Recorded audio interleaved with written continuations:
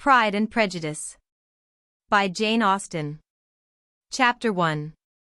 It is a truth universally acknowledged, that a single man in possession of a good fortune must be in want of a wife. However little known the feelings or views of such a man may be on his first entering a neighborhood, this truth is so well fixed in the minds of the surrounding families, that he is considered the rightful property of some one or other of their daughters. "My dear Mr. Bennet," said his lady to him one day, "have you heard that Netherfield Park is let at last?" Mr. Bennet replied that he had not.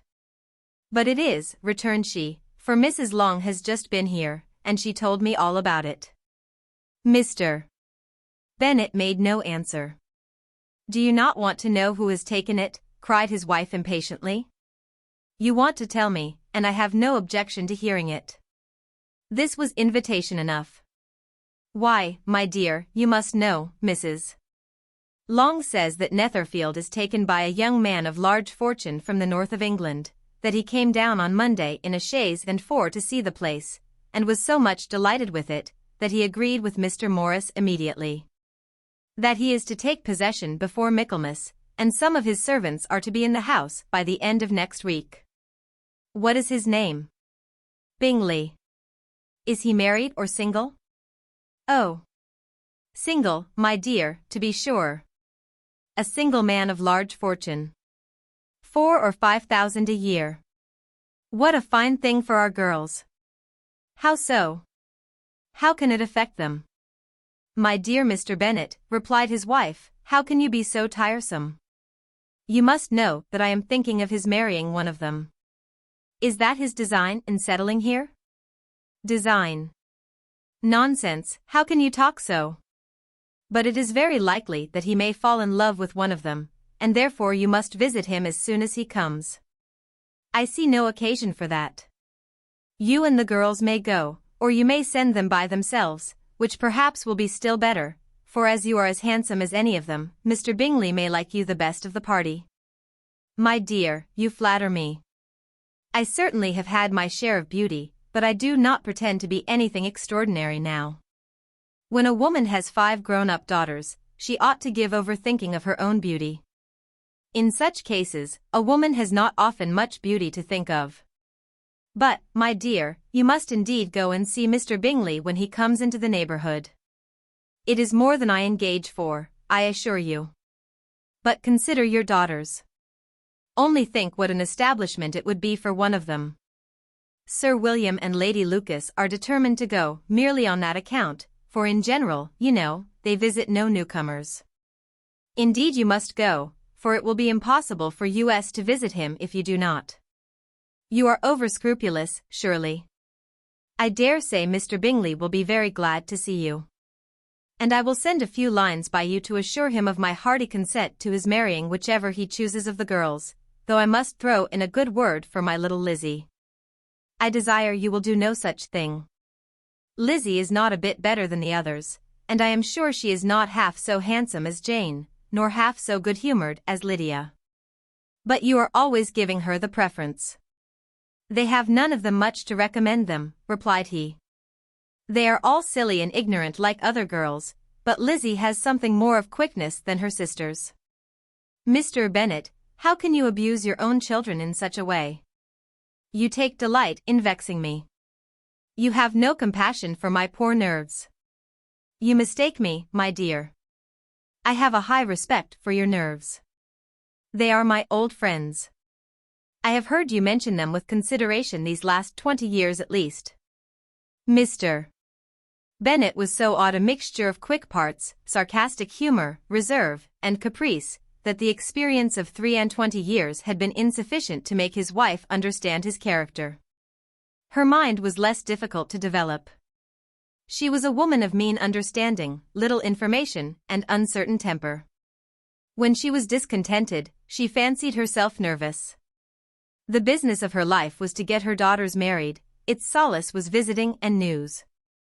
Chapter 2. Mr. Bennet was among the earliest of those who waited on Mr. Bingley. He had always intended to visit him, though to the last always assuring his wife that he should not go, and till the evening after the visit was paid she had no knowledge of it. It was then disclosed in the following manner. Observing his second daughter employed in trimming a hat, he suddenly addressed her with, "I hope Mr. Bingley will like it, Lizzie. We are not in a way to know what Mr. Bingley likes," said her mother resentfully, "since we are not to visit." "But you forget, Mamma," said Elizabeth, "that we shall meet him at the assemblies, and that Mrs. Long promised to introduce him." "I do not believe Mrs. Long will do any such thing. She has 2 nieces of her own. She is a selfish, hypocritical woman, and I have no opinion of her." "No more have I," said Mr. Bennet, "and I am glad to find that you do not depend on her serving you." Mrs. Bennet deigned not to make any reply, but, unable to contain herself, began scolding one of her daughters. "Don't keep coughing so, Kitty, for heaven's sake. Have a little compassion on my nerves. You tear them to pieces." "Kitty has no discretion in her coughs," said her father, "she times them ill." "I do not cough for my own amusement," replied Kitty fretfully. "When is your next ball to be, Lizzie?" "Tomorrow fortnight." "Aye, so it is," cried her mother, "and Mrs. Long does not come back till the day before, so it will be impossible for her to introduce him, for she will not know him herself." "Then, my dear, you may have the advantage of your friend, and introduce Mr. Bingley to her." "Impossible, Mr. Bennet, impossible, when I am not acquainted with him myself. How can you be so teasing?" "I honor your circumspection. A fortnight's acquaintance is certainly very little. One cannot know what a man really is by the end of a fortnight. But if we do not venture, somebody else will, and after all, Mrs. Long and her daughters must stand their chance. And, therefore, as she will think it an act of kindness, if you decline the office, I will take it on myself." The girls stared at their father. Mrs. Bennet said only, "Nonsense, nonsense." "What can be the meaning of that emphatic exclamation?" cried he. "Do you consider the forms of introduction, and the stress that is laid on them, as nonsense?" "I cannot quite agree with you there. What say you, Mary? For you are a young lady of deep reflection, I know, and read great books and make extracts." Mary wished to say something sensible, but knew not how. While Mary is adjusting her ideas, he continued, "Let us return to Mr. Bingley." "I am sick of Mr. Bingley," cried his wife. "I am sorry to hear that, but why did not you tell me that before? If I had known as much this morning, I certainly would not have called on him. It is very unlucky. But as I have actually paid the visit, we cannot escape the acquaintance now." The astonishment of the ladies was just what he wished, that of Mrs. Bennet perhaps surpassing the rest. Though, when the first tumult of joy was over, she began to declare that it was what she had expected all the while. "How good it was in you, my dear Mr. Bennet. But I knew I should persuade you at last. I was sure you loved your girls too well to neglect such an acquaintance. Well, how pleased I am. And it is such a good joke, too, that you should have gone this morning and never said a word about it till now." "Now, Kitty, you may cough as much as you choose," said Mr. Bennet, and, as he spoke, he left the room, fatigued with the raptures of his wife. "What an excellent father you have, girls," said she, when the door was shut. "I do not know how you will ever make him amends for his kindness, or me either, for that matter. At our time of life it is not so pleasant, I can tell you, to be making new acquaintances every day, but for your sakes, we would do anything. Lydia, my love, though you are the youngest, I dare say Mr. Bingley will dance with you at the next ball." "Oh," said Lydia stoutly, "I am not afraid, for though I am the youngest, I'm the tallest." The rest of the evening was spent in conjecturing how soon he would return Mr. Bennet's visit, and determining when they should ask him to dinner. Chapter 3. Not all that Mrs. Bennet, however, with the assistance of her 5 daughters, could ask on the subject, was sufficient to draw from her husband any satisfactory description of Mr. Bingley. They attacked him in various ways, with barefaced questions, ingenious suppositions, and distant surmises, but he eluded the skill of them all, and they were at last obliged to accept the second-hand intelligence of their neighbour, Lady Lucas. Her report was highly favourable. Sir William had been delighted with him. He was quite young, wonderfully handsome, extremely agreeable, and, to crown the whole, he meant to be at the next assembly with a large party. Nothing could be more delightful. To be fond of dancing was a certain step towards falling in love, and very lively hopes of Mr. Bingley's heart were entertained. "If I can but see one of my daughters happily settled at Netherfield," said Mrs. Bennet to her husband, "and all the others equally well married, I shall have nothing to wish for."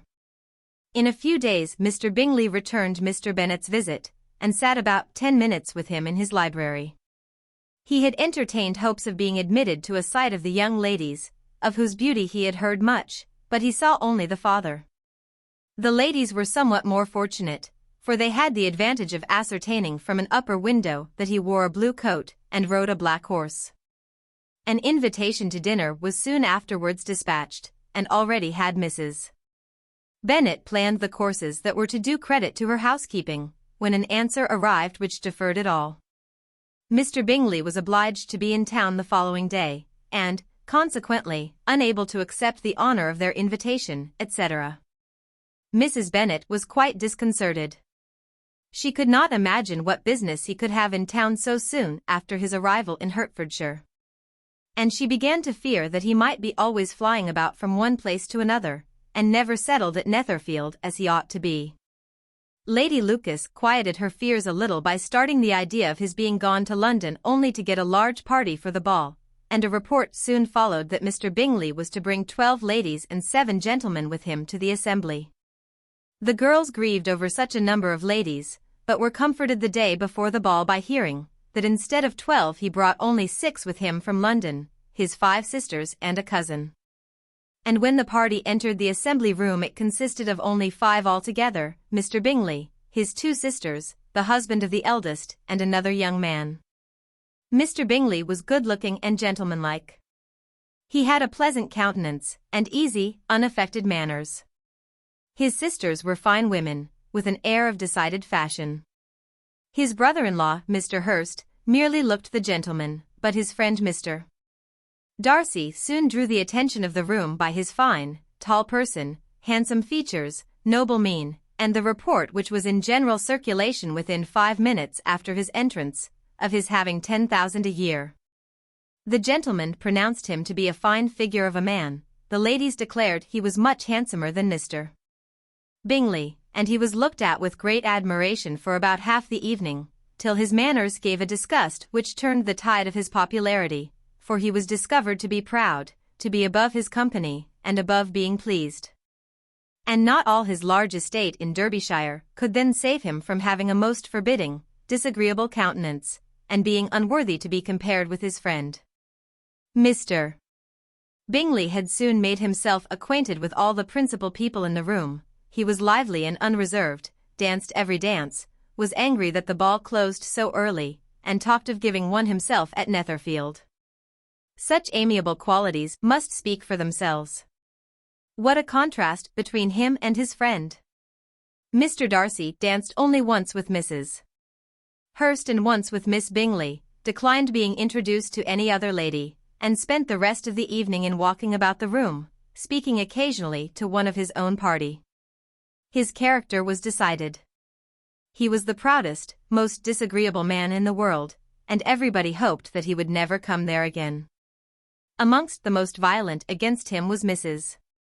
Bennet, whose dislike of his general behavior was sharpened into particular resentment by his having slighted one of her daughters. Elizabeth Bennet had been obliged, by the scarcity of gentlemen, to sit down for 2 dances. And during part of that time, Mr. Darcy had been standing near enough for her to hear a conversation between him and Mr. Bingley, who came from the dance for a few minutes, to press his friend to join it. "Come, Darcy," said he, "I must have you dance. I hate to see you standing about by yourself in this stupid manner. You had much better dance." "I certainly shall not. You know how I detest it, unless I am particularly acquainted with my partner. At such an assembly as this it would be insupportable. Your sisters are engaged, and there is not another woman in the room whom it would not be a punishment to me to stand up with." "I would not be so fastidious as you are," cried Mr. Bingley, "for a kingdom. Upon my honor, I never met with so many pleasant girls in my life as I have this evening, and there are several of them you see uncommonly pretty. You are dancing with the only handsome girl in the room, said Mr. Darcy, looking at the eldest Miss Bennet. Oh! She is the most beautiful creature I ever beheld. But there is one of her sisters sitting down just behind you, who is very pretty, and I dare say very agreeable. Do let me ask my partner to introduce you. Which do you mean? And turning round he looked for a moment at Elizabeth, till catching her eye, he withdrew his own and coldly said, She is tolerable, but not handsome enough to tempt me. I am in no humor at present to give consequence to young ladies who are slighted by other men. You had better return to your partner and enjoy her smiles, for you are wasting your time with me. Mr. Bingley followed his advice. Mr. Darcy walked off, and Elizabeth remained with no very cordial feelings toward him. She told the story, however, with great spirit among her friends, for she had a lively, playful disposition, which delighted in anything ridiculous. The evening altogether passed off pleasantly to the whole family. Mrs. Bennet had seen her eldest daughter much admired by the Netherfield party. Mr. Bingley had danced with her twice, and she had been distinguished by his sisters. Jane was as much gratified by this as her mother could be, though in a quieter way. Elizabeth felt Jane's pleasure. Mary had heard herself mentioned to Miss Bingley as the most accomplished girl in the neighborhood. And Catherine and Lydia had been fortunate enough never to be without partners, which was all that they had yet learnt to care for at a ball. They returned, therefore, in good spirits to Longbourn, the village where they lived, and of which they were the principal inhabitants. They found Mr. Bennet still up. With a book he was regardless of time. And on the present occasion he had a good deal of curiosity as to the events of an evening which had raised such splendid expectations. He had rather hoped that his wife's views on the stranger would be disappointed. But he soon found out that he had a different story to hear. Oh, my dear Mr. Bennet, as she entered the room, we have had a most delightful evening, a most excellent ball. I wish you had been there. Jane was so admired, nothing could be like it. Everybody said how well she looked, and Mr. Bingley thought her quite beautiful, and danced with her twice. Only think of that, my dear, he actually danced with her twice. And she was the only creature in the room that he asked a second time. First of all, he asked Miss Lucas. I was so vexed to see him stand up with her. But, however, he did not admire her at all, indeed, nobody can, you know, and he seemed quite struck with Jane as she was going down the dance. So he inquired who she was, and got introduced, and asked her for the two next. Then the 2/3 he danced with Miss King, and the 2/4 with Maria Lucas, and the 2/5 with Jane again, and the 2/6 with Lizzie, and the Boulanger. If he had had any compassion for me, cried her husband impatiently, he would not have danced half so much. For God's sake, say no more of his partners. Oh, that he had sprained his ankle in the first place. Oh, my dear, I am quite delighted with him. He is so excessively handsome. And his sisters are charming women. I never in my life saw anything more elegant than their dresses. I dare say the lace upon Mrs. Hurst's gown. Here she was interrupted again. Mr. Bennet protested against any description of finery. She was therefore obliged to seek another branch of the subject, and related, with much bitterness of spirit and some exaggeration, the shocking rudeness of Mr. Darcy. But I can assure you, she added, that Lizzie does not lose much by not suiting his fancy, for he is a most disagreeable, horrid man, not at all worth pleasing. So high and so conceited that there was no enduring him. He walked here, and he walked there, fancying himself so very great. Not handsome enough to dance with. I wish you had been there, my dear, to have given him one of your set-downs. I quite detest the man. Chapter 4. When Jane and Elizabeth were alone, the former, who had been cautious in her praise of Mr. Bingley before, expressed to her sister just how very much she admired him. He is just what a young man ought to be, said she, sensible, good-humored, lively, and I never saw such happy manners, so much ease, with such perfect good breeding. He is also handsome, replied Elizabeth, which a young man ought likewise to be, if he possibly can. His character is thereby complete. I was very much flattered by his asking me to dance a second time. I did not expect such a compliment. Did not you? I did for you. But that is one great difference between us. Compliments always take you by surprise, and me never. What could be more natural than his asking you again? He could not help seeing that you were about 5 times as pretty as every other woman in the room. No thanks to his gallantry for that. Well, he certainly is very agreeable, and I give you leave to like him. You have liked many a stupider person. Dear Lizzie. Oh. You are a great deal too apt, you know, to like people in general. You never see a fault in anybody. All the world are good and agreeable in your eyes. I never heard you speak ill of a human being in your life. I would not wish to be hasty in censuring anyone, but I always speak what I think. I know you do, and it is that which makes the wonder. With your good sense, to be so honestly blind to the follies and nonsense of others. Affectation of candor is common enough, one meets with it everywhere. But to be candid without ostentation or design, to take the good of everybody's character and make it still better, and say nothing of the bad, belongs to you alone. And so you like this man's sisters, too, do you? Their manners are not equal to his. Certainly not, at first. But they are very pleasing women when you converse with them.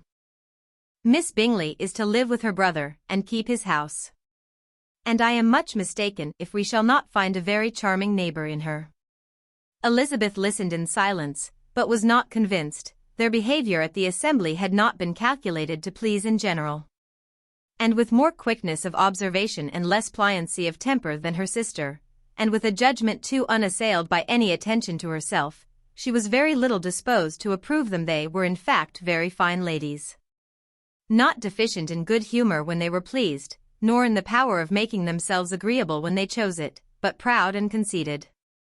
They were rather handsome, had been educated in one of the first private seminaries in town, had a fortune of £20,000, were in the habit of spending more than they ought, and of associating with people of rank.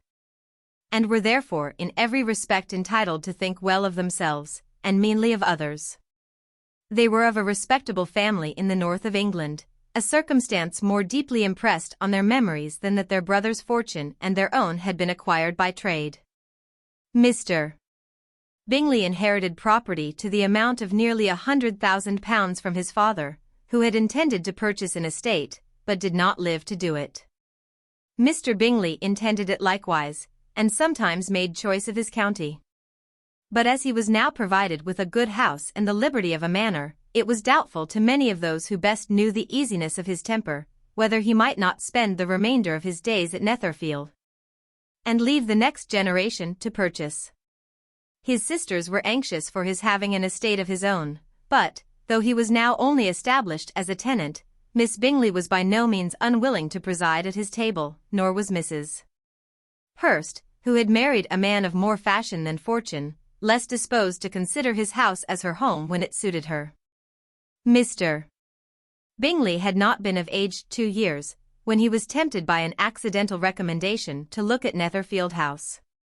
He did look at it, and into it for half an hour, was pleased with the situation and the principal rooms, satisfied with what the owner said in its praise, and took it immediately. Between him and Darcy there was a very steady friendship, in spite of great opposition of character.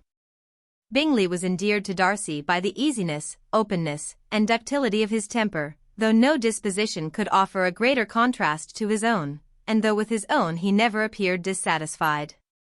On the strength of Darcy's regard, Bingley had the firmest reliance, and of his judgment the highest opinion. In understanding, Darcy was the superior. Bingley was by no means deficient, but Darcy was clever. He was at the same time haughty, reserved, and fastidious, and his manners, though well-bred, were not inviting. In that respect his friend had greatly the advantage. Bingley was sure of being liked wherever he appeared. Darcy was continually giving offence. The manner in which they spoke of the Meryton assembly was sufficiently characteristic. Bingley had never met with more pleasant people or prettier girls in his life. Everybody had been most kind and attentive to him. There had been no formality, no stiffness. He had soon felt acquainted with all the room. And, as to Miss Bennet, he could not conceive an angel more beautiful. Darcy, on the contrary, had seen a collection of people in whom there was little beauty and no fashion, for none of whom he had felt the smallest interest, and from none received either attention or pleasure. Miss Bennet he acknowledged to be pretty, but she smiled too much. Mrs. Hurst and her sister allowed it to be so, but still they admired her and liked her, and pronounced her to be a sweet girl, and one whom they would not object to know more of. Miss Bennet was therefore established as a sweet girl, and their brother felt authorized by such commendation to think of her as he chose. Chapter 5. Within a short walk of Longbourn lived a family with whom the Bennets were particularly intimate. Sir William Lucas had been formerly in trade in Meryton, where he had made a tolerable fortune, and risen to the honor of knighthood by an address to the king during his mayoralty. The distinction had perhaps been felt too strongly. It had given him a disgust to his business, and to his residence in a small market town. And, in quitting them both, he had removed with his family to a house about a mile from Meryton, denominated from that period Lucas Lodge, where he could think with pleasure of his own importance, and, unshackled by business, occupy himself solely in being civil to all the world. For, though elated by his rank, it did not render him supercilious. On the contrary, he was all attention to everybody. By nature inoffensive, friendly, and obliging, his presentation at St. James's had made him courteous. Lady Lucas was a very good kind of woman, not too clever to be a valuable neighbor to Mrs. Bennet. They had several children. The eldest of them, a sensible, intelligent young woman, about 27, was Elizabeth's intimate friend. That the Miss Lucases and the Miss Bennets should meet to talk over a ball was absolutely necessary, and the morning after the assembly brought the former to Longbourn to hear and to communicate. "You began the evening well, Charlotte," said Mrs. Bennet with civil self-command to Miss Lucas. "You were Mr. Bingley's first choice." "Yes, but he seemed to like his second better." "Oh. You mean Jane, I suppose, because he danced with her twice." "To be sure that did seem as if he admired her. Indeed I rather believe he did. I heard something about it, but I hardly know what, something about Mr. Robinson." "Perhaps you mean what I overheard between him and Mr. Robinson. Did not I mention it to you? Mr. Robinson's asking him how he liked our Meryton assemblies, and whether he did not think there were a great many pretty women in the room, and which he thought the prettiest? And his answering immediately to the last question, 'Oh, the eldest Miss Bennet, beyond a doubt, there cannot be two opinions on that point.' Upon my word. Well, that is very decided indeed. That does seem as if, but, however, it may all come to nothing, you know." "My overhearings were more to the purpose than yours, Eliza," said Charlotte. "Mr. Darcy is not so well worth listening to as his friend, is he, poor Eliza, to be only just tolerable? I beg you would not put it into Lizzie's head to be vexed by his ill treatment, for he is such a disagreeable man, that it would be quite a misfortune to be liked by him. Mrs. Long told me last night that he sat close to her for half an hour without once opening his lips." "Are you quite sure, ma'am, is not there a little mistake?" said Jane. "I certainly saw Mr. Darcy speaking to her. Because she asked him at last how he liked Netherfield, and he could not help answering her, but she said he seemed quite angry at being spoke to." "Miss Bingley told me," said Jane, "that he never speaks much, unless among his intimate acquaintances. With them he is remarkably agreeable." "I do not believe a word of it, my dear. If he had been so very agreeable, he would have talked to Mrs. Long. But I can guess how it was. Everybody says that he is eat up with pride, and I dare say he had heard somehow that Mrs. Long does not keep a carriage, and had come to the ball in a hack chaise. I do not mind his not talking to Mrs. Long," said Miss Lucas, "but I wish he had danced with Eliza."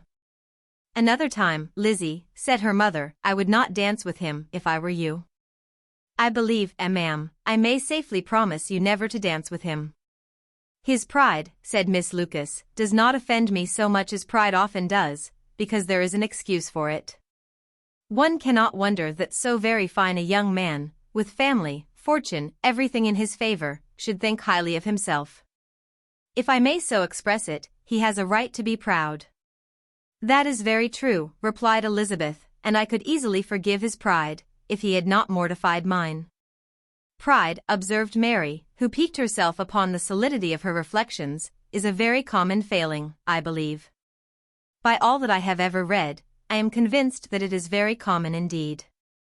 That human nature is particularly prone to it, and that there are very few of us who do not cherish a feeling of self-complacency on the score of some quality or other, real or imaginary. Vanity and pride are different things, though the words are often used synonymously. A person may be proud without being vain. Pride relates more to our opinion of ourselves, vanity to what we would have others think of us. If I were as rich as Mr. Darcy, cried a young Lucas, who came with his sisters, I should not care how proud I was. I would keep a pack of foxhounds, and drink a bottle of wine a day.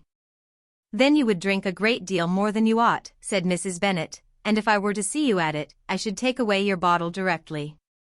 The boy protested that she should not. She continued to declare that she would, and the argument ended only with the visit.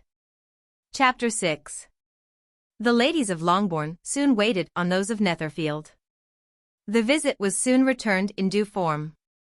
Miss Bennet's pleasing manners grew on the goodwill of Mrs. Hurst and Miss Bingley. And though the mother was found to be intolerable, and the younger sisters not worth speaking to, a wish of being better acquainted with them was expressed towards the two eldest. By Jane, this attention was received with the greatest pleasure, but Elizabeth still saw superciliousness in their treatment of everybody, hardly excepting even her sister, and could not like them. Though their kindness to Jane, such as it was, had a value as arising in all probability from the influence of their brother's admiration. It was generally evident whenever they met, that he did admire her, and to her it was equally evident that Jane was yielding to the preference which she had begun to entertain for him from the first, and was in a way to be very much in love. But she considered with pleasure that it was not likely to be discovered by the world in general, since Jane united, with great strength of feeling, a composure of temper and a uniform cheerfulness of manner which would guard her from the suspicions of the impertinent. She mentioned this to her friend Miss Lucas. It may perhaps be pleasant, replied Charlotte, to be able to impose on the public in such a case, but it is sometimes a disadvantage to be so very guarded. If a woman conceals her affection with the same skill from the object of it, she may lose the opportunity of fixing him, and it will then be but poor consolation to believe the world equally in the dark. There is so much of gratitude or vanity in almost every attachment, that it is not safe to leave any to itself. We can all begin freely, a slight preference is natural enough. But there are very few of us who have heart enough to be really in love without encouragement. In 9 cases out of 10 a woman had better show more affection than she feels. Bingley likes your sister undoubtedly. But he may never do more than like her, if she does not help him on.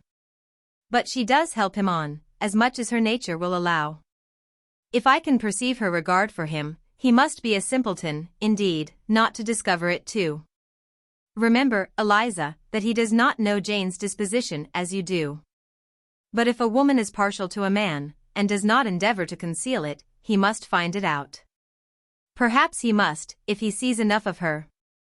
But, though Bingley and Jane meet tolerably often, it is never for many hours together, and, as they always see each other in large mixed parties, it is impossible that every moment should be employed in conversing together.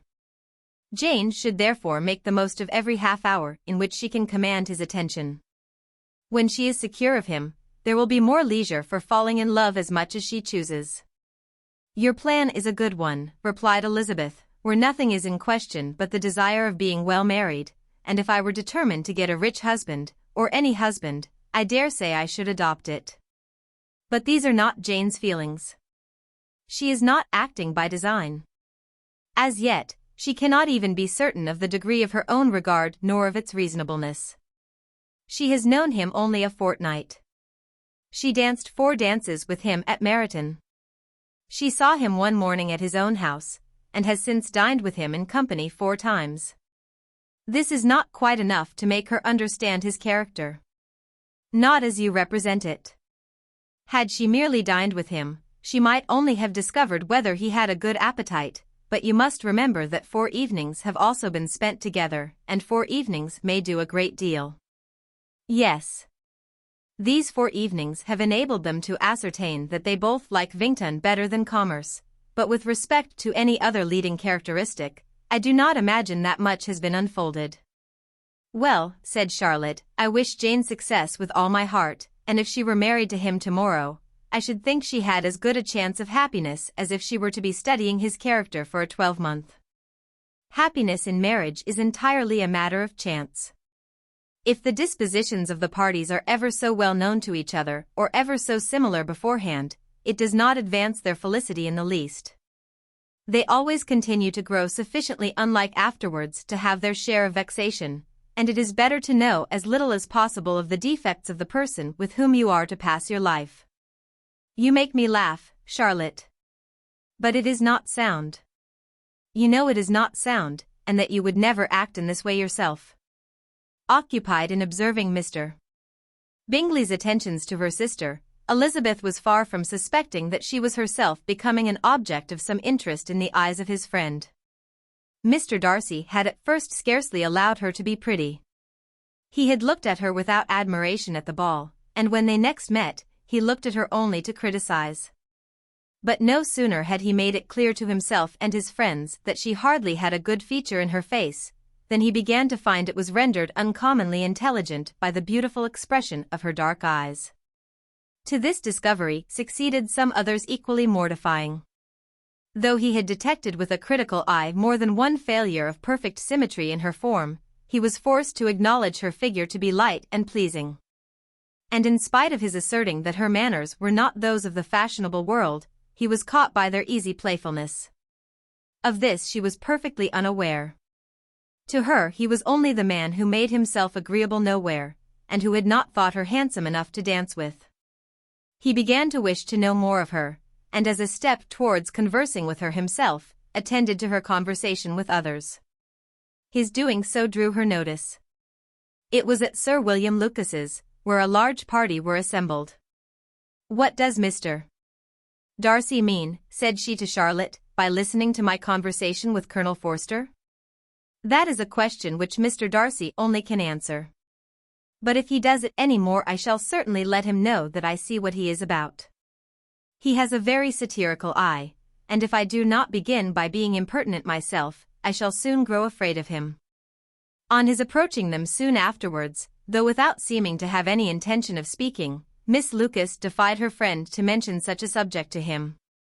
Which immediately provoking Elizabeth to do it, she turned to him and said, Did you not think, Mr. Darcy, that I expressed myself uncommonly well just now, when I was teasing Colonel Forster to give us a ball at Meryton?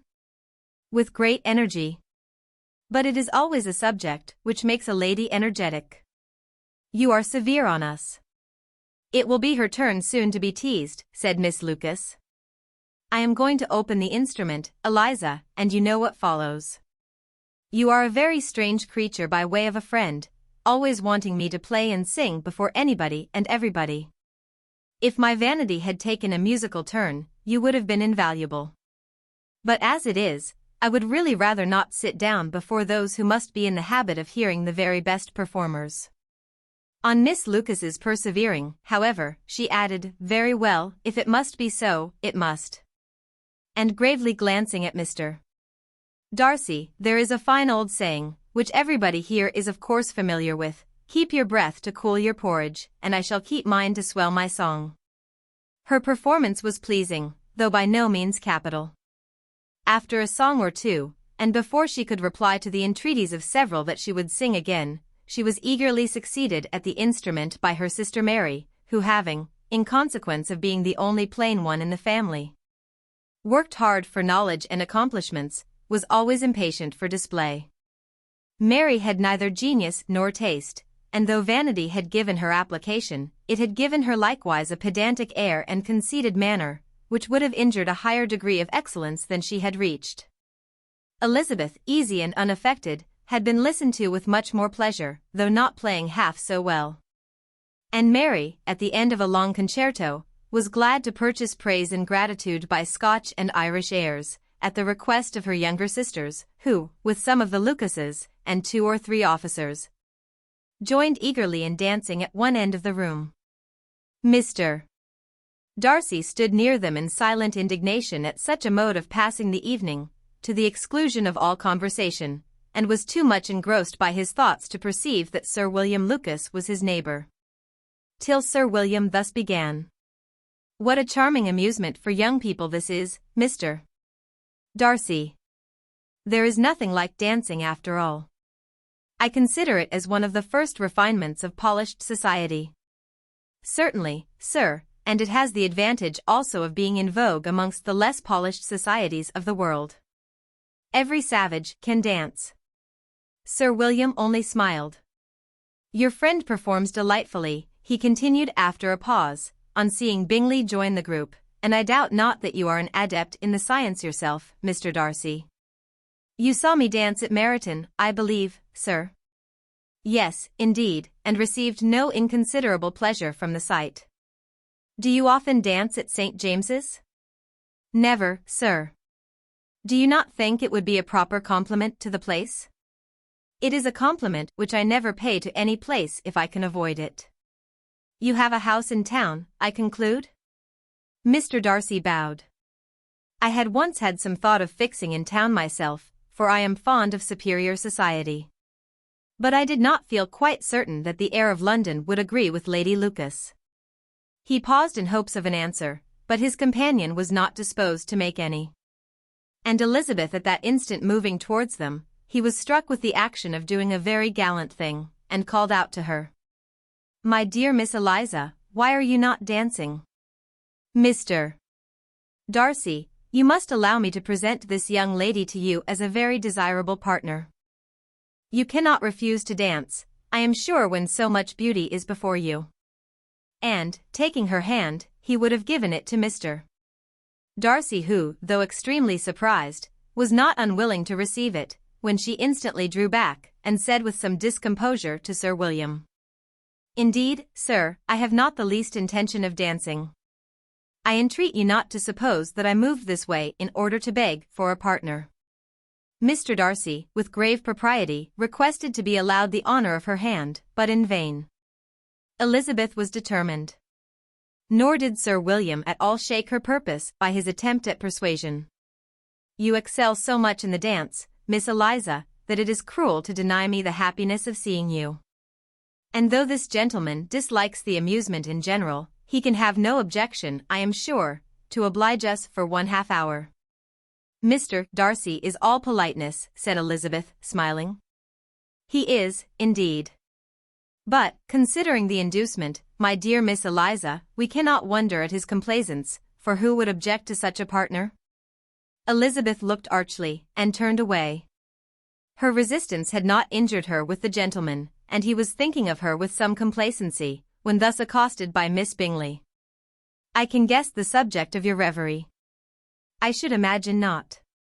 You are considering how insupportable it would be to pass many evenings in this manner, in such society, and indeed I am quite of your opinion.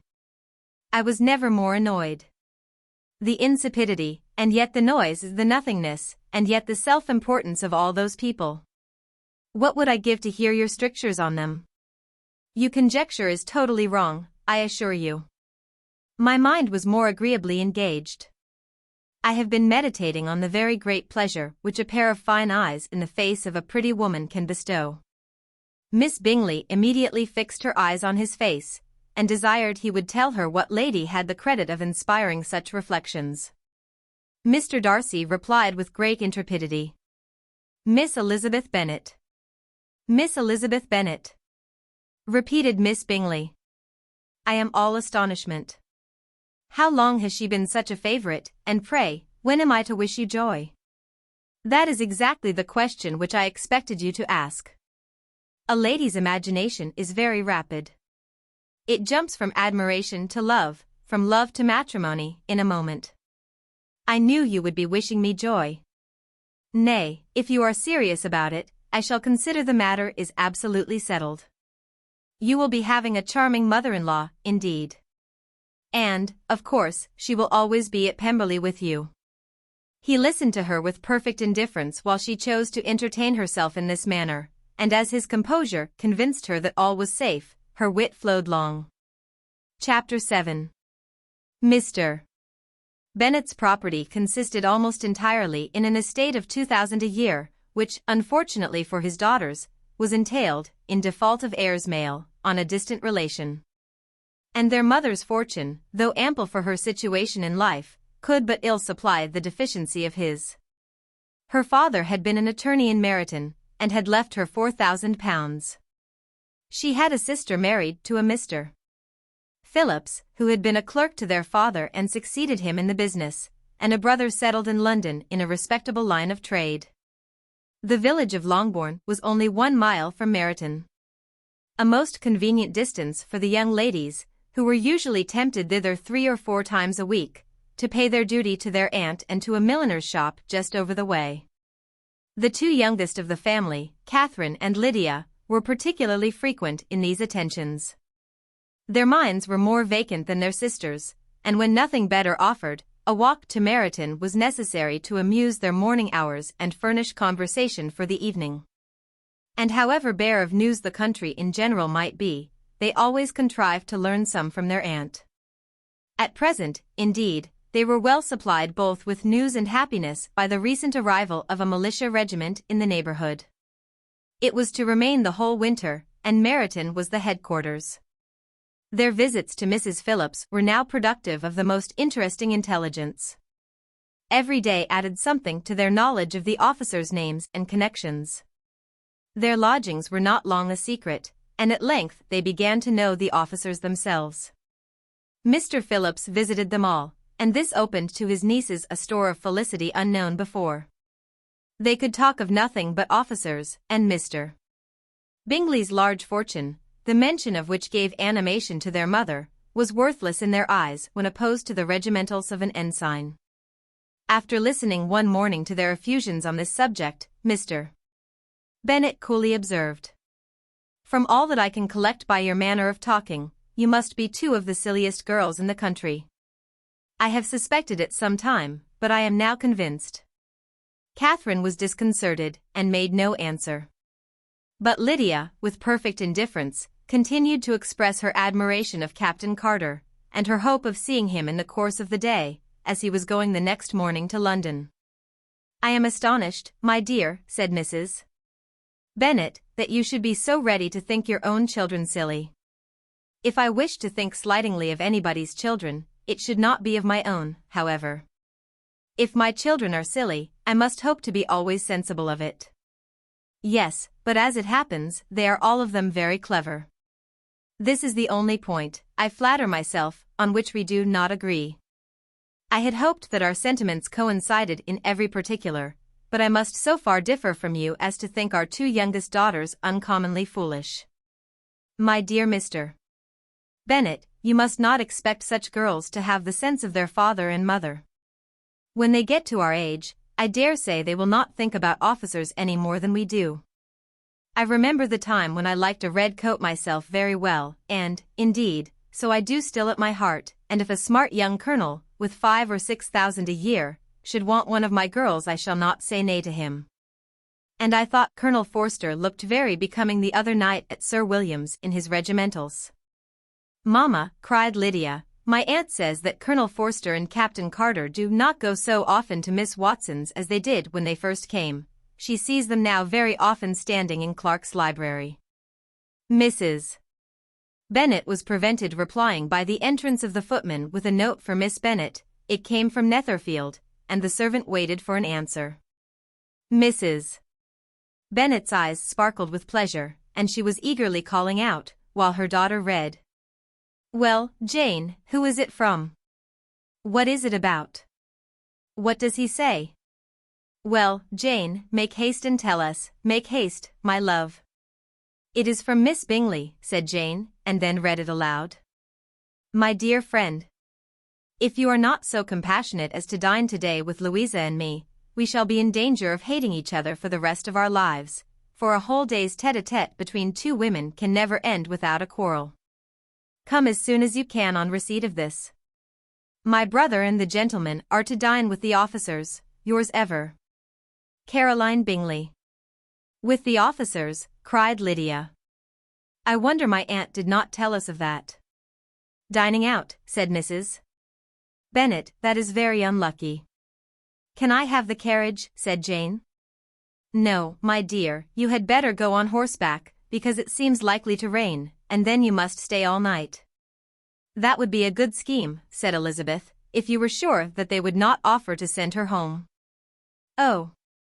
But the gentlemen will have Mr. Bingley's chaise to go to Meryton, and the Hursts have no horses to theirs.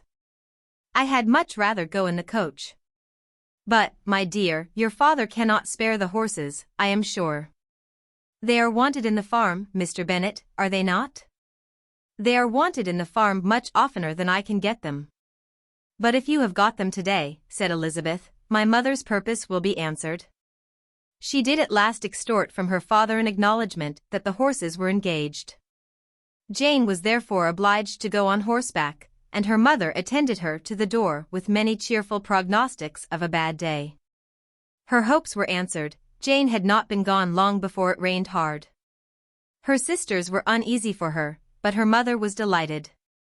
The rain continued the whole evening without intermission. Jane certainly could not come back.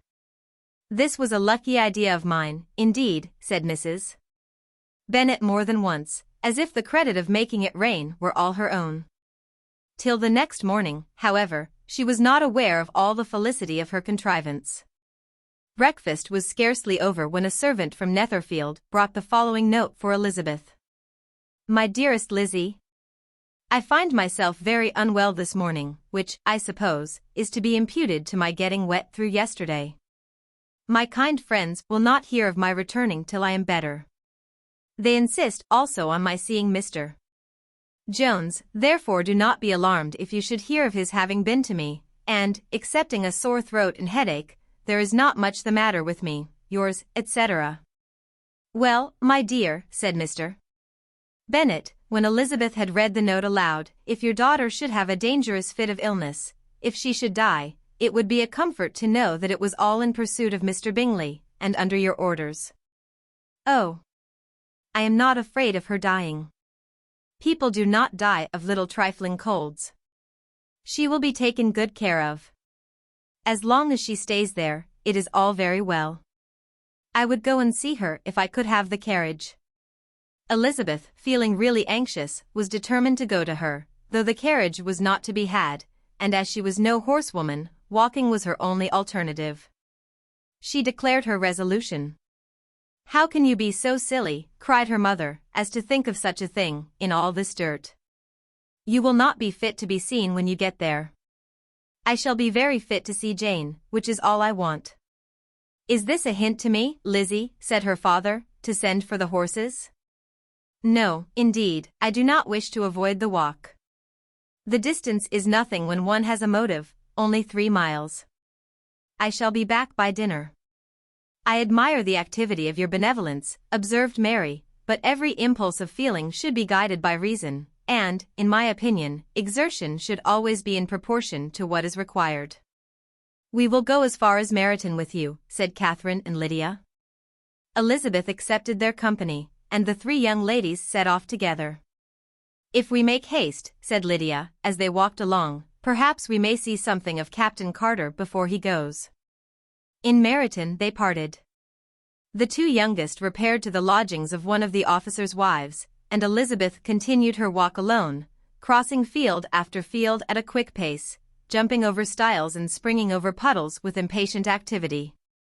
And finding herself at last within view of the house, with weary ankles, dirty stockings, and a face glowing with the warmth of exercise.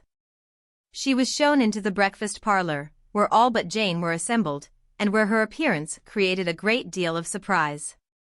That she should have walked 3 miles so early in the day, in such dirty weather, and by herself, was almost incredible to Mrs. Hurst and Miss Bingley, and Elizabeth was convinced that they held her in contempt for it. She was received, however, very politely by them, and in their brother's manners there was something better than politeness, there was good humor and kindness. Mr. Darcy said very little, and Mr. Hurst nothing at all. The former was divided between admiration of the brilliancy which exercise had given to her complexion, and doubt as to the occasions justifying her coming so far alone. The latter was thinking only of his breakfast. Her inquiries after her sister were not very favorably answered. Miss Bennet had slept ill, and though up, was very feverish, and not well enough to leave her room. Elizabeth was glad to be taken to her immediately. And Jane, who had only been withheld by the fear of giving alarm or inconvenience from expressing in her note how much she longed for such a visit, was delighted at her entrance. She was not equal, however, to much conversation, and when Miss Bingley left them together, could attempt little besides expressions of gratitude for the extraordinary kindness she was treated with. Elizabeth silently attended her. When breakfast was over they were joined by the sisters, and Elizabeth began to like them herself, when she saw how much affection and solicitude they showed for Jane. The apothecary came, and having examined his patient, said, as might be supposed, that she had caught a violent cold, and that they must endeavor to get the better of it, advised her to return to bed, and promised her some draughts. The advice was followed readily, for the feverish symptoms increased, and her head ached acutely.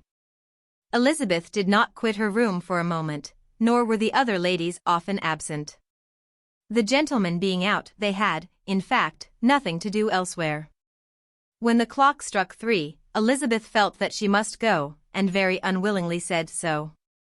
Miss Bingley offered her the carriage, and she only wanted a little pressing to accept it, when Jane testified such concern in parting with her, that Miss Bingley was obliged to convert the offer of the chaise to an invitation to remain at Netherfield for the present. Elizabeth most thankfully consented, and a servant was dispatched to Longbourn to acquaint the family with her stay and bring back a supply of clothes. Chapter 8. At 5 o'clock the two ladies retired to dress, and at 6:30 Elizabeth was summoned to dinner.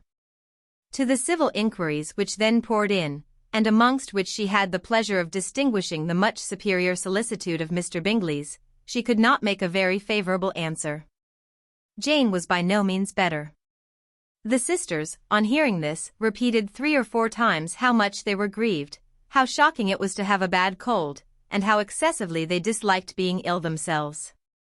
And then thought no more of the matter, and their indifference towards Jane when not immediately before them restored Elizabeth to the enjoyment of all her former dislike.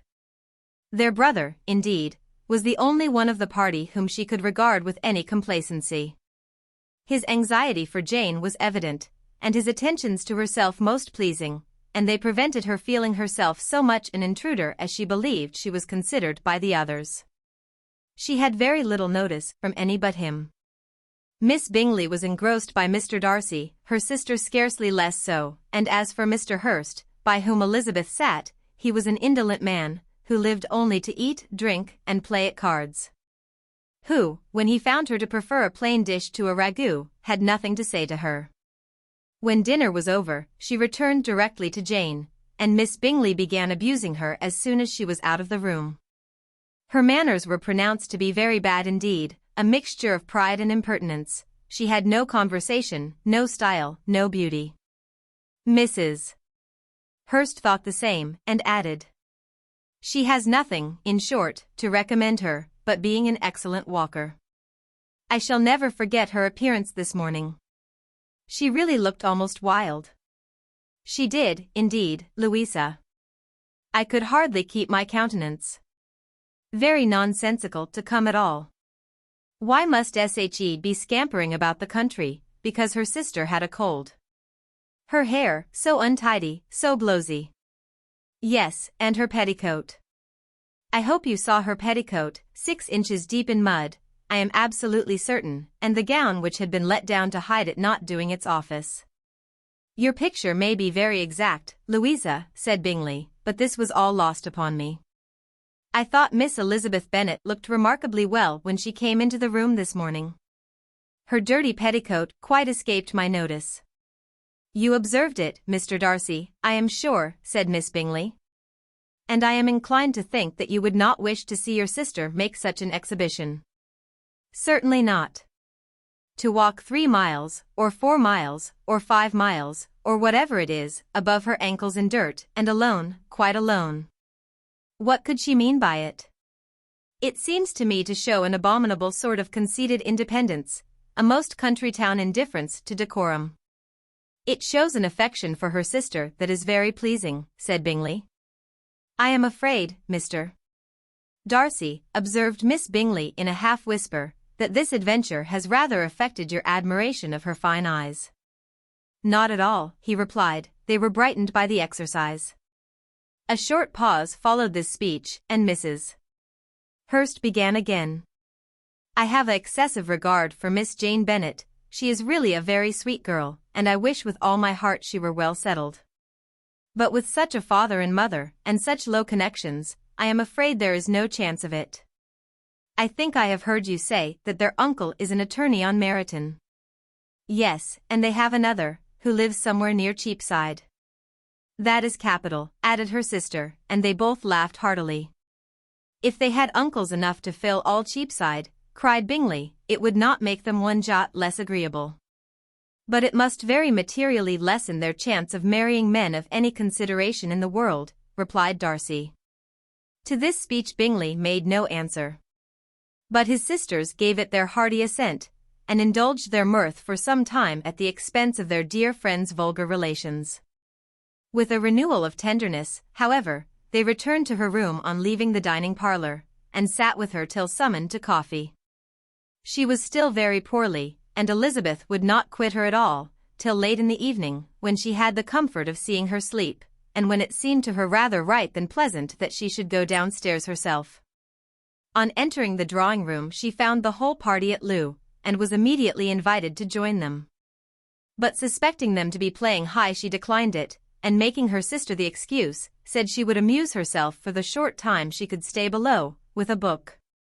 Mr. Hurst looked at her with astonishment. Do you prefer reading to cards? Said he, that is rather singular.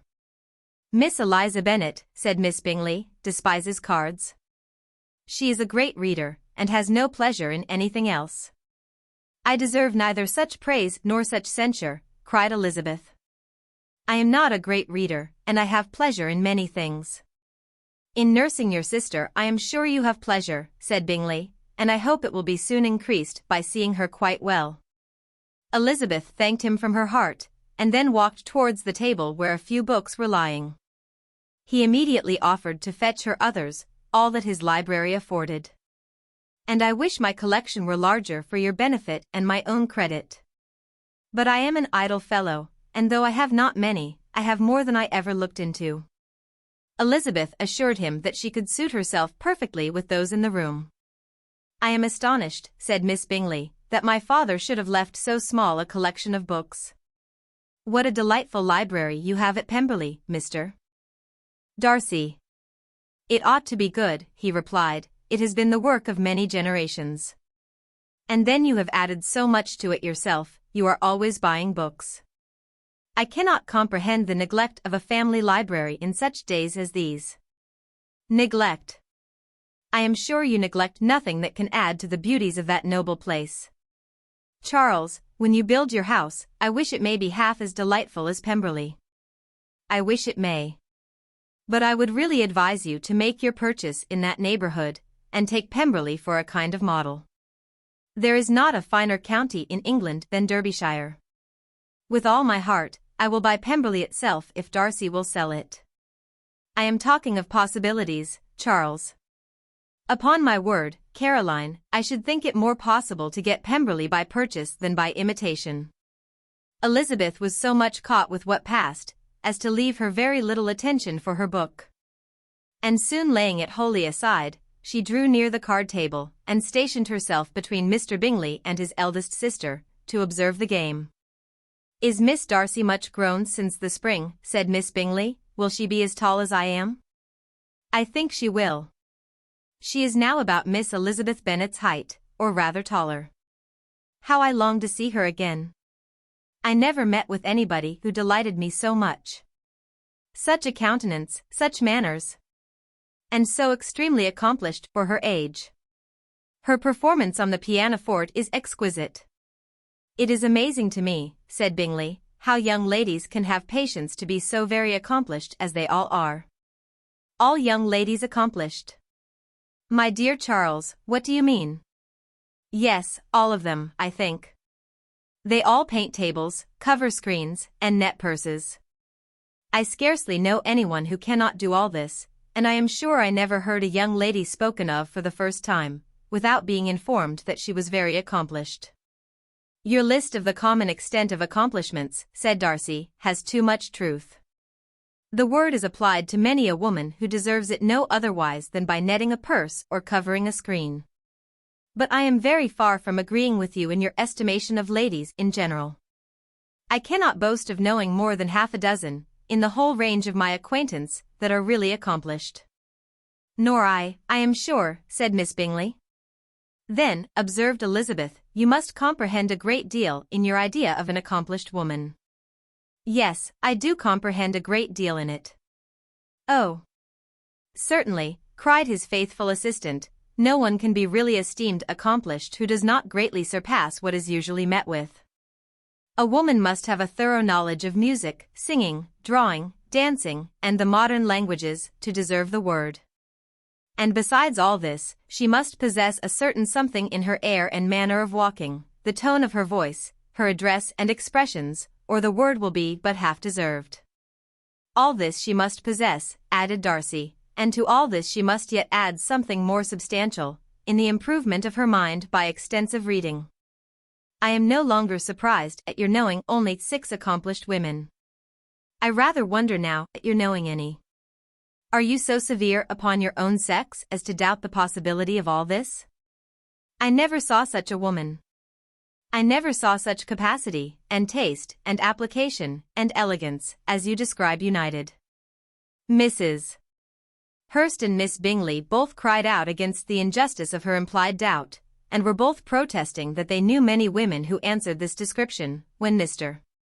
Hurst called them to order, with bitter complaints of their inattention to what was going forward. As all conversation was thereby at an end, Elizabeth soon afterwards left the room. Elizabeth Bennet, said Miss Bingley, when the door was closed on her, is one of those young ladies who seek to recommend themselves to the other sex by undervaluing their own, and with many men, I dare say, it succeeds. But, in my opinion, it is a paltry device, a very mean art. Undoubtedly, replied Darcy, to whom this remark was chiefly addressed, there is a meanness in all the arts which ladies sometimes condescend to employ for captivation. Whatever bears affinity to cunning is despicable. Miss Bingley was not so entirely satisfied with this reply as to continue the subject. Elizabeth joined them again only to say that her sister was worse, and that she could not leave her. Bingley urged Mr. Jones being sent for immediately, while his sisters, convinced that no country advice could be of any service, recommended an express to town for one of the most eminent physicians. This she would not hear of. But she was not so unwilling to comply with their brother's proposal, and it was settled that Mr. Jones should be sent for early in the morning, if Miss Bennet were not decidedly better. Bingley was quite uncomfortable. His sisters declared that they were miserable. They solaced their wretchedness, however, by duets after supper, while he could find no better relief to his feelings than by giving his housekeeper directions that every attention might be paid to the sick lady and her sister. Chapter 9. Elizabeth passed the chief of the night in her sister's room, and in the morning had the pleasure of being able to send a tolerable answer to the inquiries which she very early received from Mr. Bingley by a housemaid, and some time afterwards from the 2 elegant ladies who waited on his sisters. In spite of this amendment, however, she requested to have a note sent to Longbourn, desiring her mother to visit Jane, and form her own judgment of her situation. The note was immediately dispatched, and its contents as quickly complied with.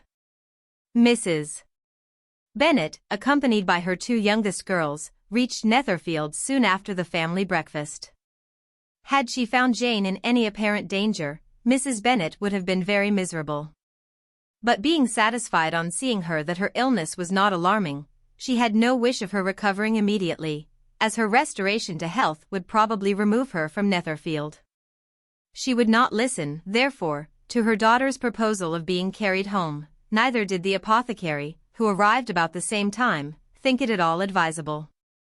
After sitting a little while with Jane, on Miss Bingley's appearance and invitation, the mother and 3 daughters all attended her into the breakfast parlour. Bingley met them with hopes that Mrs. Bennet had not found Miss Bennet worse than she expected. "Indeed I have, sir," was her answer. "She is a great deal too ill to be moved. Mr. Jones says we must not think of moving her. We must trespass a little longer on your kindness." "Removed!" cried Bingley. "It must not be thought of. My sister, I am sure, will not hear of her removal." "You may depend upon it, madam," said Miss Bingley, with cold civility, "that Miss Bennet will receive every possible attention while she remains with us." Mrs. Bennet was profuse in her acknowledgments. "I am sure," she added, "if it was not for such good friends I do not know what would become of her, for she is very ill indeed, and suffers a vast deal, though with the greatest patience in the world, which is always the way with her, for she has, without exception, the sweetest temper I have ever met with. I often tell my other girls they are nothing to her. You have a sweet room here, Mr. Bingley, and a charming prospect over the gravel walk. I do not know a place in the country that is equal to Netherfield. You will not think of quitting it in a hurry, I hope, though you have but a short lease." "Whatever I do is done in a hurry," replied he, "and therefore if I should resolve to quit Netherfield, I should probably be off in 5 minutes. At present, however, I consider myself as quite fixed here." "That is exactly what I should have supposed of you," said Elizabeth. "You begin to comprehend me, do you?" cried he, turning towards her. "Oh, yes, I understand you perfectly. I wish I might take this for a compliment, but to be so easily seen through I am afraid is pitiful. That is as it happens. It does not follow that a deep, intricate character is more or less estimable than such a one as yours." "Lizzie," cried her mother, "remember where you are, and do not run on in the wild manner that you are suffered to do at home. I did not know before," continued Bingley immediately, "that you were a studier of character. It must be an amusing study." "Yes, but intricate characters are the most amusing. They have at least that advantage." "The country," said Darcy, "can in general supply but a few subjects for such a study. In a country neighborhood you move in a very confined and unvarying society. But people themselves alter so much, that there is something new to be observed in them forever." "Yes, indeed," cried Mrs. Bennet, offended by his manner of mentioning a country neighborhood. "I assure you there is quite as much of that going on in the country as in town." Everybody was surprised, and Darcy, after looking at her for a moment, turned silently away. Mrs. Bennet, who fancied she had gained a complete victory over him, continued her triumph. "I cannot see that London has any great advantage over the country, for my part, except the shops and public places.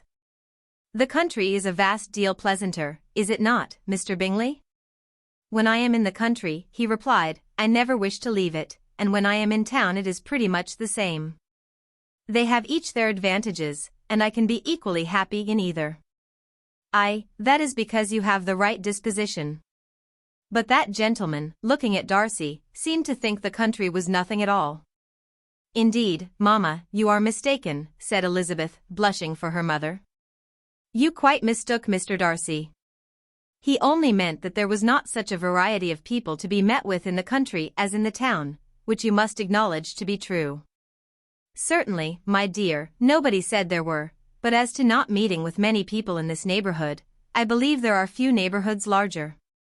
I know we dine with 24 families." Nothing but concern for Elizabeth could enable Bingley to keep his countenance. His sister was less delicate, and directed her eyes towards Mr. Darcy with a very expressive smile.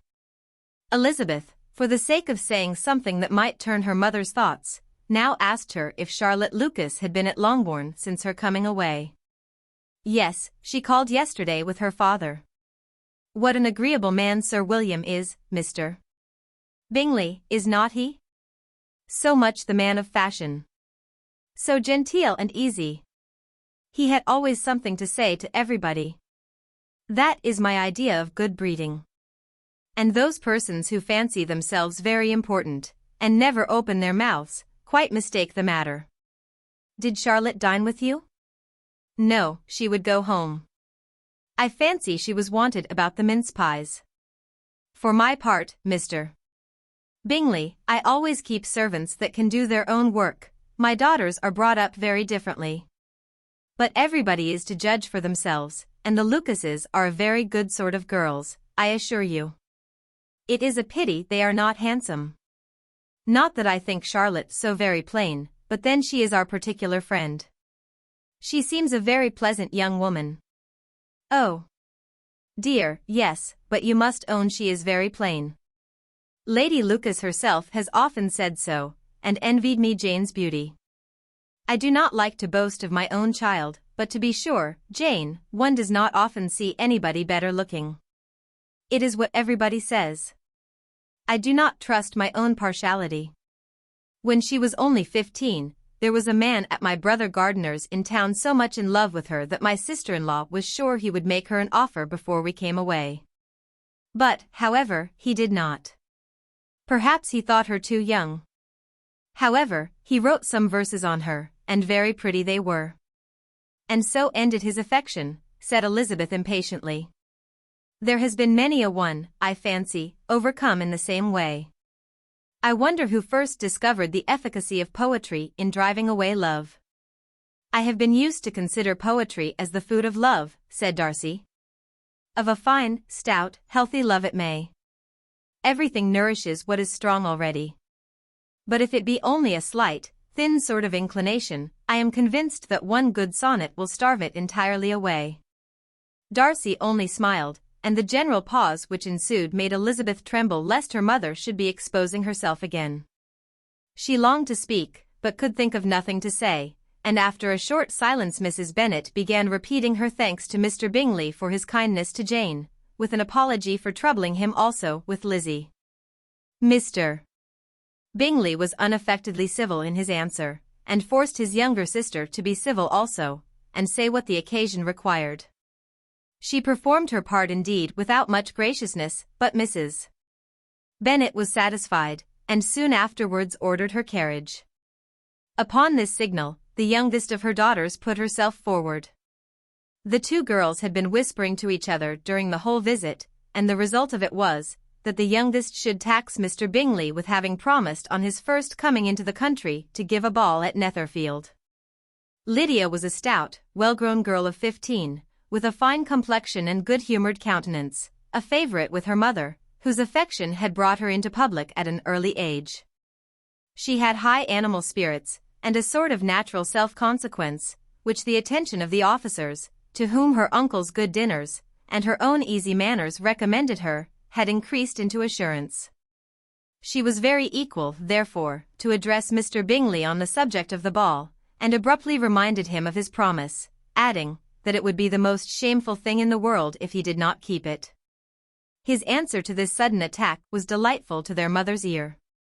I am perfectly ready, I assure you, to keep my engagement, and when your sister is recovered, you shall, if you please, name the very day of the ball. But you would not wish to be dancing when she is ill. Lydia declared herself satisfied.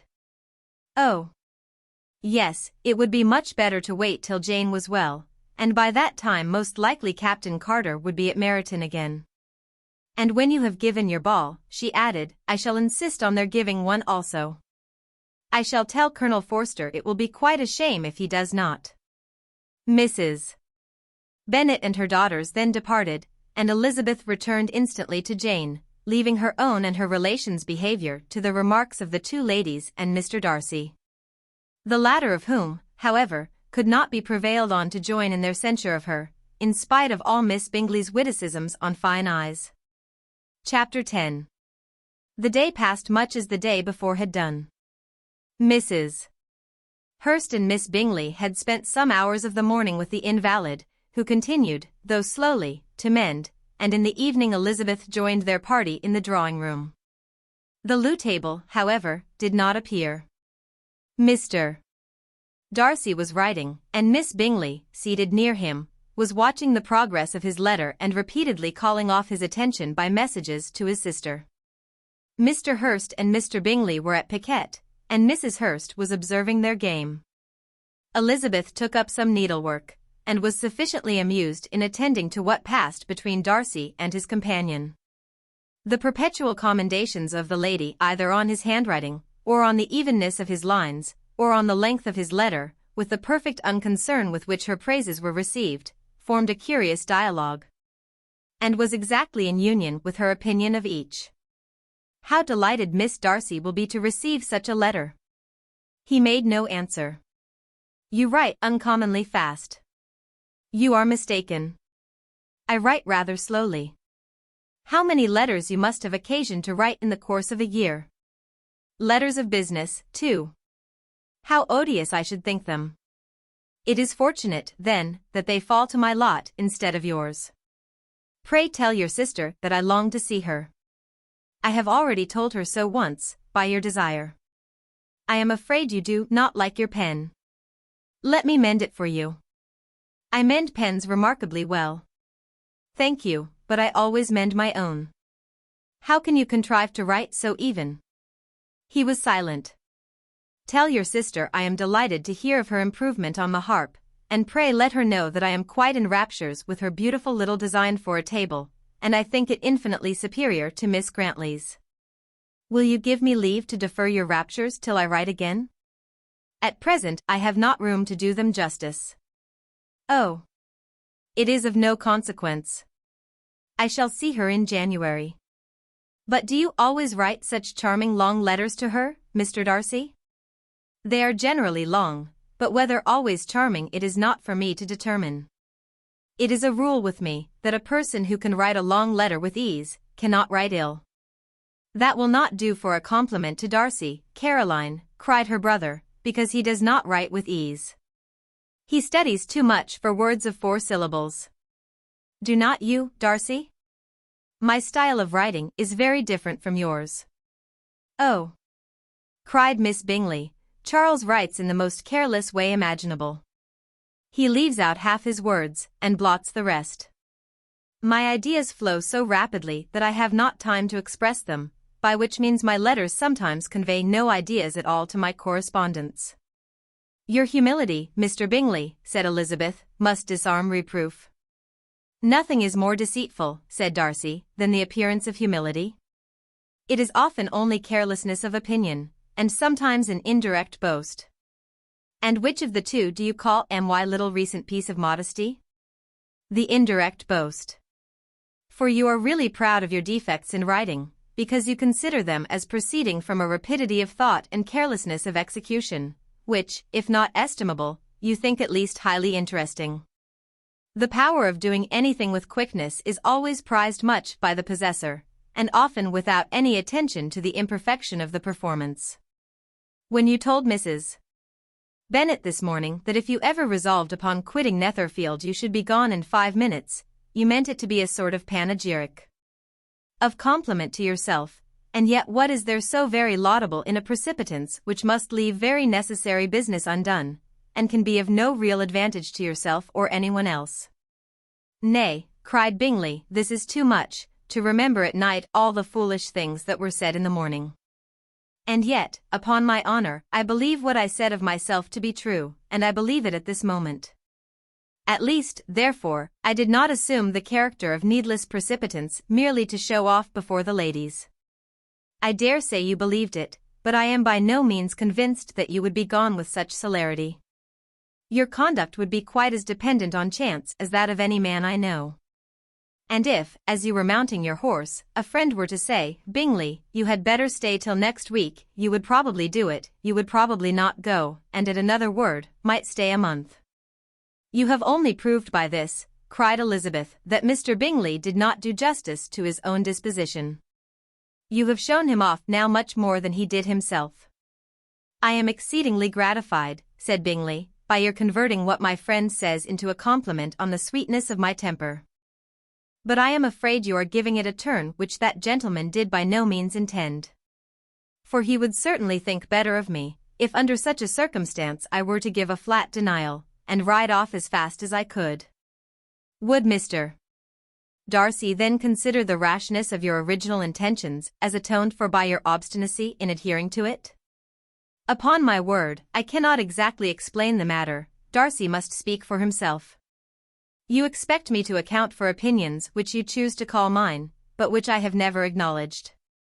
Allowing the case, however, to stand according to your representation, you must remember, Miss Bennet, that the friend who is supposed to desire his return to the house, and the delay of his plan, has merely desired it. Asked it without offering one argument in favor of its propriety. To yield readily, easily, to the persuasion of a friend is no merit with you. To yield without conviction is no compliment to the understanding of either. You appear to me, Mr. Darcy, to allow nothing for the influence of friendship and affection. A regard for the requester would often make one readily yield to a request, without waiting for arguments to reason one into it. I am not particularly speaking of such a case as you have supposed about Mr. Bingley. We may as well wait, perhaps, till the circumstance occurs before we discuss the discretion of his behavior thereupon. But in general and ordinary cases between friend and friend, where one of them is desired by the other to change a resolution of no very great moment, should you think ill of that person for complying with the desire, without waiting to be argued into it? Will it not be advisable, before we proceed on this subject, to arrange with rather more precision the degree of importance which is to appertain to this request, as well as the degree of intimacy subsisting between the parties? By all means, cried Bingley, let us hear all the particulars, not forgetting their comparative height and size, for that will have more weight in the argument, Miss Bennet, than you may be aware of. I assure you, that if Darcy were not such a great tall fellow, in comparison with myself, I should not pay him half so much deference. I declare I do not know a more awful object than Darcy, on particular occasions, and in particular places. At his own house especially, and of a Sunday evening, when he has nothing to do. Mr. Darcy smiled, but Elizabeth thought she could perceive that he was rather offended, and therefore checked her laugh. Miss Bingley warmly resented the indignity he had received, in an expostulation with her brother for talking such nonsense. I see your design, Bingley, said his friend. You dislike an argument, and want to silence this. Perhaps I do. Arguments are too much like disputes. If you and Miss Bennet will defer yours till I am out of the room, I shall be very thankful, and then you may say whatever you like of me. What you ask, said Elizabeth, is no sacrifice on my side, and Mr. Darcy had much better finish his letter. Mr. Darcy took her advice, and did finish his letter. When that business was over, he applied to Miss Bingley and Elizabeth for an indulgence of some music. Miss Bingley moved with some alacrity to the pianoforte, and, after a polite request that Elizabeth would lead the way which the other as politely and more earnestly negatived, she seated herself. Mrs. Hurst sang with her sister, and while they were thus employed, Elizabeth could not help observing, as she turned over some music books that lay on the instrument, how frequently Mr. Darcy's eyes were fixed on her. She hardly knew how to suppose that she could be an object of admiration to so great a man, and yet that he should look at her because he disliked her, was still more strange. She could only imagine, however, at last that she drew his notice because there was something more wrong and reprehensible, according to his ideas of right, than in any other person present. The supposition did not pain her. She liked him too little to care for his approbation. After playing some Italian songs, Miss Bingley varied the charm by a lively Scotch air, and soon afterwards Mr. Darcy, drawing near Elizabeth, said to her, "Do not you feel a great inclination, Miss Bennet, to see such an opportunity of dancing a reel?" She smiled, but made no answer. He repeated the question, with some surprise at her silence. "Oh," said she, "I heard you before, but I could not immediately determine what to say in reply. You wanted me, I know, to say yes, that you might have the pleasure of despising my taste. But I always delight in overthrowing those kind of schemes, and cheating a person of their premeditated contempt. I have, therefore, made up my mind to tell you, that I do not want to dance a reel at all, and now despise me if you dare." "Indeed I do not dare." Elizabeth, having rather expected to affront him, was amazed at his gallantry, but there was a mixture of sweetness and archness in her manner which made it difficult for her to affront anybody. And Darcy had never been so bewitched by any woman as he was by her. He really believed that were it not for the inferiority of her connections, he should be in some danger. Miss Bingley saw, or suspected enough to be jealous. And her great anxiety for the recovery of her dear friend Jane received some assistance from her desire of getting rid of Elizabeth. She often tried to provoke Darcy into disliking her guest, by talking of their supposed marriage, and planning his happiness in such an alliance. "I hope," said she, as they were walking together in the shrubbery the next day, "you will give your mother-in-law a few hints, when this desirable event takes place, as to the advantage of holding her tongue. And if you can compass it, do sure the younger girls of running after officers. And, if I may mention so delicate a subject, endeavor to check that little something, bordering on conceit and impertinence, which your lady possesses. Have you anything else to propose for my domestic felicity? Oh, yes. Do let the portraits of your uncle and Aunt Phillips be placed in the gallery at Pemberley. Put them next to your great-uncle the judge. They are in the same profession, you know, only in different lines. As for your Elizabeth's picture, you must not have it taken, for what painter could do justice to those beautiful eyes? It would not be easy, indeed, to catch their expression, but their color and shape, and the eyelashes, so remarkably fine, might be copied." At that moment they were met from another walk by Mrs. Hurst and Elizabeth herself. "I did not know that you intended to walk," said Miss Bingley, in some confusion, lest they had been overheard. "You used us abominably ill," answered Mrs. Hurst, "running away without telling us that you were coming out." Then taking the disengaged arm of Mr. Darcy, she left Elizabeth to walk by herself. The path just admitted 3. Mr. Darcy felt their rudeness, and immediately said, "This walk is not wide enough for our party. We had better go into the avenue." But Elizabeth, who had not the least inclination to remain with them, laughingly answered, "No, no, stay where you are. You are charmingly grouped, and appear to uncommon advantage. The picturesque would be spoilt by admitting a fourth. Goodbye." She then ran gaily off, rejoicing as she rambled about, in the hope of being at home again in a day or 2. Jane was already so much recovered as to intend leaving her room for a couple of hours that evening. Chapter 11. When the ladies removed after dinner, Elizabeth ran up to her sister, and seeing her well guarded from cold, attended her into the drawing-room, where she was welcomed by her 2 friends with many professions of pleasure. And Elizabeth had never seen them so agreeable as they were during the hour which passed before the gentlemen appeared. Their powers of conversation were considerable. They could describe an entertainment with accuracy, relate an anecdote with humor, and laugh at their acquaintance with spirit. But when the gentlemen entered, Jane was no longer the first object. Miss Bingley's eyes were instantly turned toward Darcy, and she had something to say to him before he had advanced many steps. He addressed himself to Miss Bennet, with a polite congratulation, "Mr. Hurst also made her a slight bow, and said he was very glad, but diffuseness and warmth remained for Bingley's salutation. He was full of joy and attention. The first half-hour was spent in piling up the fire, lest she should suffer from the change of room, and she removed at his desire to the other side of the fireplace, that she might be further from the door. He then sat down by her, and talked scarcely to anyone else.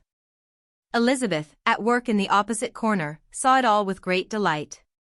When tea was over, Mr. Hurst reminded his sister-in-law of the card-table, but in vain. She had obtained private intelligence that Mr. Darcy did not wish for cards, and Mr. Hurst soon found even his open petition rejected. She assured him that no one intended to play, and the silence of the whole party on the subject seemed to justify her. Mr. Hurst had therefore nothing to do, but to stretch himself on one of the sofas and go to sleep. Darcy took up a book. Miss Bingley did the same, and Mrs. Hurst, principally occupied in playing with her bracelets and rings, joined now and then in her brother's conversation with Miss Bennet. Miss Bingley's attention was quite as much engaged in watching Mr. Darcy's progress through his book as in reading her own, and she was perpetually either making some inquiry, or looking at his page. She could not win him, however, to any conversation. He merely answered her question, and read on. At length, quite exhausted by the attempt to be amused with her own book, which she had only chosen because it was the second volume of his, she gave a great yawn and said, "How pleasant it is to spend an evening in this way. I declare after all there is no enjoyment like reading. How much sooner one tires of anything than of a book. When I have a house of my own, I shall be miserable if I have not an excellent library." No one made any reply. She then yawned again, threw aside her book, and cast her eyes round the room in quest for some amusement. When hearing her brother mentioning a ball to Miss Bennet, she turned suddenly towards him and said, "By the by, Charles, are you really serious in meditating a dance at Netherfield? I would advise you, before you determine on it, to consult the wishes of the present party. I am much mistaken if there are not some among us to whom a ball would be rather a punishment than a pleasure." "If you mean Darcy," cried her brother, "he may go to bed, if he chooses, before it begins, but as for the ball, it is quite a settled thing, and as soon as Nichols has made white soup enough, I shall send round my cards." "I should like balls infinitely better," she replied, "if they were carried on in a different manner, but there is something insufferably tedious in the usual process of such a meeting. It would surely be much more rational if conversation instead of dancing were made the order of the day." "Much more rational, my dear Caroline, I dare say, but it would not be near so much like a ball." Miss Bingley made no answer, and soon afterwards she got up and walked about the room. Her figure was elegant, and she walked well, but Darcy, at whom it was all aimed, was still inflexibly studious. In the desperation of her feelings, she resolved on one effort more, and, turning to Elizabeth, said, "Miss Eliza Bennet, let me persuade you to follow my example, and take a turn about the room. I assure you it is very refreshing after sitting so long in one attitude." Elizabeth was surprised, but agreed to it immediately. Miss Bingley succeeded no less in the real object of her civility. Mr. Darcy looked up. He was as much awake to the novelty of attention in that quarter as Elizabeth herself could be, and unconsciously closed his book. He was directly invited to join their party, but he declined it, observing that he could imagine but two motives for their choosing to walk up and down the room together, with either of which motives his joining them would interfere. What could he mean? She was dying to know what could be his meaning, and asked Elizabeth whether she could at all understand him. "Not at all," was her answer. "But depend upon it, he means to be severe on us, and our surest way of disappointing him will be to ask nothing about it." Miss Bingley, however, was incapable of disappointing Mr. Darcy in anything, and persevered therefore in requiring an explanation of his two motives. "I have not the smallest objection to explaining them," said he, as soon as she allowed him to speak. "You either choose this method of passing the evening because you are in each other's confidence, and have secret affairs to discuss, or because you are conscious that your figures appear to the greatest advantage in walking.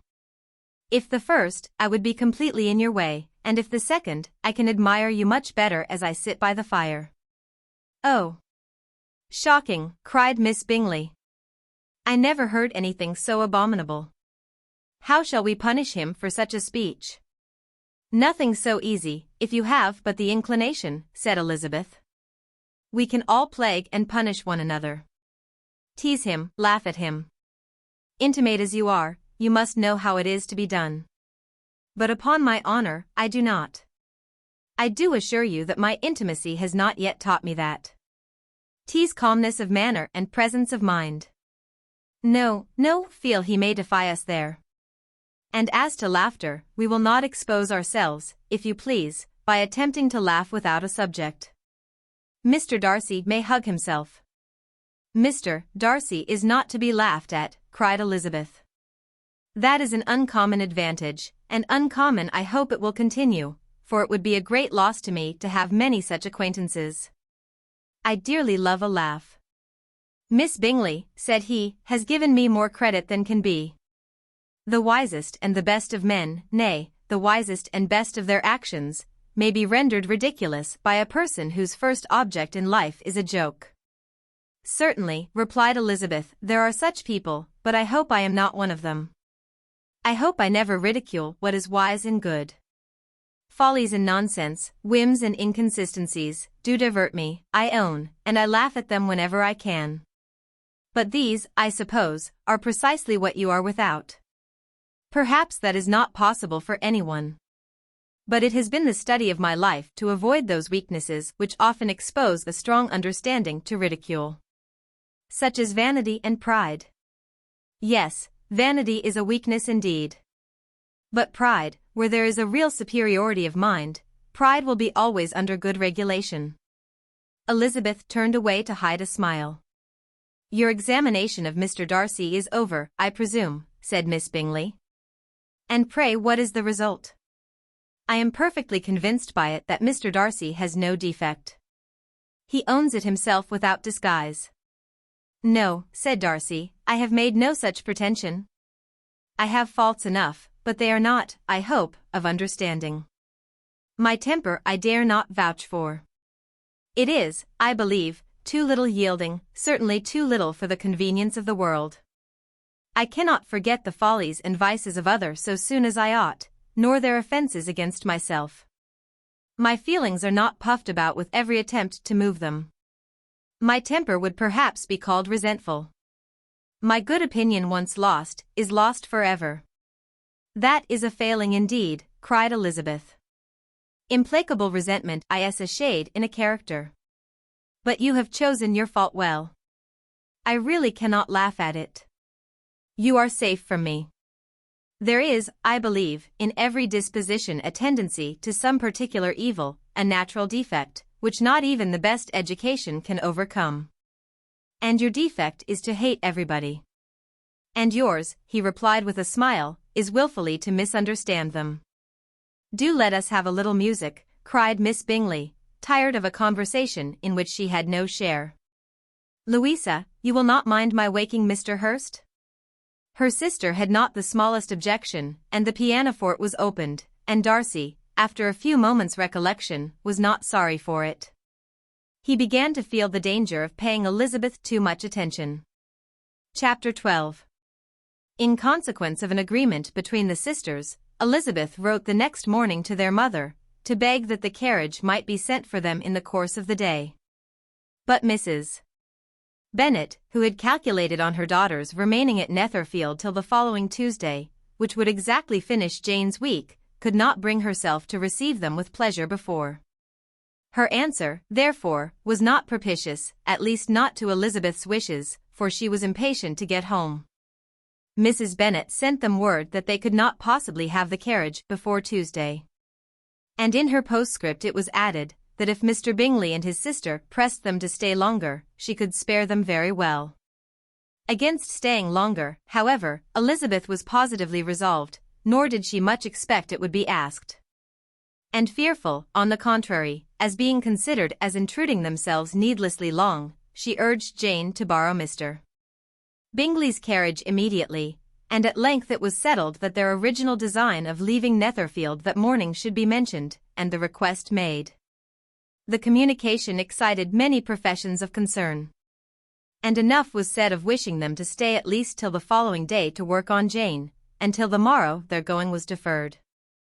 Miss Bingley was then sorry that she had proposed the delay, for her jealousy and dislike of one sister much exceeded her affection for the other. The master of the house heard with real sorrow that they were to go so soon, and repeatedly tried to persuade Miss Bennet that it would not be safe for her, that she was not enough recovered, but Jane was firm where she felt herself to be right. To Mr. Darcy it was welcome intelligence. Elizabeth had been at Netherfield long enough. She attracted him more than he liked, and Miss Bingley was uncivil to her, and more teasing than usual to himself. He wisely resolved to be particularly careful that no sign of admiration should now escape him, nothing that could elevate her with the hope of influencing his felicity. Sensible that if such an idea had been suggested, his behavior during the last day must have material weight in confirming or crushing it. Steady to his purpose, he scarcely spoke 10 words to her through the whole of Saturday, and though they were at one time left by themselves for half an hour, he adhered most conscientiously to his book, and would not even look at her. On Sunday, after morning service, the separation, so agreeable to almost all, took place. Miss Bingley's civility to Elizabeth increased at last very rapidly, as well as her affection for Jane. And when they parted, after assuring the latter of the pleasure it would always give her to see her either at Longbourn or Netherfield, and embracing her most tenderly, she even shook hands with the former. Elizabeth took leave of the whole party in the liveliest of spirits. They were not welcomed home very cordially by their mother. Mrs. Bennet wondered at their coming, and thought them very wrong to give so much trouble, and was sure Jane would have caught cold again.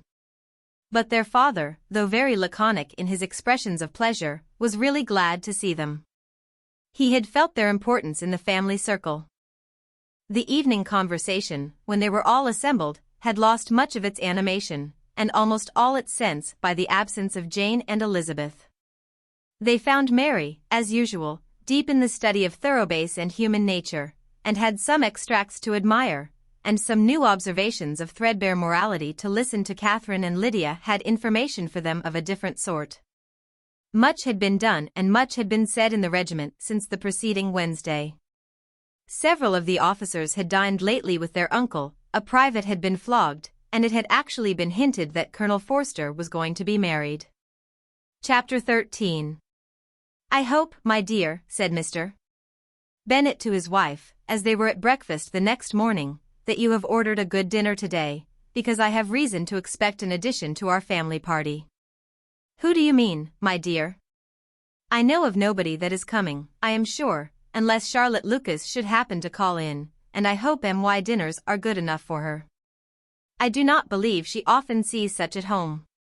The person of whom I speak is a gentleman and a stranger." Mrs. Bennet's eyes sparkled. "A gentleman and a stranger. It is Mr. Bingley, I am sure." "Well, I am sure I shall be extremely glad to see Mr. Bingley. But, good Lord! How unlucky! There is not a bit of fish to be got today. Lydia, my love, ring the bell, I must speak to Hill this moment." "It is not Mr. Bingley," said her husband, "it is a person whom I never saw in the whole course of my life." This roused a general astonishment. And he had the pleasure of being eagerly questioned by his wife and his 5 daughters at once. After amusing himself some time with their curiosity, he thus explained. "About a month ago, I received this letter. And about a fortnight ago I answered it, for I thought it a case of some delicacy, and requiring early attention. It is from my cousin, Mr. Collins, who, when I am dead, may turn you all out of this house as soon as he pleases." "Oh, my dear," cried his wife, "I cannot bear to hear that mentioned. Pray do not talk of that odious man. I do think it is the hardest thing in the world, that your estate should be entailed away from your own children. And I am sure, if I had been you, I should have tried long ago to do something or other about it." Jane and Elizabeth tried to explain to her the nature of an entail. They had often attempted to do it before, but it was a subject on which Mrs. Bennet was beyond the reach of reason, and she continued to rail bitterly against the cruelty of settling an estate away from a family of 5 daughters, in favor of a man whom nobody cared anything about. "It certainly is a most iniquitous affair," said Mr. Bennet, "and nothing can clear Mr. Collins from the guilt of inheriting Longbourn. But if you will listen to his letter, you may perhaps be a little softened by his manner of expressing himself." "No, that I am sure I shall not, and I think it is very impertinent of him to write to you at all, and very hypocritical. I hate such false friends. Why could he not keep on quarrelling with you, as his father did before him? Why, indeed? He does seem to have had some filial scruples on that head, as you will hear." Hunsford, near Westerham, Kent, October 15. "Dear Sir, the disagreement subsisting between yourself and my late honored father always gave me much uneasiness, and since I have had the misfortune to lose him, I have frequently wished to heal the breach. But for some time I was kept back by my own doubts, fearing lest it might seem disrespectful to his memory for me to be on good terms with anyone with whom it had always pleased him to be at variance, Mrs. Bennet. My mind, however, is now made up on the subject, for having received ordination at Easter, I have been so fortunate as to be distinguished by the patronage of the Right Honourable Lady Catherine de Bourgh, widow of Sir Louis de Bourgh, whose bounty and beneficence has preferred me to the valuable rectory of this parish, where it shall be my earnest endeavour to demean myself with grateful respect towards her ladyship, and be ever ready to perform those rites and ceremonies which are instituted by the Church of England. As a clergyman, moreover, I feel it my duty to promote and establish the blessing of peace in all families within the reach of my influence. And on these grounds I flatter myself that my present overtures are highly commendable, and that the circumstance of my being next in the entail of Longbourn estate will be kindly overlooked on your side, and not lead you to reject the offered olive branch. I cannot be otherwise than concerned at being the means of injuring your amiable daughters, and beg leave to apologize for it, as well as to assure you of my readiness to make them every possible amends, but of this hereafter. If you should have no objection to receive me into your house, I propose myself the satisfaction of waiting on you and your family, Monday, November 18th, by 4 o'clock. And shall probably trespass on your hospitality till the Saturday night following, which I can do without any inconvenience, as Lady Catherine is far from objecting to my occasional absence on a Sunday, provided that some other clergyman is engaged to do the duty of the day.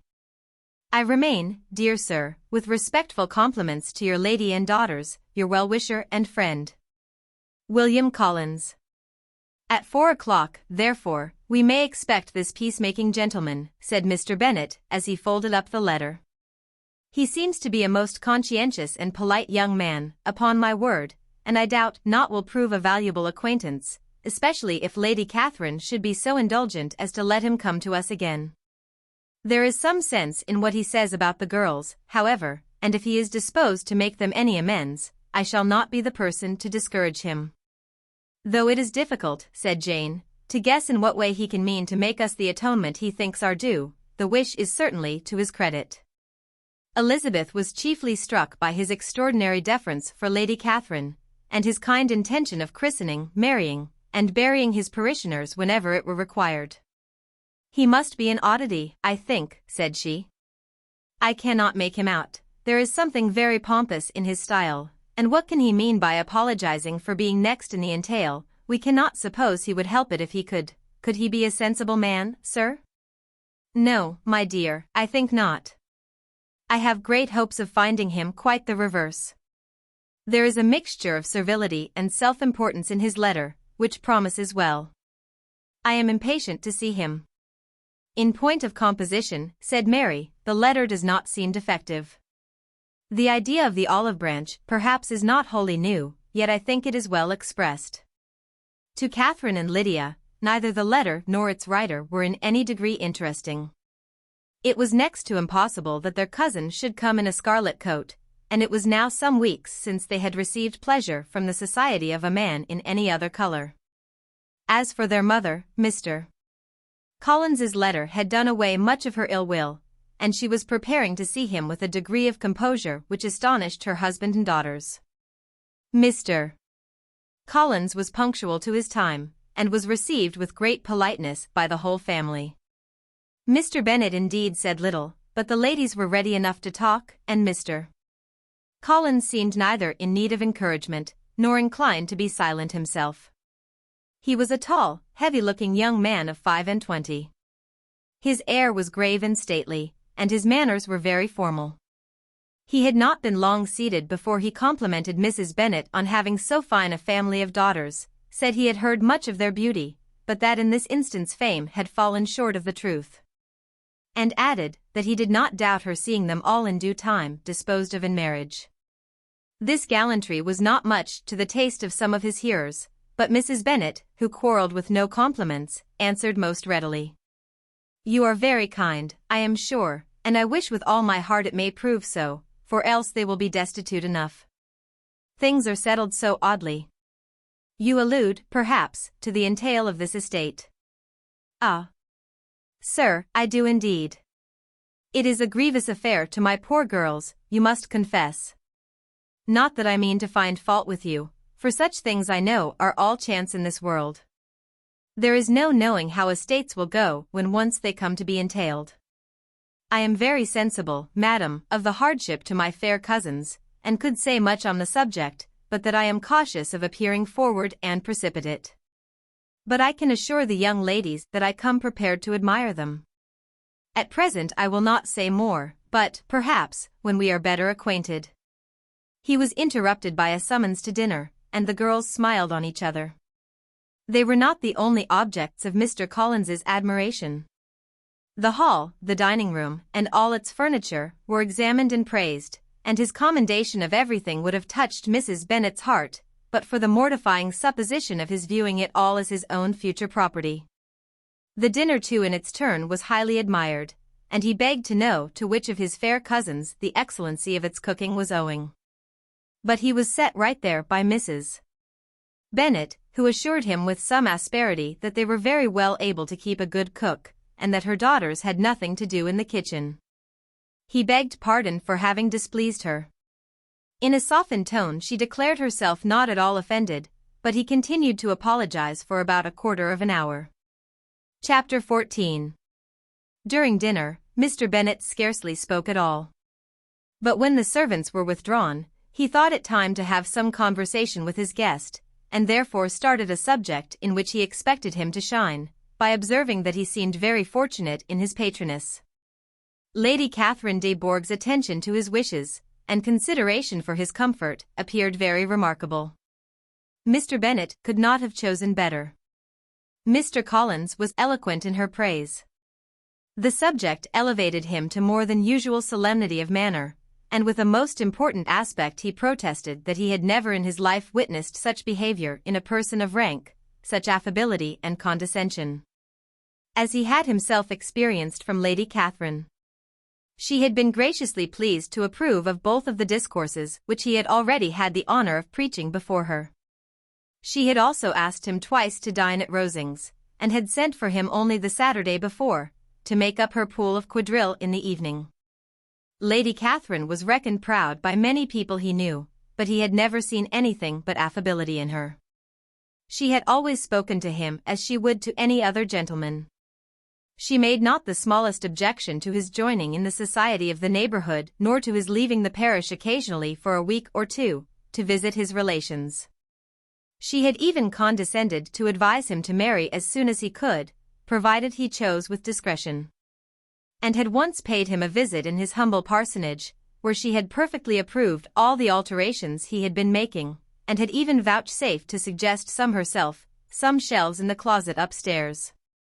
"That is all very proper and civil, I am sure," said Mrs. Bennet, "and I dare say she is a very agreeable woman. It is a pity that great ladies in general are not more like her. Does she live near you, sir?" "The garden in which stands my humble abode is separated only by a lane from Rosings Park, her ladyship's residence."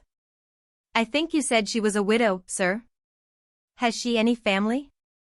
"She has only one daughter, the heiress of Rosings, and of very extensive property." "Ah," said Mrs. Bennet, shaking her head, "then she is better off than many girls." "And what sort of young lady is she? Is she handsome?" "She is a most charming young lady indeed. Lady Catherine herself says that, in point of true beauty, Miss de Bourgh is far superior to the handsomest of her sex, because there is that in her features which marks the young lady of distinguished birth. She is unfortunately of a sickly constitution, which has prevented her from making that progress in many accomplishments which she could not have otherwise failed of, as I am informed by the lady who superintended her education, and who still resides with them. But she is perfectly amiable, and often condescends to drive by my humble abode in her little phaeton and ponies." "Has she been presented?" "I do not remember her name among the ladies at court. Her indifferent state of health unhappily prevents her being in town, and by that means, as I told Lady Catherine one day, has deprived the British court of its brightest ornaments." Her ladyship seemed pleased with the idea. "And you may imagine that I am happy on every occasion to offer those little delicate compliments which are always acceptable to ladies. I have more than once observed to Lady Catherine that her charming daughter seemed born to be a duchess, and that the most elevated rank, instead of giving her consequence, would be adorned by her. These are the kind of little things which please her ladyship, and it is a sort of attention which I conceive myself peculiarly bound to pay." "You judge very properly," said Mr. Bennet, "and it is happy for you that you possess the talent of flattering with delicacy. May I ask whether these pleasing attentions proceed from the impulse of the moment, or are the result of previous study?" "They arise chiefly from what is passing at the time, and though I sometimes amuse myself with suggesting and arranging such little elegant compliments as may be adapted to ordinary occasions, I always wish to give them as unstudied an air as possible." Mr. Bennet's expectations were fully answered. His cousin was as absurd as he had hoped, and he listened to him with the keenest enjoyment, maintaining at the same time the most resolute composure of countenance, and, except in an occasional glance at Elizabeth, requiring no partner in his pleasure. By tea time, however, the dose had been enough, and Mr. Bennet was glad to take his guest into the drawing-room again, and, when tea was over, glad to invite him to read aloud to the ladies. Mr. Collins readily assented, and a book was produced. But, on beholding it, for everything announced it to be from a circulating library, he started back, and begging pardon, protested that he never read novels. Kitty stared at him, and Lydia exclaimed. Other books were produced, and after some deliberation he chose Fordyce's Sermons. Lydia gaped as he opened the volume, and before he had, with very monotonous solemnity, read 3 pages, she interrupted him with, "Do you know, Mamma, that my Uncle Phillips talks of turning away Richard? And if he does, Colonel Forster will hire him. My aunt told me so herself on Saturday. I shall walk to Meryton tomorrow to hear more about it, and to ask when Mr. Denny comes back from town." Lydia was bid by her 2 eldest sisters to hold her tongue, but Mr. Collins, much offended, laid aside his book, and said, "I have often observed how little young ladies are interested by books of a serious stamp, though written solely for their benefit. It amazes me, I confess. For, certainly, there can be nothing so advantageous to them as instruction. But I will no longer importune my young cousin." Then turning to Mr. Bennet, he offered himself as his antagonist at backgammon. Mr. Bennet accepted the challenge, observing that he acted very wisely in leaving the girls to their own trifling amusements. Mrs. Bennet and her daughters apologized most civilly for Lydia's interruption, and promised that it should not occur again, if he would resume his book, but Mr. Collins, after assuring them that he bore his young cousin no ill will, and should never resent her behavior as any affront, seated himself at another table with Mr. Bennet, and prepared for backgammon. Chapter 15. Mr. Collins was not a sensible man, and the deficiency of nature had been but little assisted by education or society, the greatest part of his life having been spent under the guidance of an illiterate and miserly father. And though he belonged to one of the universities, he had merely kept the necessary terms, without forming at it any useful acquaintance. The subjection in which his father had brought him up had given him originally great humility of manner. But it was now a good deal counteracted by the self-conceit of a weak head, living in retirement, and the consequential feelings of early and unexpected prosperity. A fortunate chance had recommended him to Lady Catherine de Bourgh when the living of Hunsford was vacant. And the respect which he felt for her high rank, and his veneration for her as his patroness, mingling with a very good opinion of himself, of his authority as a clergyman, and his right as a rector, made him altogether a mixture of pride and obsequiousness, self-importance and humility. Having now a good house and a very sufficient income, he intended to marry.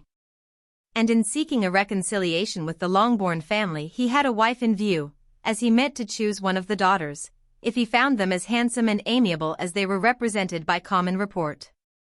This was his plan of amends, of atonement, for inheriting their father's estate, and he thought it an excellent one, full of eligibility and suitableness, and excessively generous and disinterested on his own part.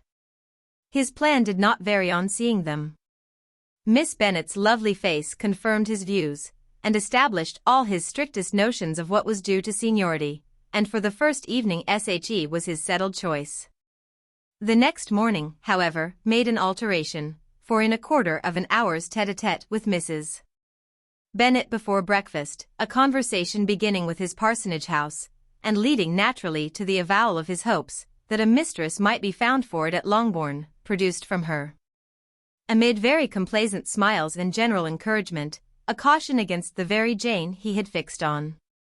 As to her younger daughters, she could not take upon her to say, she could not positively answer, but she did not know of any prepossession. Her eldest daughter, she must just mention, she felt it incumbent on her to hint, was likely to be very soon engaged. Mr. Collins had only to change from Jane to Elizabeth, and it was soon done while Mrs. Bennet was stirring the fire.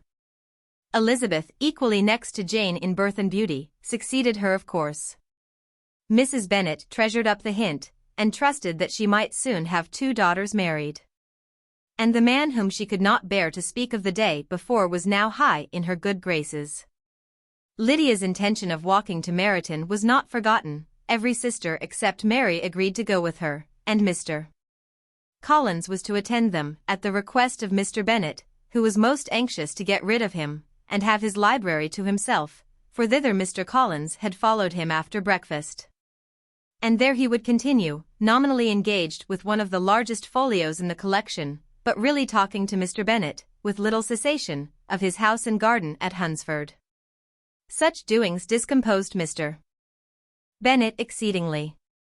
In his library he had been always sure of leisure and tranquillity, and though prepared, as he told Elizabeth, to meet with folly and conceit in every other room of the house, he was used to be free from them there.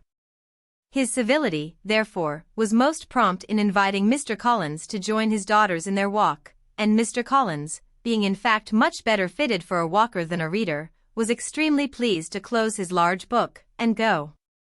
In pompous nothings on his side, and civil assents on that of his cousins, their time passed till they entered Meryton. The attention of the younger ones was then no longer to be gained by him.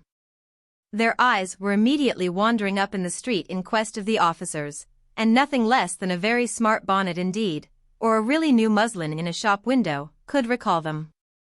But the attention of every lady was soon caught by a young man, whom they had never seen before, of most gentlemanlike appearance, walking with another officer on the other side of the way. The officer was the very Mr. Denny concerning whose return from London Lydia came to inquire, and he bowed as they passed. All were struck with the stranger's air, all wondered who he could be. And Kitty and Lydia, determined if possible to find out, led the way across the street, under pretense of wanting something in an opposite shop, and fortunately had just gained the pavement when the 2 gentlemen, turning back, had reached the same spot. Mr. Denny addressed them directly, and entreated permission to introduce his friend, Mr. Wickham, who had returned with him the day before from town, and he was happy to say had accepted a commission in their corps. This was exactly as it should be. For the young man wanted only regimentals to make him completely charming. His appearance was greatly in his favor. He had all the best part of beauty, a fine countenance, a good figure, and very pleasing address. The introduction was followed up on his side by a happy readiness of conversation, a readiness at the same time perfectly correct and unassuming. And the whole party were still standing and talking together very agreeably, when the sound of horses drew their notice, and Darcy and Bingley were seen riding down the street. On distinguishing the ladies of the group, the 2 gentlemen came directly towards them, and began the usual civilities. Bingley was the principal spokesman, and Miss Bennet the principal object. He was then, he said, on his way to Longbourn on purpose to inquire after her. Mr. Darcy corroborated it with a bow, and was beginning to determine not to fix his eyes on Elizabeth, when they were suddenly arrested by the sight of the stranger, and Elizabeth happening to see the countenance of both as they looked at each other, was all astonishment at the effect of the meeting. Both changed color, one looked white, the other red. Mr. Wickham, after a few moments, touched his hat, a salutation which Mr. Darcy just deigned to return. What could be the meaning of it? It was impossible to imagine. It was impossible not to long to know. In another minute, Mr. Bingley, but without seeming to have noticed what passed, took leave and rode on with his friend. Mr. Denny and Mr. Wickham walked with the young ladies to the door of Mr. Phillip's house, and then made their bows, in spite of Miss Lydia's pressing entreaties that they should come in, and even in spite of Mrs. Phillips's throwing up the parlor window and loudly seconding the invitation. Mrs. Phillips was always glad to see her nieces. And the two eldest, from their recent absence, were particularly welcome, and she was eagerly expressing her surprise at their sudden return home, which, as their own carriage had not fetched them, she should have known nothing about, if she had not happened to see Mr. Jones's shop boy in the street, who had told her that they were not to send any more drafts to Netherfield because the Miss Bennets were come away, when her civility was claimed towards Mr. Collins by Jane's introduction of him. She received him with her very best politeness, which he returned with as much more, apologizing for his intrusion, without any previous acquaintance with her, which he could not help flattering himself, however, might be justified by his relationship to the young ladies who introduced him to her notice. Mrs. Phillips was quite awed by such an excess of good breeding, but her contemplation of one stranger was soon put to an end by exclamations and inquiries about the other, of whom, however, she could only tell her nieces what they already knew, that Mr. Denny had brought him from London, and that he was to have a lieutenant's commission in Lincolnshire. She had been watching him the last hour, she said, as he walked up and down the street, and had Mr. Wickham appeared, Kitty and Lydia would certainly have continued the occupation, but unluckily no one passed windows now except a few of the officers, who, in comparison with the stranger, were become stupid, disagreeable fellows. Some of them were to dine with the Phillipses the next day, and their aunt promised to make her husband call on Mr. Wickham, and give him an invitation also, if the family from Longbourn would come in the evening. This was agreed to, and Mrs. Phillips protested that they would have a nice comfortable noisy game of lottery tickets, and a little bit of hot supper afterwards. The prospect of such delights was very cheering, and they parted in mutual good spirits. Mr. Collins repeated his apologies in quitting the room, and was assured with unwearying civility that they were perfectly needless. As they walked home, Elizabeth related to Jane what she had seen pass between the two gentlemen. But though Jane would have defended either or both, had they appeared to be in the wrong, she could no more explain such behavior than her sister. Mr. Collins on his return highly gratified Mrs. Bennet by admiring Mrs. Phillips's manners and politeness. He protested that, except Lady Catherine and her daughter, he had never seen a more elegant woman. For she had not only received him with the utmost civility, but even pointedly included him in her invitation for the next evening, although utterly unknown to her before. Something, he supposed, might be attributed to his connection with them, but yet he had never met with so much attention in the whole course of his life. Chapter 16. As no objection was made to the young people's engagement with their aunt, and all Mr. Collins's scruples of leaving Mr. and Mrs. Bennet for a single evening during his visit were most steadily resisted, the coach conveyed him and his 5 cousins at a suitable hour to Meryton, and the girls had the pleasure of hearing, as they entered the drawing-room, that Mr. Wickham had accepted their uncle's invitation, and was then in the house. When this information was given, and they had all taken their seats, Mr. Collins was at leisure to look around him and admire, and he was so much struck with the size and furniture of the apartment, that he declared he might almost have supposed himself in the small summer breakfast parlor at Rosings. A comparison that did not at first convey much gratification, but when Mrs. Phillips understood from him what Rosings was, and who was its proprietor, when she had listened to the description of only one of Lady Catherine's drawing-rooms, and found that the chimney-piece alone had cost £800. She felt all the force of the compliment, and would hardly have resented a comparison with the housekeeper's room.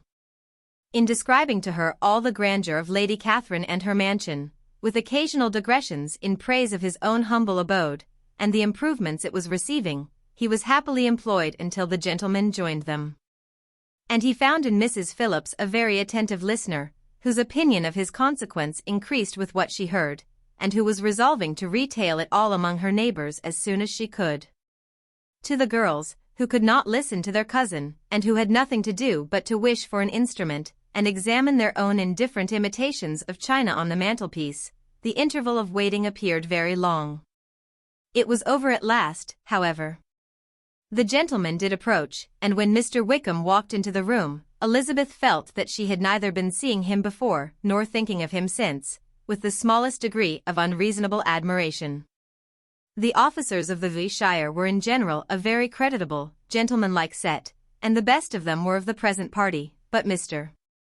Wickham was as far beyond them all in person, countenance, air, and walk, as they were superior to the broad-faced, stuffy Uncle Phillips, breathing port wine, who followed them into the room. Mr.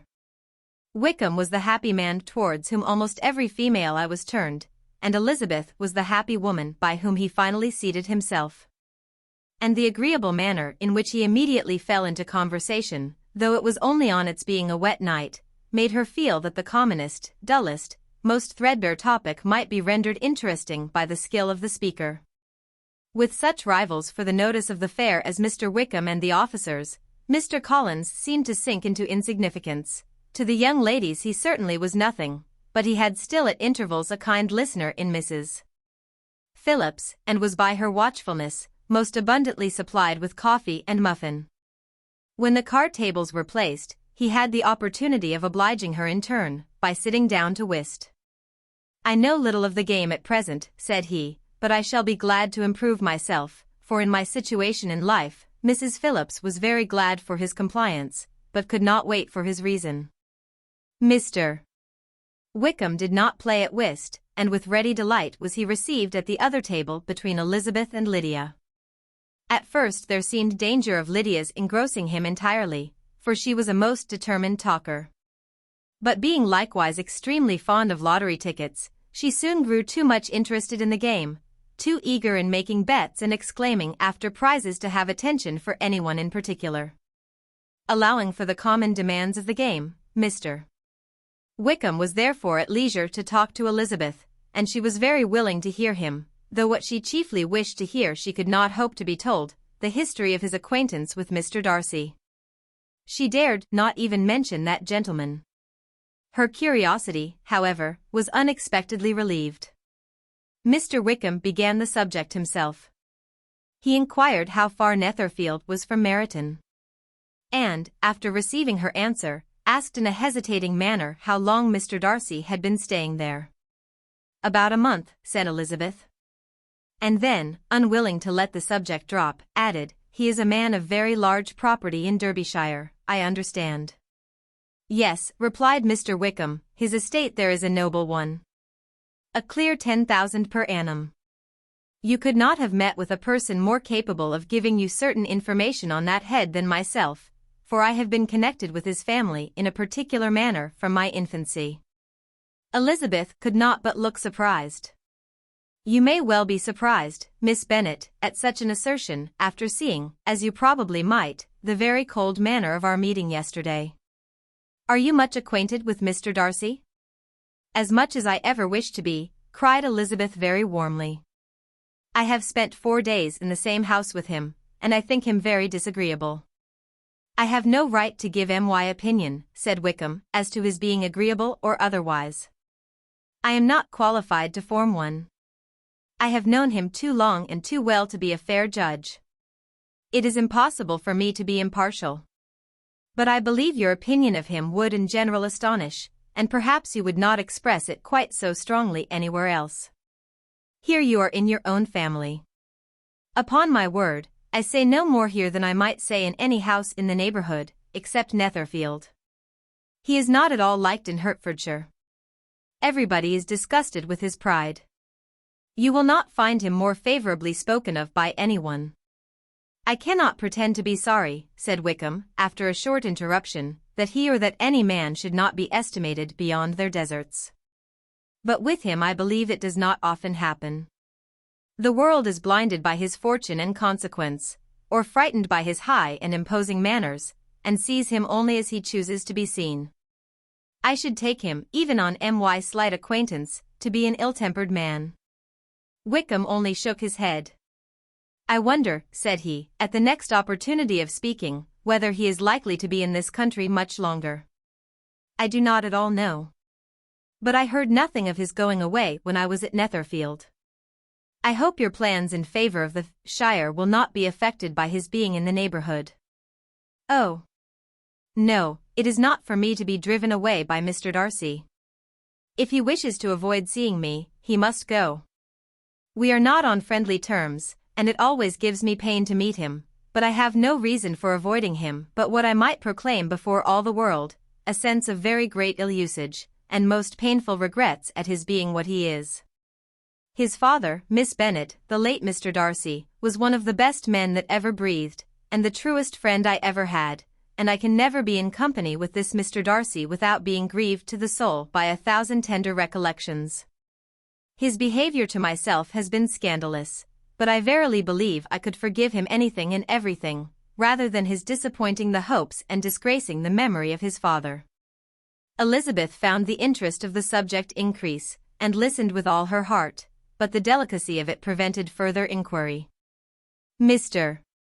Wickham began to speak on more general topics, Meryton, the neighborhood, the society, appearing highly pleased with all that he had yet seen, and speaking of the latter with gentle but very intelligible gallantry. It was the prospect of constant society, and good society, he added, which was my chief inducement to enter the shire. I knew it to be a most respectable, agreeable corps, and my friend Denny tempted me further by his account of their present quarters, and the very great attentions and excellent acquaintances Meryton had procured them. Society, I own, is necessary to me. I have been a disappointed man, and my spirits will not bear solitude. I must have employment and society. A military life is not what I was intended for, but circumstances have now made it eligible. The church ought to have been my profession. I was brought up for the church, and I should at this time have been in possession of a most valuable living, had it pleased the gentleman we were speaking of just now. Indeed. Yes, the late Mr. Darcy bequeathed me the next presentation of the best living in his gift. He was my godfather, and excessively attached to me. I cannot do justice to his kindness. He meant to provide for me amply, and thought he had done it. But when the living fell, it was given elsewhere. Good heavens, cried Elizabeth, but how could that be? How could his will be disregarded? Why did you not seek legal redress? There was just such an informality in the terms of the bequest as to give me no hope from law. A man of honor could not have doubted the intention, but Mr. Darcy chose to doubt it, or to treat it as a merely conditional recommendation, and to assert that I had forfeited all claim to it by extravagance, imprudence, in short anything or nothing. Certain it is, that the living became vacant 2 years ago, exactly as I was of an age to hold it, and that it was given to another man, and no less certain is it, that I cannot accuse myself of having really done anything to deserve to lose it. I have a warm, unguarded temper, and I may have spoken my opinion of him, and to him, too freely. I can recall nothing worse. But the fact is, that we are very different sort of men, and that he hates me. This is quite shocking. He deserves to be publicly disgraced. Some time or other he will be, but it shall not be by me. Till I can forget his father, I can never defy or expose him. Elizabeth honored him for such feelings, and thought him handsomer than ever as he expressed them. But what, said she, after a pause, can have been his motive? What can have induced him to behave so cruelly? A thorough, determined dislike of me, a dislike which I cannot but attribute in some measure to jealousy. Had the late Mr. Darcy liked me less, his son might have borne with me better. But his father's uncommon attachment to me irritated him, I believe, very early in life. He had not a temper to bear the sort of competition in which we stood, the sort of preference which was often given me. I had not thought Mr. Darcy so bad as this, though I have never liked him. I had not thought so very ill of him. I had supposed him to be despising his fellow creatures in general, but did not suspect him of descending to such malicious revenge, such injustice, such inhumanity as this. After a few minutes' reflection, however, she continued, I do remember his boasting one day, at Netherfield, of the implacability of his resentments, of his having an unforgiving temper. His disposition must be dreadful. I will not trust myself on the subject, replied Wickham, I can hardly be just to him. Elizabeth was again deep in thought, and after a time exclaimed, to treat in such a manner the godson, the friend, the favorite of his father. She could have added, a young man, too, like you, whose very countenance may vouch for your being amiable, but she contented herself with, and one, too, who had probably been his companion from childhood, connected together, as I think you said, in the closest manner. We were born in the same parish, within the same park, the greatest part of our youth was passed together, inmates of the same house, sharing the same amusements, objects of the same parental care. My father began life in the profession which your uncle, Mr. Phillips, appears to do so much credit to, but he gave up everything to be of use to the late Mr. Darcy and devoted all his time to the care of the Pemberley property. He was most highly esteemed by Mr. Darcy, a most intimate, confidential friend. Mr. Darcy often acknowledged himself to be under the greatest obligations to my father's active superintendence, and when, immediately before my father's death, Mr. Darcy gave him a voluntary promise of providing for me, I am convinced that he felt it to be as much a debt of gratitude to him, as of his affection to myself. How strange, cried Elizabeth. How abominable. I wonder that the very pride of this Mr. Darcy has not made him just to you. If from no better motive, that he should not have been too proud to be dishonest, for dishonesty I must call it. It is wonderful, replied Wickham, for almost all his actions may be traced to pride, and pride had often been his best friend. It has connected him nearer with virtue than with any other feeling.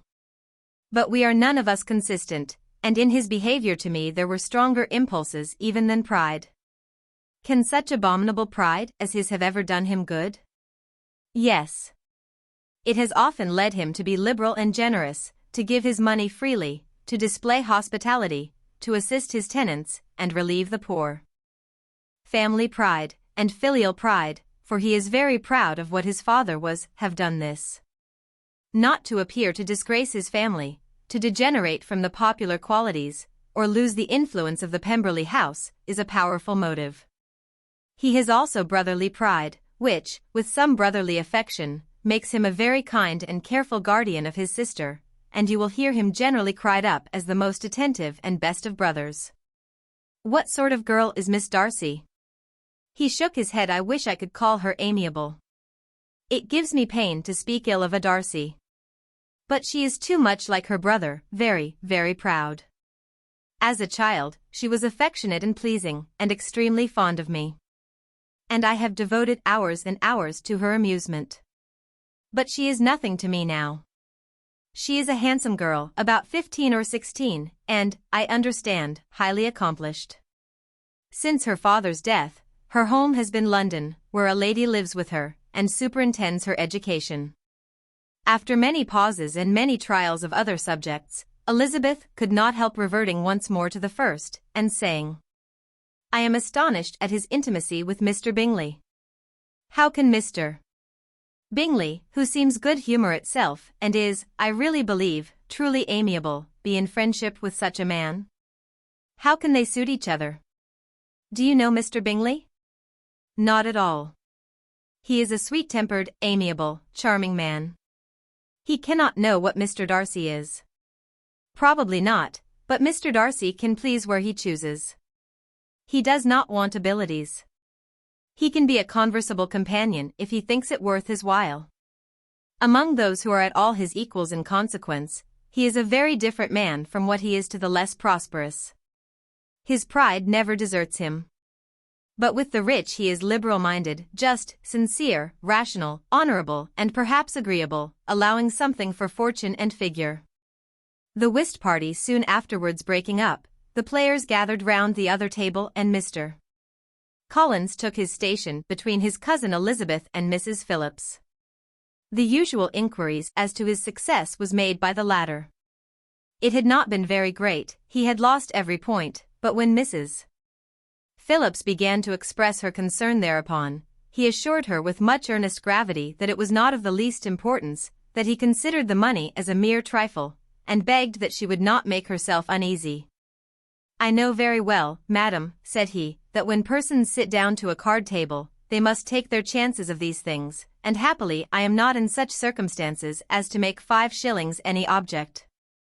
There are undoubtedly many who could not say the same, but thanks to Lady Catherine de Bourgh, I am removed far beyond the necessity of regarding little matters. Mr. Wickham's attention was caught, and after observing Mr. Collins for a few moments, he asked Elizabeth in a low voice whether her relation was very intimately acquainted with the family of de Bourgh. Lady Catherine de Bourgh, she replied, has very lately given him a living. I hardly know how Mr. Collins was first introduced to her notice, but he certainly has not known her long. You know of course that Lady Catherine de Bourgh and Lady Anne Darcy were sisters, consequently that she is aunt to the present Mr. Darcy. No, indeed, I did not. I knew nothing at all of Lady Catherine's connections. I never heard of her existence till the day before yesterday. Her daughter, Miss de Bourgh, will have a very large fortune, and it is believed that she and her cousin will unite the two estates. This information made Elizabeth smile, as she thought of poor Miss Bingley. Vain indeed must be all her attentions, vain and useless her affection for his sister and her praise of himself, if he were already self-destined for another. Mr. Collins, said she, speaks highly both of Lady Catherine and her daughter. But from some particulars that he has related of her ladyship, I suspect his gratitude misleads him, and that in spite of her being his patroness, she is an arrogant, conceited woman. I believe her to be both in a great degree, replied Wickham. I have not seen her for many years, but I very well remember that I never liked her, and that her manners were dictatorial and insolent. She has the reputation of being remarkably sensible and clever. But I rather believe she derives part of her abilities from her rank and fortune, part from her authoritative manner, and the rest from the pride for her nephew, who chooses that everyone connected with him should have an understanding of the first class.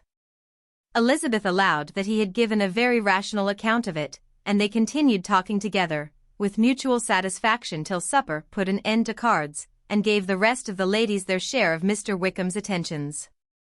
There could be no conversation in the noise of Mrs. Phillips's supper party, but his manners recommended him to everybody.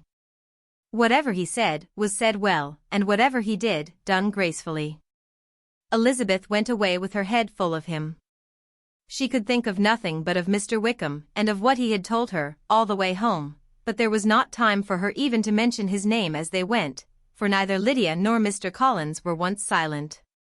Lydia talked incessantly of lottery tickets, of the fish she had lost and the fish she had won, and Mr. Collins in describing the civility of Mr. and Mrs.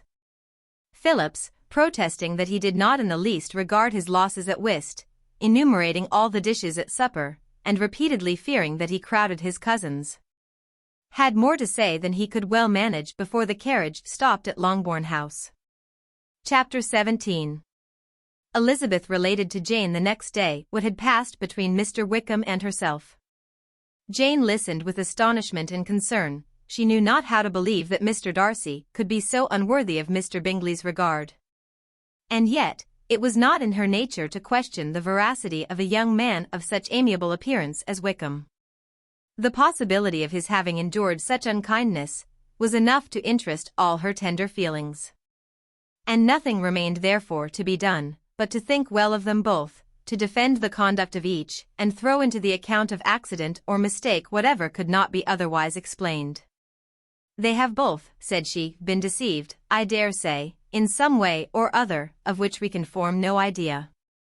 Interested people have perhaps misrepresented each to the other. It is, in short, impossible for us to conjecture the causes or circumstances which may have alienated them, without actual blame on either side. Very true, indeed. And now, my dear Jane, what have you got to say on behalf of the interested people who have probably been concerned in the business? Do clear them too, or we shall be obliged to think ill of somebody. Laugh as much as you choose, but you will not laugh me out of my opinion. My dearest Lizzie, do but consider in what a disgraceful light it places Mr. Darcy, to be treating his father's favourite in such a manner, one whom his father had promised to provide for. It is impossible. No man of common humanity, no man who had any value for his character, could be capable of it. Can his most intimate friends be so excessively deceived in him? Oh, no. I can much more easily believe Mr. Bingley's being imposed on, than that Mr. Wickham should invent such a history of himself as he gave me last night. Names, facts, everything mentioned without ceremony. If it be not so, let Mr. Darcy contradict it. Besides, there was truth in his looks. It is difficult indeed, it is distressing.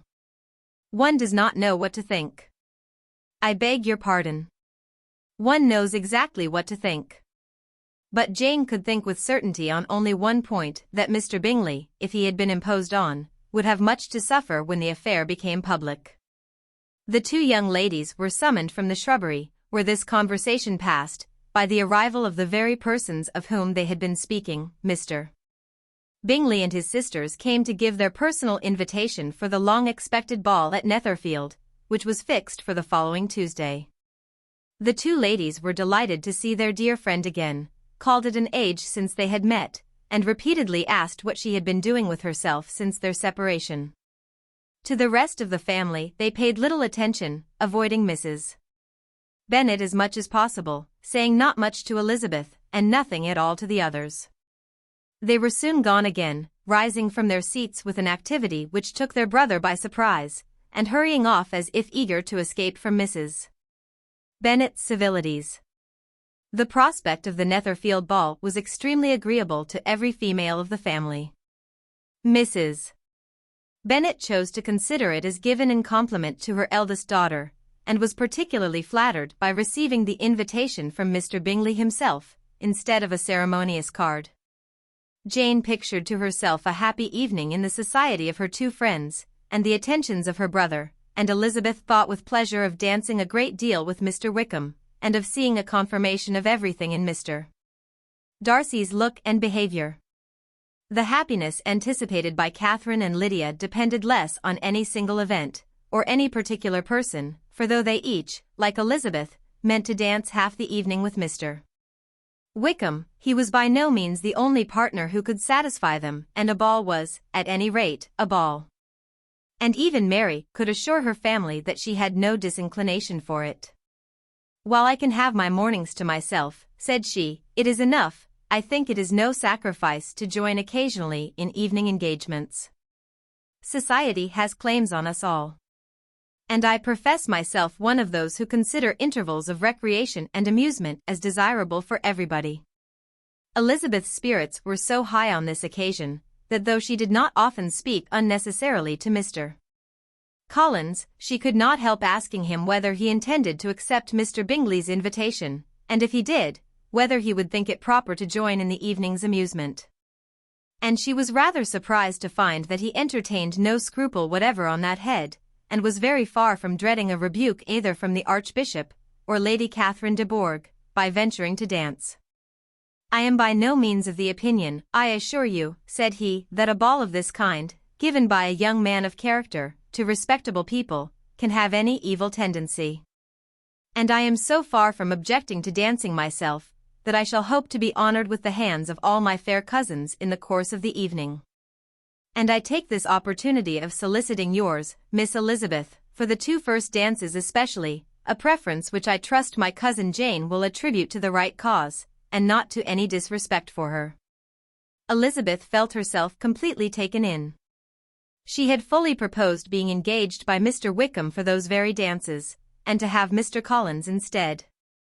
Her liveliness had never been worse timed. There was no help for it, however. Mr. Wickham's happiness and her own were perforce delayed a little longer, and Mr. Collins's proposal accepted with as good a grace as she could. She was not the better pleased with his gallantry from the idea it suggested of something more. It now first struck her that She was selected from among her sisters as worthy of being mistress of Hunsford Parsonage, and of assisting to form a quadrille table at Rosings, in the absence of more eligible visitors. The idea soon reached to conviction, as she observed his increasing civilities toward herself, and heard his frequent attempt at a compliment on her wit and vivacity. And though more astonished than gratified herself by this effect of her charms, it was not long before her mother gave her to understand that the probability of their marriage was extremely agreeable to her. Elizabeth, however, did not choose to take the hint, being well aware that a serious dispute must be the consequence of any reply. Mr. Collins might never make the offer, and till he did, it was useless to quarrel about him. If there had not been a Netherfield ball to prepare for and talk of, the younger Miss Bennets would have been in a very pitiable state at this time, for from the day of the invitation to the day of the ball, there was such a succession of rain as prevented their walking to Meryton once. No aunt, no officers, no news could be sought after, the very cheroses for Netherfield were got by proxy.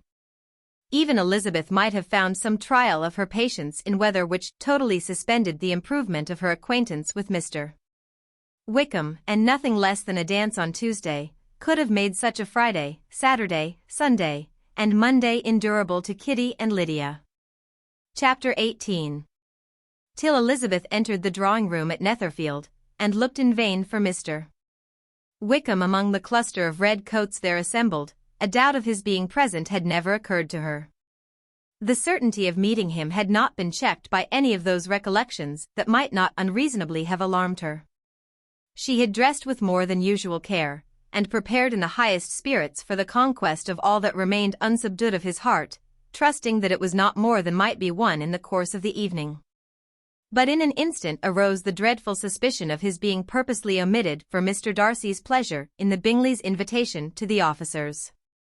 And though this was not exactly the case, the absolute fact of his absence was pronounced by his friend Denny, to whom Lydia eagerly applied, and who told them that Wickham had been obliged to go to town on business the day before, and was not yet returned.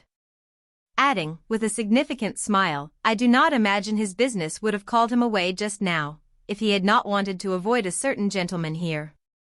This part of his intelligence, though unheard by Lydia, was caught by Elizabeth, and, as it assured her that Darcy was not less answerable for Wickham's absence than if her first surmise had been just, every feeling of displeasure against the former was so sharpened by immediate disappointment, that she could hardly reply with tolerable civility to the polite inquiries which he directly afterwards approached to make. Attendance, forbearance, patience with Darcy was injury to Wickham. She was resolved against any sort of conversation with him, and turned away with a degree of ill-humor which she could not wholly surmount even in speaking to Mr. Bingley, whose blind partiality provoked her. But Elizabeth was not formed for ill-humor, and though every prospect of her own was destroyed for the evening, it could not dwell long on her spirits. And having told all her griefs to Charlotte Lucas, whom she had not seen for a week, she was soon able to make a voluntary transition to the oddities of her cousin, and to point him out to her particular notice. The first two dances, however, brought a return of distress. They were dances of mortification. Mr. Collins, awkward and solemn, apologizing instead of attending, and often moving wrong without being aware of it, gave her all the shame and misery which a disagreeable partner for a couple of dances can give. The moment of her release from him was ecstasy. She danced next with an officer, and had the refreshment of talking of Wickham, and of hearing that he was universally liked.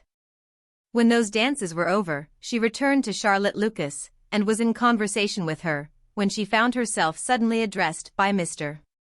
Darcy, who took her so much by surprise in his application for her hand, that, without knowing what she did, she accepted him. He walked away again immediately, and she was left to fret over her own want of presence of mind. Charlotte tried to console her. "I dare say you will find him very agreeable." "Heaven forbid. That would be the greatest misfortune of all. To find a man agreeable whom one is determined to hate. Do not wish me such an evil." When the dancing recommenced, however, and Darcy approached to claim her hand, Charlotte could not help cautioning her in a whisper not to be a simpleton, and allow her fancy for Wickham to make her appear unpleasant in the eyes of a man 10 times his consequence. Elizabeth made no answer, and took her place in the set, amazed at the dignity to which she was arrived in being allowed to stand opposite to Mr. Darcy, and reading in her neighbours' looks their equal amazement in beholding it. They stood for some time without speaking a word, and she began to imagine that their silence was to last through the 2 dances, and at first was resolved not to break it. Till suddenly fancying that it would be the greater punishment to her partner to oblige him to talk, she made some slight observation on the dance. he replied, and was again silent. After a pause of some minutes, she addressed him a second time with, "It is your turn to say something now, Mr. Darcy. I talked about the dance, and you ought to make some sort of remark on the size of the room, or the number of couples." He smiled, and assured her that whatever she wished him to say should be said. "Very well. That reply will do for the present. Perhaps by and by I may observe that private balls are much pleasanter than public ones. But now we may be silent. Do you talk by rule, then, while you are dancing?" "Sometimes. One must speak a little, you know. It would look odd to be entirely silent for half an hour together. And yet for the advantage of some, conversation ought to be so arranged as that they may have the trouble of saying as little as possible. Are you consulting your own feelings in the present case, or do you imagine that you are gratifying mine?" "Both," replied Elizabeth archly, "for I have always seen a great similarity in the turn of our minds. We are each of an unsocial, taciturn disposition, unwilling to speak, unless we expect to say something that will amaze the whole room, and be handed down to posterity with all the eclat of a proverb. This is no very striking resemblance of your own character, I am sure," said he. "How near it may be to mine, I cannot pretend to say. You think it a faithful portrait undoubtedly. I must not decide on my own performance." He made no answer, and they were again silent till they had gone down the dance, when he asked her if she and her sisters did not very often walk to Meryton. She answered in the affirmative, and, unable to resist the temptation, added, "When you met us there the other day, we had just been forming a new acquaintance." The effect was immediate. A deeper shade of hauteur overspread his features, but he said not a word, and Elizabeth, though blaming herself for her own weakness, could not go on. At length Darcy spoke, and in a constrained manner said, "Mr. Wickham is blessed with such happy manners as may ensure his making friends. Whether he may be equally capable of retaining them, is less certain." "He has been so unlucky as to lose your friendship," replied Elizabeth with emphasis, "and in a manner which he is likely to suffer from all his life." Darcy made no answer, and seemed desirous of changing the subject. At that moment, Sir William Lucas appeared close to them, meaning to pass through the set to the other side of the room, but on perceiving Mr. Darcy, he stopped with a bow of superior courtesy to compliment him on his dancing and his partner. "I have been most highly gratified indeed, my dear sir. Such very superior dancing is not often seen. It is evident that you belong to the first circles. Allow me to say, however, that your fair partner does not disgrace you, and that I must hope to have this pleasure often repeated, especially when a certain desirable event, my dear Eliza," glancing at her sister in Bingley, "shall take place. What congratulations will then flow in. I appeal to Mr. Darcy, but let me not interrupt you, sir. You will not thank me for detaining you from the bewitching converse of that young lady, whose bright eyes are also upbraiding me." The latter part of this address was scarcely heard by Darcy, but Sir William's allusion to his friend seemed to strike him forcibly, and his eyes were directed with a very serious expression towards Bingley and Jane, who were dancing together. Recovering himself, however, shortly, he turned to his partner, and said, "Sir William's interruption has made me forget what we were talking of. I do not think we were speaking at all." Sir William could not have interrupted two people in the room who had less to say for themselves. "We have tried 2 or 3 subjects already without success, and what we are to talk of next I cannot imagine. What think you of books?" said he, smiling. "Books, oh. No. I am sure we never read the same, or not with the same feelings. I am sorry you think so, but if that be the case, there can at least be no want of subject. We may compare our different opinions. No, I cannot talk of books in a ballroom, my head is always full of something else." "The present always occupies you in such scenes, does it?" said he, with a look of doubt. "Yes, always," she replied, without knowing what she said, for her thoughts had wandered far from the subject, as soon afterwards appeared by her suddenly exclaiming, "I remember hearing you once say, Mr. Darcy, that you hardly ever forgave, that your resentment once created was unappeasable. You are very cautious, I suppose, as to its being created." I am, said he, with a firm voice. And never allow yourself to be blinded by prejudice? I hope not. It is particularly incumbent on those who never change their opinion, to be secure of judging properly at first. May I ask to what these questions tend? Merely to the illustration of your character, said she, endeavoring to shake off her gravity. I am trying to make it out. And what is your success? She shook her head. I do not get on at all. I hear such different accounts of you as puzzle me exceedingly. I can readily believe, answered he gravely, that reports may vary greatly with respect to me. And I could wish, Miss Bennet, that you were not to sketch my character at the present moment, as there is reason to fear that the performance would reflect no credit on either. But if I do not take your likeness now, I may never have another opportunity. I would by no means suspend any pleasure of yours, he coldly replied. She said no more, and they went down the other dance and parted in silence. And on each side dissatisfied, though not to an equal degree, for in Darcy's breast there was a tolerable powerful feeling towards her, which soon procured her pardon, and directed all his anger against another. They had not long separated, when Miss Bingley came towards her, and with an expression of civil disdain accosted her. So, Miss Eliza, I hear you are quite delighted with George Wickham. Your sister has been talking to me about him, and asking me 1,000 questions, and I find that the young man quite forgot to tell you, among his other communication, that he was the son of old Wickham, the late Mr. Darcy's steward. Let me recommend you, however, as a friend, not to give implicit confidence to all his assertions, for as to Mr. Darcy's using him ill, it is perfectly false. For, on the contrary, he has always been remarkably kind to him, though George Wickham has treated Mr. Darcy in a most infamous manner. I do not know the particulars, but I know very well that Mr. Darcy is not in the least to blame, that he cannot bear to hear George Wickham mentioned, and that though my brother thought that he could not well avoid including him in his invitation to the officers, he was excessively glad to find that he had taken himself out of the way. His coming into the country at all is a most insolent thing, indeed, and I wonder how he could presume to do it. I pity you, Miss Eliza, for this discovery of your favourite's guilt. But really, considering his descent, one could not expect much better. His guilt and his descent appear by your account to be the same, said Elizabeth angrily, for I have heard you accuse him of nothing worse than of being the son of Mr. Darcy's steward, and of that, I can assure you, he informed me himself.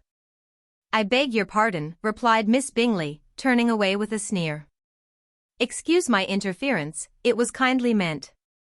Insolent girl, said Elizabeth to herself. You are much mistaken if you expect to influence me by such a paltry attack as this. I see nothing in it but your own wilful ignorance and the malice of Mr. Darcy. She then sought her eldest sister, who has undertaken to make inquiries on the same subject of Bingley. Jane met her with a smile of such sweet complacency, a glow of such happy expression, as sufficiently marked how well she was satisfied with the occurrences of the evening.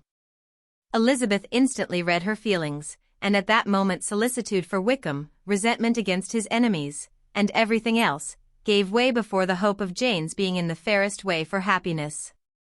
I want to know, said she, with a countenance no less smiling than her sister's, what you have learnt about Mr. Wickham.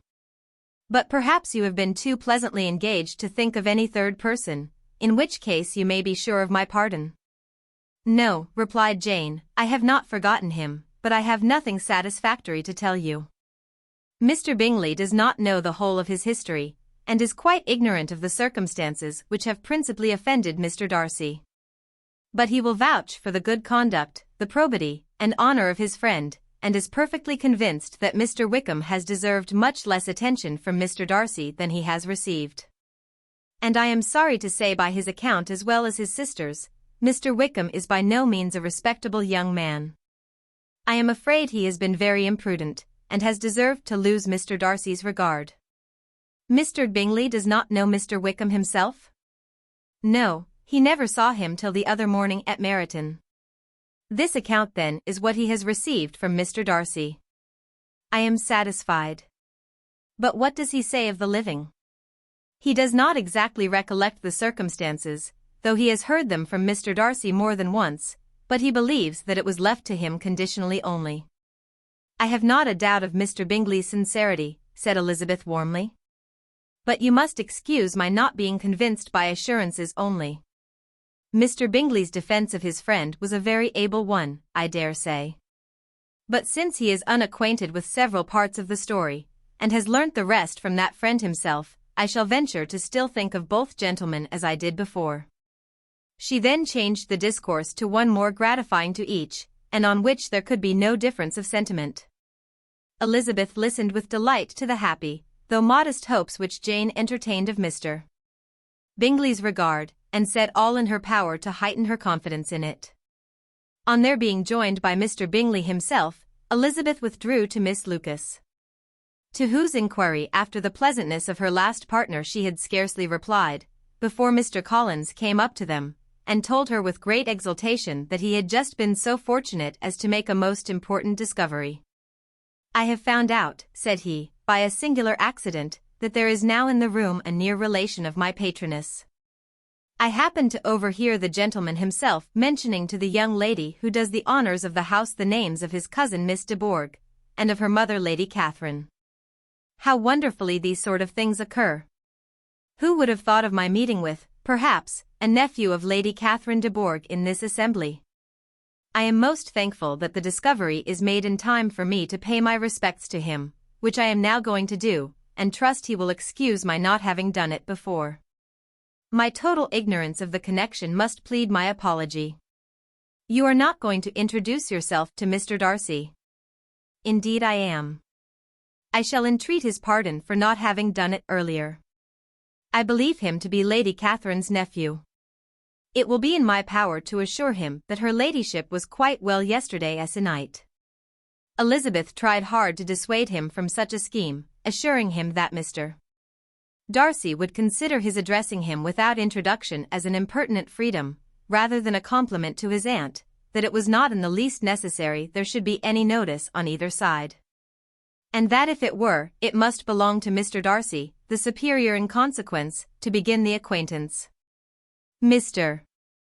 Collins listened to her with the determined air of following his own inclination, and, when she ceased speaking, replied thus: "My dear Miss Elizabeth, I have the highest opinion in the world in your excellent judgment in all matters within the scope of your understanding. But permit me to say that there must be a wide difference between the established forms of ceremony amongst the laity, and those which regulate the clergy. For, give me leave to observe that I consider the clerical office as equal in point of dignity with the highest rank in the kingdom, provided that a proper humility of behaviour is at the same time maintained. You must therefore allow me to follow the dictates of my conscience on this occasion, which leads me to perform what I look on as a point of duty. Pardon me for neglecting to profit by your advice, which on every other subject shall be my constant guide. Though in the case before us I consider myself more fitted by education and habitual study to decide on what is right than a young lady like yourself." And with a low bow he left her to attack Mr. Darcy, whose reception of his advances she eagerly watched, and whose astonishment at being so addressed was very evident. Her cousin prefaced his speech with a solemn bow, and though she could not hear a word of it, she felt as if hearing it all, and saw in the motion of his lips the words apology, Hunsford, and Lady Catherine de Bourgh. It vexed her to see him expose himself to such a man. Mr. Darcy was eyeing him with unrestrained wonder, and when at last Mr. Collins allowed him time to speak, replied with an air of distant civility. Mr. Collins, however, was not discouraged from speaking again, and Mr. Darcy's contempt seemed abundantly increasing with the length of his second speech, and at the end of it he only made him a slight bow, and moved another way. Mr. Collins then returned to Elizabeth. "I have no reason, I assure you," said he, "to be dissatisfied with my reception." Mr. Darcy seemed much pleased with the attention. He answered me with the utmost civility, and even paid me the compliment of saying that he was so well convinced of Lady Catherine's discernment as to be certain she could never bestow a favour unworthily. It was really a very handsome thought. Upon the whole, I am much pleased with him. As Elizabeth had no longer any interest of her own to pursue, she turned her attention almost entirely on her sister and Mr. Bingley. And the train of agreeable reflections which her observations gave birth to, made her perhaps almost as happy as Jane. She saw her in idea settled in that very house, in all the felicity which a marriage of true affection could bestow. And she felt capable, under such circumstances, of endeavoring even to like Bingley's two sisters. Her mother's thoughts she plainly saw were bent the same way, and she determined not to venture near her, lest she might hear too much.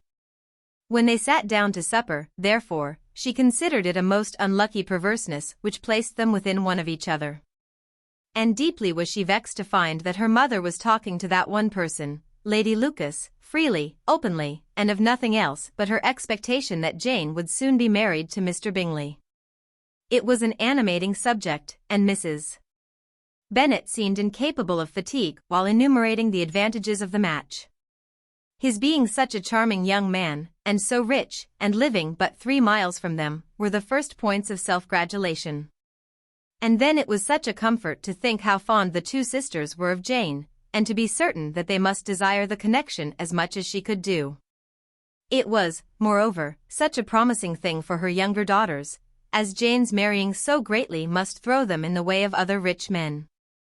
And lastly, it was so pleasant at her time of life to be able to consign her single daughters to the care of their sister, that she might not be obliged to go into company more than she liked. It was necessary to make this circumstance a matter of pleasure, because on such occasions it is the etiquette, but no one was less likely than Mrs. Bennet to find comfort in staying home at any period of her life. She concluded with many good wishes that Lady Lucas might soon be equally fortunate, though evidently and triumphantly believing there was no chance of it. In vain did Elizabeth endeavour to check the rapidity of her mother's words, or persuade her to describe her felicity in a less audible whisper, for, to her inexpressible vexation, she could perceive that the chief of it was overheard by Mr. Darcy, who sat opposite to them. Her mother only scolded her for being nonsensical. "What is Mr. Darcy to me, pray, that I should be afraid of him? I am sure we owe him no such particular civility as to be obliged to say nothing he may not like to hear. For heaven's sake, madam, speak lower. What advantage can it be for you to offend Mr. Darcy? You will never recommend yourself to his friend by so doing." Nothing that she could say, however, had any influence. Her mother would talk of her views in the same intelligible tone. Elizabeth blushed and blushed again with shame and vexation. She could not help frequently glancing her eye at Mr. Darcy, though every glance convinced her of what she dreaded, for though he was not always looking at her mother, she was convinced that his attention was invariably fixed by her. The expression of his face changed gradually from indignant contempt to a composed and steady gravity. At length, however, Mrs. Bennet had no more to say. And Lady Lucas, who had been long yawning at the repetition of delights which she saw no likelihood of sharing, was left to the comforts of cold ham and chicken. Elizabeth now began to revive. But not long was the interval of tranquillity. For, when supper was over, singing was talked of, and she had the mortification of seeing Mary, after very little entreaty, preparing to oblige the company. By many significant looks and silent entreaties, did she endeavour to prevent such a proof of complaisance, but in vain. Mary would not understand them. Such an opportunity of exhibiting was delightful to her, and she began her song. Elizabeth's eyes were fixed on her with most painful sensations, and she watched her progress through the several stanzas with an impatience which was very ill rewarded at their close. For Mary, on receiving, amongst the thanks of the table, the hint of a hope that she might be prevailed on to favour them again, after the pause of half a minute began another. Mary's powers were by no means fitted for such a display. Her voice was weak, and her manner affected. Elizabeth was in agonies. She looked at Jane, to see how she bore it, but Jane was very composedly talking to Bingley. She looked at his two sisters, and saw them making signs of derision at each other, and at Darcy, who continued, however, imperturbably grave. She looked at her father to entreat his interference, lest Mary should be singing all night. He took the hint, and when Mary had finished her second song, said aloud, "That will do extremely well, child. You have delighted us long enough. Let the other young ladies have time to exhibit. Mary, though pretending not to hear, was somewhat disconcerted, and Elizabeth, sorry for her, and sorry for her father's speech, was afraid her anxiety had done no good. Others of the party were now applied to. If I, said Mr. Collins, were so fortunate as to be able to sing, I should have great pleasure, I am sure, in obliging the company with an air, for I consider music as a very innocent diversion, and perfectly compatible with the profession of a clergyman. I do not mean, however, to assert that we can be justified in devoting too much of our time to music, for there are certainly other things to be attended to. The rector of a parish has much to do. In the first place, he must make such an agreement for tithes as may be beneficial to himself and not offensive to his patron. He must write his own sermons. And the time that remains will not be too much for his parish duties, and the care and improvement of his dwelling, which he cannot be excused from making as comfortable as possible. And I do not think it of light importance that he should have attentive and conciliatory manner towards everybody, especially towards those to whom he owes his preferment. I cannot acquit him of that duty. Nor could I think well of the man who should omit an occasion of testifying his respect towards anybody connected with the family. And with a bow to Mr. Darcy, he concluded his speech, which had been spoken so loud as to be heard by half the room. Many stared, many smiled, but no one looked more amused than Mr. Bennet himself, while his wife seriously commended Mr. Collins for having spoken so sensibly, and observed in a half-whisper to Lady Lucas, that he was a remarkably clever, good kind of young man. To Elizabeth it appeared that, had her family made an agreement to expose themselves as much as they could during the evening, it would have been impossible for them to play their parts with more spirit or finer success. And happy did she think it for Bingley and her sister that some of the exhibition had escaped his notice, and that his feelings were not of a sort to be much distressed by the folly which he must have witnessed. That his two sisters and Mr. Darcy, however, should have such an opportunity of ridiculing her relations, was bad enough, and she could not determine whether the silent contempt of the gentlemen, or the insolent smiles of the ladies, were more intolerable. The rest of the evening brought her little amusement. She was teased by Mr. Collins, who continued most perseveringly by her side, and though he could not prevail on her to dance with him again, put it out of her power to dance with others. In vain did she entreat him to stand up with somebody else, and offer to introduce him to any young lady in the room. He assured her that as to dancing, he was perfectly indifferent to it. That his chief object was by delicate attentions to recommend himself to her, and that he should therefore make a point of remaining close to her the whole evening. There was no arguing upon such a project. She owed her greatest relief to her friend Miss Lucas, who often joined them, and good-naturedly engaged Mr. Collins's conversation to herself. She was at least free from the offence of Mr. Darcy's further notice. Though often standing within a very short distance of her, quite disengaged, he never came near enough to speak. She felt it to be the probable consequence of her allusions to Mr. Wickham, and rejoiced in it. The Longbourn party were the last of all the company to depart, and, by a manoeuvre of Mrs. Bennet, had to wait for their carriage a quarter of an hour after everybody else was gone, which gave them time to see how heartily they were wished away by some of the family. Mrs. Hurst and her sister scarcely opened their mouths, except to complain of fatigue, and were evidently impatient to have the house to themselves. They repulsed every attempt of Mrs. Bennet at conversation, and by so doing threw a languor over the whole party, which was very little relieved by the long speeches of Mr. Collins, who was complimenting Mr.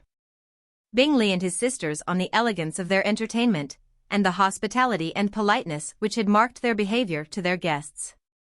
Darcy said nothing at all. Mr. Bennet, in equal silence, was enjoying the scene. Mr. Bingley and Jane were standing together, a little detached from the rest, and talked only to each other. Elizabeth preserved as steady a silence as either Mrs. Hurst or Miss Bingley. And even Lydia was too much fatigued to utter more than the occasional exclamation of "Lord, how tired I am," accompanied by a violent yawn. When at length they arose to take leave, Mrs. Bennet was most pressingly civil in her hope of seeing the whole family soon at Longbourn, and addressed herself especially to Mr. Bingley, to assure him how happy he would make them by eating a family dinner with them at any time, without the ceremony of a formal invitation. Bingley was all grateful pleasure, and he readily engaged for taking the earliest opportunity of waiting on her, after his return from London, whither he was obliged to go the next day for a short time. Mrs. Bennet was perfectly satisfied, and quitted the house under the delightful persuasion that, allowing for the necessary preparations of settlements, new carriages, and wedding clothes, she should undoubtedly see her daughter settled at Netherfield in the course of 3 or 4 months. Of having another daughter married to Mr. Collins, she thought with equal certainty, and with considerable, though not equal, pleasure. Elizabeth was the least dear to her of all her children. And though the man and the match were quite good enough for her, the worth of each was eclipsed by Mr. Bingley and Netherfield. Chapter 19. The next day opened a new scene at Longbourn. Mr. Collins made his declaration in form, having resolved to do it without loss of time, as his leave of absence extended only to the following Saturday, and having no feelings of diffidence to make it distressing to himself even at the moment, he set about it in a very orderly manner, with all the observances, which he supposed a regular part of the business. On finding Mrs. Bennet, Elizabeth, and one of the younger girls together, soon after breakfast, he addressed the mother in these words. May I hope, madam, for your interest with your fair daughter Elizabeth, when I solicit for the honor of a private audience with her in the course of this morning? Before Elizabeth had time for anything but a blush of surprise, Mrs. Bennet answered instantly, Oh dear, yes, certainly. I am sure Lizzie will be very happy, I am sure she can have no objection. Come, Kitty, I want you upstairs. And, gathering her work together, she was hastening away, when Elizabeth called out. Dear madam, do not go. I beg you will not go. Mr. Collins must excuse me. He can have nothing to say to me that anybody need not hear. I am going away myself. No, no, nonsense, Lizzie. I desire you to stay where you are. And upon Elizabeth seeming really, with vexed and embarrassed looks, about to escape, she added, Lizzie, I insist upon your staying and hearing Mr. Collins.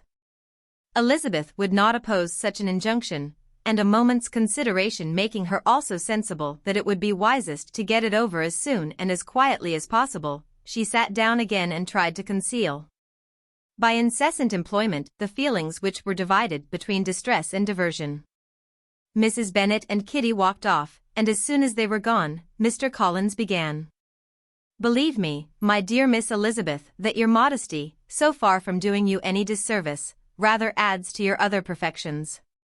You would have been less amiable in my eyes had there not been this little unwillingness, but allow me to assure you, that I have your respected mother's permission for this address. You can hardly doubt the purport of my discourse, however your natural delicacy may lead you to dissemble. My attentions have been too marked to be mistaken.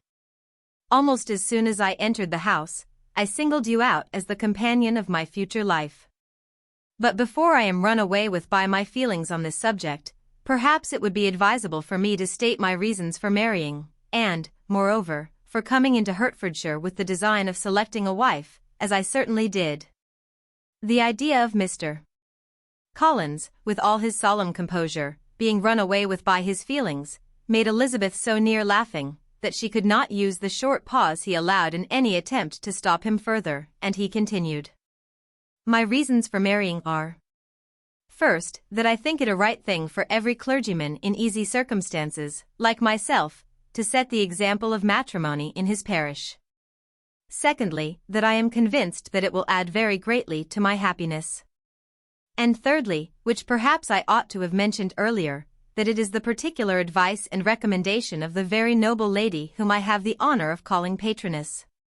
Twice has she condescended to give me her opinion, unasked too, on this subject, and it was but the very Saturday night before I left Hunsford, between our pools at quadrille, while Mrs. Jenkinson was arranging Miss de Bourgh's footstool, that she said, Mr. Collins, you must marry. A clergyman like you must marry. Choose properly, choose a gentlewoman for my sake, and for your own, let her be an active, useful sort of person, not brought up high, but able to make a small income go a good way. This is my advice. Find such a woman as soon as you can, bring her to Hunsford, and I will visit her. Allow me, by the way, to observe, my fair cousin, that I do not reckon the notice and kindness of Lady Catherine de Bourgh as among the least of the advantages in my power to offer. You will find her manners beyond anything I can describe. And your wit and vivacity, I think, must be acceptable to her, especially when tempered with the silence and respect which her rank will inevitably excite. Thus much for my general intention in favor of matrimony. It remains to be told why my views were directed towards Longbourn instead of my own neighborhood, where I can assure you there are many amiable young women.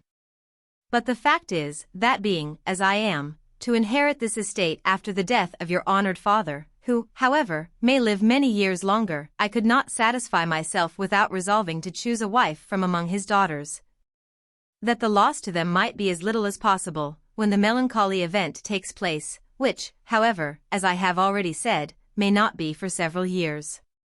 This has been my motive, my fair cousin, and I flatter myself it will not sink me in your esteem. And now nothing remains, but for me, but to assure you in the most animated language of the violence of my affection.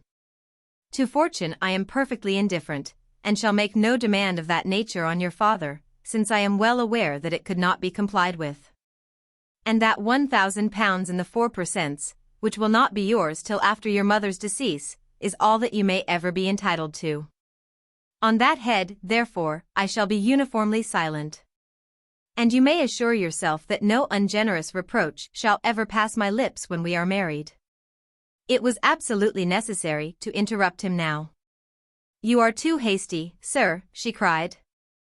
You forget that I have made no answer. Let me do it without further loss of time. Accept my thanks for the compliment you are paying me. I am very sensible of the honor of your proposals, but it is impossible for me to do otherwise than to decline them. I am not now to learn, replied Mr. Collins, with a formal wave of the hand, that it is usual with young ladies to reject the addresses of the man whom they secretly mean to accept, when he first applies for their favor. And that sometimes the refusal is repeated a second, or even a third time. I am therefore by no means discouraged by what you have just said, and shall hope to lead you to the altar ere long. Upon my word, sir, cried Elizabeth, your hope is a rather extraordinary one after my declaration. I do assure you that I am not one of those young ladies, if such young ladies there are, who are so daring as to risk their happiness on the chance of being asked a second time. I am perfectly serious in my refusal. You could not make me happy, and I am convinced that I am the last woman in the world who could make you so.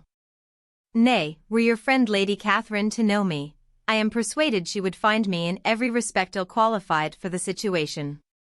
Were it certain that Lady Catherine would think so, said Mr. Collins very gravely, but I cannot imagine that her ladyship would at all disapprove of you.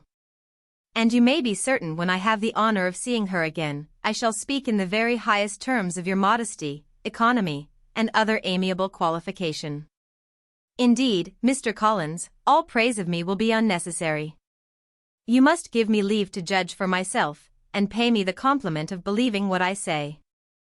I wish you very happy and very rich, and by refusing you hand, do all in my power to prevent your being otherwise.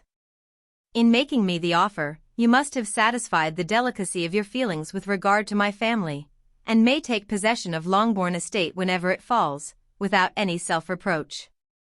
This matter may be considered, therefore, as finally settled.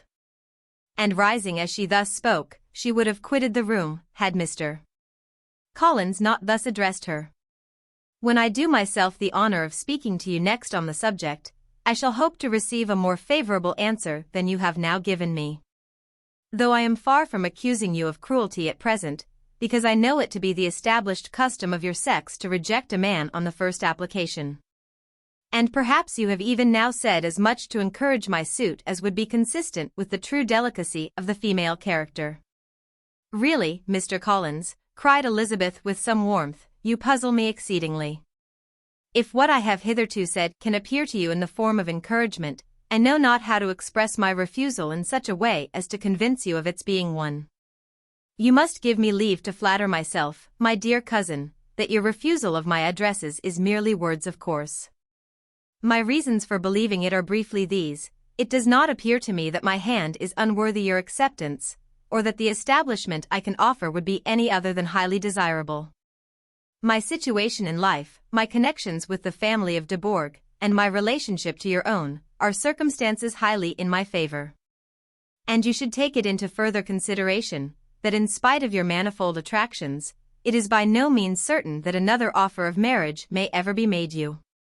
Your portion is unhappily so small that it will in all likelihood undo the effects of your loveliness and amiable qualifications.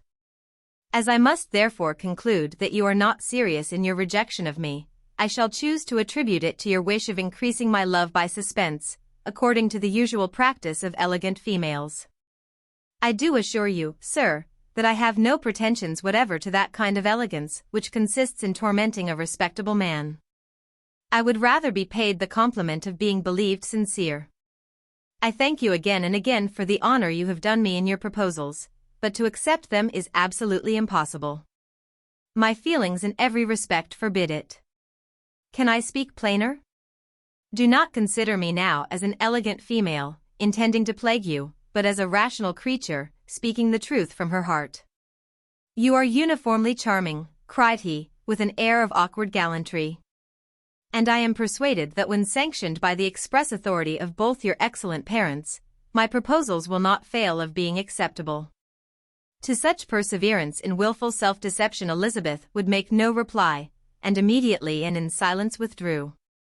Determined, if he persisted in considering her repeated refusals as flattering encouragement, to apply to her father, whose negative might be uttered in such a manner as to be decisive, and whose behavior at least could not be mistaken for the affectation and coquetry of an elegant female. Chapter 20. Mr. Collins was not left long to the silent contemplation of his successful love, for Mrs. Bennet, having dawdled about in the vestibule to watch for the end of the conference, no sooner saw Elizabeth open the door and with quick step pass her towards the staircase, than she entered the breakfast-room, and congratulated both him and herself in warm terms on the happy prospect or their nearer connection. Mr. Collins received and returned these felicitations with equal pleasure, and then proceeded to relate the particulars of their interview, with the result of which he trusted he had every reason to be satisfied. Since the refusal which his cousin had steadfastly given him would naturally flow from her bashful modesty and the genuine delicacy of her character. This information, however, startled Mrs. Bennet. She would have been glad to be equally satisfied that her daughter had meant to encourage him by protesting against his proposals, but she dared not believe it, and could not help saying so. But, depend upon it, Mr. Collins, she added, that Lizzie shall be brought to reason. I will speak to her about it directly. She is a very headstrong, foolish girl, and does not know her own interest, but I will make her know it. Pardon me for interrupting you, madam, cried Mr. Collins. But if she is really headstrong and foolish, I know not whether she would altogether be a very desirable wife to a man in my situation, who naturally looks for happiness in the marriage state.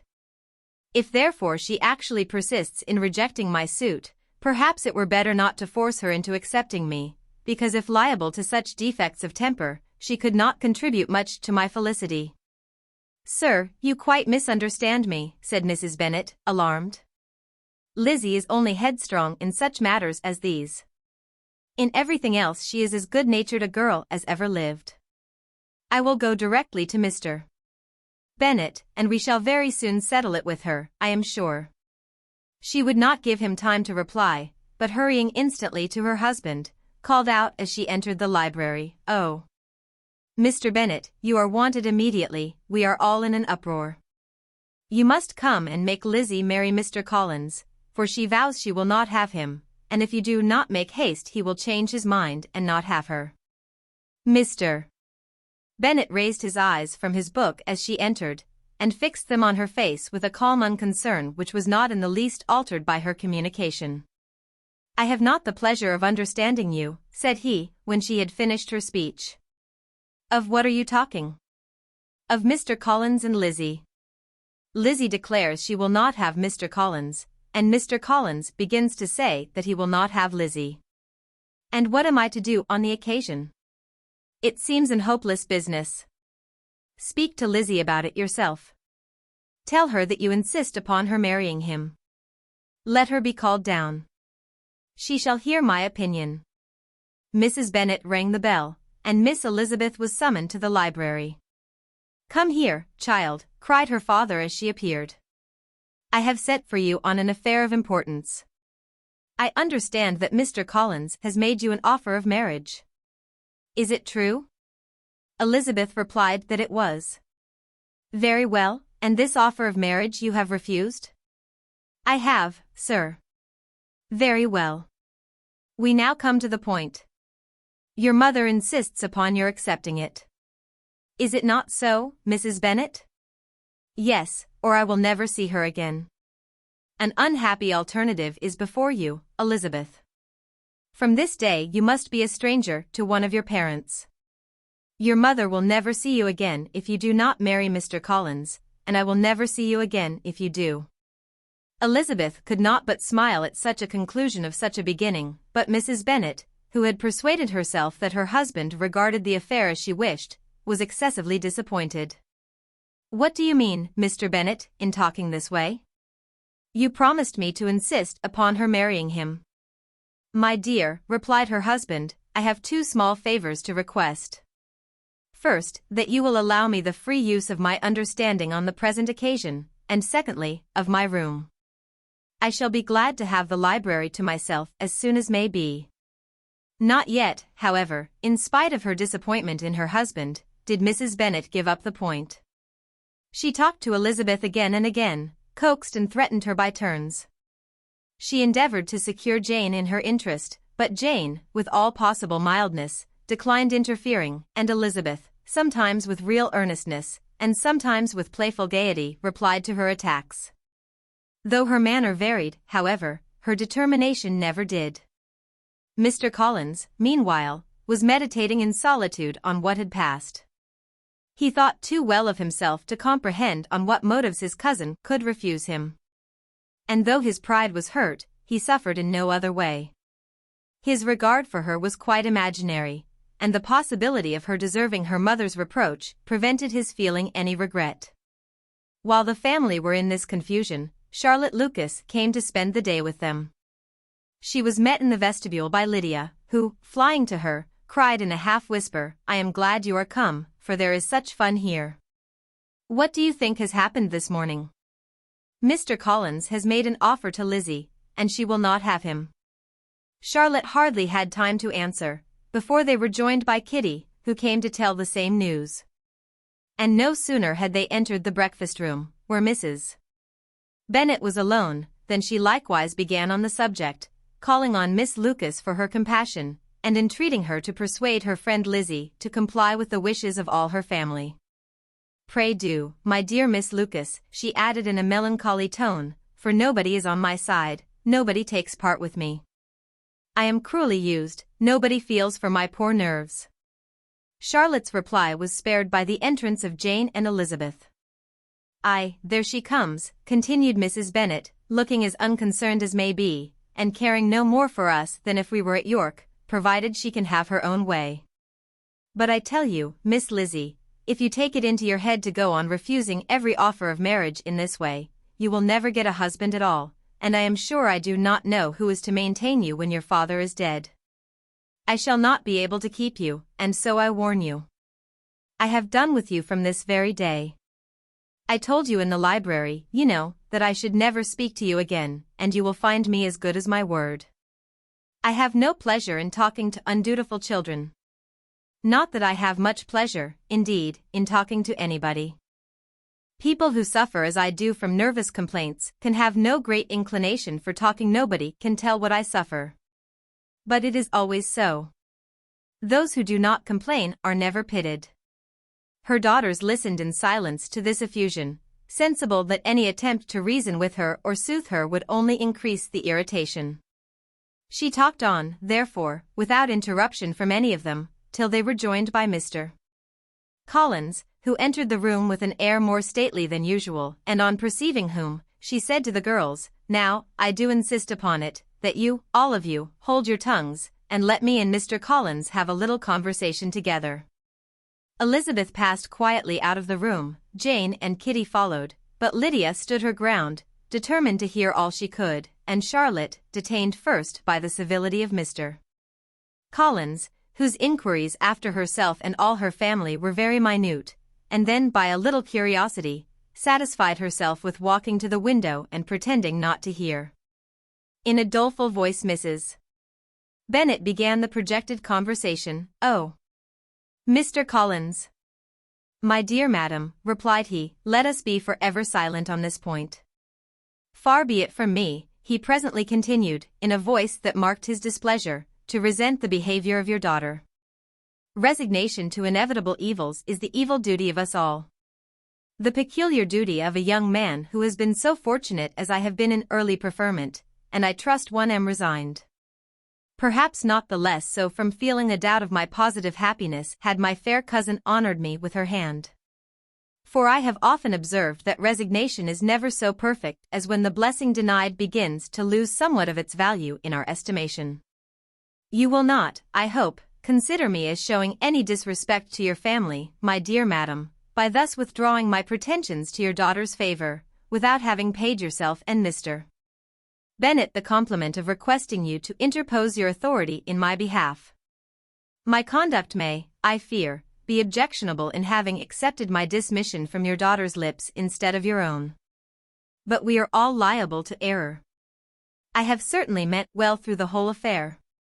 My object has been to secure an amiable companion for myself, with due consideration for the advantage of all your family, and if my manner has been at all reprehensible, I here beg leave to apologize.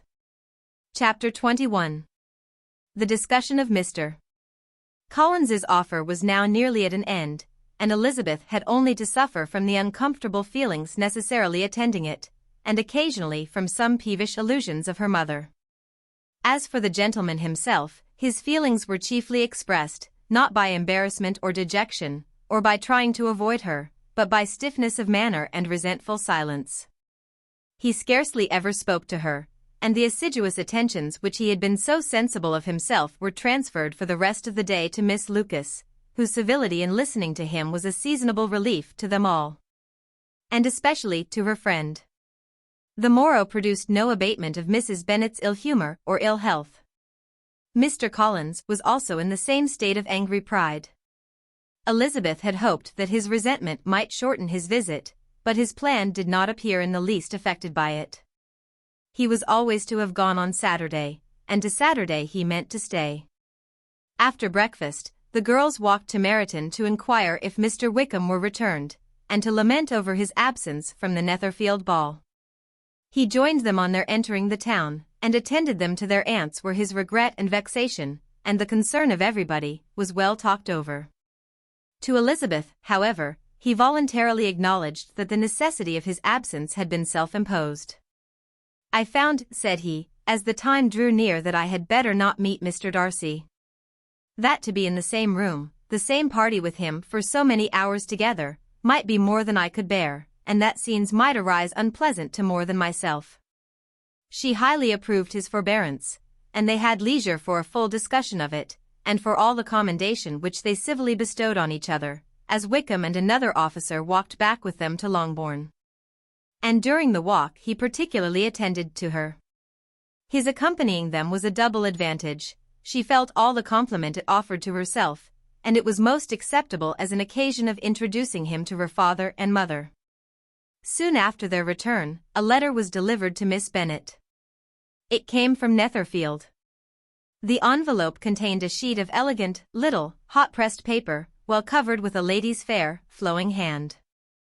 And Elizabeth saw her sister's countenance change as she read it, and saw her dwelling intently on some particular passages.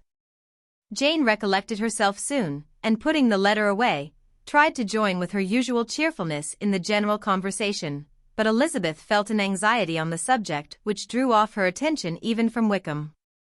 And no sooner had he and his companion taken leave, than a glance from Jane invited her to follow her upstairs. When they had gained their own room, Jane, taking out the letter, said, "This is from Caroline Bingley. What it contains has surprised me a good deal. The whole party have left Netherfield by this time, and are on their way to town, and without any intention of coming back again. You shall hear what she says." She then read the first sentence aloud, which comprised the information of their having just resolved to follow their brother to town directly, and of their meaning to dine in Grosvenor Street, where Mr. Hurst had a house. The next was in these words: "I do not pretend to regret anything I shall leave in Hertfordshire, except your society, my dearest friend. But we will hope, at some future period, to enjoy many returns of that delightful intercourse we have known, and in the meanwhile may lessen the pain of separation by a very frequent and most unreserved correspondence. I depend on you for that." To these high-flown expressions Elizabeth listened with all the insensibility of distrust, and though the suddenness of their removal surprised her, she saw nothing in it really to lament. It was not to be supposed that their absence from Netherfield would prevent Mr. Bingley's being there, and as to the loss of their society, she was persuaded that Jane must cease to regard it, in the enjoyment of his. "It is unlucky," said she, after a short pause, "that you should not be able to see your friends before they leave the country. But may we not hope that the period of future happiness to which Miss Bingley looks forward may arrive earlier than she is aware, and that the delightful intercourse you have known as friends will be renewed with yet greater satisfaction as sisters? Mr. Bingley will not be detained in London by them. Caroline decidedly says that none of the party will return into Hertfordshire this winter. I will read it to you.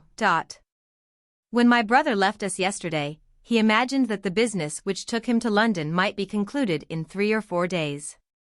But as we are certain it cannot be so, and at the same time convinced that when Charles gets to town he will be in no hurry to leave it again, we have determined on following him thither. That he may not be obliged to spend his vacant hours in a comfortless hotel. Many of my acquaintances are already there for the winter. I wish that I could hear that you, my dearest friend, had any intention of making one of the crowd, but of that I despair. I sincerely hope your Christmas in Hertfordshire may abound in the gaieties which that season generally brings, and that your beaux will be so numerous as to prevent your feeling the loss of the 3 of whom we shall deprive you. It is evident by this," added Jane, "that he comes back no more this winter. It is only evident that Miss Bingley does not mean that he should." "Why will you think so?" "It must be his own doing. He is his own master. But you do not know all. I will read you the passage which particularly hurts me. I will have no reserves from you. Mr. Darcy is impatient to see his sister, and, to confess the truth, we are scarcely less eager to meet her again. I really do not think Georgiana Darcy has her equal for beauty, elegance, and accomplishments. And the affection she inspires in Louisa and myself is heightened into something still more interesting, from the hope we dare entertain of her being hereafter our sister. I do not know whether I ever before mentioned to you my feelings on this subject, but I will not leave the country without confiding them, and I trust you will not esteem them unreasonable. My brother admires her greatly already. He will have frequent opportunity now of seeing her on the most intimate footing. Her relations all wish the connection as much as his own. And a sister's partiality is not misleading me, I think, when I call Charles most capable of engaging any woman's heart. With all these circumstances to favor an attachment, and nothing to prevent it, am I wrong, my dearest Jane, in indulging the hope of an event which will secure the happiness of so many? What do you think of this sentence, my dear Lizzie? Said Jane as she finished it. Is it not clear enough? Does it not expressly declare that Caroline neither expects nor wishes me to be her sister, that she is perfectly convinced of her brother's indifference? And that if she suspects the nature of my feelings for him, she means, most kindly, to put me on my guard? Can there be any other opinion on the subject? Yes, there can, for mine is totally different. Will you hear it? Most willingly. You shall have it in a few words. Miss Bingley sees that her brother is in love with you, and wants him to marry Miss Darcy. She follows him to town in hope of keeping him there, and tries to persuade you that he does not care about you. Jane shook her head. Indeed, Jane, you ought to believe me. No one who has ever seen you together can doubt his affection. Miss Bingley, I am sure, cannot. She is not such a simpleton. Could she have seen half as much love in Mr. Darcy for herself, she would have ordered her wedding clothes. But the case is this, we are not rich enough or grand enough for them. And she is the more anxious to get Miss Darcy for her brother, from the notion that when there has been one intermarriage, she may have less trouble in achieving a second. In which there is certainly some ingenuity, and I dare say it would succeed, if Miss de Bourgh were out of the way.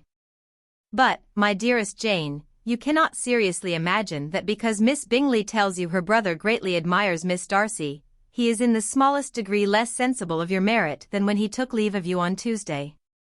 Or that it will be in her power to persuade him that, instead of being in love with you, he is very much in love with her friend. If we thought alike of Miss Bingley, replied Jane, your representation of all this might make me quite easy. But I know the foundation is unjust. Caroline is incapable of wilfully deceiving anyone. And all that I can hope in this case is that she is deceiving herself.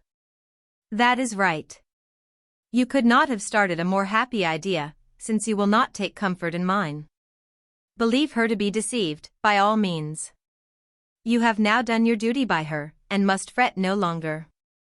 But, my dear sister, can I be happy, even supposing the best, in accepting a man whose sisters and friends are all wishing him to marry elsewhere?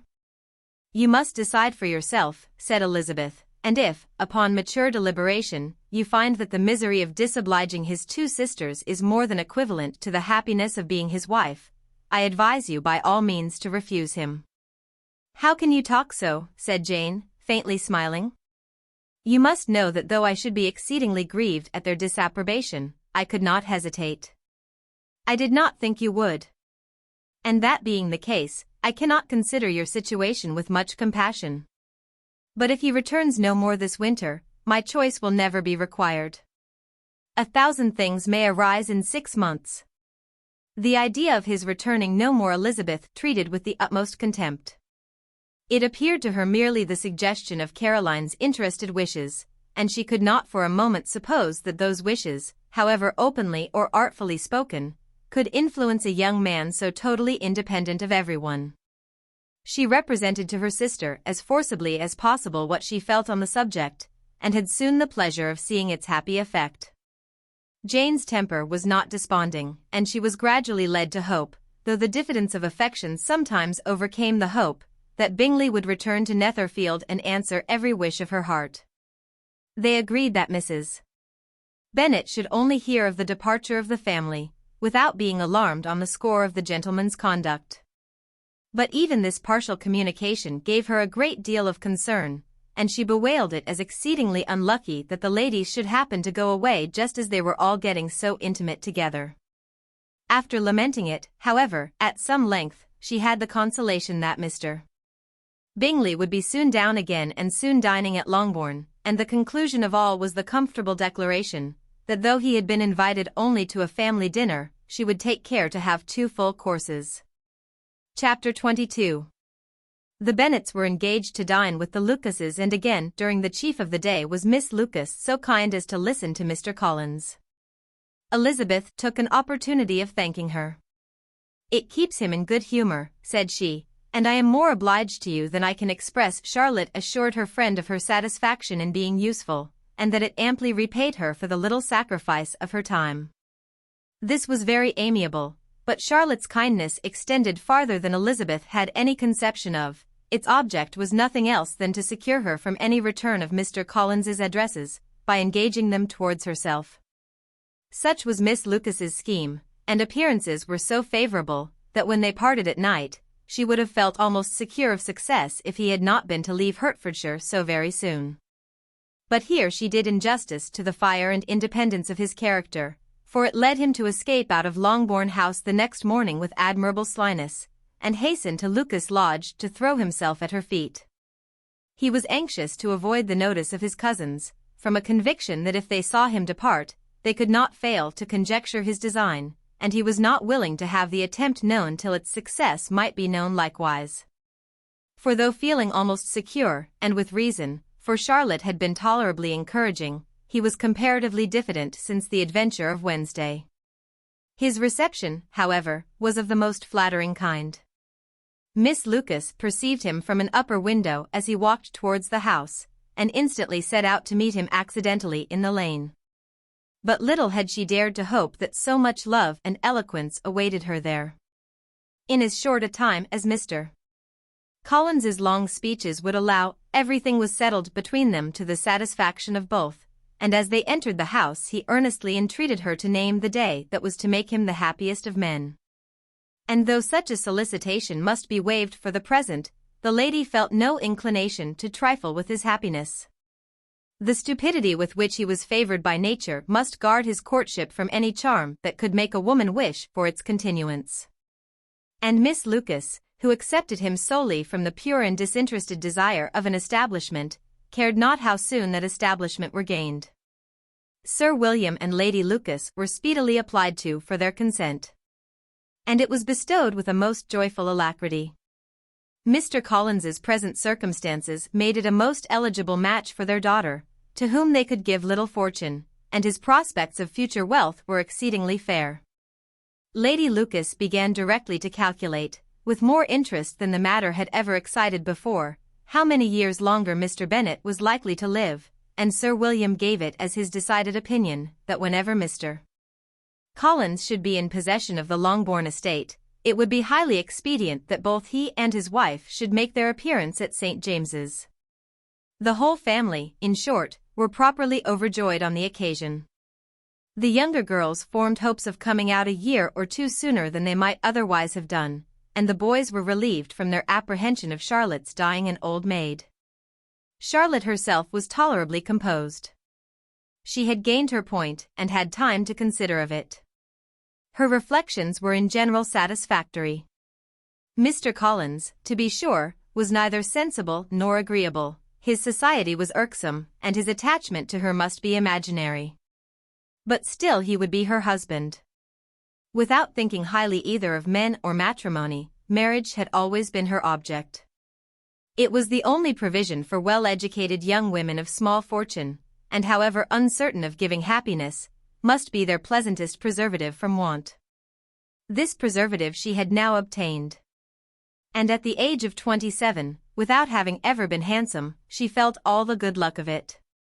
The least agreeable circumstance in the business was the surprise it must occasion to Elizabeth Bennet, whose friendship she valued beyond that of any other person.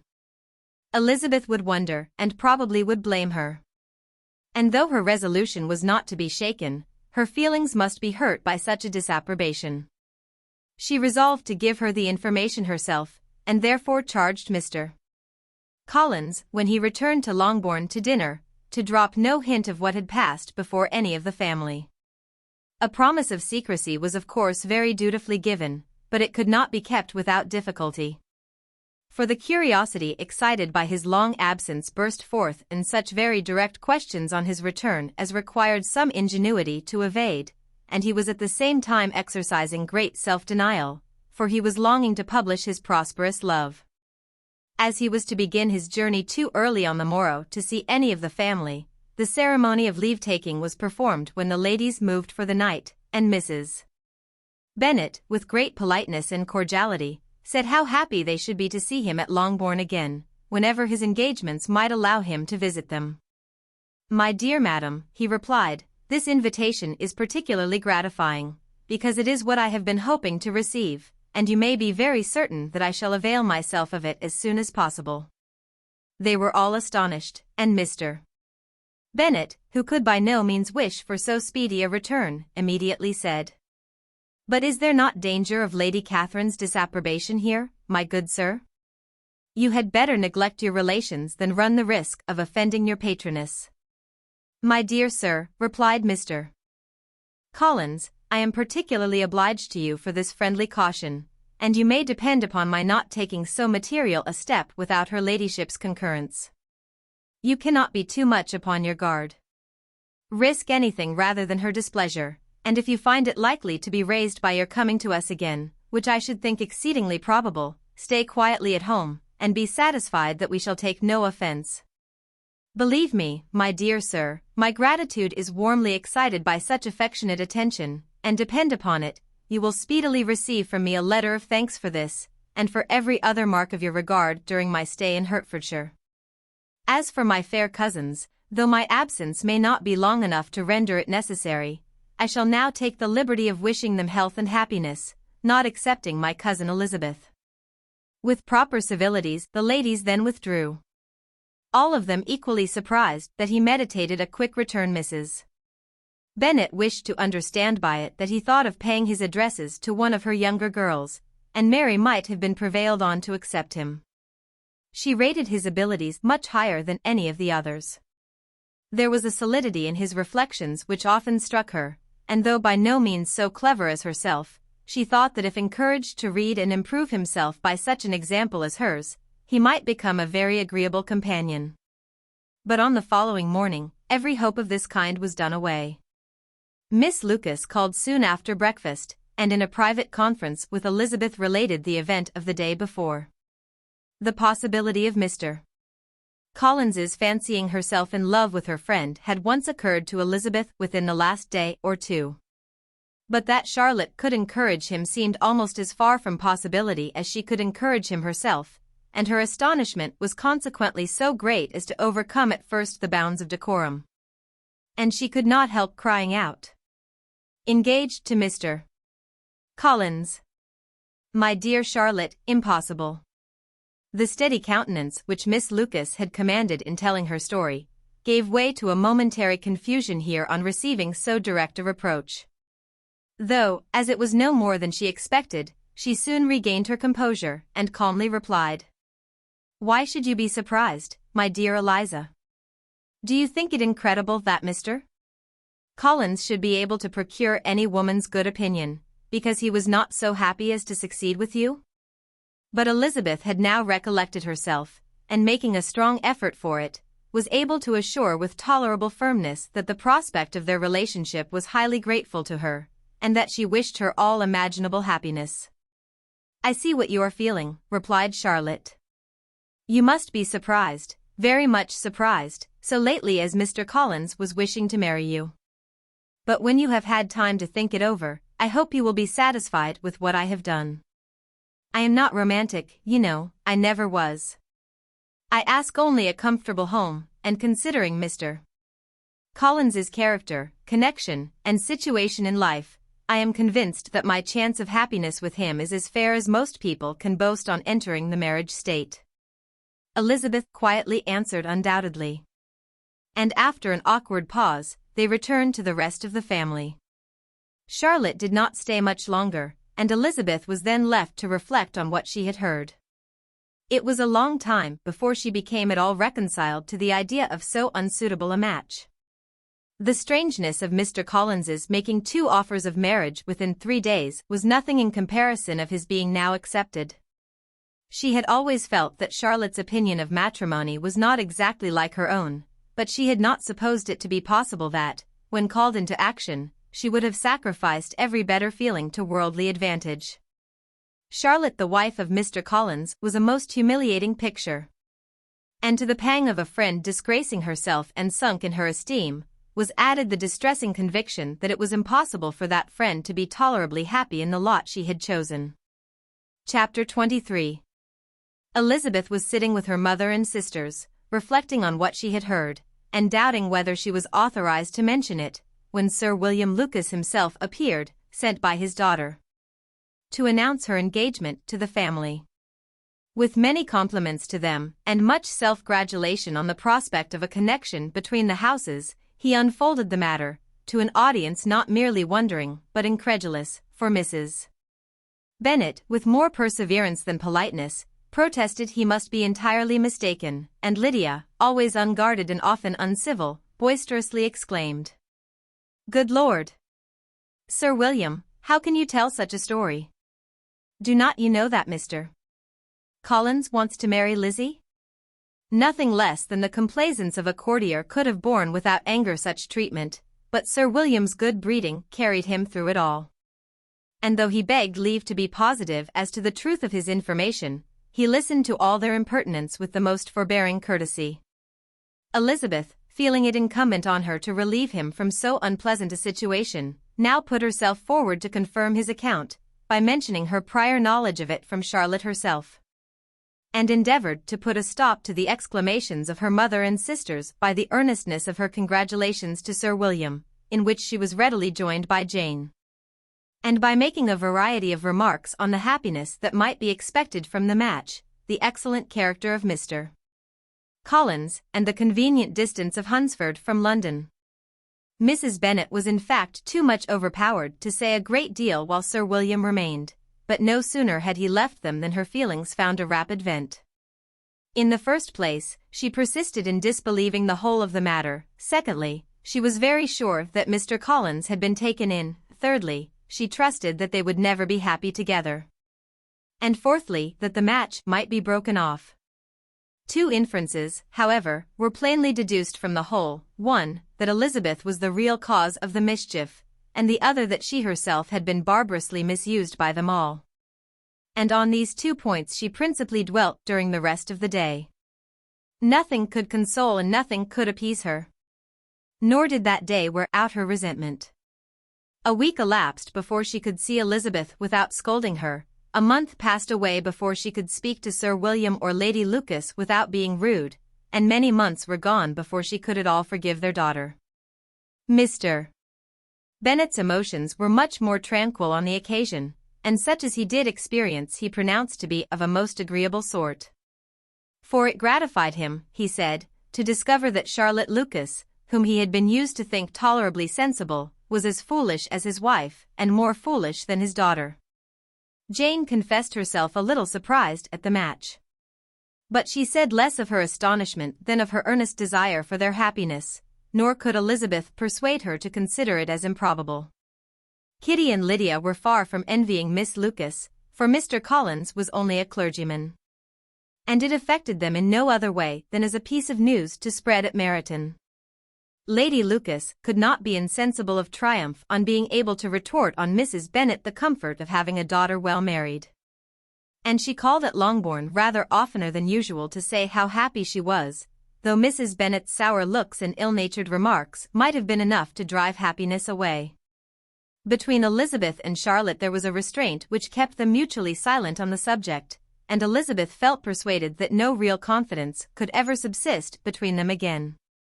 Her disappointment in Charlotte made her turn with fonder regard to her sister, of whose rectitude and delicacy she was sure her opinion could never be shaken, and for whose happiness she grew daily more anxious. As Bingley had now been gone a week and nothing more was heard of his return, Jane had sent Caroline an early answer to her letter, and was counting the days till she might reasonably hope to hear again. The promised letter of thanks from Mr. Collins arrived on Tuesday, addressed to their father, and written with all the solemnity of gratitude which a 12 months' abode in the family might have prompted. After discharging his conscience on that head, he proceeded to inform them, with many rapturous expressions, of his happiness in having obtained the affection of their amiable neighbour, Miss Lucas, and then explained that it was merely with the view of enjoying her society that he had been so ready to close with their kind wish of seeing him again at Longbourn, whither he hoped to be able to return on Monday fortnight. For Lady Catherine, he added, so heartily approved his marriage, that she wished it to take place as soon as possible, which he trusted would be an unanswerable argument with his amiable Charlotte to name an early day for making him the happiest of men. Mr. Collins's return into Hertfordshire was no longer a matter of pleasure to Mrs. Bennet. On the contrary, she was as much disposed to complain of it as her husband. It was very strange that he should come to Longbourn instead of to Lucas Lodge. It was also very inconvenient and exceedingly troublesome. She hated having visitors in the house while her health was so indifferent, and lovers were of all people the most disagreeable. Such were the gentle murmurs of Mrs. Bennet, and they gave way only to the greater distress of Mr. Bingley's continued absence. Neither Jane nor Elizabeth were comfortable on this subject. Day after day passed away without bringing any other tidings of him than the report which shortly prevailed in Meryton of his coming no more to Netherfield the whole winter, a report which highly incensed Mrs. Bennet, and which she never failed to contradict as a most scandalous falsehood. even Elizabeth began to fear, not that Bingley was indifferent, but that his sisters would be successful in keeping him away. Unwilling as she was to admit an idea so destructive of Jane's happiness, and so dishonorable to the stability of her lover, she could not prevent its frequently occurring. The united efforts of his two unfeeling sisters and of his overpowering friend, assisted by the attractions of Miss Darcy and the amusements of London, might be too much, she feared, for the strength of his attachment. As for Jane, her anxiety under this suspense was, of course, more painful than Elizabeth's, but whatever she felt she was desirous of concealing, and between herself and Elizabeth, therefore, the subject was never alluded to. But as no such delicacy restrained her mother, an hour seldom passed in which she did not talk of Bingley, express her impatience for his arrival, or even require Jane to confess that if he did not come back she would think herself very ill-used. It needed all Jane's steady mildness to bear these attacks with tolerable tranquillity. Mr. Collins returned most punctually on Monday fortnight, but his reception at Longbourn was not quite so gracious as it had been on his first introduction. He was too happy, however, to need much attention, and luckily for the others, the business of love-making relieved them from a great deal of his company. The chief of every day was spent by him at Lucas Lodge, and he sometimes returned to Longbourn only in time to make an apology for his absence before the family went to bed. Mrs. Bennet was really in a most pitiable state. The very mention of anything concerning the match threw her into an agony of ill humor, and wherever she went she was sure of hearing it talked of. The sight of Miss Lucas was odious to her. As her successor in that house, she regarded her with jealous abhorrence.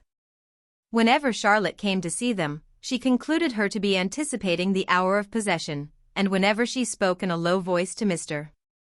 Collins, was convinced that they were talking of the Longbourn estate, and resolving to turn herself and her daughters out of the house, as soon as Mr. Bennet were dead. She complained bitterly of all this to her husband. "Indeed, Mr. Bennet," said she, "it is very hard to think that Charlotte Lucas should ever be mistress of this house, that I should be forced to make way for her, and live to see her take her place in it. My dear, do not give way to such gloomy thoughts. Let us hope for better things. Let us flatter ourselves that I may be the survivor." This was not very consoling to Mrs. Bennet, and therefore, instead of making any answer, she went on as before. "I cannot bear to think that they should have all this estate. If it was not for the entail, I should not mind it." "What should not you mind?" "I should not mind anything at all. Let us be thankful that you are preserved from a state of such insensibility." "I never can be thankful, Mr. Bennet, for anything about the entail. How anyone could have the conscience to entail away an estate from one's own daughters, I cannot understand, and all for the sake of Mr. Collins too.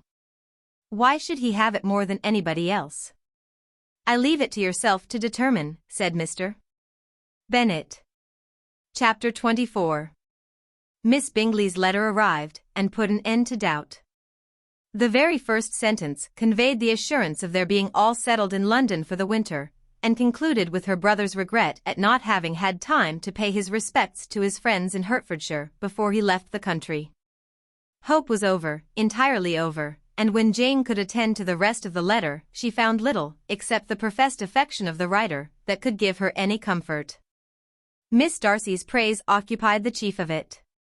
Her many attractions were again dwelt on, and Caroline boasted joyfully of their increasing intimacy, and ventured to predict the accomplishment of the wishes which had been unfolded in her former letter. She wrote also with great pleasure of her brother's being an inmate of Mr. Darcy's house, and mentioned with raptures some plans of the latter with regard to new furniture.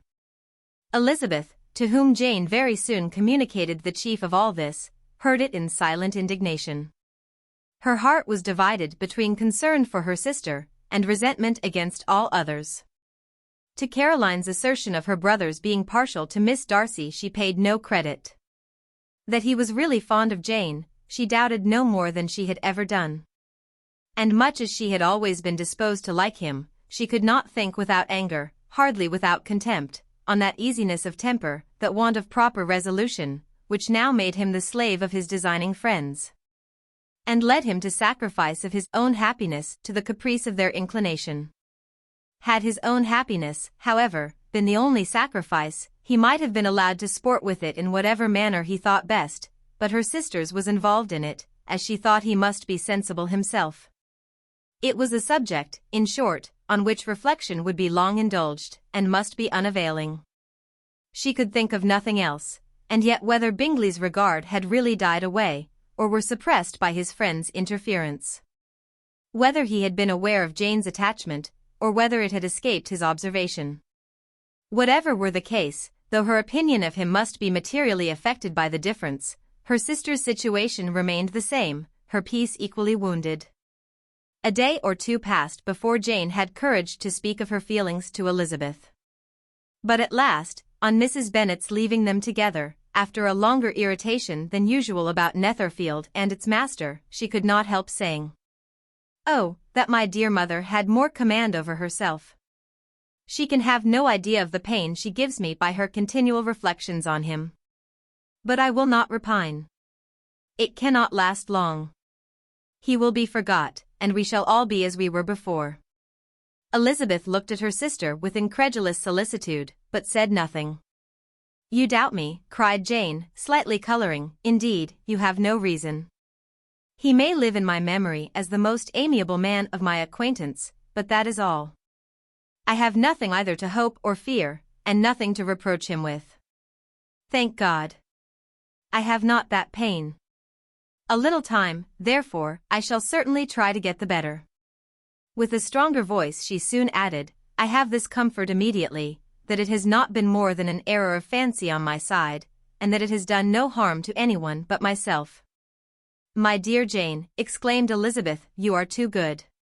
Your sweetness and disinterestedness are really angelic. I do not know what to say to you. I feel as if I had never done you justice, or loved you as you deserve." Miss Bennet eagerly disclaimed all extraordinary merit, and threw back the praise on her sister's warm affection. "Nay," said Elizabeth, "this is not fair. You wish to think all the world respectable, and are hurt if I speak ill of anybody. I only want to think you perfect, and you set yourself against it. Do not be afraid of my running into any excess, of my encroaching on your privilege of universal goodwill. You need not. There are few people whom I really love, and still fewer of whom I think well. The more I see of the world, the more am I dissatisfied with it. And every day confirms my belief of the inconsistency of all human characters, and of the little dependence that can be placed on the appearance of merit or sense. I have met with 2 instances lately, one I will not mention. The other is Charlotte's marriage. It is unaccountable. In every view it is unaccountable. My dear Lizzie, do not give way to such feelings as these. They will ruin your happiness. You do not make allowance enough for difference of situation and temper. Consider Mr. Collins's respectability, and Charlotte's steady, prudent character. Remember that she is one of a large family, that as to fortune, it is a most eligible match. And be ready to believe, for everybody's sake, that she may feel something like regard and esteem for our cousin. To oblige you, I would try to believe almost anything, but no one else could be benefited by such a belief as this. For were I persuaded that Charlotte had any regard for him, I should only think worse of her understanding than I now do of her heart. My dear Jane, Mr. Collins is a conceited, pompous, narrow-minded, silly man, you know he is, as well as I do. And you must feel, as well as I do, that the woman who married him cannot have a proper way of thinking. You shall not defend her, though it is Charlotte Lucas. You shall not, for the sake of one individual, change the meaning of principle and integrity, nor endeavor to persuade yourself or me, that selfishness is prudence, and insensibility of danger security for happiness. I must think your language too strong in speaking of both, replied Jane, and I hope you will be convinced of it by seeing them happy together. But enough of this. You alluded to something else. You mentioned 2 instances. I cannot misunderstand you, but I entreat you, dear Lizzie, not to pain me by thinking that person to blame, and saying your opinion of him is sunk. We must not be so ready to fancy ourselves intentionally injured. We must not expect a lively young man to be always so guarded and circumspect. It is very often nothing but our own vanity that deceives us. Women fancy admiration means more than it does. And men take care that they should. If it is designedly done, they cannot be justified, but I have no idea of there being so much design in the world as some persons imagine. I am far from attributing any part of Mr. Bingley's conduct to design, said Elizabeth. But without scheming to do wrong, or to make others unhappy, there may be error, and there may be misery. Thoughtlessness, want of attention to other people's feelings, and want of resolution, will do the business. And do you impute it to either of those? Yes, to the last. But if I go on, I shall displease you by saying what I think of persons you esteem. Stop me whilst you can. You persist, then, in supposing his sisters influence him? Yes, in conjunction with his friend. I cannot believe it. Why should they try to influence him? They can only wish his happiness, and if he is attached to me, no other woman can secure it. Your first position is false. They may wish many things besides his happiness. They may wish his increase of wealth and consequence. They may wish him to marry a girl who has all the importance of money, great connections, and pride. Beyond a doubt, they wish him to choose Miss Darcy, replied Jane, but this may be from better feelings than you are supposing. They have known her much longer than they have known me, no wonder if they love her better. But, whatever may be their own wishes, it is very unlikely they should have opposed their brothers. What sister would think herself at liberty to do it, unless there were something very objectionable? If they believed him attached to me, they would not try to part us. If he were so, they could not succeed.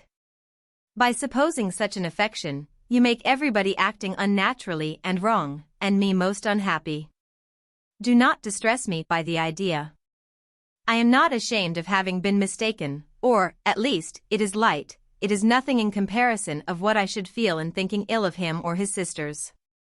Let me take it in the best light, in the light in which it may be understood. Elizabeth could not oppose such a wish, and from this time Mr. Bingley's name was scarcely ever mentioned between them. Mrs. Bennet still continued to wonder and repine at his returning no more, and though a day seldom passed in which Elizabeth did not account for it clearly, there was little chance of her ever considering it with less perplexity. Her daughter endeavored to convince her of what she did not believe herself, that his attentions to Jane had been merely the effect of a common and transient liking, which ceased when he saw her no more. But though the probability of the statement was admitted at the time, she had the same story to repeat every day. Mrs. Bennet's best comfort was that Mr. Bingley must be down again in the summer. Mr. Bennet treated the matter differently.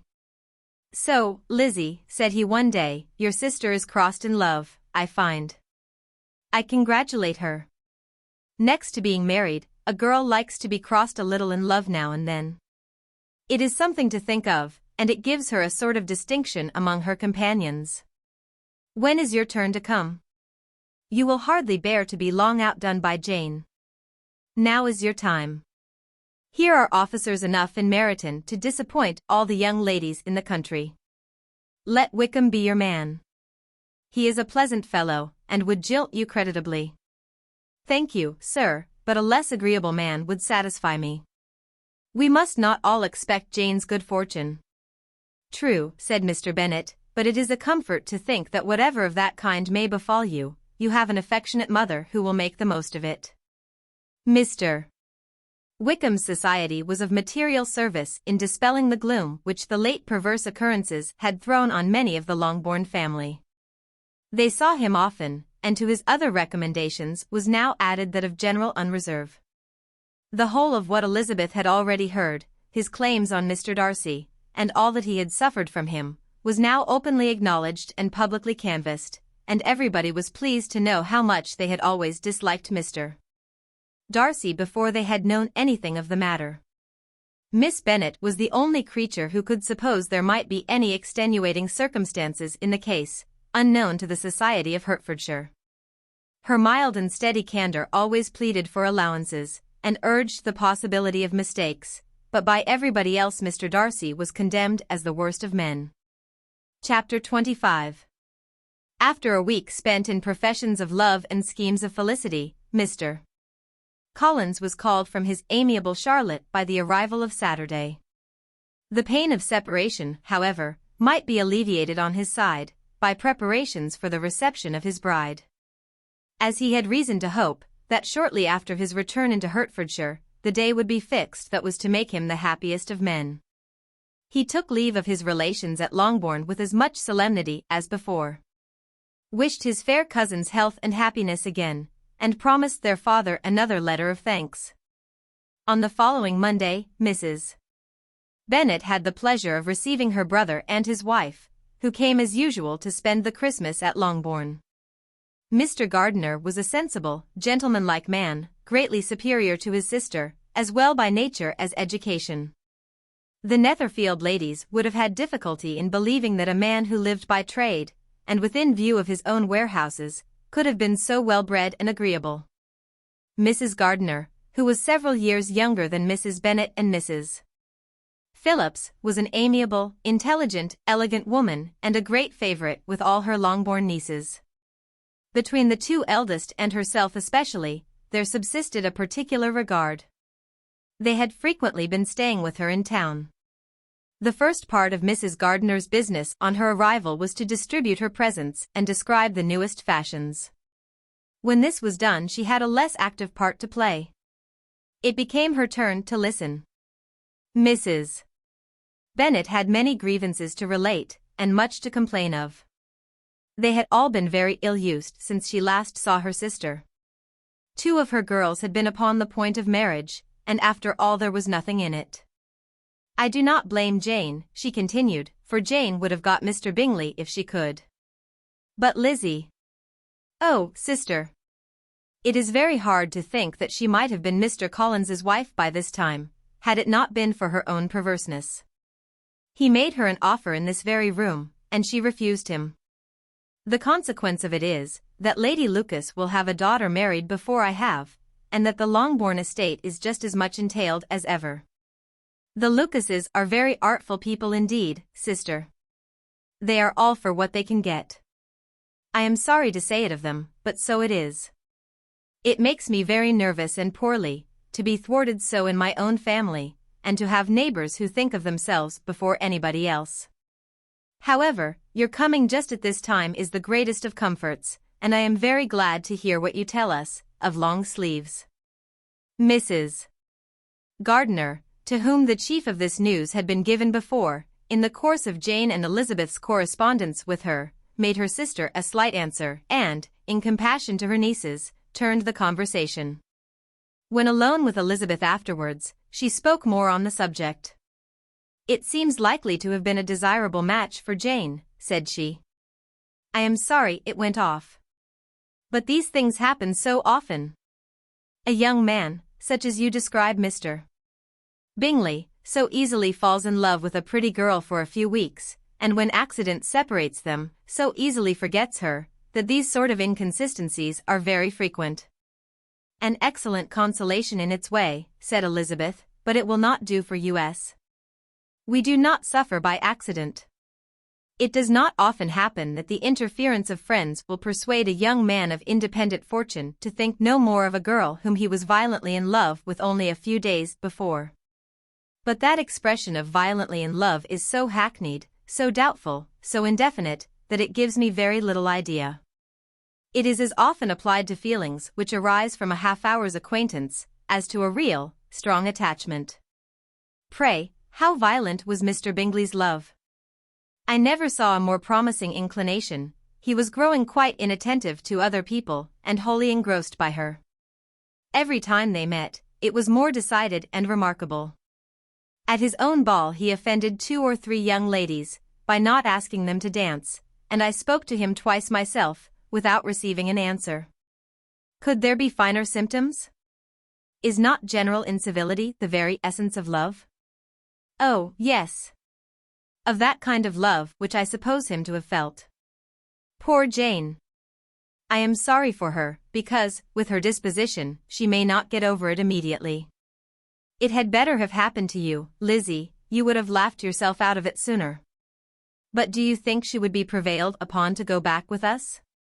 Change of scene might be of service, and perhaps a little relief from home may be as useful as anything. Elizabeth was exceedingly pleased with this proposal, and felt persuaded of her sister's ready acquiescence. "I hope," added Mrs. Gardiner, "that no consideration with regard to this young man will influence her. We live in so different a part of town, all our connections are so different, and, as you well know, we go out so little, that it is very improbable that they should meet at all, unless he really comes to see her. And that is quite impossible. For he is now in the custody of his friend, and Mr. Darcy would no more suffer him to call on Jane in such a part of London. My dear aunt, how could you think of it? Mr. Darcy may perhaps have heard of such a place as Grassetchage Street, but he would hardly think a month's ablution enough to cleanse him from its impurities, were he once to enter it, and depend upon it, Mr. Bingley never stirs without him. So much the better. I hope they will not meet at all. But does not Jane correspond with his sister? She will not be able to help calling. She will drop the acquaintance entirely. But in spite of the certainty in which Elizabeth affected to place this point, as well as the still more interesting one of Bingley's being withheld from seeing Jane, she felt a solicitude on the subject which convinced her, on examination, that she did not consider it entirely hopeless. It was possible, and sometimes she thought it probable, that his affection might be reanimated, and the influence of his friends successfully combated by the more natural influence of Jane's attractions. Miss Bennet accepted her aunt's invitation with pleasure. And the Bingleys were no otherwise in her thoughts at the same time, than as she hoped by Caroline's not living in the same house with her brother, she might occasionally spend a morning with her, without any danger of seeing him. The Gardiners stayed a week at Longbourn, and what with the Phillipses, the Lucases, and the officers, there was not a day without its engagement. Mrs. Bennet had so carefully provided for the entertainment of her brother and sister, that they did not once sit down to a family dinner.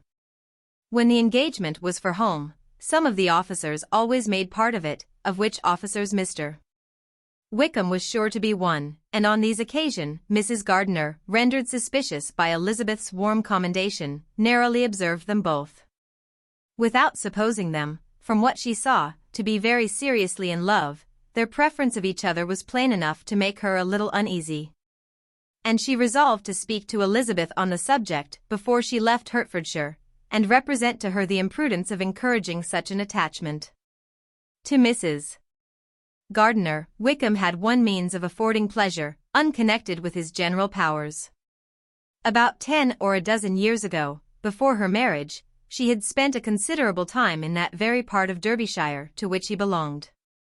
They had, therefore, many acquaintances in common, and though Wickham had been little there since the death of Darcy's father, it was yet in his power to give her fresher intelligence of her former friends than she had been in the way of procuring. Mrs. Gardiner had seen Pemberley, and known the late Mr. Darcy by character perfectly well. Here consequently was an inexhaustible subject of discourse. In comparing her recollection of Pemberley with the minute description which Wickham could give, and in bestowing her tribute of praise on the character of its late possessor, she was delighting both him and herself.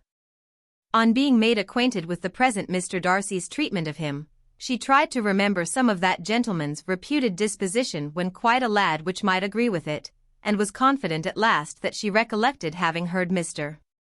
Fitzwilliam Darcy formerly spoken of as a very proud, ill-natured boy. Chapter 26. Mrs. Gardiner's caution to Elizabeth was punctually and kindly given on the first favourable opportunity of speaking to her alone. After honestly telling her what she thought, she thus went on. You are too sensible a girl, Lizzie, to fall in love merely because you are warned against it, and, therefore, I am not afraid of speaking openly. Seriously, I would have you be on your guard. Do not involve yourself or endeavour to involve him in an affection which the want of fortune would make so very imprudent. I have nothing to say against him, he is a most interesting young man. And if he had the fortune he ought to have, I should think you could not do better. But as it is, you must not let your fancy run away with you. You have sense, and we all expect you to use it. Your father would depend on your resolution and good conduct, I am sure. You must not disappoint your father. My dear aunt, this is being serious indeed. Yes, and I hope to engage you to be serious likewise. Well, then, you need not be under any alarm. I will take care of myself, and of Mr. Wickham too. He shall not be in love with me, if I can prevent it. Elizabeth, you are not serious now. I beg your pardon, I will try again. At present I am not in love with Mr. Wickham, no, I certainly am not. But he is, beyond all comparison, the most agreeable man I ever saw, and if he becomes really attached to me, I believe it will be better that he should not. I see the imprudence of it. Oh! That abominable Mr. Darcy. My father's opinion of me does me the greatest honor, and I should be miserable to forfeit it. My father, however, is partial to Mr. Wickham. In short, my dear aunt, I should be very sorry to be the means of making any of you unhappy. But since we see every day that where there is affection, young people are seldom withheld by immediate want of fortune from entering into engagements with each other. How can I promise to be wiser than so many of my fellow creatures if I am tempted, or how am I even to know that it would be wisdom to resist? All that I can promise you, therefore, is not to be in a hurry. I will not be in a hurry to believe myself his first object. When I am in company with him, I will not be wishing. In short, I will do my best. Perhaps it will be as well if you discourage his coming here so very often. At least, you should not remind your mother of inviting him. As I did the other day, said Elizabeth with a conscious smile, very true, it will be wise in me to refrain from that. But do not imagine that he is always here so often. It is on your account that he has been so frequently invited this week. You know my mother's ideas as to the necessity of constant company for her friends. But really, and upon my honor, I will try to do what I think to be the wisest, and now I hope you are satisfied. Her aunt assured her that she was, and Elizabeth having thanked her for the kindness of her hints, they parted, a wonderful instance of advice being given on such a point, without being resented. Mr. Collins returned into Hertfordshire soon after it had been quitted by the Gardiners and Jane, but as he took up his abode with the Lucases, his arrival was no great inconvenience to Mrs. Bennet. His marriage was now fast approaching, and she was at length so far resigned as to think it inevitable, and even repeatedly to say, in an ill-natured tone, that she wished they might be happy. Thursday was to be the wedding day, and on Wednesday Miss Lucas paid her farewell visit. And when she rose to take leave, Elizabeth, ashamed of her mother's ungracious and reluctant good wishes, and sincerely affected herself, accompanied her out of the room. As they went downstairs together, Charlotte said, "I shall depend on hearing from you very often, Eliza." "That you certainly shall. And I have another favor to ask you. Will you come and see me? We shall often meet, I hope, in Hertfordshire. I am not likely to leave Kent for some time. Promise me, therefore, to come to Hunsford." Elizabeth could not refuse, though she foresaw little pleasure in the visit. "My father and Maria are coming to me in March," added Charlotte, "and I hope you will consent to be of the party." "Indeed, Eliza, you will be as welcome as either of them." The wedding took place.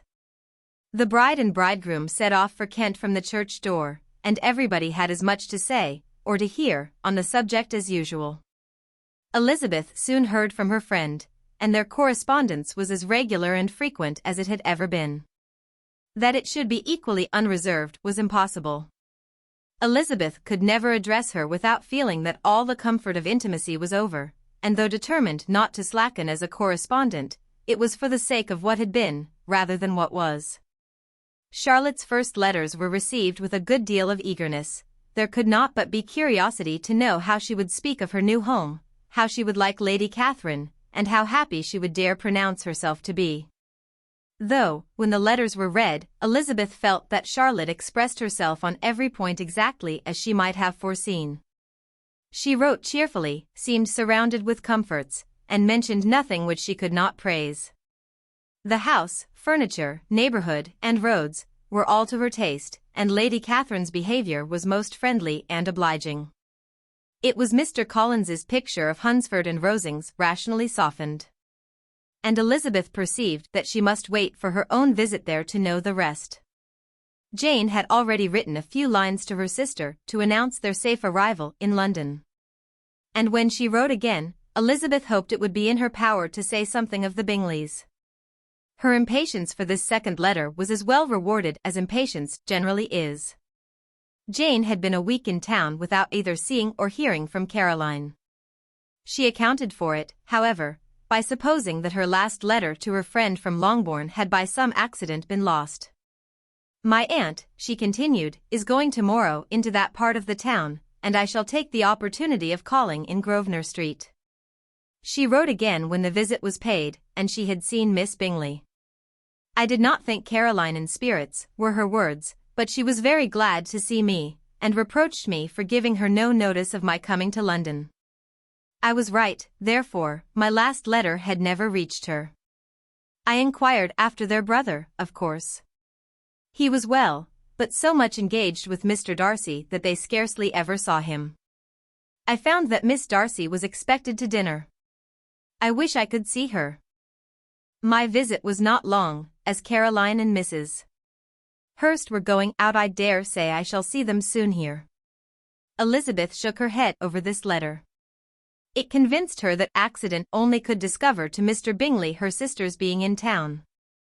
4 weeks passed away, and Jane saw nothing of him. She endeavored to persuade herself that she did not regret it, but she could no longer be blind to Miss Bingley's inattention. After waiting at home every morning for a fortnight, and inventing every evening a fresh excuse for her, the visitor did at last appear. But the shortness of her stay, and yet more, the alteration of her manner would allow Jane to deceive herself no longer. The letter which she wrote on this occasion to her sister will prove what she felt. "My dearest Lizzie will, I am sure, be incapable of triumphing in her better judgment, at my expense, when I confess myself to have been entirely deceived in Miss Bingley's regard for me.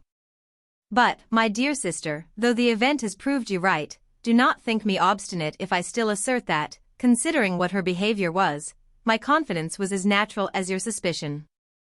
I do not at all comprehend her reason for wishing to be intimate with me, but if the same circumstances were to happen again, I am sure I should be deceived again. Caroline did not return my visit till yesterday. And not a note, not a line, did I receive in the meantime. When she did come, it was very evident that she had no pleasure in it. She made a slight, formal apology for not calling before, said not a word of wishing to see me again, and was in every respect so altered a creature, that when she went away I was perfectly resolved to continue the acquaintance no longer. I pity, though I cannot help blaming her. She was very wrong in singling me out as she did. I can safely say that every advance to intimacy began on her side. But I pity her, because she must feel that she has been acting wrong, and because I am very sure that anxiety for her brother is the cause of it. I need not explain myself farther. And though we know this anxiety to be quite needless, yet if she feels it, it will easily account for her behavior to me, and so deservedly dear as he is to his sister, whatever anxiety she must feel on his behalf is natural and amiable.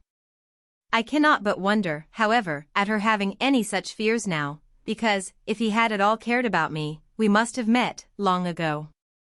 He knows of my being in town, I am certain, from something she said herself. And yet it would seem, by her manner of talking, as if she wanted to persuade herself that he is really partial to Miss Darcy. I cannot understand it. If I were not afraid of judging harshly, I should be almost tempted to say that there is a strong appearance of duplicity in all this. But I will endeavor to banish every painful thought, and think only of what will make me happy, your affection, and the invariable kindness of my dear uncle and aunt. Let me hear from you very soon. Miss Bingley said something of his never returning to Netherfield again, of giving up the house, but not with any certainty. We had better not mention it. I am extremely glad that you have such pleasant accounts from our friends at Hunsford. Pray go to see them, with Sir William and Maria. I am sure you will be very comfortable there, yours, etc. This letter gave Elizabeth some pain, but her spirits returned as she considered that Jane would no longer be duped, by the sister at least. All expectation from the brother was now absolutely over. She would not even wish for a renewal of his attentions. His character sunk on every review of it. And as a punishment for him, as well as a possible advantage to Jane, she seriously hoped he might really soon marry Mr. Darcy's sister, as by Wickham's account, she would make him abundantly regret what he had thrown away. Mrs. Gardiner about this time reminded Elizabeth of her promise concerning that gentleman, and required information, and Elizabeth had such to send as might rather give contentment to her aunt than to herself. His apparent partiality had subsided, his attentions were over, he was the admirer of someone else. Elizabeth was watchful enough to see it all, but she could see it and write of it without material pain. Her heart had been but slightly touched, and her vanity was satisfied with believing that she would have been his only choice, had fortune permitted it. The sudden acquisition of £10,000 was the most remarkable charm of the young lady to whom he was now rendering himself agreeable. But Elizabeth, less clear-sighted perhaps in this case than in Charlotte's, did not quarrel with him for his wish of independence. Nothing, on the contrary, could be more natural. And while able to suppose that it cost him a few struggle to relinquish her, she was ready to allow it a wise and desirable measure for both, and could very sincerely wish him happy. All this was acknowledged to Mrs. Gardiner. And after relating the circumstances, she thus went on, I am now convinced, my dear aunt, that I have never been much in love. For had I really experienced that pure and elevating passion, I should at present detest his very name, and wish him all manner of evil. But my feelings are not only cordial towards him, they are even impartial towards Miss King. I cannot find out that I hate her at all, or that I am in the least unwilling to think her a very good sort of girl. There can be no love in all this. My watchfulness has been effectual. And though I certainly should be a more interesting object to all my acquaintances were I distractedly in love with him, I cannot say that I regret my comparative insignificance. Importance may sometimes be purchased too dearly. Kitty and Lydia take his defection much more to heart than I do. They are young in the ways of the world, and not yet open to the mortifying conviction that handsome young men must have something to live on as well as the plain. Chapter 27. With no greater events than these in the Longbourn family, and otherwise diversified by little beyond the walks to Meryton, sometimes dirty and sometimes cold, did January and February pass away. March was to take Elizabeth to Hunsford. She had not at first thought very seriously of going thither, but Charlotte, she soon found, was depending on the plan, and she gradually learned to consider it herself with greater pleasure as well as greater certainty. Absence had increased her desire of seeing Charlotte again, and weakened her disgust of Mr. Collins.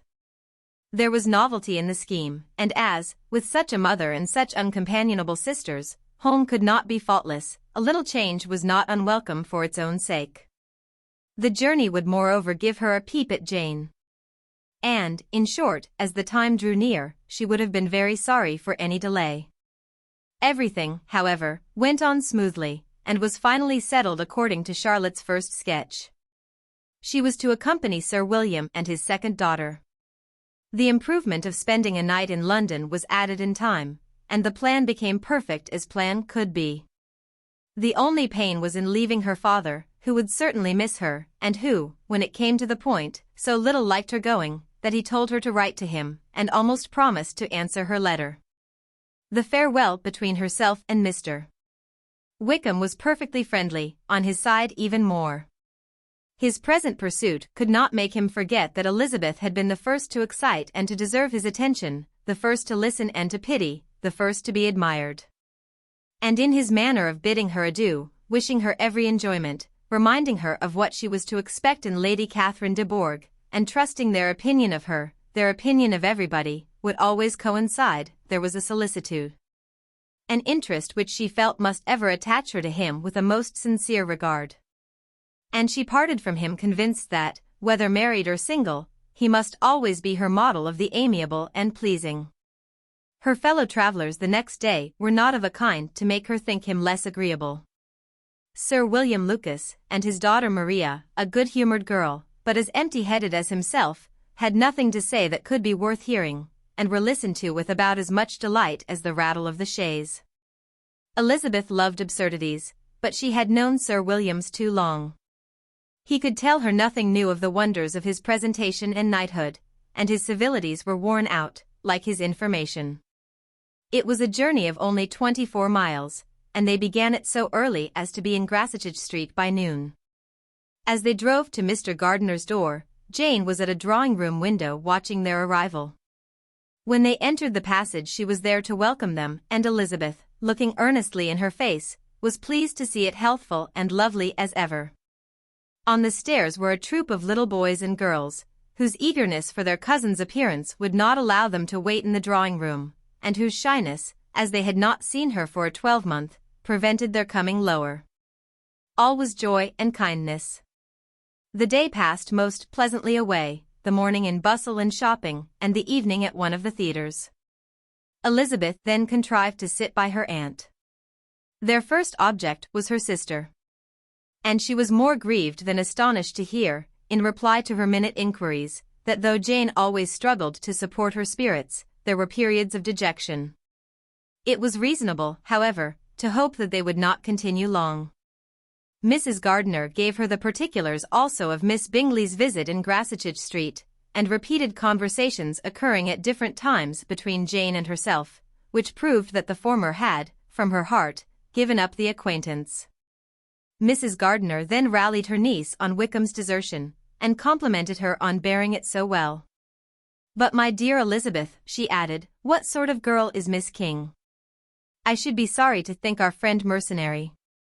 "Pray, my dear aunt, what is the difference in matrimonial affairs, between the mercenary and the prudent motive? Where does discretion end, and avarice begin? Last Christmas you were afraid of his marrying me, because it would be imprudent. And now, because he is trying to get a girl with only £10,000, you want to find out that he is mercenary. If you will only tell me what sort of girl Miss King is, I shall know what to think. She is a very good kind of girl, I believe. I know no harm of her. But he paid her not the smallest attention till her grandfather's death made her mistress of this fortune. No, what should he? If it were not allowable for him to gain my affections because I had no money, what occasion could there be for making love to a girl whom he did not care about, and who was equally poor? But there seems an indelicacy in directing his attentions towards her so soon after this event. A man in distressed circumstances has not time for all those elegant decorums which other people may observe. If she does not object to it, why should we? Her not objecting does not justify him. It only shows her being deficient in something herself, sense or feeling. Well, cried Elizabeth, have it as you choose. He shall be mercenary, and she shall be foolish. No, Lizzie, that is what I do not choose. I should be sorry, you know, to think ill of a young man who has lived so long in Derbyshire. Oh! If that is all, I have a very poor opinion of young men who live in Derbyshire, and their intimate friends who live in Hertfordshire are not much better. I am sick of them all. Thank heaven. I am going tomorrow where I shall find a man who has not one agreeable quality, who has neither manner nor sense to recommend him. Stupid men are the only ones worth knowing, after all. Take care, Lizzie. That speech savors strongly of disappointment. Before they were separated by the conclusion of the play, she had the unexpected happiness of an invitation to accompany her uncle and aunt in a tour of pleasure which they proposed taking in the summer. "We have not determined how far it shall carry us," said Mrs. Gardiner, "but, perhaps, to the lakes." No scheme could have been more agreeable to Elizabeth, and her acceptance of the invitation was most ready and grateful. "Oh, my dear, dear aunt," she rapturously cried, "what delight! What felicity! You give me fresh life and vigor. Adieu to disappointment and spleen. What are young men to rocks and mountains? Oh! What hours of transport we shall spend! And when we return, it shall not be like other travelers, without being able to give one accurate idea of anything. We will know where we have gone, we will recollect what we have seen.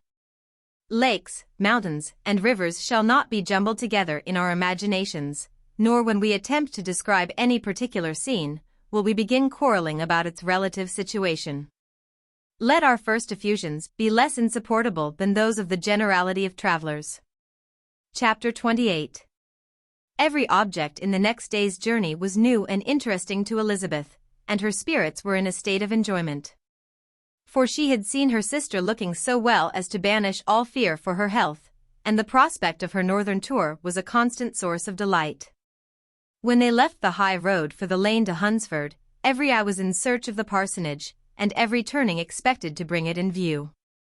The palings of Rosings Park was their boundary on one side. Elizabeth smiled at the recollection of all that she had heard of its inhabitants. At length the parsonage was discernible.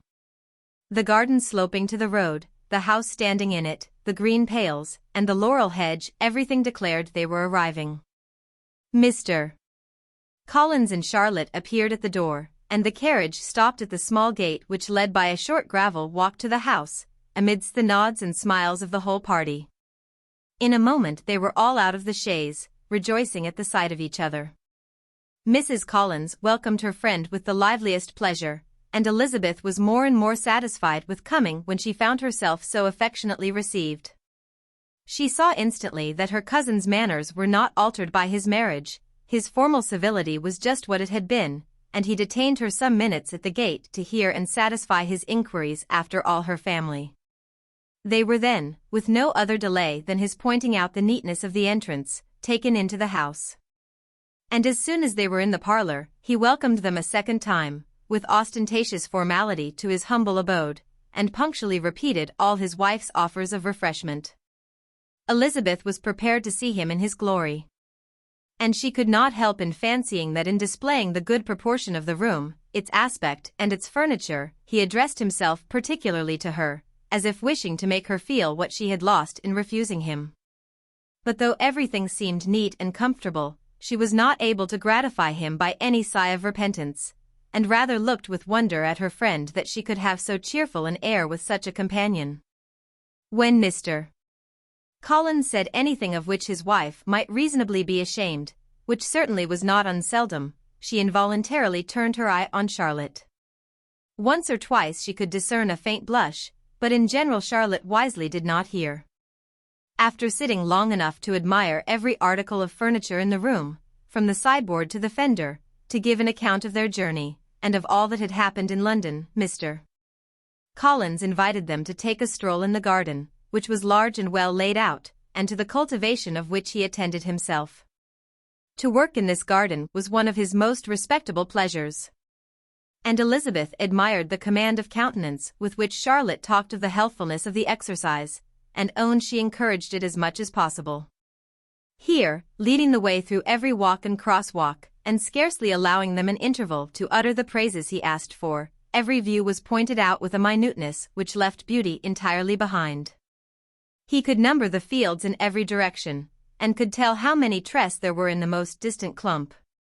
But of all the views which his garden, or which the country or kingdom could boast, none were to be compared with the prospect of Rosings, afforded by an opening in the trees that bordered the park nearly opposite the front of his house. It was a handsome modern building, well situated on rising ground. From his garden, Mr. Collins would have led them round his 2 meadows, but the ladies, not having shoes to encounter the remains of a white frost, turned back. And while Sir William accompanied him, Charlotte took her sister and friend over the house, extremely well pleased, probably, to have the opportunity of showing it without her husband's help. It was rather small, but well built and convenient. And everything was fitted up and arranged with a neatness and consistency of which Elizabeth gave Charlotte all the credit. When Mr. Collins could be forgotten, there was really an air of great comfort throughout, and by Charlotte's evident enjoyment of it, Elizabeth supposed he must be often forgotten. She had already learnt that Lady Catherine was still in the country. It was spoken of again while they were at dinner, when Mr. Collins, joining in, observed, "Yes, Miss Elizabeth, you will have the honour of seeing Lady Catherine de Bourgh on the ensuing Sunday at church, and I need not say you will be delighted with her. She is all affability and condescension, and I doubt not but you will be honoured with some portion of her notice when service is over." I have scarcely any hesitation in saying she will include you and my sister Maria in every invitation with which she honors us during your stay here. Her behavior to my dear Charlotte is charming. We dine at Rosings twice every week, and are never allowed to walk home. Her ladyship's carriage is regularly ordered for us. I should say, one of her ladyship's carriages, for she has several. Lady Catherine is a very respectable, sensible woman indeed, added Charlotte, and a most attentive neighbor. Very true, my dear, that is exactly what I say. She is the sort of woman whom one cannot regard with too much deference. The evening was spent chiefly in talking over Hertfordshire news, and telling again what had already been written.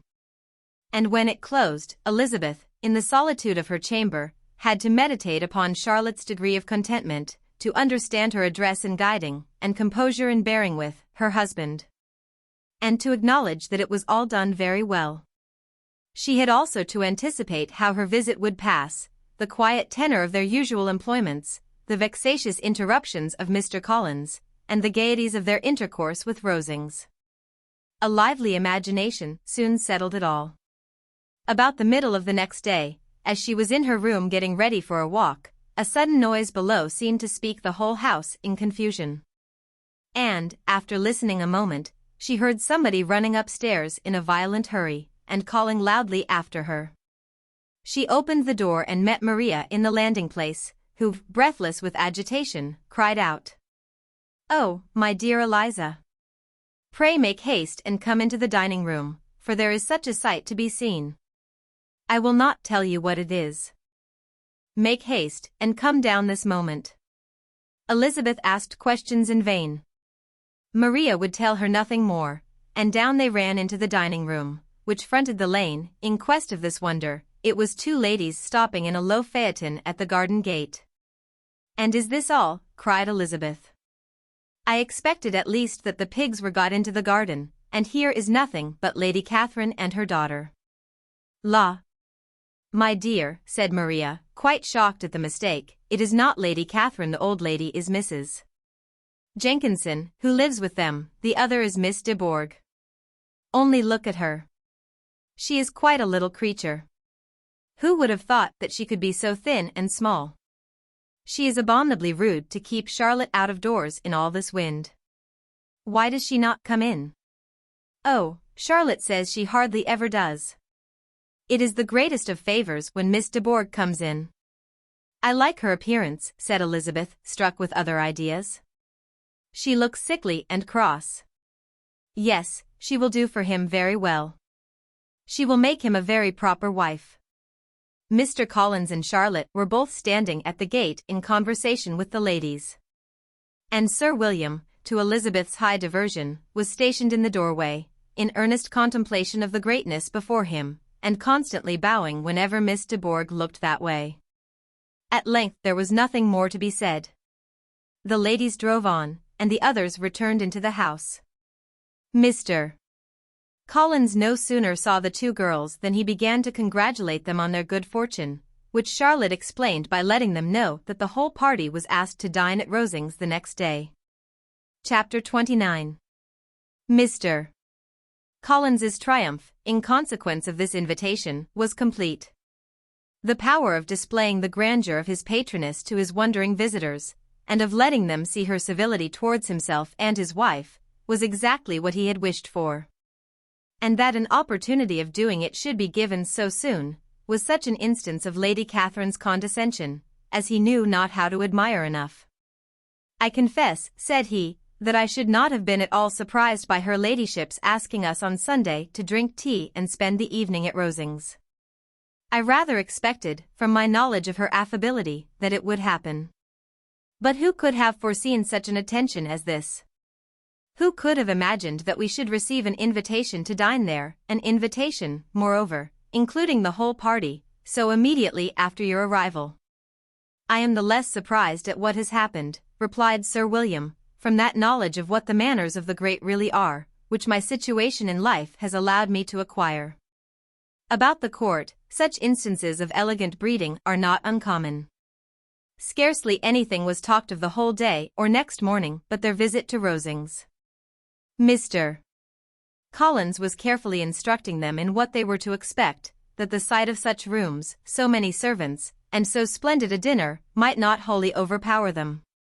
When the ladies were separating for the toilette, he said to Elizabeth, "Do not make yourself uneasy, my dear cousin, about your apparel.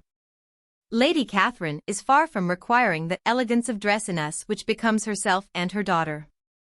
I would advise you merely to put on whatever of your clothes is superior to the rest. There is no occasion for anything more.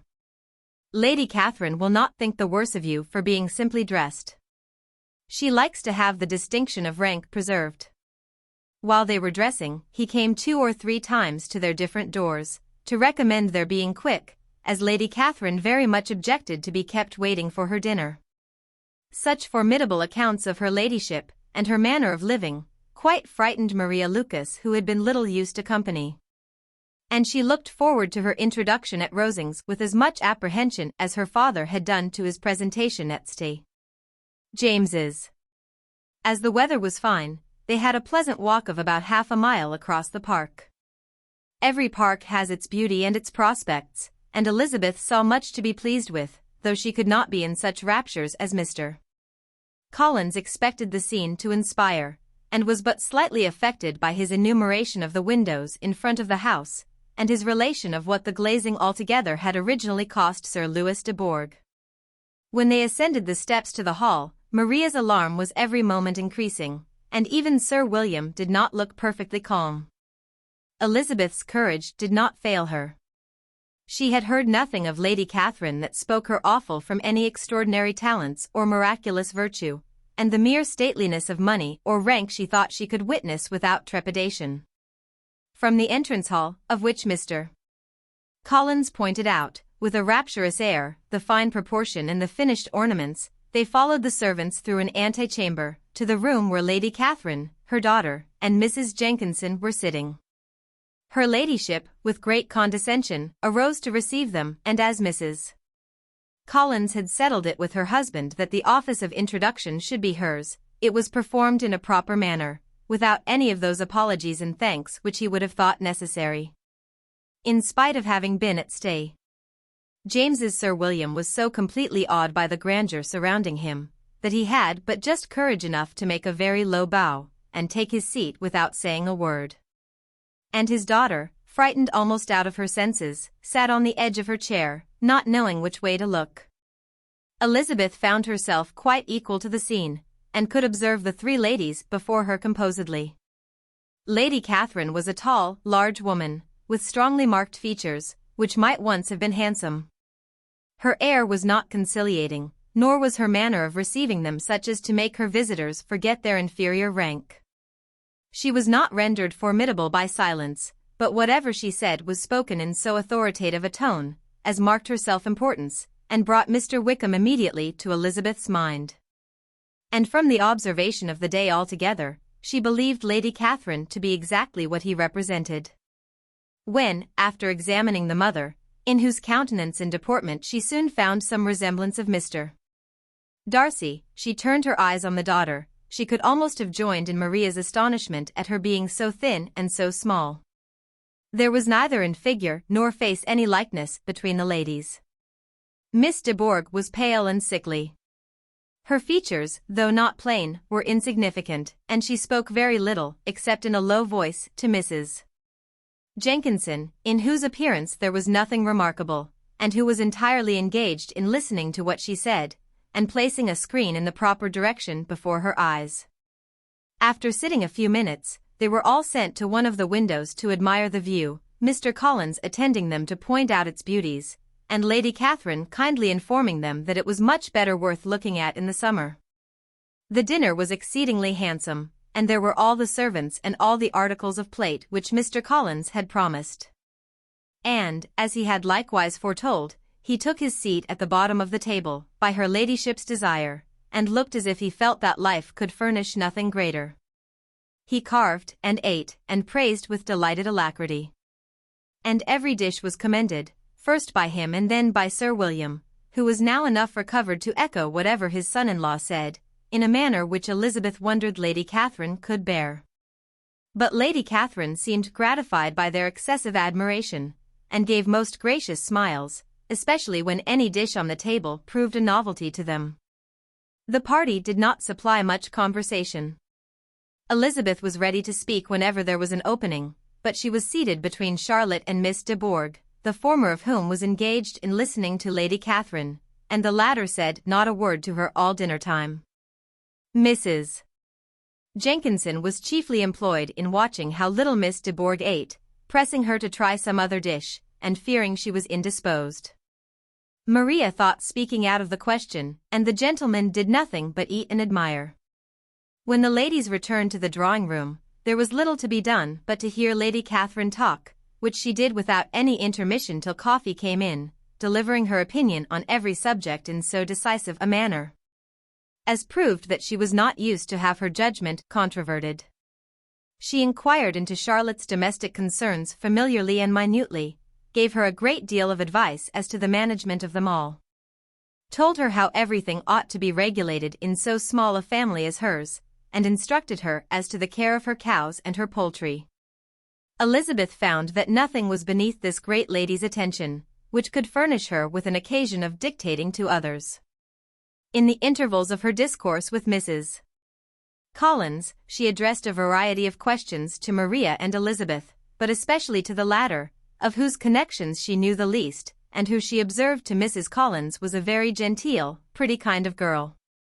She asked her, at different times, how many sisters she had, whether they were older or younger than herself, whether any of them were likely to be married, whether they were handsome, where they had been educated, what carriage her father kept, and what had been her mother's maiden name. Elizabeth felt all the impertinence of her questions but answered them very composedly. Lady Catherine then observed, "Your father's estate is entailed on Mr. Collins, I think. For your sake," turning to Charlotte, "I am glad of it. But otherwise I see no occasion for entailing estates from the female line. It was not thought necessary in Sir Louis de Bourgh's family. Do you play and sing, Miss Bennet?" "A little." "Oh. Then, some time or other we shall be happy to hear you. Our instrument is a capital one, probably superior to, you shall try it some day. Do your sisters play and sing?" "One of them does." "Why did not you all learn?" "You ought all to have learned. The Miss Webbs all play, and their father has not so good an income as yours." "Do you draw?" "No, not at all." "What, none of you?" "Not one."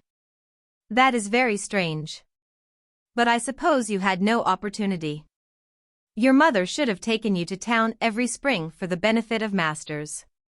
"My mother would have had no objection, but my father hates London."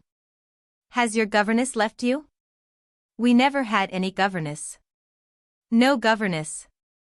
How is that possible? 5 daughters brought up at home without a governess. I never heard of such a thing. Your mother must have been quite a slave to your education." Elizabeth could hardly help smiling as she assured her that had not been the case. "Then, who taught you? Who attended to you? Without a governess, you must have been neglected." "Compared with some families, I believe we were. But such of us as wished to learn never wanted the means. We were always encouraged to read, and had all the masters that were necessary. Those who chose to be idle certainly might." "Aye, no doubt. But that is what a governess will prevent, and if I had known your mother, I should have advised her most strenuously to engage one. I always say that nothing is to be done in education without steady and regular instruction, and nobody but a governess can give it. It is wonderful how many families I have been the means of supplying in that way. I am always glad to get a young person well placed out. For nieces of Mrs. Jenkinson are most delightfully situated through my means. And it was but the other day that I recommended another young person, who was merely accidentally mentioned to me, and the family are quite delighted with her. Mrs. Collins, did I tell you of Lady Metcalfe's calling yesterday to thank me? She finds Miss Pope a treasure. Lady Catherine, said she, you have given me a treasure. Are any of your younger sisters out, Miss Bennet? Yes, ma'am, all. All. What, all 5 out at once? Very odd. And you only the second. The younger ones out before the elder ones are married. Your younger sisters must be very young? Yes, my youngest is not 16. Perhaps she is full young to be much in company. But really, ma'am, I think it would be very hard upon younger sisters, that they should not have their share of society and amusement, because the elder may not have the means or inclination to marry early. The last-born has as good a right to the pleasures of youth at the first. And to be kept back on such a motive, I think it would not be very likely to promote sisterly affection or delicacy of mind. Upon my word, said her ladyship, you give your opinion very decidedly for so young a person. Pray, what is your age?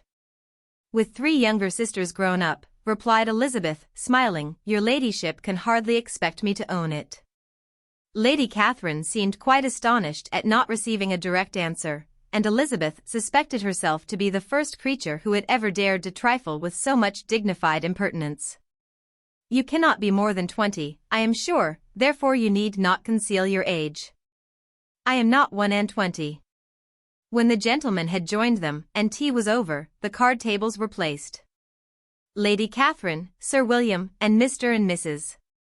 Collins sat down to quadrille, and as Miss de Bourgh chose to play at casino, the 2 girls had the honor of assisting Mrs. Jenkinson to make up her party. Their table was superlatively stupid. Scarcely a syllable was uttered that did not relate to the game, except when Mrs. Jenkinson expressed her fears of Miss de Bourgh's being too hot or too cold, or having too much or too little light. A great deal more passed at the other table. Lady Catherine was generally speaking, stating the mistakes of the 3 others, or relating some anecdote of herself. Mr. Collins was employed in agreeing to everything her ladyship said, thanking her for every fish he won, and apologizing if he thought he won too many. Sir William did not say much. He was storing his memory with anecdotes and noble names. When Lady Catherine and her daughter had played as long as they chose, the tables were broken up, the carriage was offered to Mrs. Collins, gratefully accepted and immediately ordered.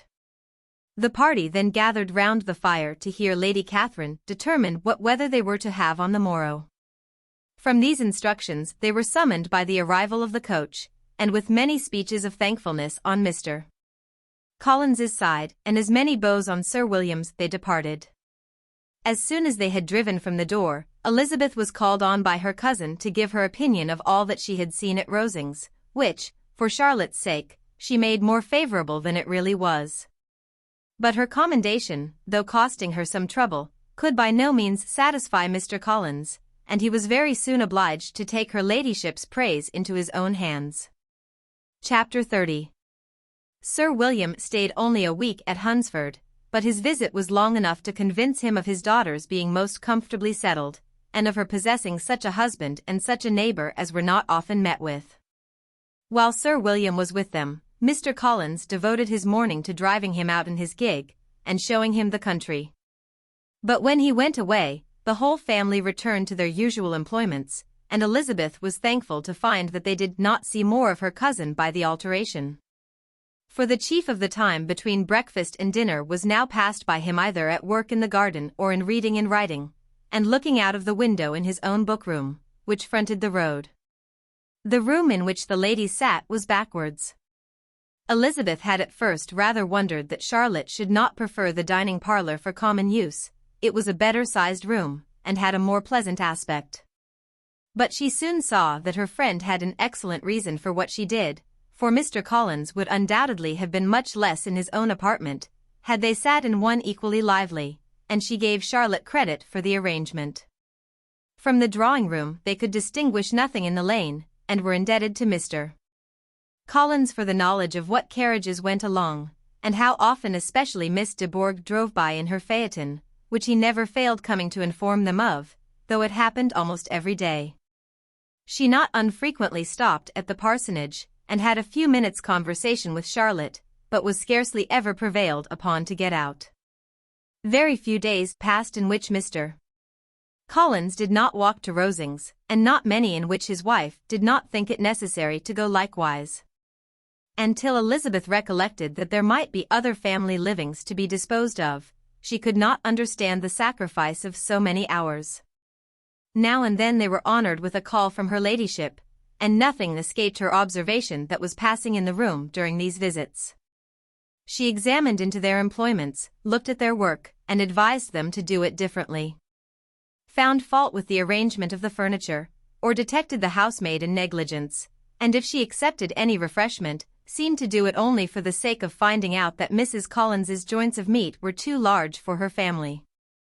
Elizabeth soon perceived that though this great lady was not in commission of the peace of the county, she was a most active magistrate in her own parish, the minutest concerns of which were carried to her by Mr. Collins. And whenever any of the cottagers were disposed to be quarrelsome, discontented, or too poor, she sallied forth into the village to settle their differences, silence their complaints, and scold them into harmony and plenty. The entertainment of dining at Rosings was repeated about twice a week, and, allowing for the loss of Sir William, and there being only one card table in the evening, every such entertainment was the counterpart of the first. Their other engagements were few, as the style of living in the neighbourhood in general was beyond Mr. Collins's reach. This, however, was no evil to Elizabeth, and upon the whole she spent her time comfortably enough. There were half hours of pleasant conversation with Charlotte, and the weather was so fine for the time of year that she had often great enjoyment out of doors.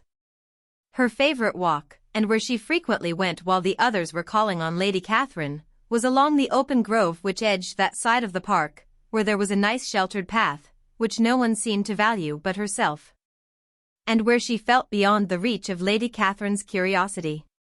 In this quiet way, the first fortnight of her visit soon passed away. Easter was approaching, and the week preceding it was to bring an addition to the family at Rosings, which in so small a circle must be important. Elizabeth had heard soon after her arrival that Mr. Darcy was expected there in the course of a few weeks, and though there were not many of her acquaintances whom she did not prefer, his coming would furnish one comparatively new to look at in their Rosings parties. And she might be amused in seeing how hopeless Miss Bingley's designs on him were, by his behaviour to his cousin, for whom he was evidently destined by Lady Catherine, who talked of his coming with the greatest satisfaction, spoke of him in terms of the highest admiration, and seemed almost angry to find that he had already been frequently seen by Miss Lucas and herself. His arrival was soon known at the parsonage, for Mr. Collins was walking the whole morning within view of the lodges opening into Hunsford Lane, in order to have the earliest assurance of it, and after making his bow as the carriage turned into the park, hurried home with the great intelligence. On the following morning he hastened to Rosings to pay his respects. There were two nephews of Lady Catherine to require them, for Mr. Darcy had brought with him a Colonel Fitzwilliam, the younger son of his uncle Lord, and, to the great surprise of all the party, when Mr. Collins returned, the gentleman accompanied him. Charlotte had seen them from her husband's room, crossing the road, and immediately running into the other, told the girls what an honour they might expect, adding, "I may thank you, Eliza, for this piece of civility. Mr. Darcy would never have come so soon to wait upon me." Elizabeth had scarcely time to disclaim all right to the compliment, before their approach was announced by the doorbell, and shortly afterwards the three gentlemen entered the room. Colonel Fitzwilliam, who led the way, was about 30, not handsome, but in person and address most truly the gentleman. Mr. Darcy looked just as he had been used to look in Hertfordshire, paid his compliments, with his usual reserve, to Mrs. Collins, and whatever might be his feelings toward her friend, met her with every appearance of composure. Elizabeth merely curtsied to him without saying a word. Colonel Fitzwilliam entered into conversation directly with the readiness and ease of a well-bred man, and talked very pleasantly, but his cousin, after having addressed a slight observation on the house and garden to Mrs. Collins, sat for some time without speaking to anybody. At length, however, his civility was so far awakened as to inquire of Elizabeth after the health of her family. She answered him in the usual way, and after a moment's pause, added, "My eldest sister has been in town these 3 months. Have you never happened to see her there?" She was perfectly sensible that he never had. But she wished to see whether he would betray any consciousness of what had passed between the Bingleys and Jane, and she thought he looked a little confused as he answered that he had never been so fortunate as to meet Miss Bennet. The subject was pursued no farther, and the gentleman soon afterwards went away. Chapter 31. Colonel Fitzwilliam's manners were very much admired at the parsonage, and the ladies all felt that he must add considerably to the pleasures of their engagements at Rosings. It was some days, however, before they received any invitation thither, for while there were visitors in the house, they could not be necessary. And it was not till Easter Day, almost a week after the gentleman's arrival, that they were honored by such an attention, and then they were merely asked on leaving church to come there in the evening. For the last week they had seen very little of Lady Catherine or her daughter. Colonel Fitzwilliam had called at the parsonage more than once during the time, but Mr. Darcy they had seen only at church. The invitation was accepted of course, and at a proper hour they joined the party in Lady Catherine's drawing-room. Her ladyship received them civilly, but it was plain that their company was by no means so acceptable as when she could get nobody else. And she was, in fact, almost engrossed by her nephews, speaking to them, especially to Darcy, much more than to any other person in the room. Colonel Fitzwilliam seemed really glad to see them, anything was a welcome relief to him at Rosings. And Mrs. Collins's pretty friend had moreover caught his fancy very much. He now seated himself by her, and talked so agreeably of Kent and Hertfordshire, of travelling and staying at home, of new books and music, that Elizabeth had never been half so well entertained in that room before. And they conversed with so much spirit and flow, as to draw the attention of Lady Catherine herself, as well as of Mr. Darcy. His eyes had been soon and repeatedly turned towards them with a look of curiosity. And that her ladyship, after a while, shared the feeling, was more openly acknowledged, for she did not scruple to call out. "What is that you are saying, Fitzwilliam? What is it you are talking of? What are you telling Miss Bennet? Let me hear what it is." "We are speaking of music, madam," said he, when no longer able to avoid a reply. "Of music? Then pray speak aloud. It is of all subjects my delight. I must have my share in the conversation if you are speaking of music. There are few people in England, I suppose, who have more true enjoyment of music than myself, or a better natural taste. If I had ever learnt, I should have been a great proficient. And so would Anne, if her health had allowed her to apply. I am confident that she would have performed delightfully. How does Georgiana get on, Darcy?"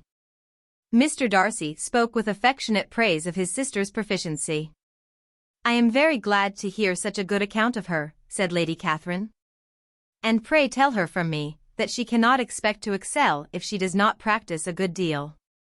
"I assure you, madam," he replied, "that she does not need such advice. She practices very constantly. So much the better. It cannot be done too much, and when I next write to her, I shall charge her not to neglect it on any account. I often tell young ladies that no excellence in music is to be acquired without constant practice. I have told Miss Bennet several times that she will never play really well unless she practices more, and though Mrs. Collins has no instrument, she is very welcome, as I have often told her, to come to Rosings every day, and play on the pianoforte in Mrs. Jenkinson's room. She would be in nobody's way, you know, in that part of the house." Mr. Darcy looked a little ashamed of his aunt's ill-breeding, and made no answer. When coffee was over, Colonel Fitzwilliam reminded Elizabeth of having promised to play to him, and she sat down directly to the instrument. He drew a chair near her. Lady Catherine listened to half a song, and then talked, as before, to her other nephew. Till the latter walked away from her, and making with his usual deliberation towards the pianoforte stationed himself so as to command a full view of the fair performer's countenance. Elizabeth saw what he was doing, and at the first convenient pause, turned to him with an arch smile, and said, "You mean to frighten me, Mr. Darcy, by coming in all this state to hear me? I will not be alarmed though your sister does play so well. There is a stubbornness about me that never can bear to be frightened at the will of others. My courage always rises at every attempt to intimidate me. I shall not say you are mistaken, he replied, because you could not really believe me to entertain any design of alarming you.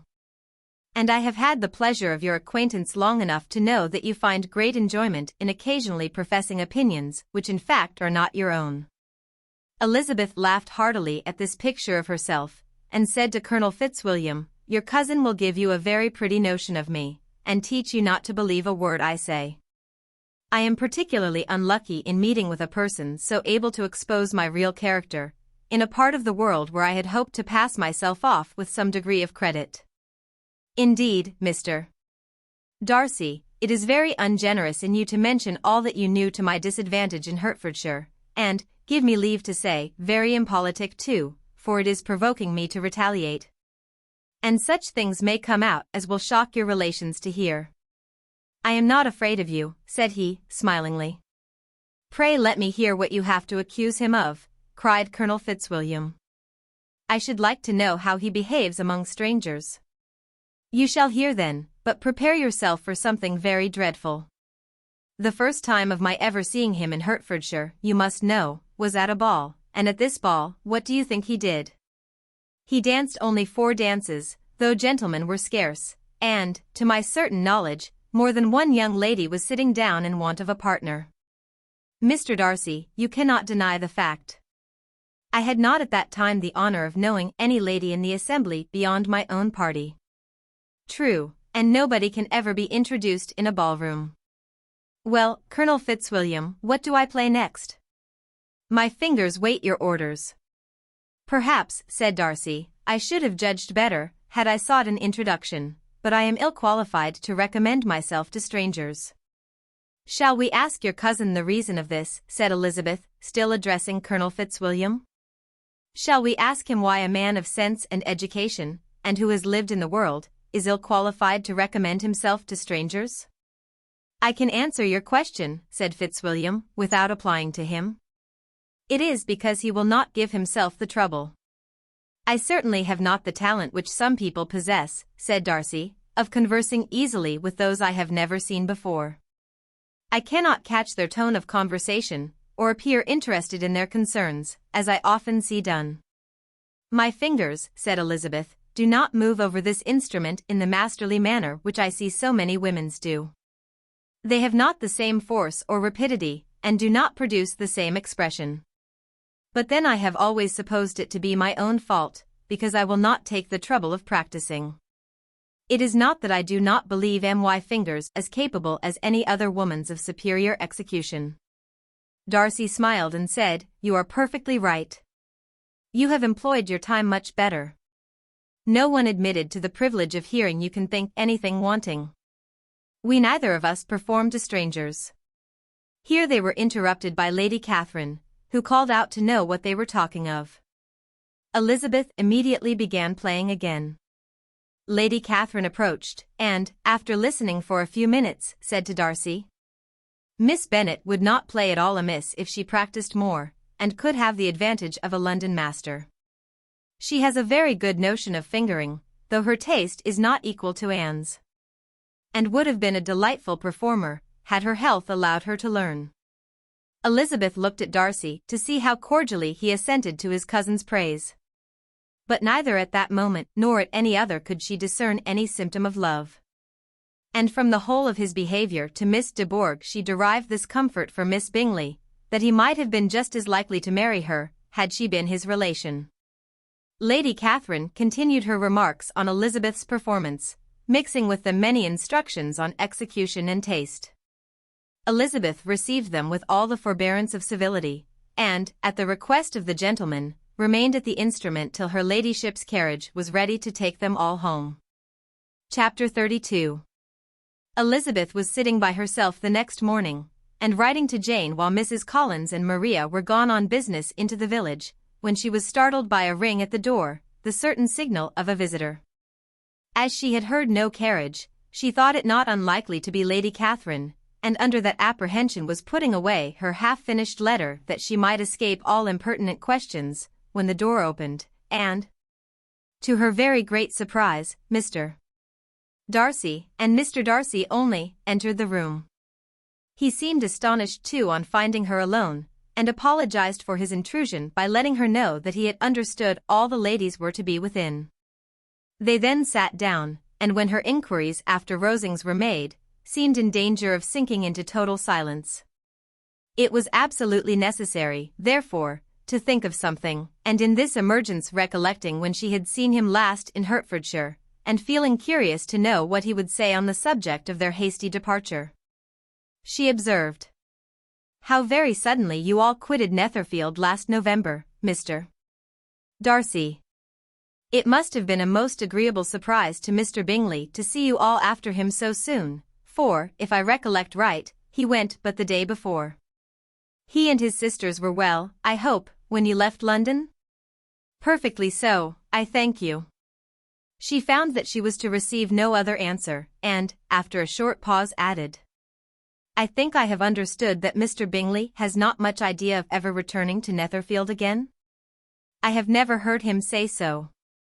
But it is probable that he may spend very little of his time there in the future.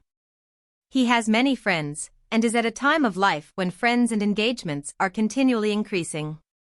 If he means to be but little at Netherfield, it would be better for the neighborhood that he should give up the place entirely, for then we might possibly get a settled family there.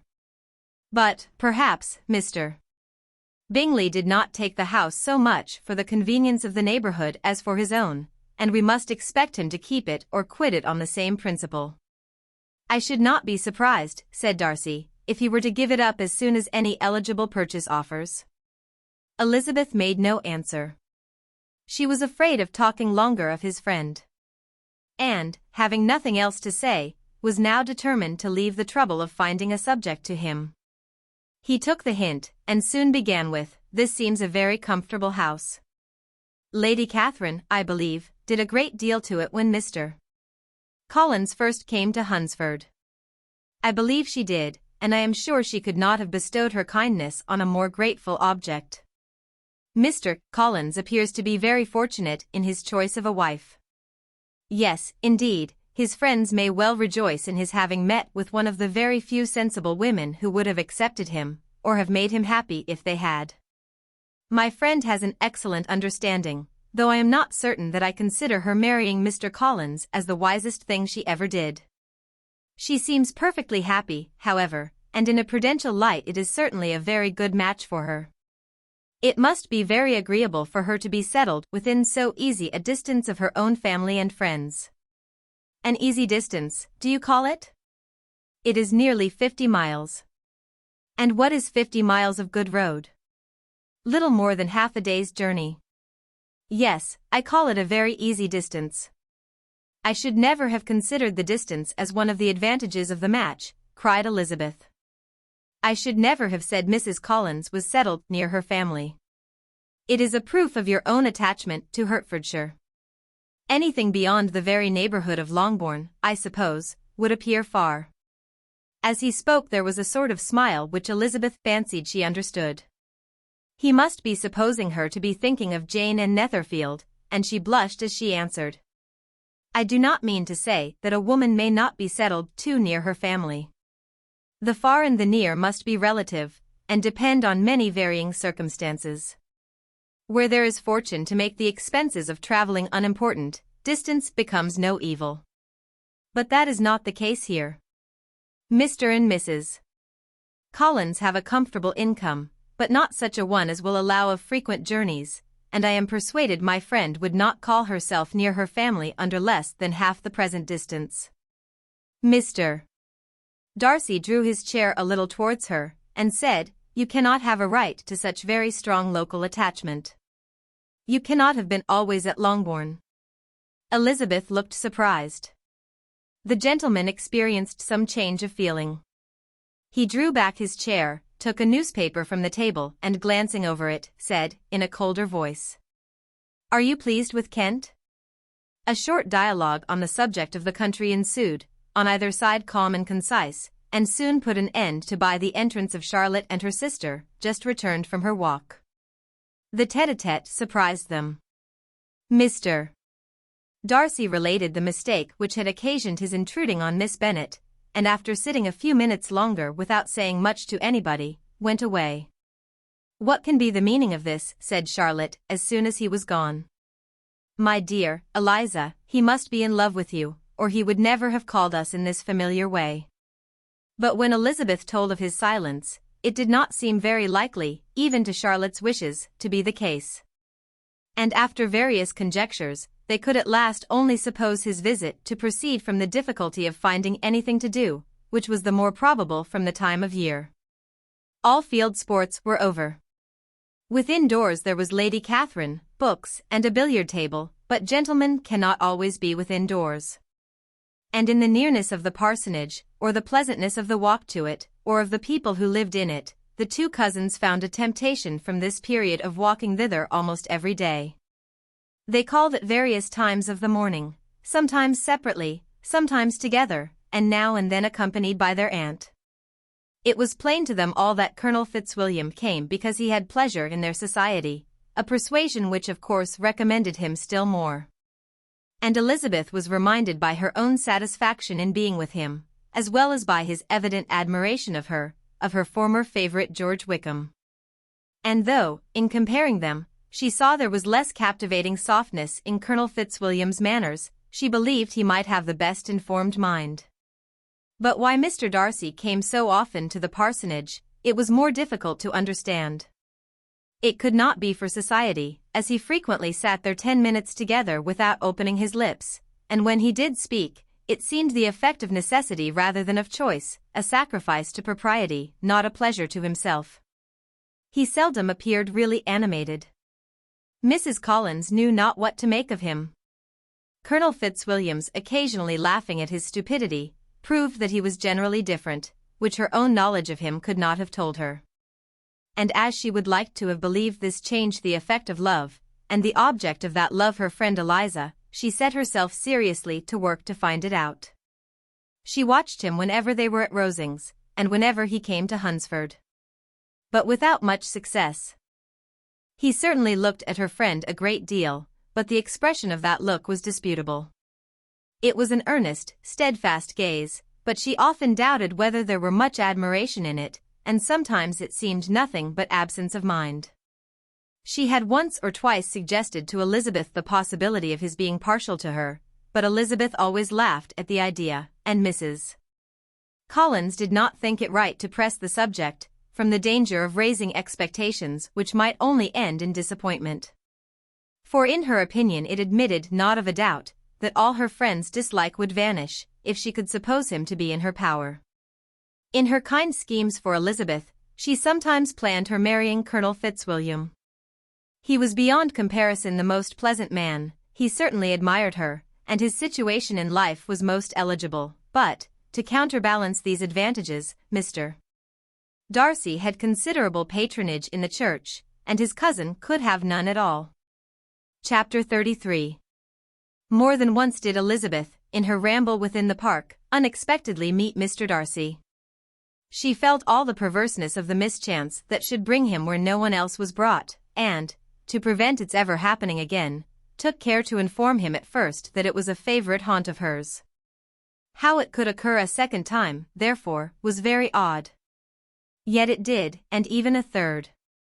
It seemed like wilful ill-nature, or a voluntary penance, for on these occasions it was not merely a few formal inquiries and an awkward pause and then away, but he actually thought it necessary to turn back and walk with her.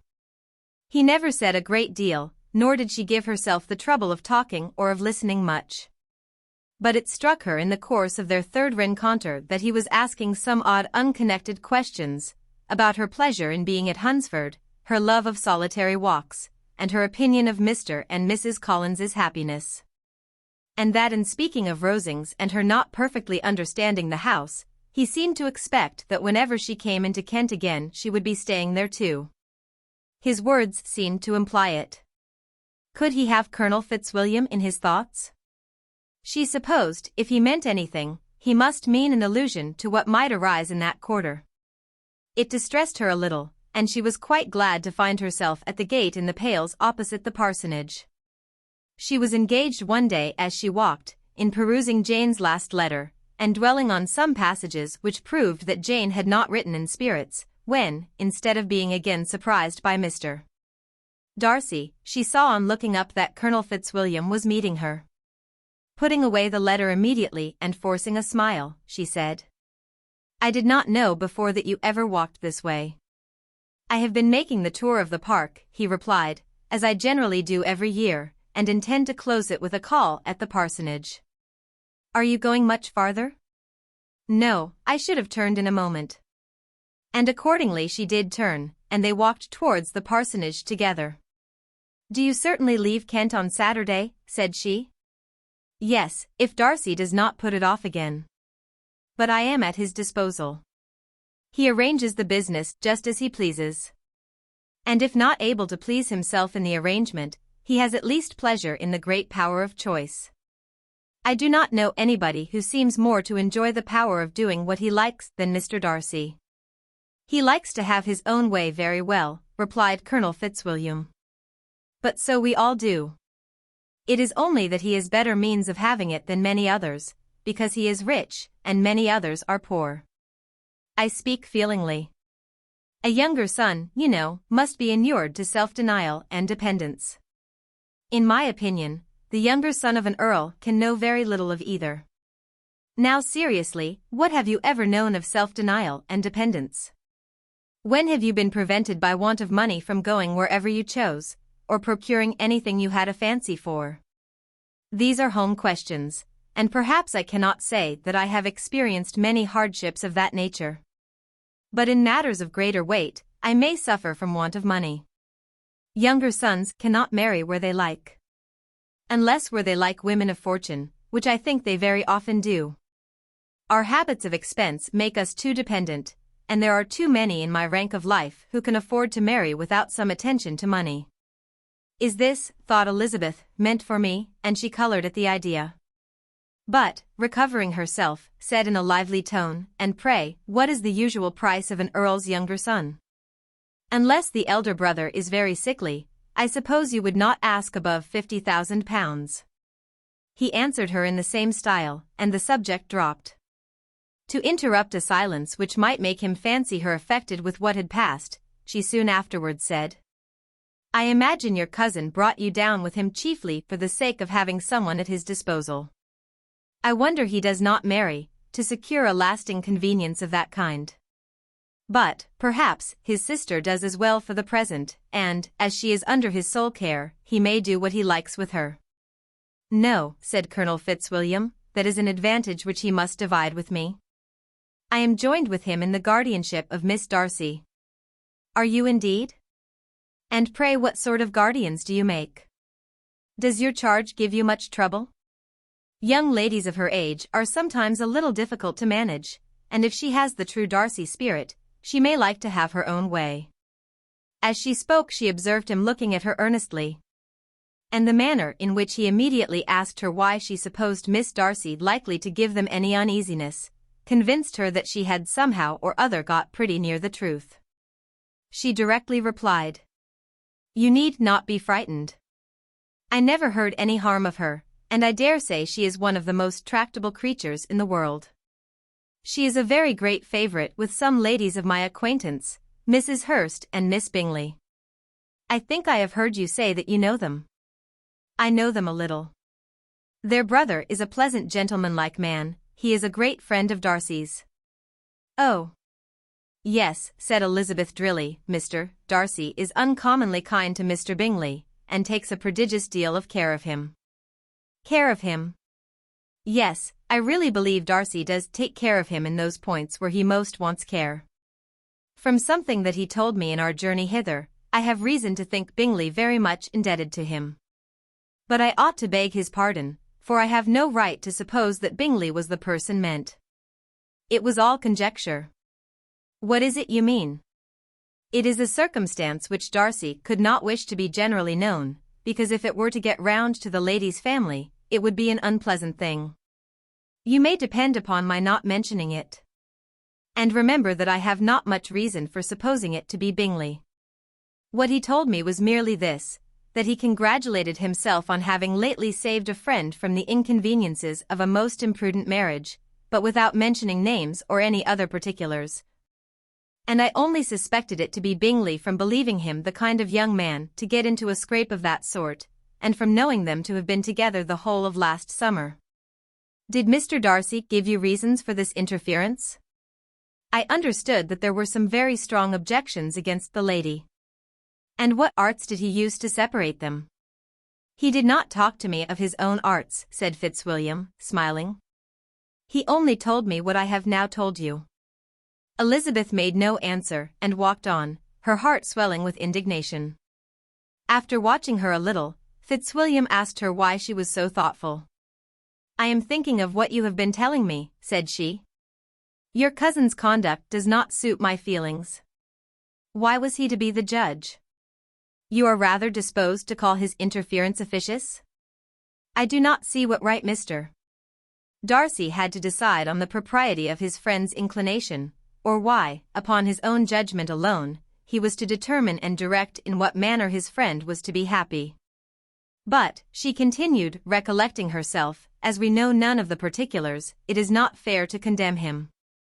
It is not to be supposed that there was much affection in the case. That is not an unnatural surmise, said Fitzwilliam, but it is a lessening of the honor of my cousin's triumph very sadly. This was spoken jestingly, but it appeared to her so just a picture of Mr. Darcy that she would not trust herself with an answer, and therefore, abruptly changing the conversation, talked on indifferent matters until they reached the parsonage. There, shut into her own room, as soon as their visitor left them, she could think without interruption of all that she had heard.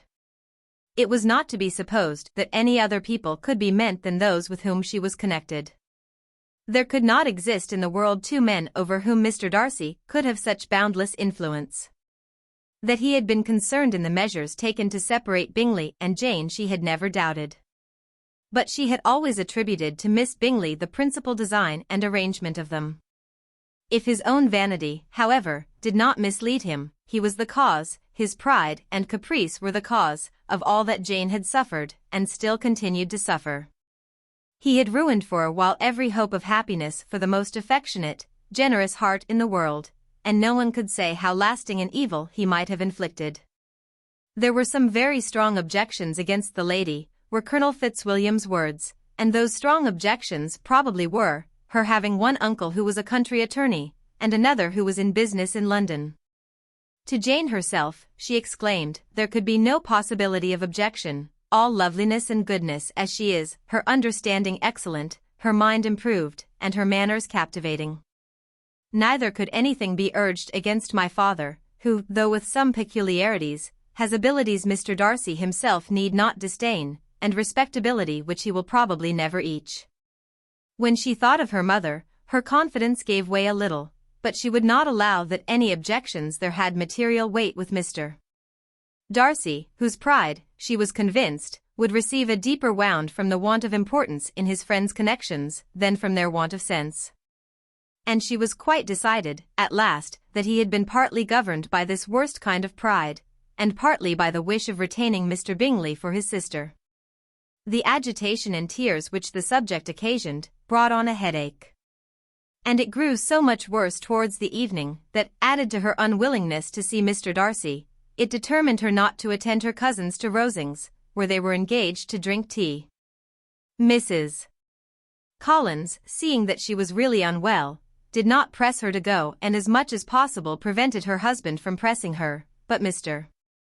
Collins could not conceal his apprehension of Lady Catherine's being rather displeased by her staying at home. Chapter 34. When they were gone, Elizabeth, as if intending to exasperate herself as much as possible against Mr. Darcy, chose for her employment the examination of all the letters which Jane had written to her since her being in Kent. They contained no actual complaint, nor was there any revival of past occurrences, or any communication of present suffering. But in all, and in almost every line of each, there was a want of that cheerfulness which had been used to characterize her style, and which, proceeding from the serenity of a mind at ease with itself and kindly disposed towards everyone, had been scarcely ever clouded. Elizabeth noticed every sentence conveying the idea of uneasiness, with an attention which it had hardly received on the first perusal. Mr. Darcy's shameful boast of what misery he had been able to inflict gave her a keener sense of her sister's sufferings. It was some consolation to think that his visit to Rosings was to end on the day after the next, and, a still greater, that in less than a fortnight she should herself be with Jane again, and enabled to contribute to the recovery of her spirits. By all that affection could do.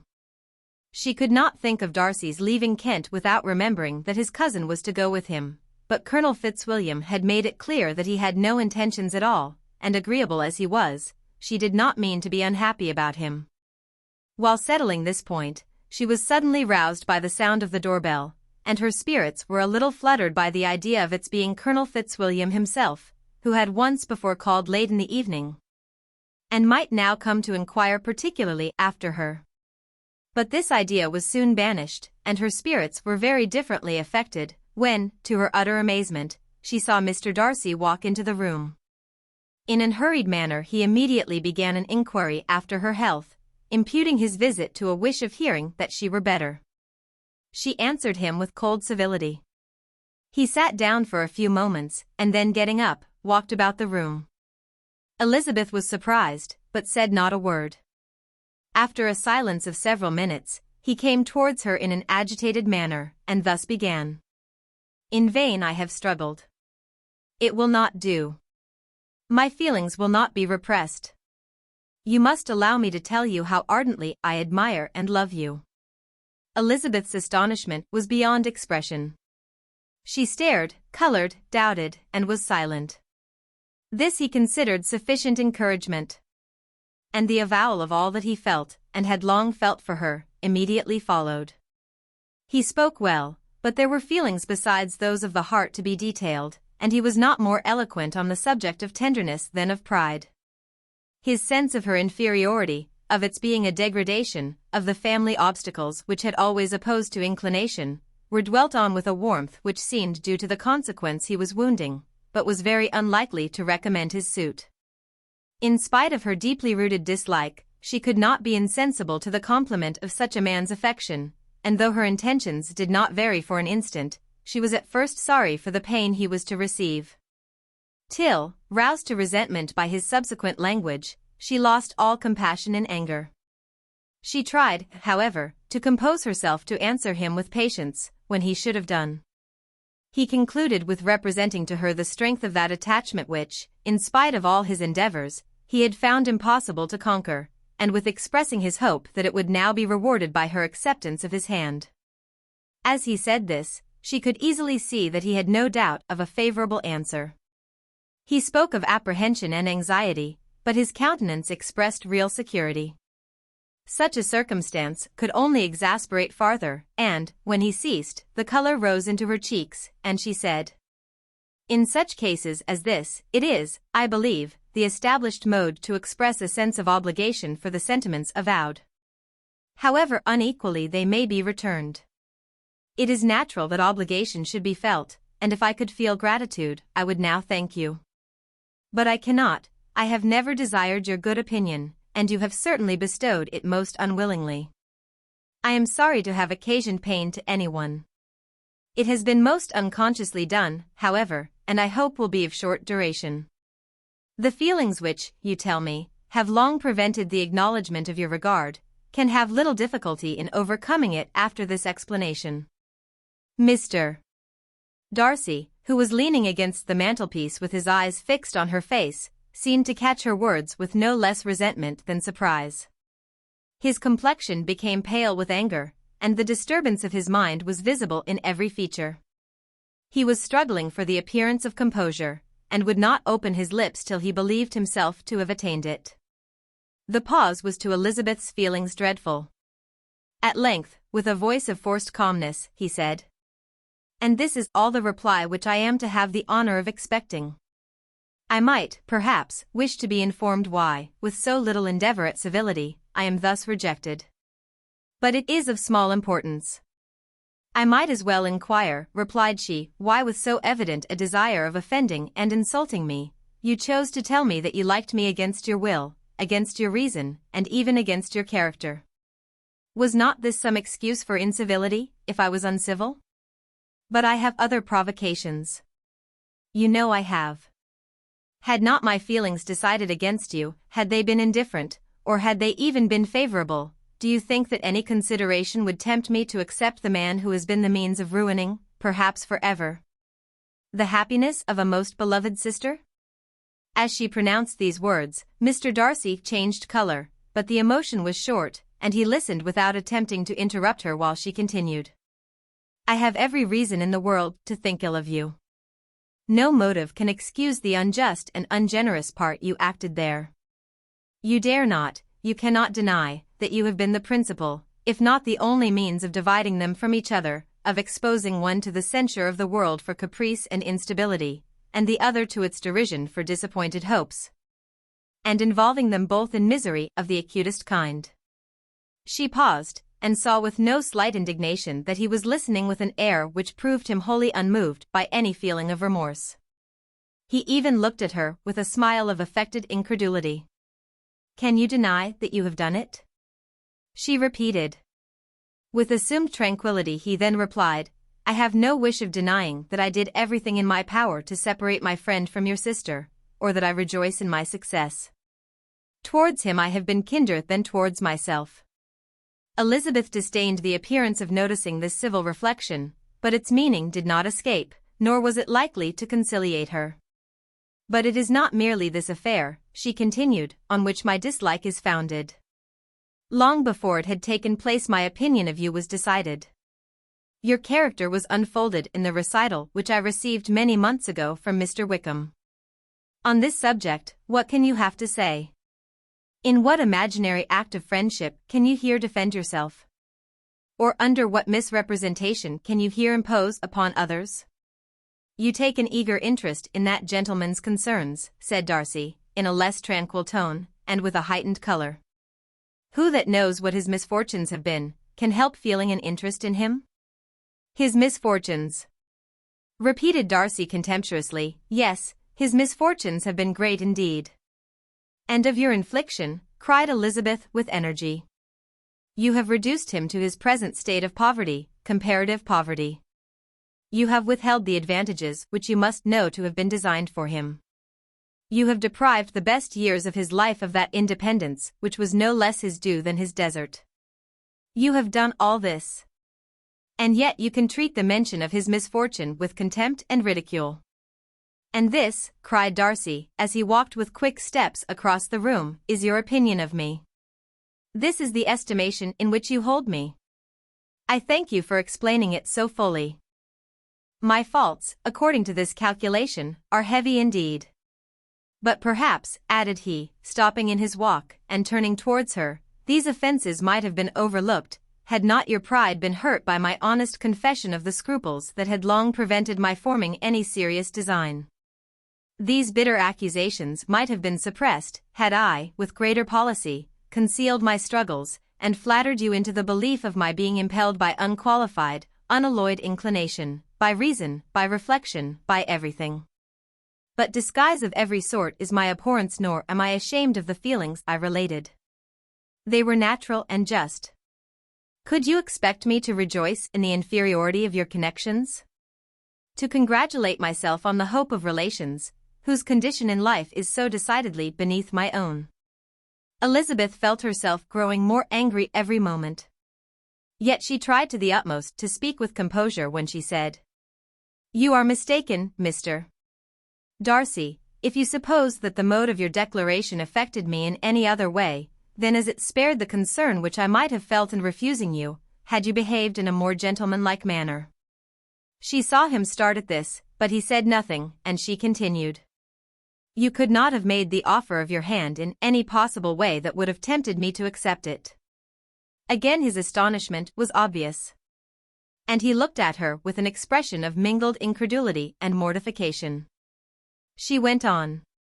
From the very beginning, from the first moment, I may almost say, of my acquaintance with you, your manners, impressing me with the fullest belief of your arrogance, your conceit, and your selfish disdain of the feelings of others, were such as to form the groundwork of disapprobation on which succeeding events have built so immovable a dislike. And I had not known you a month before I felt that you were the last man in the world whom I could ever be prevailed on to marry. You have said quite enough, madam. I perfectly comprehend your feelings, and have now only to be ashamed of what my own have been. Forgive me for having taken up so much of your time, and accept my best wishes for your health and happiness. And with these words he hastily left the room, and Elizabeth heard him the next moment open the front door and quit the house. The tumult of her mind was now painfully great. She knew not how to support herself, and from actual weakness sat down and cried for half an hour. Her astonishment, as she reflected on what had passed, was increased by every review of it. That she should receive an offer of marriage from Mr. Darcy. That he should have been in love with her for so many months. So much in love as to wish to marry her in spite of all the objections which had made him prevent his friends marrying her sister, and which must appear at least with equal force in his own case, was almost incredible. It was gratifying to have inspired unconsciously so strong an affection. But his pride, his abominable pride, his shameless avowal of what he had done with respect to Jane, his unpardonable assurance in acknowledging, though he could not justify it, and the unfeeling manner in which he had mentioned Mr. Wickham, his cruelty towards whom he had not attempted to deny, soon overcame the pity which the consideration of his attachment had for a moment excited. She continued in very agitated reflections till the sound of Lady Catherine's carriage made her feel how unequal she was to encounter Charlotte's observation, and hurried her away to her room. Chapter 35.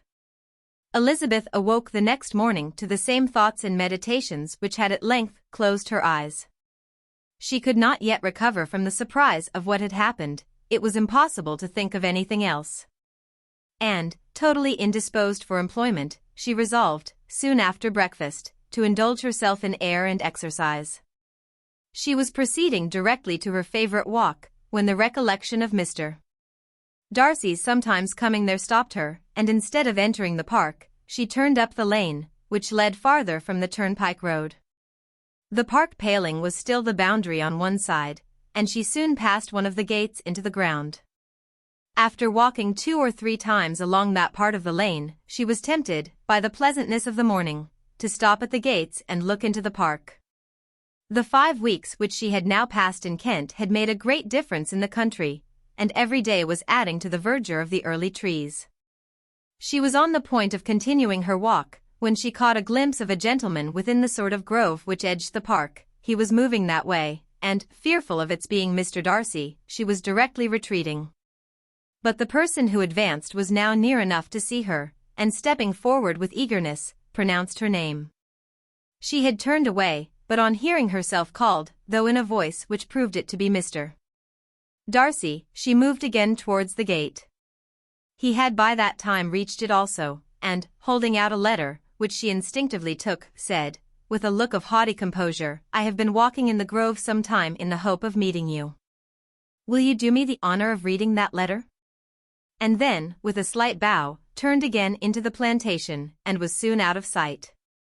With no expectation of pleasure, but with the strongest curiosity, Elizabeth opened the letter, and, to her still increasing wonder, perceived an envelope containing 2 sheets of letter paper, written quite through, in a very close hand.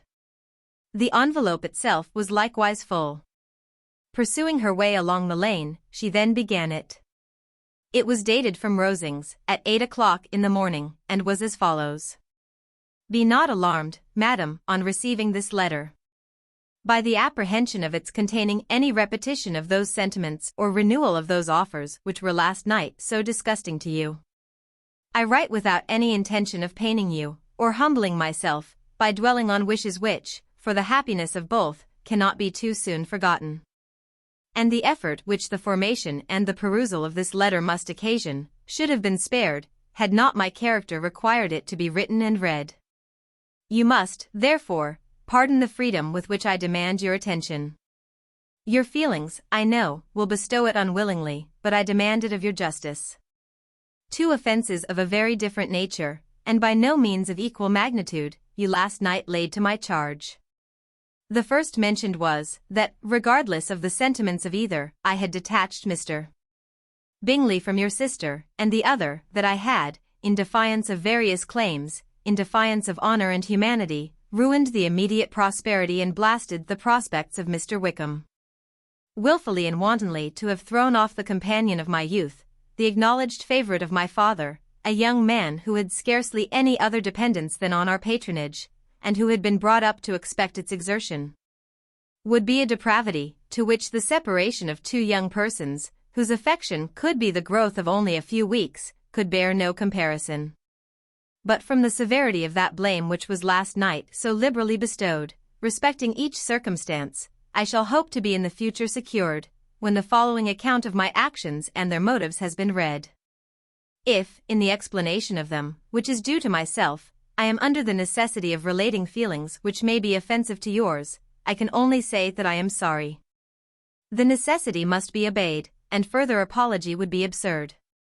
I had not been long in Hertfordshire, before I saw, in common with others, that Bingley preferred your elder sister to any other young woman in the country.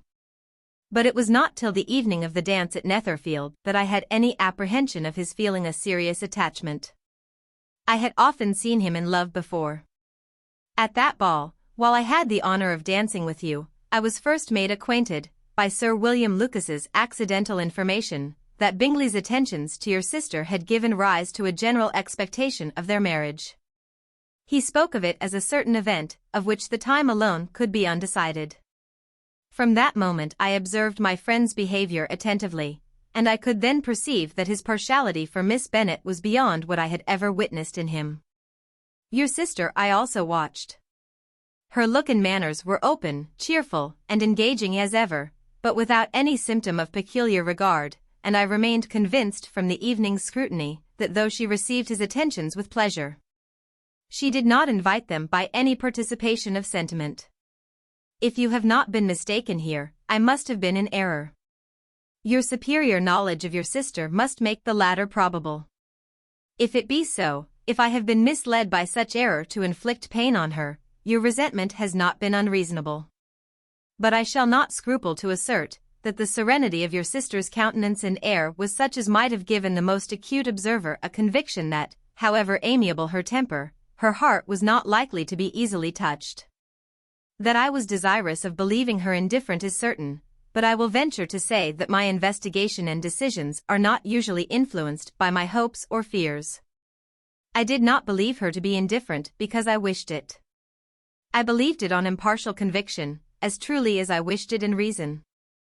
My objections to the marriage were not merely those which I last night acknowledged to have the utmost force of passion to put aside, in my own case. The want of connection could not be so great an evil to my friend as to me. But there were other causes of repugnance. Causes which, though still existing, and existing to an equal degree in both instances, I had myself endeavoured to forget, because they were not immediately before me. These causes must be stated, though briefly.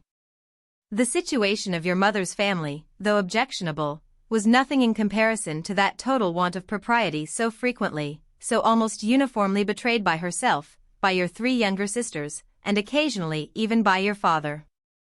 Pardon me. It pains me to offend you.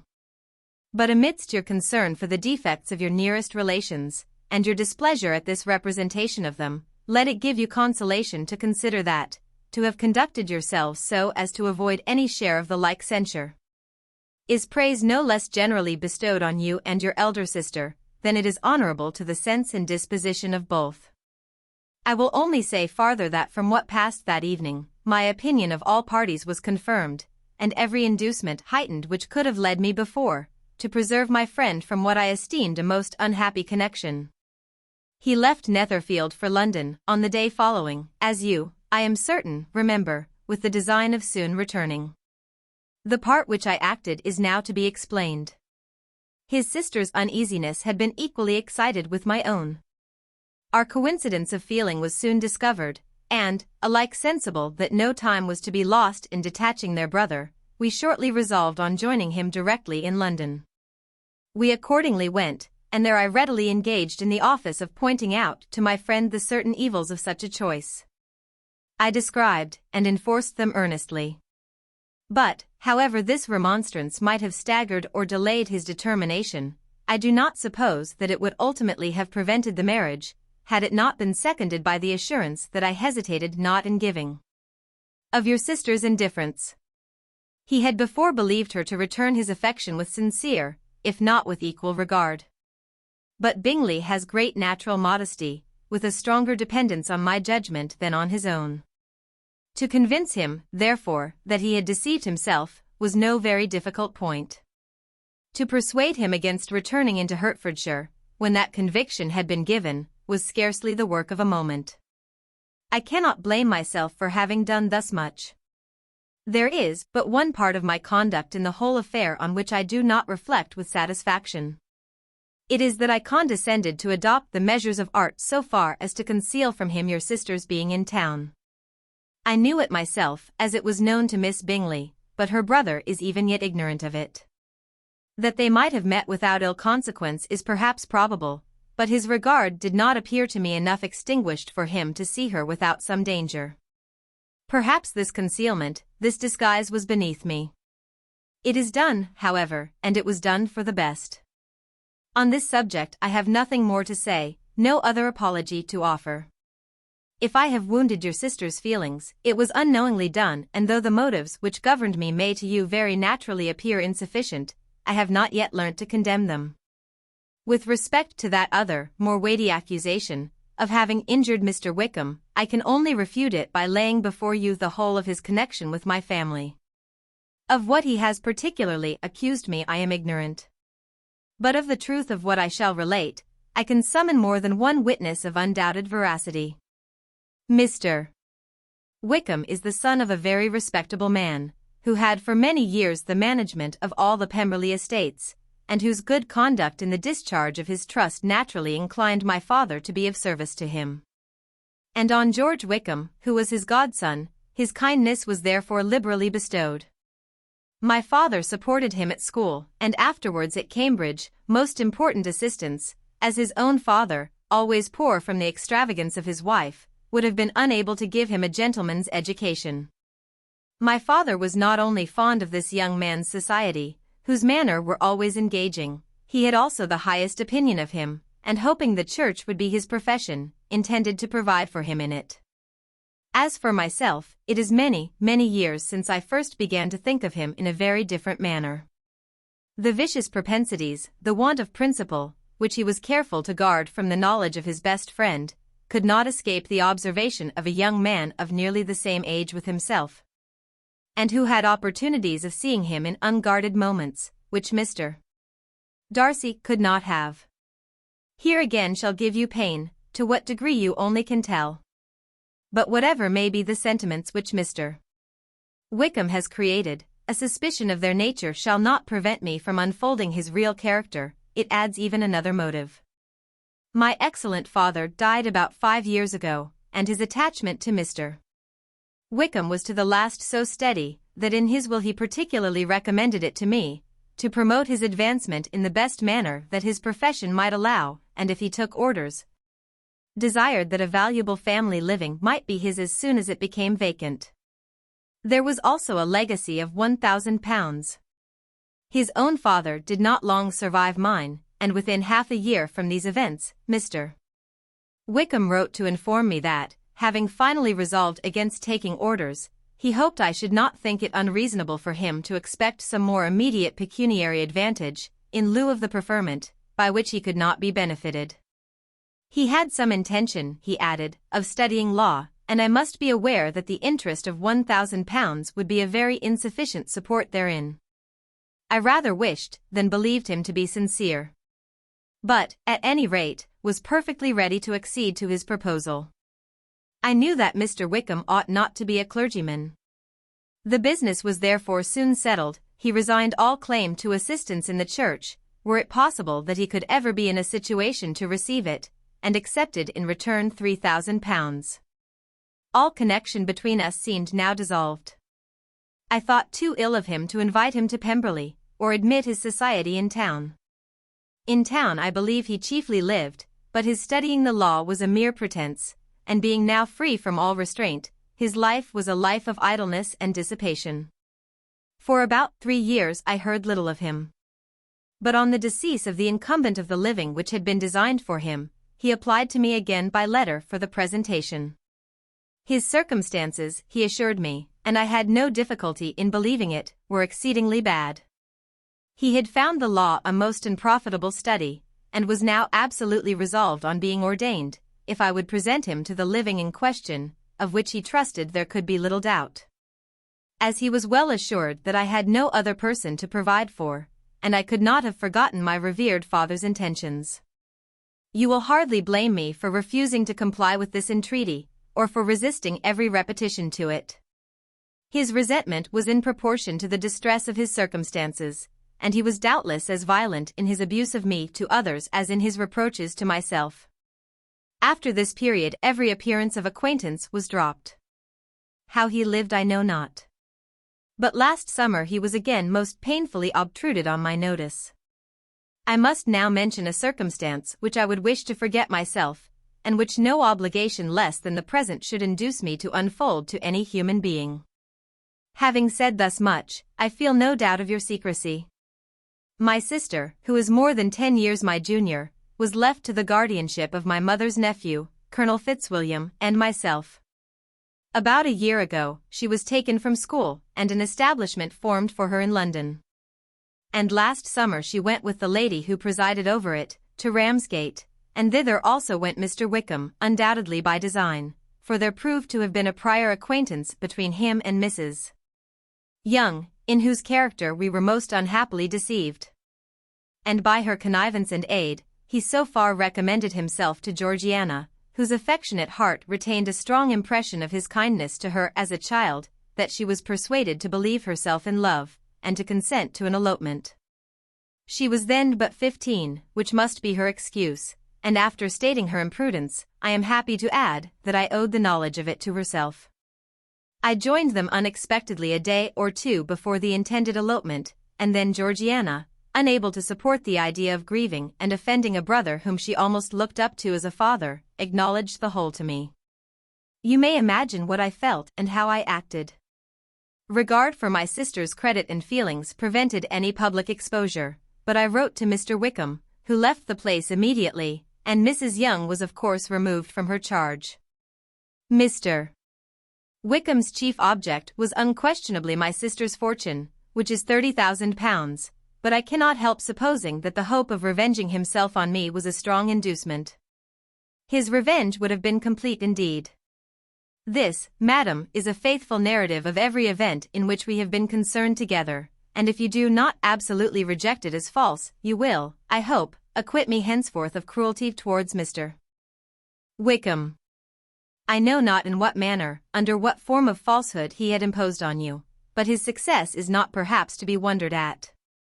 Ignorant as you previously were of everything concerning either, detection could not be in your power, and suspicion certainly not in your inclination.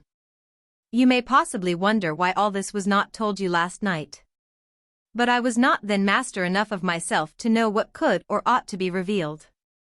For the truth of everything here related, I can appeal more particularly to the testimony of Colonel Fitzwilliam, who, from our near relationship and constant intimacy, and, still more, as one of the executors of my father's will, has been unavoidably acquainted with every particular of these transactions. If your abhorrence of me should make my assertions valueless, you cannot be prevented by the same cause from confiding in my cousin. And that there may be the possibility of consulting him, I shall endeavor to find some opportunity of putting this letter in your hands in the course of the morning. I will only add, God bless you. Fitzwilliam Darcy. Chapter 36. If Elizabeth, when Mr. Darcy gave her the letter, did not expect it to contain a renewal of his offers, she had formed no expectation at all of its contents. But such as they were, it may well be supposed how eagerly she went through them, and what a contrariety of emotion they excited. Her feelings as she read were scarcely to be defined. With amazement did she first understand that he believed any apology to be in his power, and steadfastly was she persuaded that he could have no explanation to give, which a just sense of shame would not conceal. With a strong prejudice against everything he might say, she began his account of what had happened at Netherfield. She read with an eagerness which hardly left her power of comprehension, and from impatience of knowing what the next sentence might bring, was incapable of attending to the sense of the one before her eyes. His belief of her sister's insensibility she instantly resolved to be false, and his account of the real, the worst objections to the match, made her too angry to have any wish of doing him justice. He expressed no regret for what he had done which satisfied her. His style was not penitent, but haughty. It was all pride and insolence. But when this subject was succeeded by his account of Mr. Wickham, when she read with somewhat clearer attention a relation of events which, if true, must overthrow every cherished opinion of his worth, and which bore so alarming an affinity to his own history of himself, her feelings were yet more acutely painful and more difficult of definition. Astonishment, apprehension, and even horror oppressed her. She wished to discredit it entirely, repeatedly exclaiming, "This must be false. This cannot be. This must be the grossest falsehood." And when she had gone through the whole letter, though scarcely knowing anything of the last page or two, put it hastily away, protesting that she would not regard it, that she would never look in it again. In this perturbed state of mind, with thoughts that could rest on nothing, she walked on, but it would not do. In half a minute the letter was unfolded again, and collecting herself as well as she could, she again began the mortifying perusal of all that related to Wickham, and commanded herself so far as to examine the meaning of every sentence. The account of his connection with the Pemberley family was exactly what he had related himself, and the kindness of the late Mr. Darcy, though she had not before known its extent, agreed equally well with his own words. So far each recital confirmed the other, but when she came to the will, the difference was great. What Wickham had said of the living was fresh in her memory, and as she recalled his very words, it was impossible not to feel that there was gross duplicity on one side or the other. And, for a few moments, she flattered herself that her wishes did not err. But when she read and reread with the closest attention, the particulars immediately following of Wickham's resigning all pretensions to the living, of his receiving in lieu so considerable a sum as £3,000, again was she forced to hesitate. She put down the letter, weighed every circumstance with what she meant to be impartiality, deliberated on the probability of each statement, but with little success. On both sides it was only assertion. Again she read on. But every line proved more clearly that the affair, which she had believed it impossible that any contrivance could so represent as to render Mr. Darcy's conduct in it less than infamous, was capable of a turn which must make him entirely blameless throughout the whole. The extravagance and general profligacy which he scrupled not to lay at Mr. Wickham's charge exceedingly shocked her. The more so, as she could bring no proof of its injustice. She had never heard of him before his entrance into the Wiltshire militia, in which he had engaged at the persuasion of the young man who, on meeting him accidentally in town, had there renewed a slight acquaintance. Of his former way of life nothing had been known in Hertfordshire but what he told himself. As to his real character, had information been in her power, she had never felt a wish of inquiring. His countenance, voice, and manner had established him at once in the possession of every virtue. She tried to recollect some instance of goodness, some distinguished trait of integrity or benevolence, that might rescue him from the attacks of Mr. Darcy, or at least, by the predominance of virtue, atone for those casual errors under which she would endeavor to class what Mr. Darcy had described as the idleness and vice of many years' continuance. But no such recollection befriended her. She could see him instantly before her, in every charm of air and address, but she could remember no more substantial good than the general approbation of the neighborhood, and the regard which his social powers had gained him in the mess. After pausing on this point a considerable while, she once more continued to read. But, alas! The story which followed, of his designs on Miss Darcy, received some confirmation from what had passed between Colonel Fitzwilliam and herself only the morning before. And at last she was referred for the truth of every particular to Colonel Fitzwilliam himself, from whom she had previously received the information of his near concern in all his cousin's affairs, and whose character she had no reason to question. At one time she had almost resolved on applying to him, but the idea was checked by the awkwardness of the application, and at length wholly banished by the conviction that Mr. Darcy would never have hazarded such a proposal, if he had not been well assured of his cousin's corroboration. She perfectly remembered everything that had passed in conversation between Wickham and herself, in their first evening at Mr. Phillips's. Many of his expressions were still fresh in her memory. She was now struck with the impropriety of such communications to a stranger, and wondered it had escaped her before. She saw the indelicacy of putting himself forward as he had done, and the inconsistency of his professions with his conduct. She remembered that he had boasted of having no fear of seeing Mr. Darcy, that Mr. Darcy might leave the country, but that he should stand his ground, yet he had avoided the Netherfield ball the very next week. She remembered also that, till the Netherfield family had quitted the country, he had told his story to no one but herself, but that after their removal it had been everywhere discussed, that he had then no reserves, no scruples in sinking Mr. Darcy's character, though he had assured her that respect for the father would always prevent his exposing the son. How differently did everything now appear in which he was concerned. His attentions to Miss King were now the consequence of views solely and hatefully mercenary, and the mediocrity of her fortune proved no longer the moderation of his wishes, but his eagerness to grasp at anything.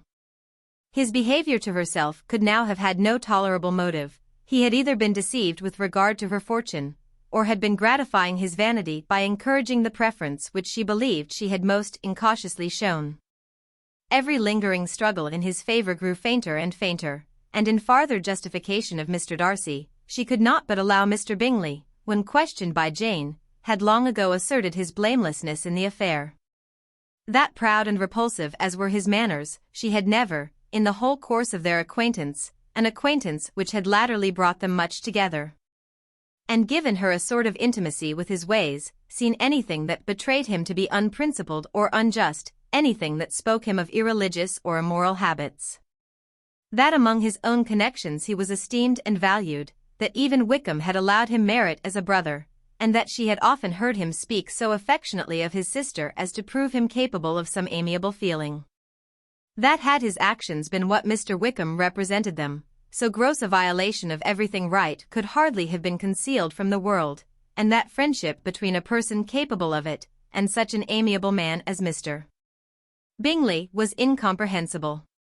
She grew absolutely ashamed of herself. Of neither Darcy nor Wickham could she think without feeling she had been blind, partial, prejudiced, absurd. "How despicably I have acted," she cried. "I, who have prided myself on my discernment. I, who have valued myself on my abilities. Who have often disdained the generous candor of my sister, and gratified my vanity in useless or blamable mistrust. How humiliating is this discovery! Yet, how just a humiliation! Had I been in love, I could not have been more wretchedly blind. But vanity, not love, has been my folly.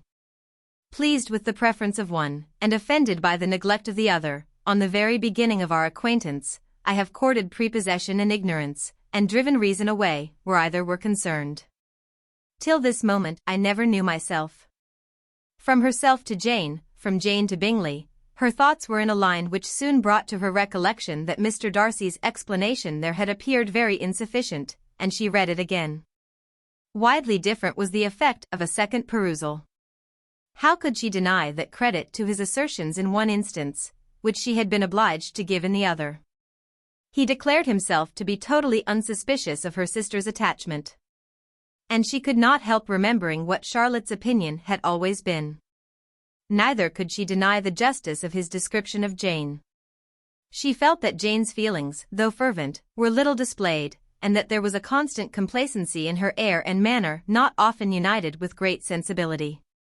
When she came to that part of the letter in which her family were mentioned in terms of such mortifying, yet merited reproach, her sense of shame was severe. The justice of the charge struck her too forcibly for denial, and the circumstances to which he particularly alluded as having passed at the Netherfield ball, and as confirming all his first disapprobation, could not have made a stronger impression on his mind than on hers. The compliment to herself and her sister was not unfelt. It soothed, but it could not console her for the contempt which had thus been self-attracted by the rest of her family. And as she considered that Jane's disappointment had in fact been the work of her nearest relations, and reflected how materially the credit of both must be hurt by such impropriety of conduct, she felt depressed beyond anything she had ever known before. After wandering along the lane for 2 hours, giving way to every variety of thought, reconsidering events, determining probabilities, and reconciling herself, as well as she could, to a change so sudden and so important, fatigue and a recollection of her long absence made her at length return home. And she entered the house with the wish of appearing cheerful as usual, and the resolution of repressing such reflections as must make her unfit for conversation. She was immediately told that the 2 gentlemen from Rosings had each called during her absence, Mr. Darcy, only for a few minutes, to take leave, but that Colonel Fitzwilliam had been sitting with them at least an hour, hoping for her return, and almost resolving to walk after her till she could be found. Elizabeth could but just affect concern in missing him, she really rejoiced at it. Colonel Fitzwilliam was no longer an object, she could think only of her letter. Chapter 37. The 2 gentlemen left Rosings the next morning, and Mr. Collins, having been in waiting near the lodges, to make them his parting obeisance, was able to bring home the pleasing intelligence of their appearing in very good health, and in as tolerable spirits as could be expected, after the melancholy scene so lately gone through at Rosings. To Rosings he then hastened, to console Lady Catherine and her daughter. And on his return brought back, with great satisfaction, a message from her ladyship, importing that she felt herself so dull as to make her very desirous of having them all to dine with her. Elizabeth could not see Lady Catherine without recollecting that, had she chosen it, she might by this time have been presented to her as her future niece, nor could she think, without a smile, of what her ladyship's indignation would have been. What would she have said? How would she have behaved, were questions with which she amused herself. Their first subject was the diminution of the Rosings party. "I assure you, I feel it exceedingly," said Lady Catherine. "I believe no one feels the loss of friends so much as I do. But I am particularly attached to these young men, and know them to be so much attached to me. They were excessively sorry to go. But so they always are." The dear Colonel rallied his spirits tolerably till just at last, but Darcy seemed to feel it most acutely, more, I think, than last year. His attachment to Rosings certainly increases. Mr. Collins had a compliment and an allusion to throw in here, which were kindly smiled on by the mother and daughter. Lady Catherine observed, after dinner, that Miss Bennet seemed out of spirits, and immediately accounting for it by herself, by supposing that she did not like to go home again so soon, she added, "But if that is the case, you must write to your mother and beg that you may stay a little longer.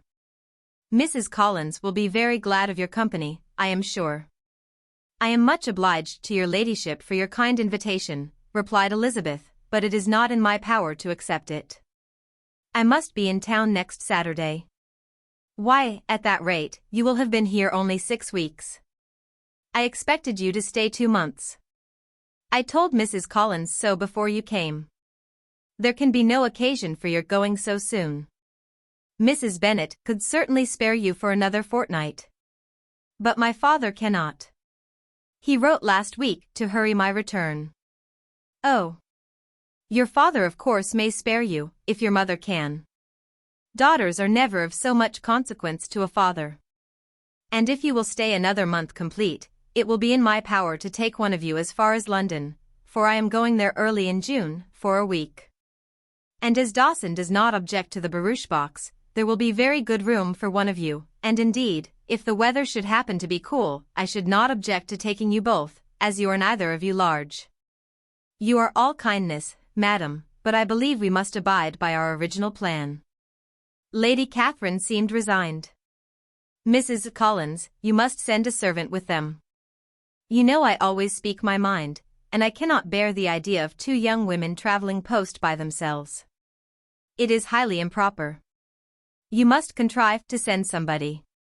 I have the greatest dislike in the world to that sort of thing. Young women should always be properly guarded and attended, according to their situation in life. When my niece Georgiana went to Ramsgate last summer, I made a point of her having 2 men-servants go with her. Miss Darcy, the daughter of Mr. Darcy, of Pemberley, and Lady Anne, could not have appeared with propriety in a different manner. I am excessively attentive to all those things. You must send John with the young ladies, Mrs. Collins. I am glad it occurred to me to mention it. For it would really be discreditable to you to let them go alone. My uncle is to send a servant for us. Oh. Your uncle. He keeps a manservant, does he? I am very glad you have somebody who thinks of these things. Where shall you change horses? Oh. Bromley, of course. If you mention my name at the bell, you will be attended to. Lady Catherine had many other questions to ask respecting their journey, and as she did not answer them all herself, attention was necessary, which Elizabeth believed to be lucky for her. Or, with a mind so occupied, she might have forgotten where she was. Reflection must be reserved for solitary hours. Whenever she was alone, she gave way to it as the greatest relief. And not a day went by without a solitary walk, in which she might indulge in all the delight of unpleasant recollections. Mr. Darcy's letter she was in a fair way of soon knowing by heart. She studied every sentence. And her feelings towards its writer were at times widely different. When she remembered the style of his address, she was still full of indignation. But when she considered how unjustly she had condemned and upbraided him, her anger was turned against herself, and his disappointed feelings became the object of compassion. His attachment excited gratitude, his general character respect. But she could not approve him, nor could she for a moment repent her refusal, or feel the slightest inclination ever to see him again. In her own past behavior, there was a constant source of vexation and regret. And in the unhappy defects of her family, a subject of yet heavier chagrin. They were hopeless of remedy. Her father, contented with laughing at them, would never exert himself to restrain the wild giddiness of his youngest daughters. And her mother, with manners so far from right herself, was entirely insensible of the evil. Elizabeth had frequently united with Jane in an endeavor to check the imprudence of Catherine and Lydia. But while they were supported by their mother's indulgence, what chance could there be of improvement? Catherine, weak-spirited, irritable, and completely under Lydia's guidance, had been always affronted by their advice. And Lydia, self-willed and careless, would scarcely give them a hearing. They were ignorant, idle, and vain. While there was an officer in Meryton, they would flirt with him. And while Meryton was within a walk of Longbourn, they would be going there forever. Anxiety on Jane's behalf was another prevailing concern, and Mr. Darcy's explanation, by restoring Bingley to all her former good opinion, heightened the sense of what Jane had lost. His affection was proved to have been sincere, and his conduct cleared of all blame, unless any could attach to the implicitness of his confidence in his friend. How grievous then was the thought that, of a situation so desirable in every respect, so replete with advantage, so promising for happiness, Jane had been deprived, by the folly and indecorum of her own family. When to these recollections was added the development of Wickham's character, it may be easily believed that the happy spirits which had seldom been depressed before, were now so much affected as to make it almost impossible for her to appear tolerably cheerful. Their engagements at Rosings were as frequent during the last week of her stay as they had been at first. The very last evening was spent there. And her ladyship again inquired minutely into the particulars of their journey, gave them directions as to the best method of packing, and was so urgent on the necessity of placing gowns in the only right way, that Maria thought herself obliged, on her return, to undo all the work of the morning, and pack her trunk afresh.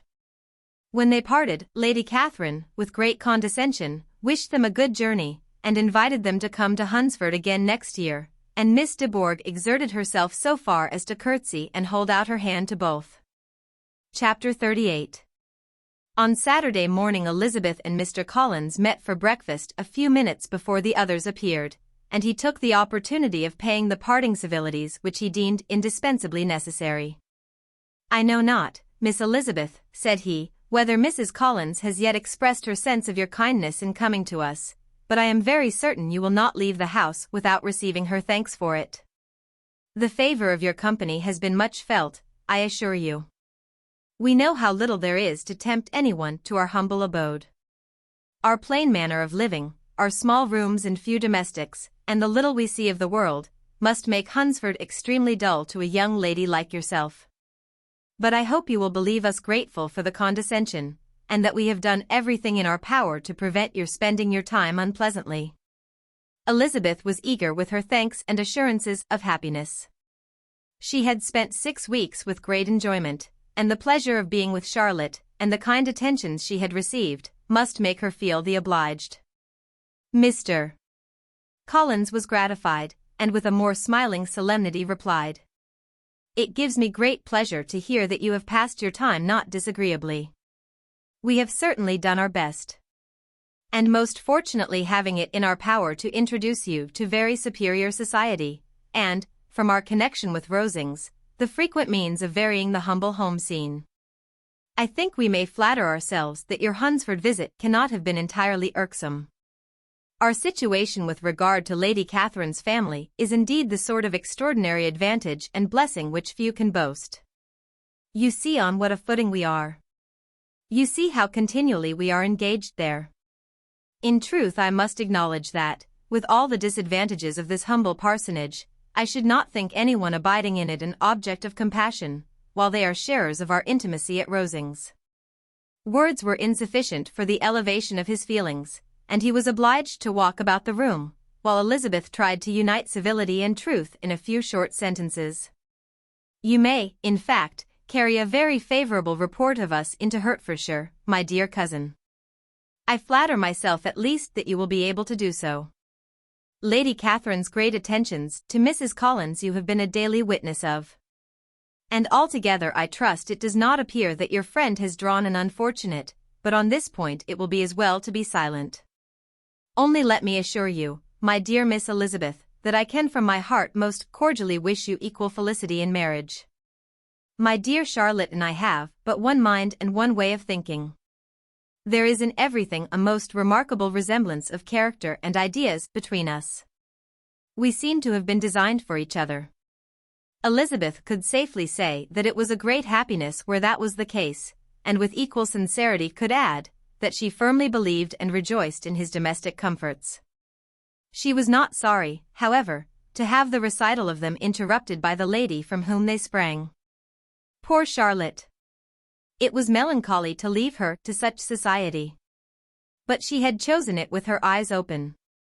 And though evidently regretting that her visitors were to go, she did not seem to ask for compassion.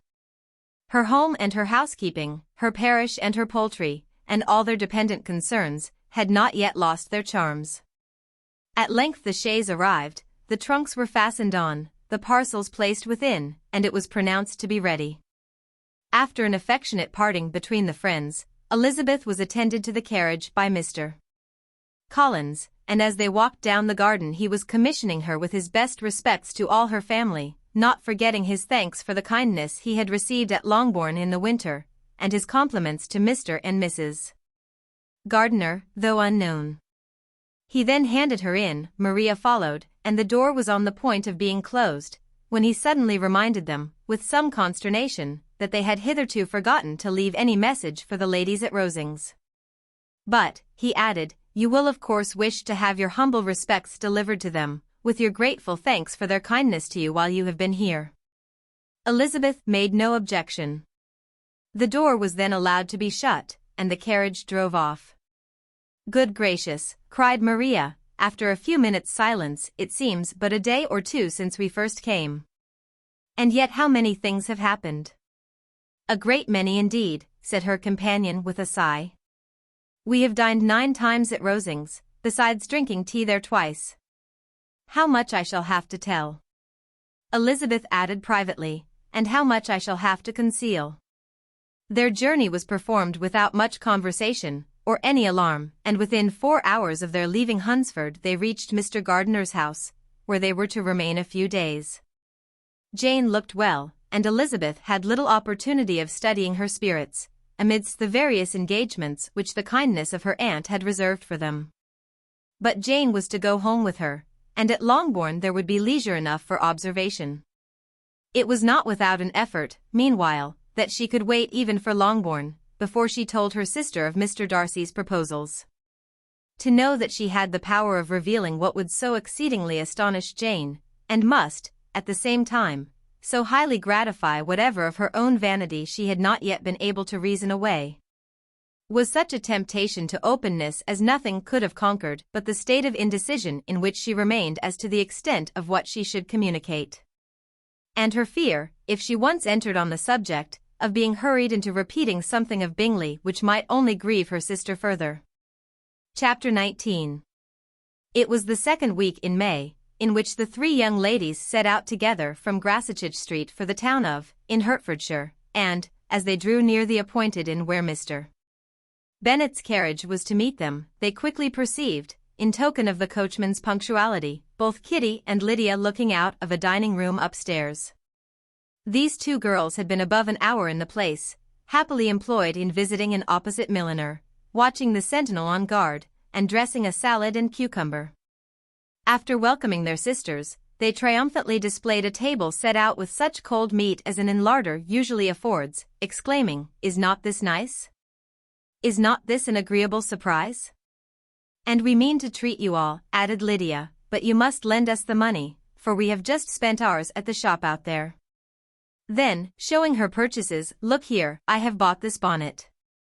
I do not think it is very pretty, but I thought I might as well buy it as not.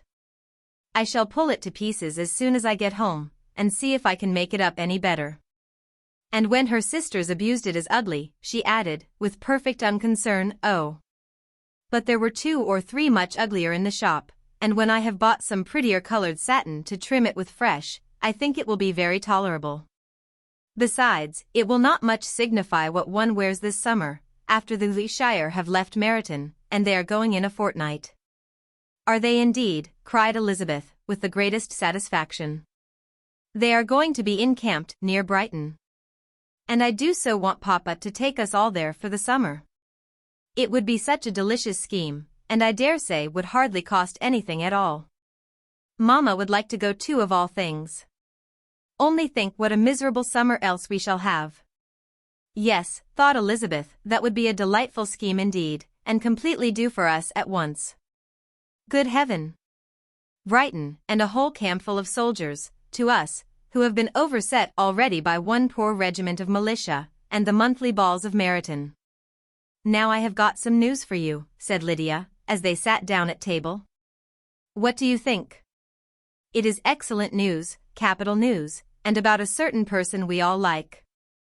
Jane and Elizabeth looked at each other, and the waiter was told he need not stay. Lydia laughed, and said, "Aye, that is just like your formality and discretion. You thought the waiter must not hear, as if he cared. I dare say he often hears worse things said than I am going to say. But he is an ugly fellow. I am glad he is gone. I never saw such a long chin in my life. Well, but now for my news. It is about dear Wickham, too good for the waiter, is it not? There is no danger of Wickham's marrying Mary King. There's for you. She is gone down to her uncle at Liverpool, gone to stay. Wickham is safe. And Mary King is safe," added Elizabeth. "Safe from a connection imprudent as to fortune. She is a great fool for going away, if she liked him. But I hope there is no strong attachment on either side," said Jane. "I am sure there is not on his. I will answer for it, he never cared 3 straws about her, who could about such a nasty little freckled thing." Elizabeth was shocked to think that, however incapable of such coarseness of expression herself, the coarseness of the sentiment was little other than her own breast had harbored and fancied liberal. As soon as all had ate, and the elder ones paid, the carriage was ordered, and after some contrivance, the whole party, with all their boxes, work-bags, and parcels, and the unwelcome addition of Kitty's and Lydia's purchases, were seated in it. "How nicely we are all crammed in," cried Lydia. "I am glad I bought my bonnet, if it is only for the fun of having another bandbox. Well, now let us be quite comfortable and snug, and talk and laugh all the way home." And in the first place, let us hear what has happened to you all since you went away. Have you seen any pleasant men? Have you had any flirting? I was in great hopes that one of you would have got a husband before you came back. Jane will be quite an old maid soon, I declare. She is almost 23. Lord, how ashamed I should be of not being married before 23. My Aunt Phillips wants you so to get husbands, you can't think. She says Lizzie had better have taken Mr. Collins, but I do not think there would have been any fun in it. Lord! How I should like to be married before any of you, and then I would chaperone you about to all the balls. Dear me! We had such a good piece of fun the other day at Colonel Forster's. Kitty and me were to spend the day there, and Mrs. Forster promised to have a little dance in the evening. By the by, Mrs. Forster and me are such friends. And so she asked the two Harringtons to come, but Harriet was ill, and so Pen was forced to come by herself, and then, what do you think we did? We dressed up Chamberlain in woman's clothes on purpose to pass for a lady. Only think what fun. Not a soul knew of it but Colonel and Mrs. Forster and Kitty and me, except my aunt, for we were forced to borrow one of her gowns, and you cannot imagine how well he looked. When Denny, and Wickham, and Pratt, and 2 or 3 more of the men came in, they did not know him in the least. Lord! How I laughed! And so did Mrs. Forster. I thought I should have died. And that made the men suspect something, and then they soon found out what was the matter. With such kinds of histories of their parties and good jokes, did Lydia, assisted by Kitty's hints and additions, endeavor to amuse her companions all the way to Longbourn. Elizabeth listened as little as she could, but there was no escaping the frequent mention of Wickham's name. Their reception at home was most kind. Mrs. Bennet rejoiced to see Jane in undiminished beauty, and more than once during dinner did Mr. Bennet say voluntarily to Elizabeth, "I am glad you are come back, Lizzie." Their party in the dining room was large, for almost all the Lucases came to meet Maria and hear the news. And various were the subjects that occupied them. Lady Lucas was inquiring of Maria, after the welfare and poultry of her eldest daughter, Mrs. Bennet was doubly engaged, on one hand collecting an account of the present fashions from Jane, who sat some way below her, and, on the other, retailing them all to the younger Lucases. And Lydia, in a voice rather louder than any other person's, was enumerating the various pleasures of the morning to anybody who would hear her. "Oh, Mary," said she, "I wish you had gone with us, for we had such fun." As we went along, Kitty and I drew up the blinds, and pretended there was nobody in the coach, and I should have gone so all the way, if Kitty had not been sick. And when we got to the George, I do think we behaved very handsomely, for we treated the other 3 with the nicest cold luncheon in the world, and if you would have gone, we would have treated you too. And then when we came away, it was such fun. I thought we never should have got into the coach. I was ready to die of laughter. And then we were so merry all the way home. We talked and laughed so loud, that anybody might have heard us 10 miles off. To this Mary very gravely replied, "Far be it from me, my dear sister, to depreciate such pleasures. They would doubtless be congenial with the generality of female minds. But I confess they would have no charms for me. I should infinitely prefer a book." But of this answer Lydia heard not a word. She seldom listened to anybody for more than half a minute, and never attended to Mary at all. In the afternoon Lydia was urgent with the rest of the girls to walk to Meryton, and to see how everybody went on, but Elizabeth steadily opposed the scheme. It should not be said that the Miss Bennets could not be at home half a day before they were in pursuit of the officers. There was another reason too for her opposition. She dreaded seeing Mr. Wickham again, and was resolved to avoid it as long as possible. The comfort to her of the regiment's approaching removal was indeed beyond expression. In a fortnight they were to go, and once gone, she hoped there could be nothing more to plague her on his account. She had not been many hours at home before she found that the Brighton scheme, of which Lydia had given them a hint at the inn, was under frequent discussion between her parents.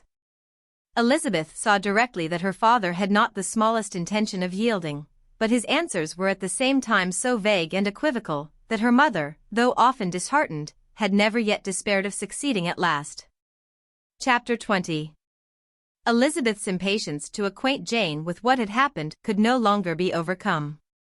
And at length, resolving to suppress every particular in which her sister was concerned, and preparing her to be surprised, she related to her the next morning the chief of the scene between Mr. Darcy and herself. Miss Bennet's astonishment was soon lessened by the strong sisterly partiality which made any admiration of Elizabeth appear perfectly natural, and all surprise was shortly lost in other feelings. She was sorry that Mr. Darcy should have delivered his sentiments in a manner so little suited to recommend them, but still more was she grieved for the unhappiness which her sister's refusal must have given him. His being so sure of succeeding was wrong, said she, and certainly ought not to have appeared, but consider how much it must increase his disappointment. Indeed, replied Elizabeth, I am heartily sorry for him. But he has other feelings, which will probably soon drive away his regard for me. You do not blame me, however, for refusing him? Blame you? Oh, no.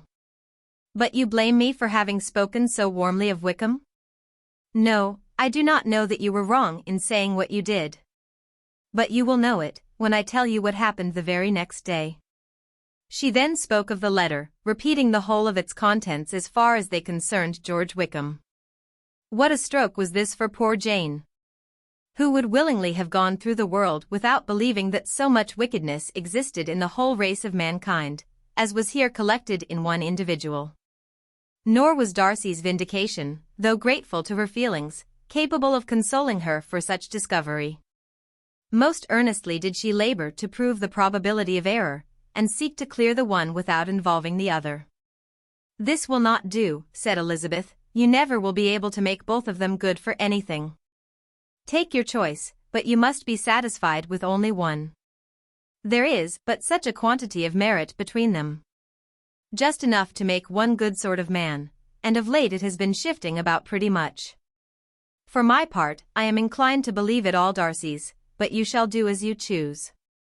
It was some time, however, before a smile could be extorted from Jane. I do not know when I have been more shocked, said she. Wickham so very bad. It is almost past belief. And poor Mr. Darcy. Dear Lizzie, only consider what he must have suffered. Such a disappointment. And with the knowledge of your ill opinion, too. And having to relate such a thing of his sister. It is really too distressing.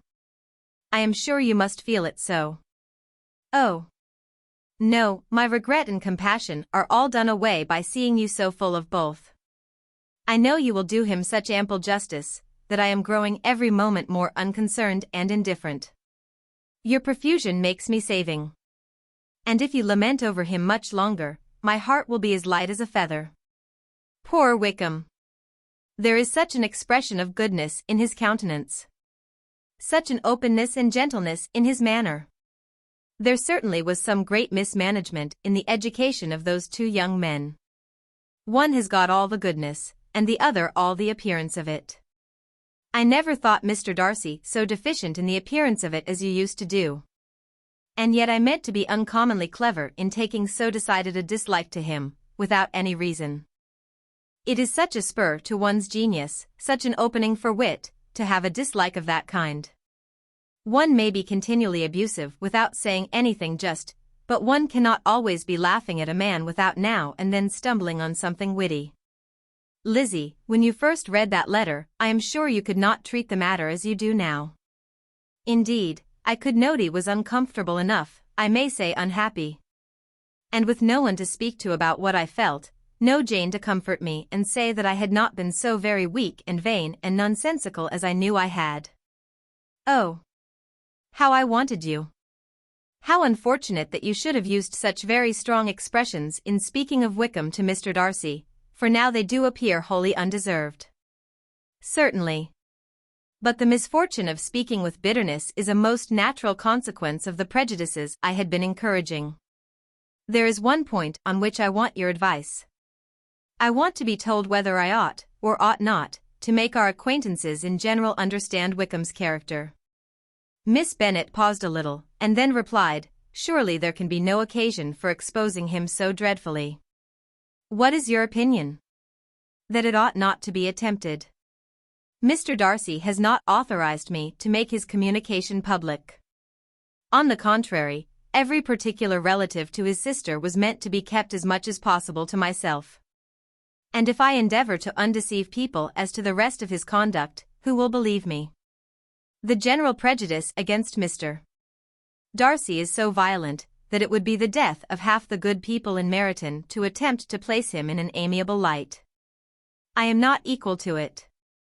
Wickham will soon be gone, and therefore it will not signify to anyone here what he really is. Some time hence it will be all found out, and then we may laugh at their stupidity in not knowing it before. At present I will say nothing about it. You are quite right. To have his errors made public might ruin him forever.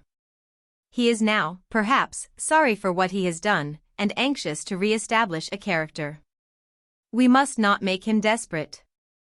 The tumult of Elizabeth's mind was allayed by this conversation. She had got rid of 2 of the secrets which had weighed on her for a fortnight, and was certain of a willing listener in Jane, whenever she might wish to talk again of either. But there was still something lurking behind, of which prudence forbade the disclosure.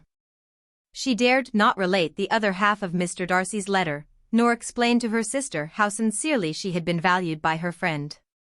Here was knowledge in which no one could partake, and she was sensible that nothing less than a perfect understanding between the parties could justify her in throwing off this last encumbrance of mystery. And then, said she, if that very improbable event should ever take place, I shall merely be able to tell what Bingley may tell in a much more agreeable manner himself. The liberty of communication cannot be mine till it has lost all its value. She was now, on being settled at home, at leisure to observe the real state of her sister's spirits. Jane was not happy. She still cherished a very tender affection for Bingley. Having never even fancied herself in love before, her regard had all the warmth of first attachment, and, from her age and disposition, greater steadiness than most first attachments often boast. And so fervently did she value his remembrance, and prefer him to every other man, that all her good sense, and all her attention to the feelings of her friends, were requisite to check the indulgence of those regrets which must have been injurious to her own health and their tranquillity. Well, Lizzie, said Mrs. Bennet one day, what is your opinion now of this sad business of Jane's? For my part, I am determined never to speak of it again to anybody. I told my sister Phillips so the other day. But I cannot find out that Jane saw anything of him in London. Well, he is a very undeserving young man, and I do not suppose there's the least chance in the world of her ever getting him now. There is no talk of his coming to Netherfield again in the summer, and I have inquired of everybody, too, who is likely to know. I do not believe he will ever live at Netherfield any more. Oh well. It is just as he chooses. Nobody wants him to come. Though I shall always say he used my daughter extremely ill, and if I was her, I would not have put up with it. Well, my comfort is, I am sure Jane will die of a broken heart. And then he will be sorry for what he has done. But as Elizabeth could not receive comfort from any such expectation, she made no answer. Well, Lizzie, continued her mother, soon afterwards, and so the Collinses live very comfortable, do they? Well, well, I only hope it will last. And what sort of table do they keep? Charlotte is an excellent manager, I dare say. If she is half as sharp as her mother, she is saving enough. There is nothing extravagant in their housekeeping, I dare say. No, nothing at all. A great deal of good management, depend upon it. Yes, yes. They will take care not to outrun their income. They will never be distressed for money. Well, much good may it do them. And so, I suppose, they often talk of having Longbourn when your father is dead. They look upon it as quite their own, I dare say, whenever that happens. It was a subject which they could not mention before me. No. It would have been strange if they had, but I make no doubt they often talk of it between themselves. Well, if they can be easy with an estate that is not lawfully their own, so much the better. I should be ashamed of having one that was only entailed on me. Chapter 41. The first week of their return was soon gone. The second began. It was the last of the regiment's stay in Meryton, and all the young ladies in the neighborhood were drooping apace. The dejection was almost universal. The elder Miss Bennets alone were still able to eat, drink, and sleep, and pursue the usual course of their employments. Very frequently were they reproached for this insensibility by Kitty and Lydia, whose own misery was extreme, and who could not comprehend such hard-heartedness in any of the family. Good heaven! What is to become of us? What are we to do? Would they often exclaiming the bitterness of woe? How can you be smiling so, Lizzie?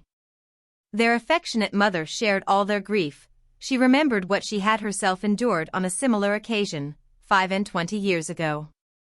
I am sure, said she, I cried for 2 days together when Colonel Miller's regiment went away. I thought I should have broken my heart. I am sure I shall break mine, said Lydia. If one could but go to Brighton, observed Mrs. Bennet. Oh, yes. If one could but go to Brighton. But Papa is so disagreeable. A little sea bathing would set me up forever. And my Aunt Phillips is sure it would do me a great deal of good, added Kitty. Such were the kind of lamentations resounding perpetually through Longbourn House. Elizabeth tried to be diverted by them, but all sense of pleasure was lost in shame. She felt anew the justice of Mr. Darcy's objections. And never had she been so much disposed to pardon his interference in the views of his friend. But the gloom of Lydia's prospect was shortly cleared away, for she received an invitation from Mrs. Forster, the wife of the colonel of the regiment, to accompany her to Brighton. This invaluable friend was a very young woman, and very lately married. A resemblance in good humor and good spirits had recommended her and Lydia to each other, and out of their 3 months' acquaintance they had been intimate too. The rapture of Lydia on this occasion, her adoration of Mrs. Forster, the delight of Mrs. Bennet, and the mortification of Kitty, are scarcely to be described. Wholly inattentive to her sister's feelings, Lydia flew about the house in restless ecstasy, calling for everyone's congratulations, and laughing and talking with more violence than ever. Whilst the luckless Kitty continued in the parlour repined at her fate in terms as unreasonable as her accent was peevish. I cannot see why Mrs. Forster should not ask me as well as Lydia, said she, though I am not her particular friend. I have just as much right to be asked as she has, and more too, for I am 2 years older. In vain did Elizabeth attempt to make her reasonable, and Jane to make her resigned. As for Elizabeth herself, this invitation was so far from exciting in her the same feelings as in her mother and Lydia, that she considered it as the death warrant of all possibility of common sense for the latter. And detestable as such a step must make her were it known, she could not help secretly advising her father not to let her go. She represented to him all the improprieties of Lydia's general behavior, the little advantage she could derive from the friendship of such a woman as Mrs. Forster, and the probability of her being yet more imprudent with such a companion at Brighton, where the temptations must be greater than at home. He heard her attentively, and then said, Lydia will never be easy until she has exposed herself in some public place or other. And we can never expect her to do it with so little expense or inconvenience to her family as under the present circumstances. If you were aware, said Elizabeth, of the very great disadvantage to us all which must arise from the public notice of Lydia's unguarded and imprudent manner, nay, which has already arisen from it, I am sure you would judge differently in the affair. Already arisen, repeated Mr. Bennet. What, has she frightened away some of your lovers? Poor little Lizzie. But do not be cast down. Such squeamish youths as cannot bear to be connected with a little absurdity are not worth a regret. Come, let me see the list of pitiful fellows who have been kept aloof by Lydia's folly. Indeed you are mistaken. I have no such injuries to resent. It is not of particular, but of general evils, which I am now complaining. Our importance, our respectability in the world must be affected by the wild volatility, the assurance and disdain of all restraint which mark Lydia's character. Excuse me, for I must speak plainly. If you, my dear father, will not take the trouble of checking her exuberant spirits, and of teaching her that her present pursuits are not to be the business of her life, she will soon be beyond the reach of amendment. Her character will be fixed, and she will, at 16, be the most determined flirt that ever made herself or her family ridiculous, a flirt, too, in the worst and meanest degree of flirtation.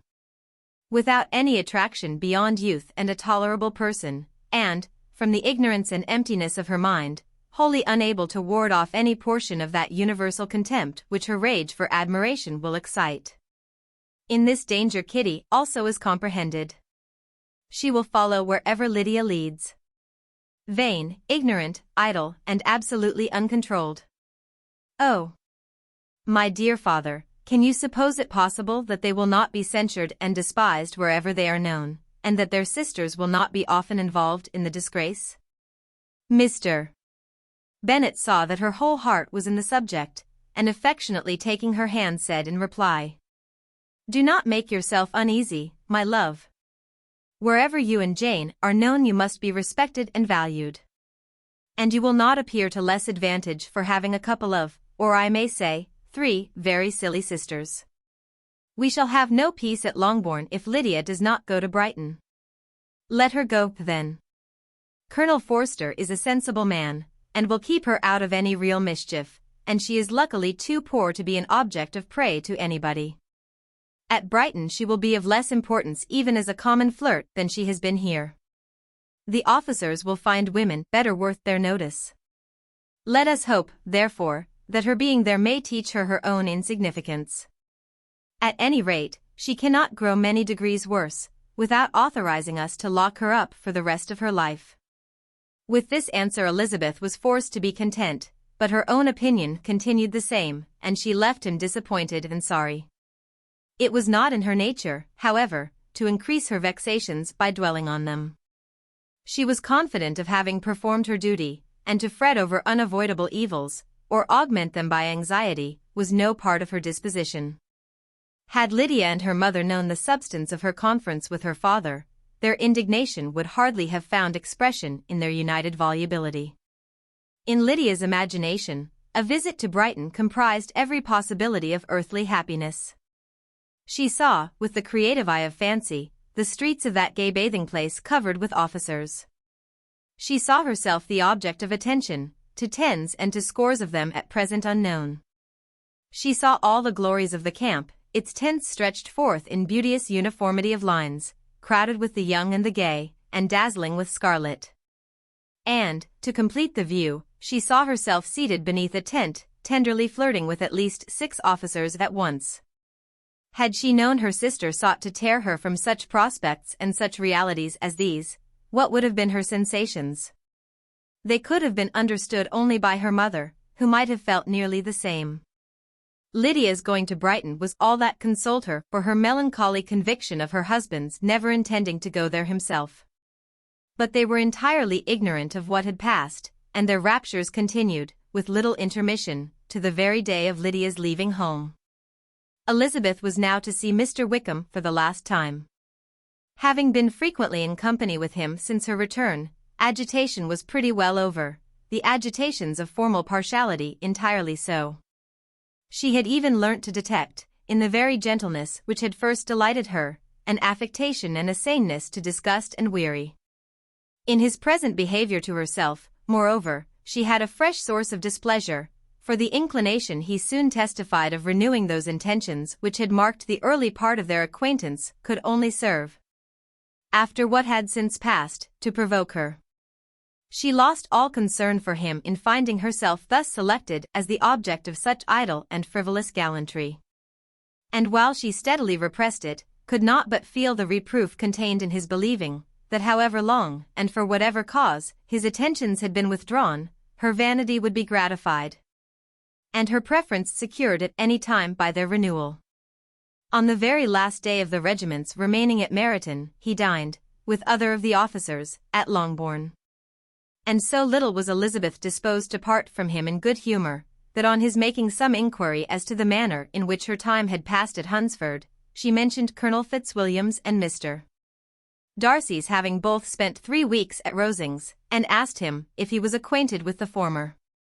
He looked surprised, displeased, alarmed, but with a moment's recollection and a returning smile, replied that he had formerly seen him often. And, after observing that he was a very gentlemanlike man, asked her how she had liked him. Her answer was warmly in his favor. With an air of indifference he soon afterwards added, "How long did you say he was at Rosings?" "Nearly 3 weeks." "And you saw him frequently?" "Yes, almost every day." "His manners are very different from his cousin's." "Yes, very different. But I think Mr. Darcy improves upon acquaintance." "Indeed," cried Mr. Wickham with a look which did not escape her. "And pray, may I ask," but checking himself, he added, in a gayer tone, "is it in address that he improves? Has he deigned to add aught of civility to his ordinary style? For I dare not hope," he continued in a lower and more serious tone, "that he is improved in essentials." "Oh, no," said Elizabeth. "In essentials, I believe, he is very much what he ever was." While she spoke, Wickham looked as if scarcely knowing whether to rejoice over her words, or to distrust their meaning.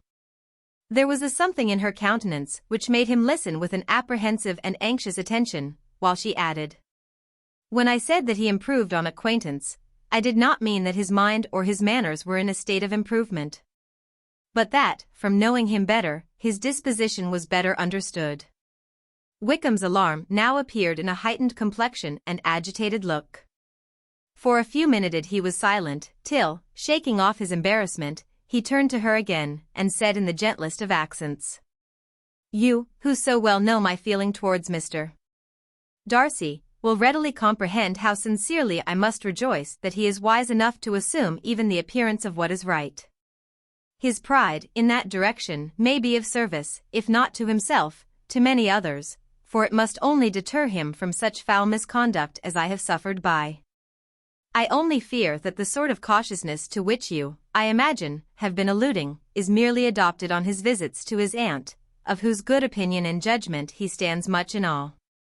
His fear of her has always operated, I know, when they were together, and a good deal is to be imputed to his wish of forwarding the match with Miss de Bourgh, which I am certain he has very much at heart." Elizabeth could not repress a smile at this, but she answered only by a slight inclination of the head. She saw that he wanted to engage her on the old subject of his grievances, and she was in no humor to indulge him.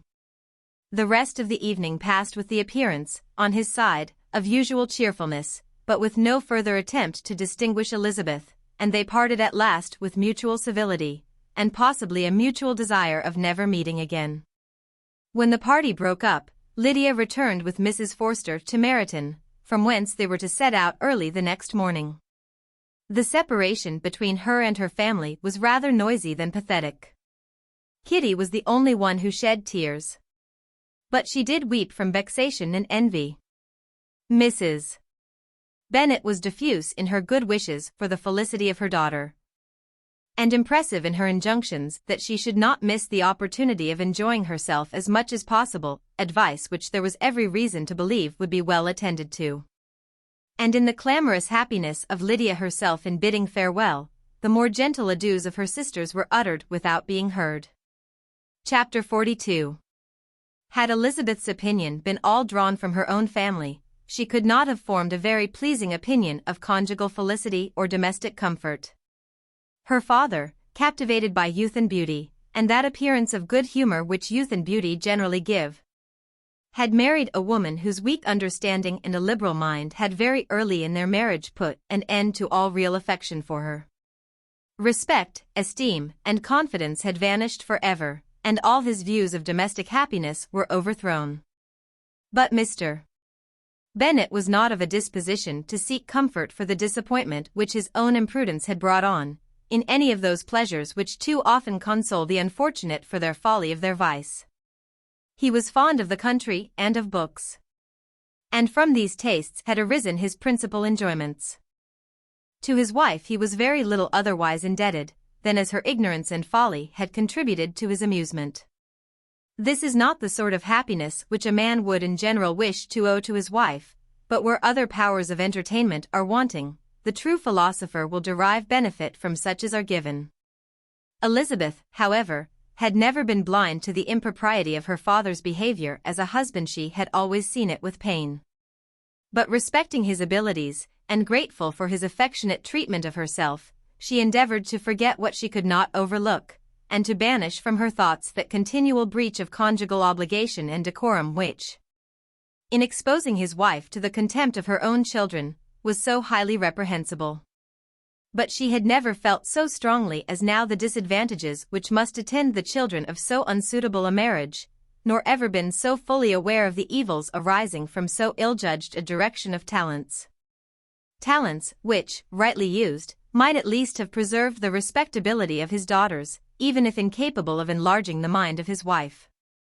When Elizabeth had rejoiced over Wickham's departure, she found little other cause for satisfaction in the loss of the regiment. Their parties abroad were less varied than before, and at home she had a mother and sister whose constant repinings at the dullness of everything around them threw a real gloom over their domestic circle. And, though Kitty might in time regain her natural degree of sense, since the disturbers of her brain were removed, her other sister, from whose disposition greater evil might be apprehended, was likely to be hardened in all her folly and assurance by a situation of such double danger as a watering place and a camp.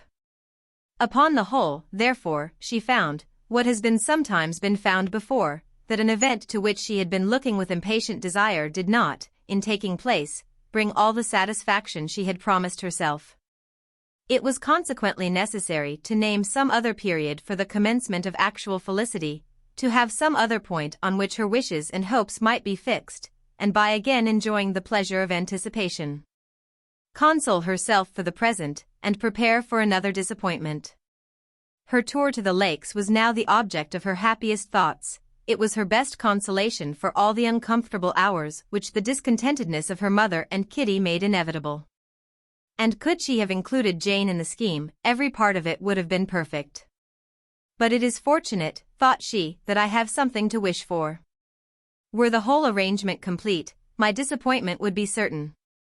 But here, by carrying with me one ceaseless source of regret in my sister's absence, I may reasonably hope to have all my expectations of pleasure realized. A scheme of which every part promises delight can never be successful. And general disappointment is only warded off by the defense of some little peculiar vexation. When Lydia went away, she promised to write very often and very minutely to her mother and Kitty. But her letters were always long expected, and always very short. Those to her mother contained little else than that they were just returned from the library, where such and such officers had attended them, and where she had seen such beautiful ornaments as made her quite wild. That she had a new gown, or a new parasol, which she would have described more fully, but was obliged to leave off in a violent hurry, as Mrs. Forster called her, and they were going off to the camp. And from her correspondence with her sister, there was still less to be learnt, for her letters to Kitty, though rather longer, were much too full of lines under the words to be made public. After the first fortnight or 3 weeks of her absence, health, good humor, and cheerfulness began to reappear at Longbourn. Everything wore a happier aspect. The families who had been in town for the winter came back again, and summer finery and summer engagements arose. Mrs. Bennet was restored to her usual querulous serenity.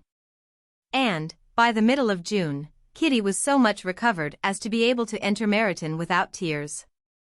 An event of such happy promise as to make Elizabeth hope that by the following Christmas she might be so tolerably reasonable as not to mention an officer above once a day, unless, by some cruel and malicious arrangement at the War Office, another regiment should be quartered in Meryton.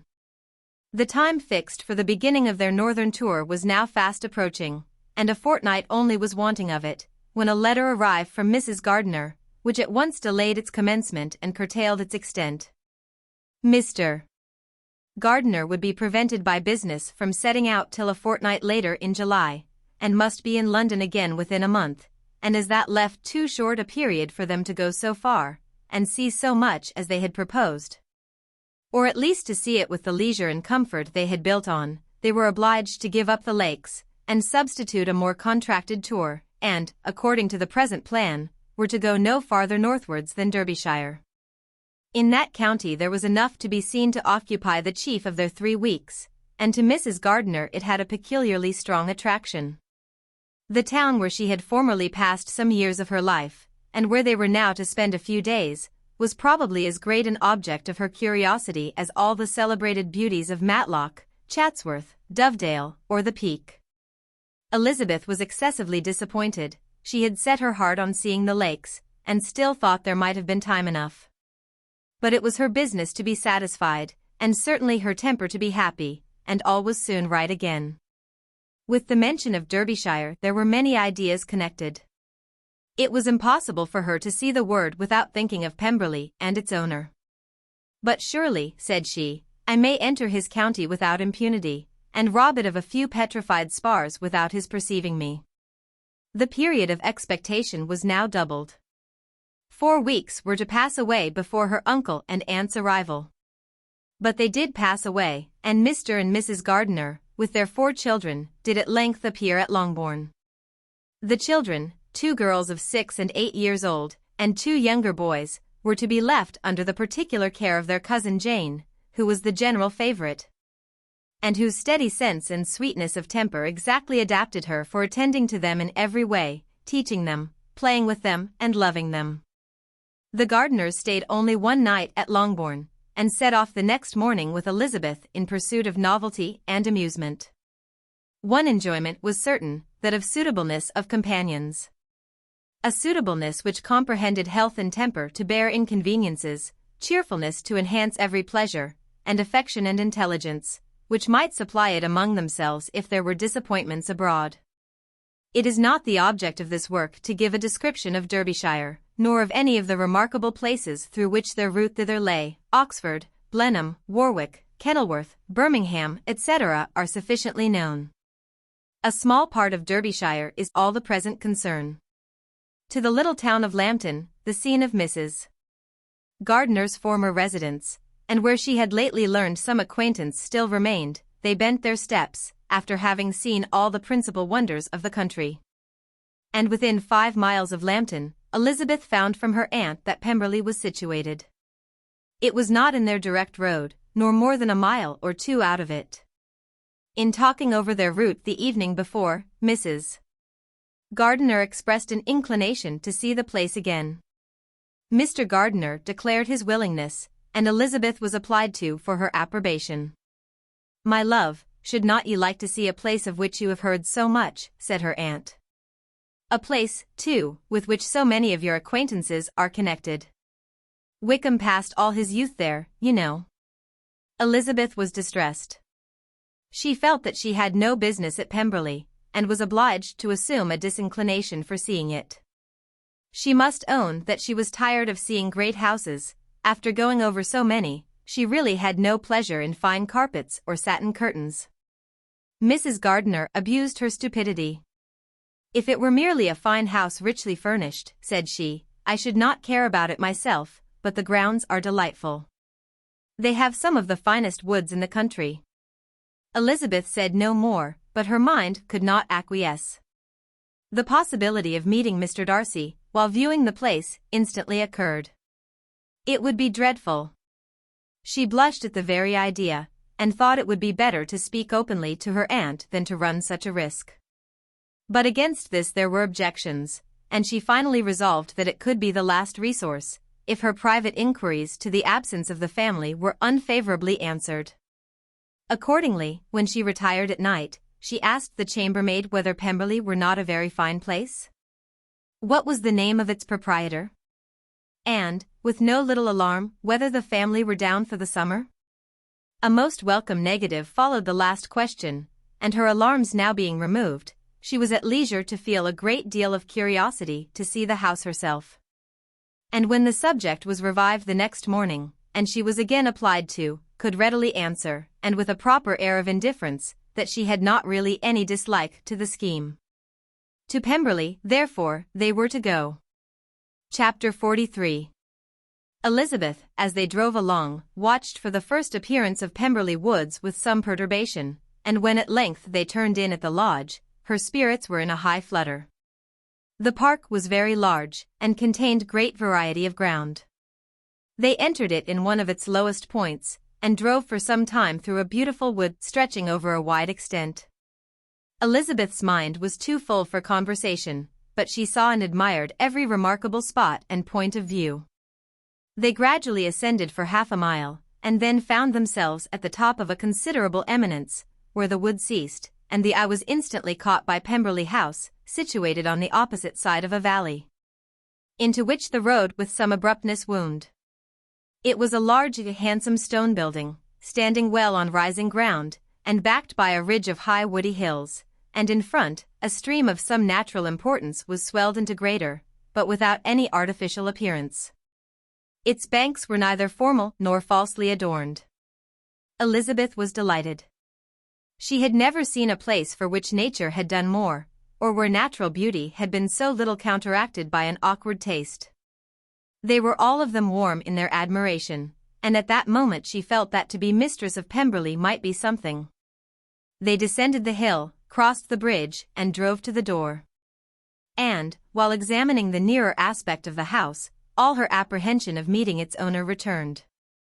She dreaded lest the chambermaid had been mistaken. On applying to see the place, they were admitted into the hall. And Elizabeth, as they waited for the housekeeper, had leisure to wonder at her being where she was.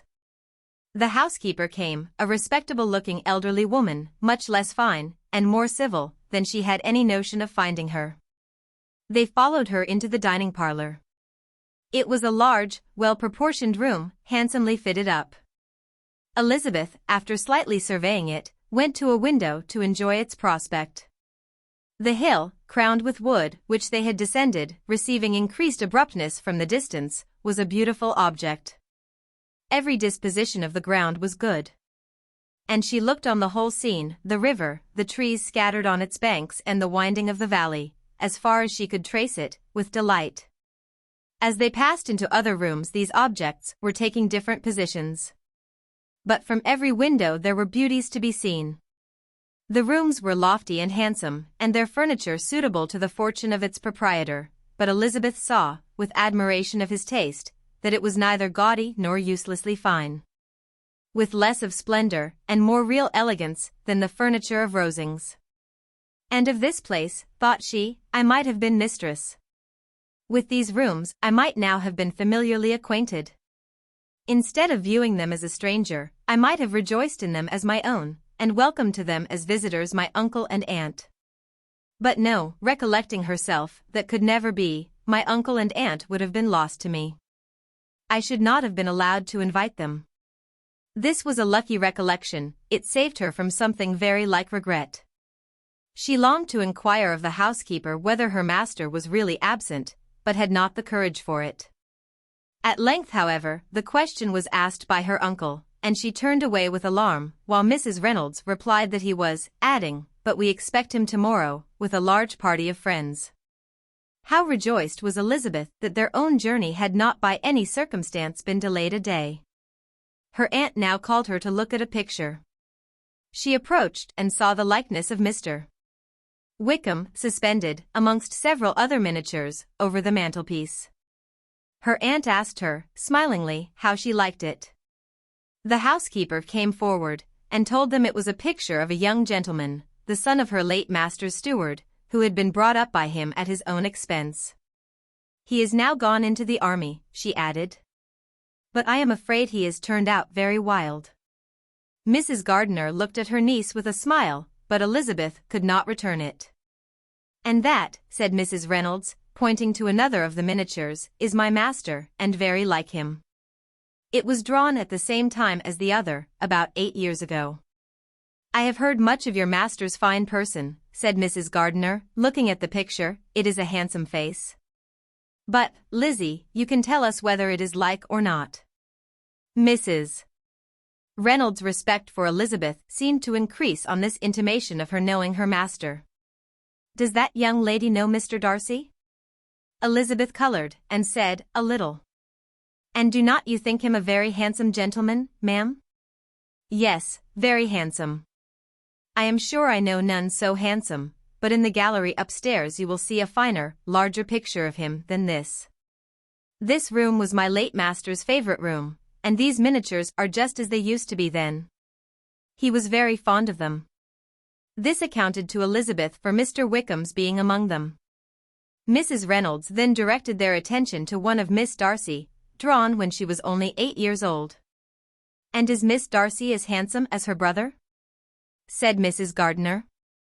"Oh, yes, the handsomest young lady that ever was seen, and so accomplished, she plays and sings all day long. In the next room is a new instrument just come down for her, a present from my master. She comes here tomorrow with him." Mr. Gardiner, whose manners were very easy and pleasant, encouraged her communicativeness by his questions and remarks. Mrs. Reynolds, either by pride or attachment, had evidently great pleasure in talking of her master and his sister.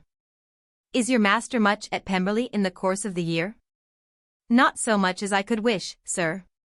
But I dare say he may spend half his time here, and Miss Darcy is always down for the summer months. Except," thought Elizabeth, "when she goes to Ramsgate. If your master would marry, you might see more of him." "Yes, sir. But I do not know when that will be. I do not know who is good enough for him." Mr. and Mrs. Gardiner smiled. Elizabeth could not help saying, "It is very much to his credit, I am sure, that you should think so." "I say no more than the truth, and everybody will say that knows him," replied the other. Elizabeth thought this was going pretty far. And she listened with increasing astonishment as the housekeeper added, "I have never known a cross word from him in my life, and I have known him ever since he was 4 years old." This was praise, of all others most extraordinary, most opposite to her ideas. That he was not a good-tempered man had been her firmest opinion. Her keenest attention was awakened. She longed to hear more, and was grateful to her uncle for saying, "There are very few people of whom so much can be said. You are lucky in having such a master." "Yes, sir, I know I am. If I were to go through the world, I could not meet with a better. But I have always observed that they who are good-natured when children are good-natured when they grow up. And he was always the sweetest-tempered, most generous-hearted boy in the world." Elizabeth almost stared at her. "Can this be Mr. Darcy?" thought she. "His father was an excellent man," said Mrs. Gardiner. "Yes, ma'am, that he was indeed. And his son will be just like him, just as affable to the poor." Elizabeth listened, wondered, doubted, and was impatient for more. Mrs. Reynolds could interest her on no other point. She related the subjects of the pictures, the dimensions of the rooms, and the price of the furniture. In vain, Mr. Gardiner, highly amused by the kind of family prejudice to which he attributed her excessive commendation of her master, soon led again to the subject, and she dwelt with energy on his many merits as they proceeded together up the great staircase. "He is the best landlord, and the best master," said she, "that ever lived, not like the wild young men nowadays, who think of nothing but themselves. There is not one of his tenants or servants but will give him a good name. Some people call him proud, but I am sure I never saw anything of it. To my fancy, it is only because he does not rattle away like other young men." "In what an amiable light does this place him," thought Elizabeth. "This fine account of him," whispered her aunt as they walked, "is not quite consistent with his behavior to our poor friend. Perhaps we might be deceived." "That is not very likely, our authority was too good." On reaching the spacious lobby above they were shown into a very pretty sitting room, lately fitted up with greater elegance and lightness than the apartments below. And were informed that it was but just done to give pleasure to Miss Darcy, who had taken a liking to the room when last at Pemberley. "He is certainly a good brother," said Elizabeth, as she walked towards one of the windows. Mrs. Reynolds anticipated Miss Darcy's delight when she should enter the room. "And this is always the way with him," she added. "Whatever can give his sister any pleasure is sure to be done in a moment. There is nothing he would not do for her." The picture gallery, and 2 or 3 of the principal bedrooms, were all that remained to be shown. In the former were many good paintings, but Elizabeth knew nothing of the art.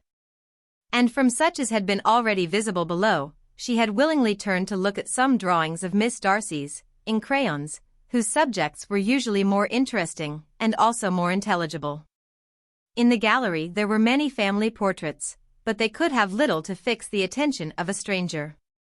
Elizabeth walked in quest of the only face whose features would be known to her. At last it arrested her, and she beheld a striking resemblance to Mr. Darcy, with such a smile over the face as she remembered to have sometimes seen when he looked at her. She stood several minutes before the picture, in earnest contemplation, and returned to it again before they quitted the gallery. Mrs. Reynolds informed them that it had been taken in his father's lifetime. There was certainly at this moment, in Elizabeth's mind, a more gentle sensation towards the original than she had ever felt at the height of their acquaintance. The commendation bestowed on him by Mrs. Reynolds was of no trifling nature. What praise is more valuable than the praise of an intelligent servant? As a brother, a landlord, a master, she considered how many people's happiness were in his guardianship, how much of pleasure or pain was it in his power to bestow. How much of good or evil must be done by him.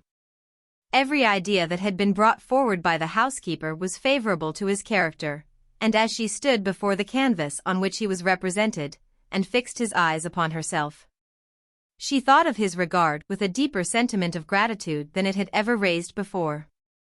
She remembered its warmth, and softened its impropriety of expression.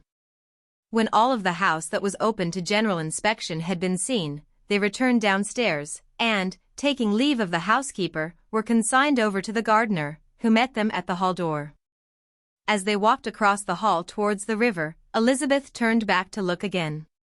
Her uncle and aunt stopped also, and while the former was conjecturing as to the date of the building, the owner of it himself suddenly came forward from the road, which led behind it to the stables. They were within 20 yards of each other, and so abrupt was his appearance that it was impossible to avoid his sight. Their eyes instantly met, and the cheeks of both were overspread with the deepest blush. He absolutely started, and for a moment seemed immovable from surprise, but shortly recovering himself, advanced towards the party, and spoke to Elizabeth, if not in terms of perfect composure, at least of perfect civility. She had instinctively turned away, but stopping on his approach, received his compliments with an embarrassment impossible to be overcome.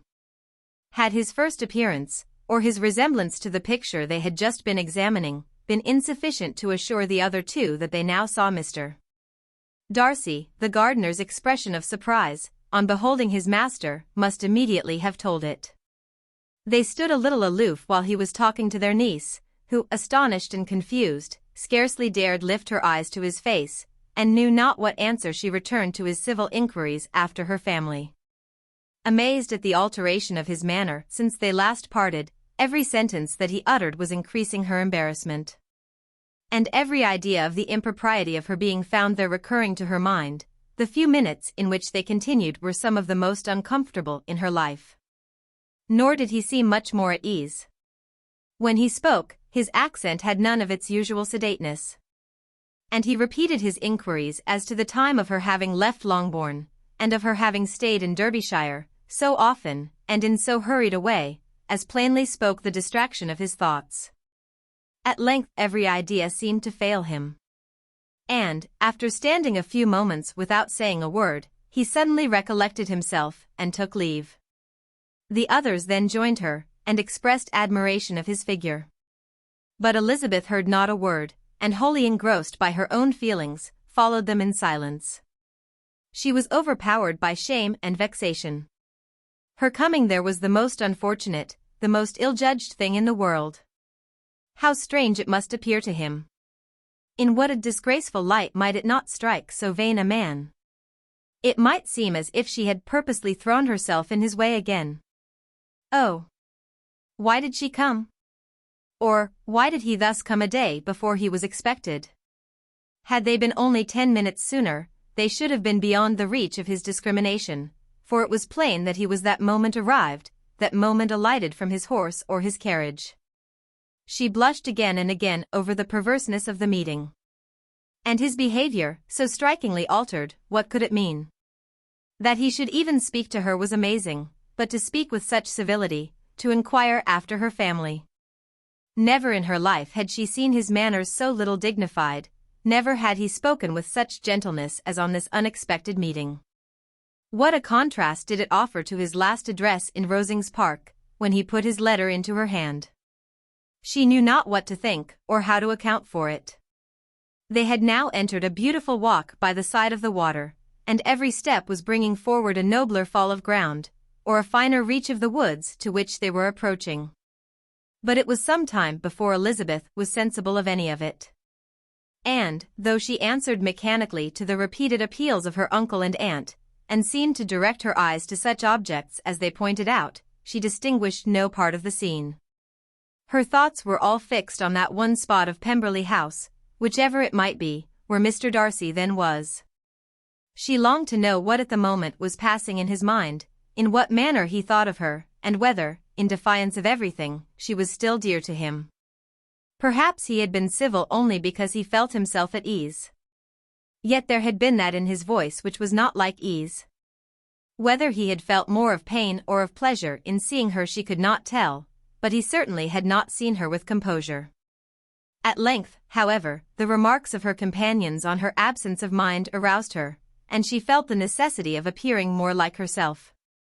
They entered the woods, and bidding adieu to the river for a while, ascended some of the higher grounds. When, in spots where the opening of the trees gave the eye power to wander, were many charming views of the valley, the opposite hills, with the long range of woods overspreading many, and occasionally part of the stream. Mr. Gardiner expressed a wish of going round the whole park, but feared it might be beyond a walk. With a triumphant smile they were told that it was 10 miles round. It settled the matter, and they pursued the accustomed circuit, which brought them again, after some time, in a descent among hanging woods, to the edge of the water, and one of its narrowest parts. They crossed it by a simple bridge, in character with the general air of the scene. It was a spot less adorned than any they had yet visited, and the valley, here contracted into a glen, allowed room only for the stream, and a narrow walk amidst the rough coppicewood which bordered it. Elizabeth longed to explore its windings. But when they had crossed the bridge, and perceived their distance from the house, Mrs. Gardiner, who was not a great walker, could go no farther, and thought only of returning to the carriage as quickly as possible. Her niece was, therefore, obliged to submit, and they took their way towards the house on the opposite side of the river, in the nearest direction, but their progress was slow, for Mr. Gardiner, though seldom able to indulge the taste, was very fond of fishing, and was so much engaged in watching the occasional appearance of some trout in the water, and talking to the man about them, that he advanced but little. Whilst wandering on in this slow manner, they were again surprised, and Elizabeth's astonishment was quite equal to what it had been at first, by the sight of Mr. Darcy approaching them, and at no great distance. The walk here being less sheltered than on the other side, allowed them to see him before they met. Elizabeth, however astonished, was at least more prepared for an interview than before, and resolved to appear and to speak with calmness, if he really intended to meet them. For a few moments, indeed, she felt that he would probably strike into some other path. The idea lasted while a turning in the walk concealed him from their view. The turning past, he was immediately before them. With a glance, she saw that he had lost none of his recent civility, and, to imitate his politeness, she began, as they met, to admire the beauty of the place. But she had not got beyond the words delightful and charming, when some unlucky recollections obtruded, and she fancied that praise of Pemberley from her might be mischievously construed. Her color changed, and she said no more. Mrs. Gardiner was standing a little behind, and on her pausing, he asked her if she would do him the honor of introducing him to her friends. This was a stroke of civility for which she was quite unprepared, and she could hardly suppress a smile at his being now seeking the acquaintance of some of those very people against whom his pride had revolted in his offer to herself. What will be his surprise, thought she, when he knows who they are? He takes them now for people of fashion. The introduction, however, was immediately made. And as she named their relationship to herself, she stole a sly look at him, to see how he bore it, and was not without the expectation of his decamping as fast as he could from such disgraceful companions. That he was surprised by the connection was evident. He sustained it, however, with fortitude, and so far from going away, turned his back with them and entered into conversation with Mr. Gardiner. Elizabeth could not but be pleased, could not but triumph. It was consoling that he should know she had some relations for whom there was no need to blush. She listened most attentively to all that passed between them, and gloried in every expression, every sentence of her uncle, which marked his intelligence, his taste, or his good manners.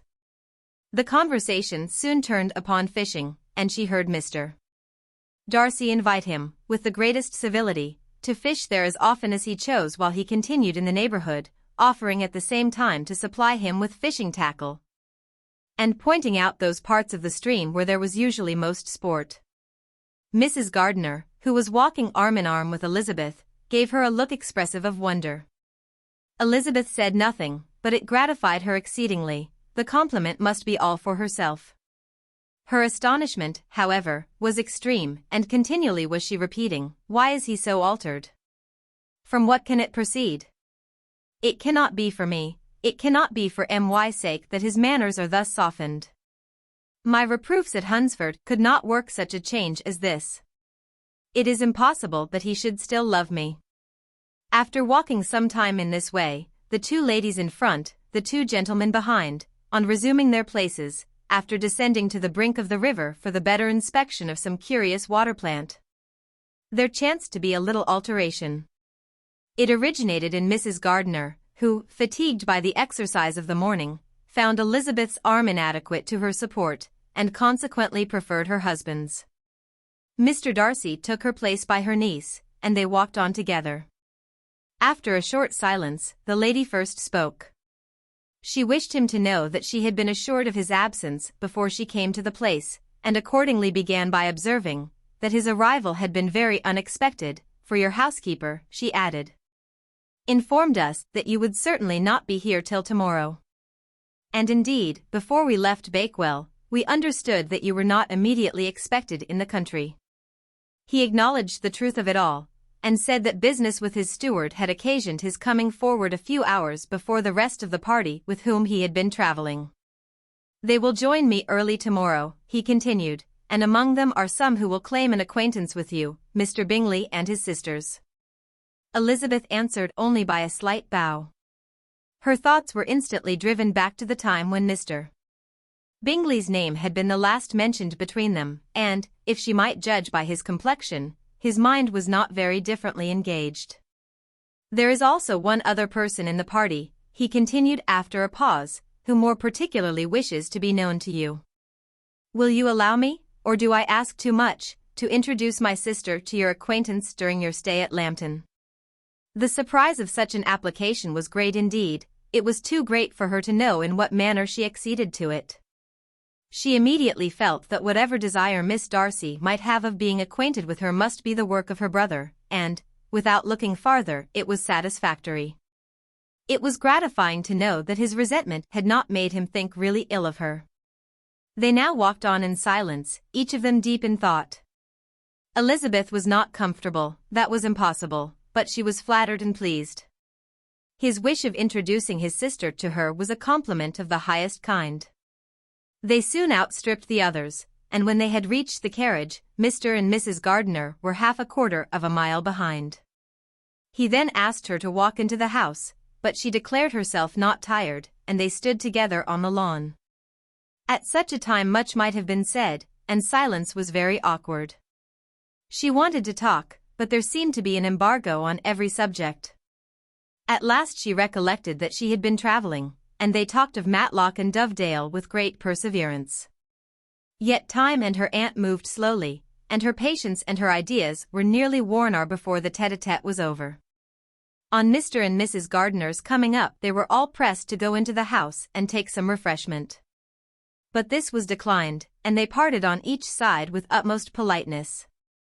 Mr. Darcy handed the ladies into the carriage, and when it drove off, Elizabeth saw him walking slowly towards the house.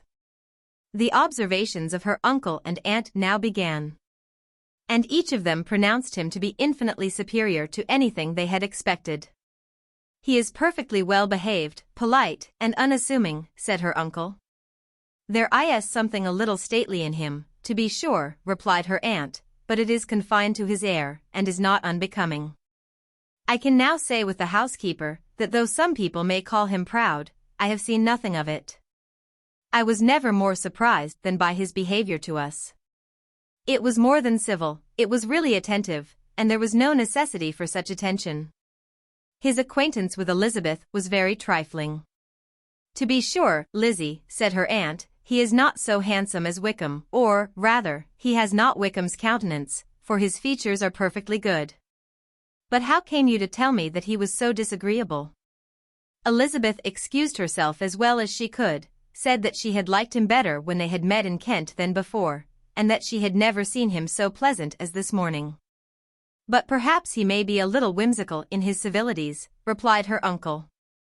Your great men often are, and therefore I shall not take him at his word, as he might change his mind another day, and warn me off his grounds. Elizabeth felt that they had entirely misunderstood his character, but said nothing. From what we have seen of him, continued Mrs. Gardiner, I really should not have thought that he could have behaved in so cruel a way by anybody as he has done by poor Wickham. He has not an ill-natured look. On the contrary, there is something pleasing about his mouth when he speaks.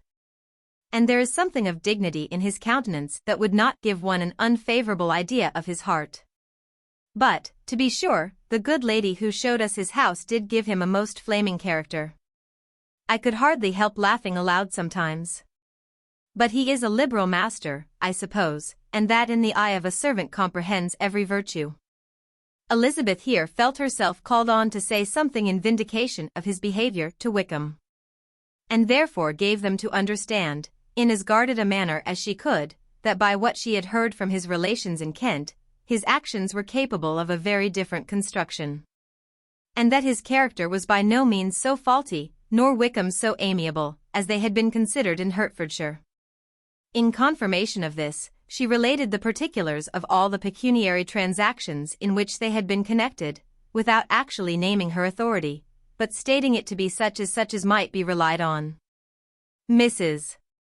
Gardiner was surprised and concerned, but as they were now approaching the scene of her former pleasures, every idea gave way to the charm of recollection, and she was too much engaged in pointing out to her husband all the interesting spots in its environs to think of anything else. Fatigued as she had been by the morning's walk, they had no sooner dined than she set off again in quest of her former acquaintance, and the evening was spent in the satisfactions of an intercourse renewed after many years' discontinuance. The occurrences of the day were too full of interest to leave Elizabeth much attention for any of these new friends, and she could do nothing but think, and think with wonder, of Mr. Darcy's civility, and, above all, of his wishing her to be acquainted with his sister. Chapter 44. Elizabeth had settled it that Mr. Darcy would bring his sister to visit her the very day after her reaching Pemberley, and was consequently resolved not to be out of sight of the inn the whole of that morning. But her conclusion was false, for on the very morning after their arrival at Lambton, these visitors came. They had been walking about the place with some of their new friends, and were just returning to the inn to dress themselves for dining with the same family, when the sound of a carriage drew them to a window, and they saw a gentleman and a lady in a coracle driving up the street. Elizabeth, immediately recognizing the livery, guessed what it meant, and imparted no small degree of her surprise to her relations by acquainting them with the honor which she expected. Her uncle and aunt were all amazement, and the embarrassment of her manner as she spoke, joined to the circumstance itself, and many of the circumstances of the preceding day, opened to them a new idea on the business. Nothing had ever suggested it before, but they felt that there was no other way of accounting for such attentions from such a quarter than by supposing a partiality for their niece. While these newly born notions were passing in their heads, the perturbation of Elizabeth's feelings was at every moment increasing. She was quite amazed at her own discomposure. But amongst other causes of disquiet, she dreaded lest the partiality of the brother should have said too much in her favor, and, more than commonly anxious to please, she naturally suspected that every power of pleasing would fail her. She retreated from the window, fearful of being seen, and as she walked up and down the room, endeavoring to compose herself, saw such looks of inquiring surprise in her uncle and aunt as made everything worse. Miss Darcy and her brother appeared, and this formidable introduction took place. With astonishment did Elizabeth see that her new acquaintance was at least as much embarrassed as herself. Since her being at Lambton, she had heard that Miss Darcy was exceedingly proud, but the observation of a very few minutes convinced her that she was only exceedingly shy. She found it difficult to obtain even a word from her beyond a monosyllable. Miss Darcy was tall and on a larger scale than Elizabeth, and, though little more than 16, her figure was formed, and her appearance womanly and graceful. She was less handsome than her brother. But there was sense and good humor in her face, and her manners were perfectly unassuming and gentle. Elizabeth, who had expected to find in her as acute and unembarrassed an observer as ever Mr. Darcy had been, was much relieved by discerning such different feelings. They had not long been together before Mr. Darcy told her that Bingley was also coming to wait on her. And she had barely time to express her satisfaction and prepare for such a visitor, when Bingley's quick step was heard on the stairs, and in a moment he entered the room. All Elizabeth's anger against him had been long done away.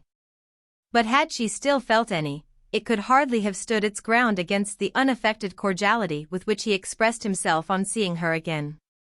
He inquired in a friendly, though general way, after her family, and looked and spoke with the same good-humored ease that he had ever done. To Mr. and Mrs. Gardiner he was scarcely a less interesting personage than to herself. They had long wished to see him. The whole party before them, indeed, excited a lively attention. The suspicions which had just arisen of Mr. Darcy and their niece directed their observation towards each with an earnest though guarded inquiry. And they soon drew from those inquiries the full conviction that one of them at least knew what it was to love. Of the lady's sensations they remained a little in doubt, but that the gentleman was overflowing with admiration was evident enough. Elizabeth, on her side, had much to do. She wanted to ascertain the feelings of each of her visitors, she wanted to compose her own, and to make herself agreeable to all. And in the latter object, where she feared most to fail, she was most sure of success, for those to whom she endeavored to give pleasure were prepossessed in her favor. Bingley was ready, Georgiana was eager, and Darcy determined to be pleased. In seeing Bingley, her thoughts naturally flew to her sister, and, oh, how ardently did she long to know whether any of his were directed in a like manner. Sometimes she could fancy that he talked less than on former occasions, and once or twice pleased herself with the notion that, as he looked at her, he was trying to trace a resemblance. But, though this might be imaginary, she could not be deceived as to his behavior to Miss Darcy, who had been set up as a rival to Jane. No look appeared on either side that spoke particular regard. Nothing occurred between them that could justify the hopes of his sister. On this point she was soon satisfied. And 2 or 3 little circumstances occurred ere they parted, which, in her anxious interpretation, denoted a recollection of Jane not untinctured by tenderness, and a wish of saying more that might lead to the mention of her, had he dared. He observed to her, at a moment when the others were talking together, and in a tone which had something of real regret, that it was a very long time since he had had the pleasure of seeing her. And, before she could reply, he added, "It is above 8 months. We have not met since the 26th of November, when we were all dancing together at Netherfield." Elizabeth was pleased to find his memory so exact. And he afterwards took occasion to ask her, when unattended to by any of the rest, whether all her sisters were at Longbourn. There was not much in the question, nor in the preceding remark, but there was a look and a manner which gave them meaning. It was not often that she could turn her eyes on Mr. Darcy himself. But, whenever she did catch a glimpse, she saw an expression of general complaisance, and in all that he said she heard an accent so removed from hauteur or disdain of his companions, as convinced her that the improvement of manners which she had yesterday witnessed, however temporary its existence might prove, had at least outlived one day. When she saw him thus seeking the acquaintance and courting the good opinion of people with whom any intercourse a few months ago would have been a disgrace, when she saw him thus civil, not only to herself, but to the very relations whom he had openly disdained, and recollected their last lively scene in Hunsford Parsonage, the difference, the change was so great, and struck so forcibly on her mind, that she could hardly restrain her astonishment from being visible. Never, even in the company of his dear friends at Netherfield, or his dignified relations at Rosings, had she seen him so desirous to please, so free from self-consequence or unbending reserve, as now. When no importance could result from the success of his endeavors, and when even the acquaintance of those to whom his attentions were addressed would draw down the ridicule and censure of the ladies both of Netherfield as Rosings. Their visitors stayed with them above half an hour, and when they arose to depart, Mr. Darcy called on his sister to join him in expressing their wish of seeing Mr. and Mrs. Gardiner and Miss Bennet to dinner at Pemberley before they left the country. Miss Darcy, though with a diffidence which marked her little in the habit of giving invitations, readily obeyed. Mrs. Gardiner looked at her niece, desirous of knowing how she, whom the invitation most concerned, felt disposed as to its acceptance, but Elizabeth had turned away her head. Presuming, however, that this studied avoidance spoke rather a momentary embarrassment than any dislike of the proposal, and seeing in her husband, who was fond of society, a perfect willingness to accept it, she ventured to engage for her attendance, and the day after the next was fixed on. Bingley expressed great pleasure in the certainty of seeing Elizabeth again, having still a great deal to say to her, and many inquiries to make after all their Hertfordshire friends. Elizabeth, construing all this into a wish of hearing her speak of her sister, was pleased, and on this account, as well as some others, found herself, when their visitors left them, capable of considering the last half-hour with some satisfaction. Though while it was passing, the enjoyment of it had been little. Eager to be alone, and fearful of inquiries or hints from her uncle and aunt, she stayed with them only long enough to hear their favourable opinion of Bingley, and then hurried away to dress. But she had no reason to fear Mr. and Mrs.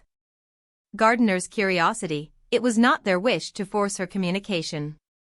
It was evident that she was much better acquainted with Mr. Darcy than they had before any idea of. It was evident that he was very much in love with her.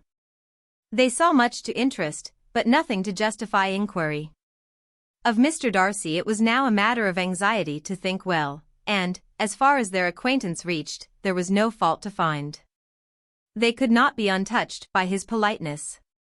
And had they drawn his character from their own feelings and his servant's report, without any reference to any other account, the circle in Hertfordshire to which he was known would not have recognized it for Mr. Darcy. There was now an interest, however, in believing the housekeeper. And they soon became sensible that the authority of a servant who had known him since he was 4 years old, and whose own manners indicated respectability, was not to be hastily rejected. Neither had anything occurred in the intelligence of their Lambton friends that could materially lessen its weight. They had nothing to accuse him of but pride. Pride he probably had, and if not, it would certainly be imputed by the inhabitants of a small market town where the family did not visit. It was acknowledged, however, that he was a liberal man, and did much good among the poor. With respect to Wickham, the travellers soon found that he was not held there in much estimation. For though the chief of his concerns with the son of his patron were imperfectly understood, it was yet a well-known fact that, on his quitting Derbyshire, he had left many debts behind him, which Mr. Darcy afterwards discharged. As for Elizabeth, her thoughts were at Pemberley this evening more than the last, and the evening, though as it passed it seemed long, was not long enough to determine her feelings towards one in that mansion. And she lay awake 2 whole hours endeavouring to make them out. She certainly did not hate him. No, hatred had vanished long ago, and she had almost as long been ashamed of ever feeling a dislike against him, that could be so called. The respect created by the conviction of his valuable qualities, though at first unwillingly admitted, had for some time ceased to be repugnant to her feeling. And it was now heightened into somewhat of a friendlier nature, by the testimony so highly in his favour, and bringing forward his disposition in so amiable a light, which yesterday had produced. But above all, above respect and esteem, there was a motive within her of goodwill which could not be overlooked. It was gratitude. Gratitude, not merely for having once loved her, but for loving her still well enough to forgive all the petulance and acrimony of her manner in rejecting him, and all the unjust accusations accompanying her rejection. He who, she had been persuaded, would avoid her as his greatest enemy, seemed, on this accidental meeting, most eager to preserve the acquaintance, and without any indelicate display of regard, or any peculiarity of manner. Where their two selves only were concerned, was soliciting the good opinion of her friends, and bent on making her known to his sister. Such a change in a man of so much pride exciting not only astonishment but gratitude, for to love, ardent love, it must be attributed. And as such its impression on her was of a sort to be encouraged, as by no means unpleasing, though it could not be exactly defined. She respected, she esteemed, she was grateful to him, she felt a real interest in his welfare. And she only wanted to know how far she wished that welfare to depend upon herself, and how far it would be for the happiness of both that she should employ the power, which her fancy told her she still possessed, of bringing on her the renewal of his addresses. It had been settled in the evening between the aunt and the niece, that such a striking civility as Miss Darcy's in coming to see them on the very day of her arrival at Pemberley, for she had reached it only to a late breakfast, ought to be imitated, though it could not be equalled, by some exertion of politeness on their side. And, consequently, that it would be highly expedient to wait on her at Pemberley the following morning. They were, therefore, to go. Elizabeth was pleased, though when she asked herself the reason, she had very little to say in reply. Mr. Gardiner left them soon after breakfast. The fishing scheme had been renewed the day before, and a positive engagement made of his meeting some of the gentlemen at Pemberley before noon. Chapter 45. Convinced as Elizabeth now was that Miss Bingley's dislike of her had originated in jealousy, she could not help feeling how unwelcome her appearance at Pemberley must be to her, and was curious to know with how much civility on that lady's side the acquaintance would now be renewed. On reaching the house, they were shown through the hall into the saloon, whose northern aspect rendered it delightful for summer. Its windows opening to the ground, admitted a most refreshing view of the high woody hills behind the house, and of the beautiful oaks and Spanish chestnuts which were scattered over the intermediate lawn. In this house they were received by Miss Darcy, who was sitting there with Mrs. Hurst and Miss Bingley, and the lady with whom she lived in London. Georgiana's reception of them was very civil, but attended with all the embarrassment which, though proceeding from shyness and the fear of doing wrong, would easily give to those who felt themselves inferior the belief of her being proud and reserved. Mrs. Gardiner and her niece, however, did her justice, and pitied her. By Mrs. Hurst and Miss Bingley they were noticed only by a curtsy, and, on their being seated, a pause, awkward as such pauses must always be, succeeded for a few moments. It was first broken by Mrs. Annesley, a genteel, agreeable-looking woman, whose endeavour to introduce some kind of discourse proved her to be more truly well-bred than either of the others, and between her and Mrs. Gardiner, with occasional help from Elizabeth, the conversation was carried on. Miss Darcy looked as if she wished for courage enough to join in it, and sometimes did venture a short sentence when there was least danger of its being heard. Elizabeth soon saw that she was herself closely watched by Miss Bingley, and that she could not speak a word, especially to Miss Darcy, without calling her attention. This observation would not have prevented her from trying to talk to the latter, had they not been seated at an inconvenient distance, but she was not sorry to be spared the necessity of saying much. Her own thoughts were employing her. She expected every moment that some of the gentlemen would enter the room. She wished, she feared that the master of the house might be amongst them, and whether she wished or feared it most, she could scarcely determine. After sitting in this manner a quarter of an hour without hearing Miss Bingley's voice, Elizabeth was roused by receiving from her a cold inquiry after the health of her family. She answered with equal indifference and brevity, and the others said no more. The next variation which their visit afforded was produced by the entrance of servants with cold meat, cake, and a variety of all the finest fruits in season. But this did not take place till after many a significant look and smile from Mrs. Annesley to Miss Darcy had been given, to remind her of her post. There was now employment for the whole party, for though they could not all talk, they could all eat. And the beautiful pyramids of grapes, nectarines, and peaches soon collected them round the table. While thus engaged, Elizabeth had a fair opportunity of deciding whether she most feared or wished for the appearance of Mr. Darcy, by the feelings which prevailed on his entering the room, and then, though but a moment before she had believed her wishes to predominate, she began to regret that he came. He had been some time with Mr. Gardiner, who, with 2 or 3 other gentlemen from the house, was engaged by the river, and had left him only on learning that the ladies of the family intended a visit to Georgiana that morning. No sooner did he appear than Elizabeth wisely resolved to be perfectly easy and unembarrassed. A resolution the more necessary to be made, but perhaps not the more easily kept, because she saw that the suspicions of the whole party were awakened against them, and that there was scarcely an eye which did not watch his behavior when he first came into the room.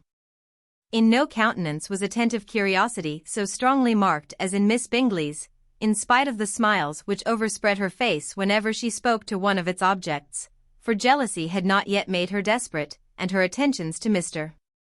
Darcy were by no means over. Miss Darcy, on her brother's entrance, exerted herself much more to talk, and Elizabeth saw that he was anxious for his sister and herself to get acquainted, and forwarded as much as possible every attempt at conversation on either side.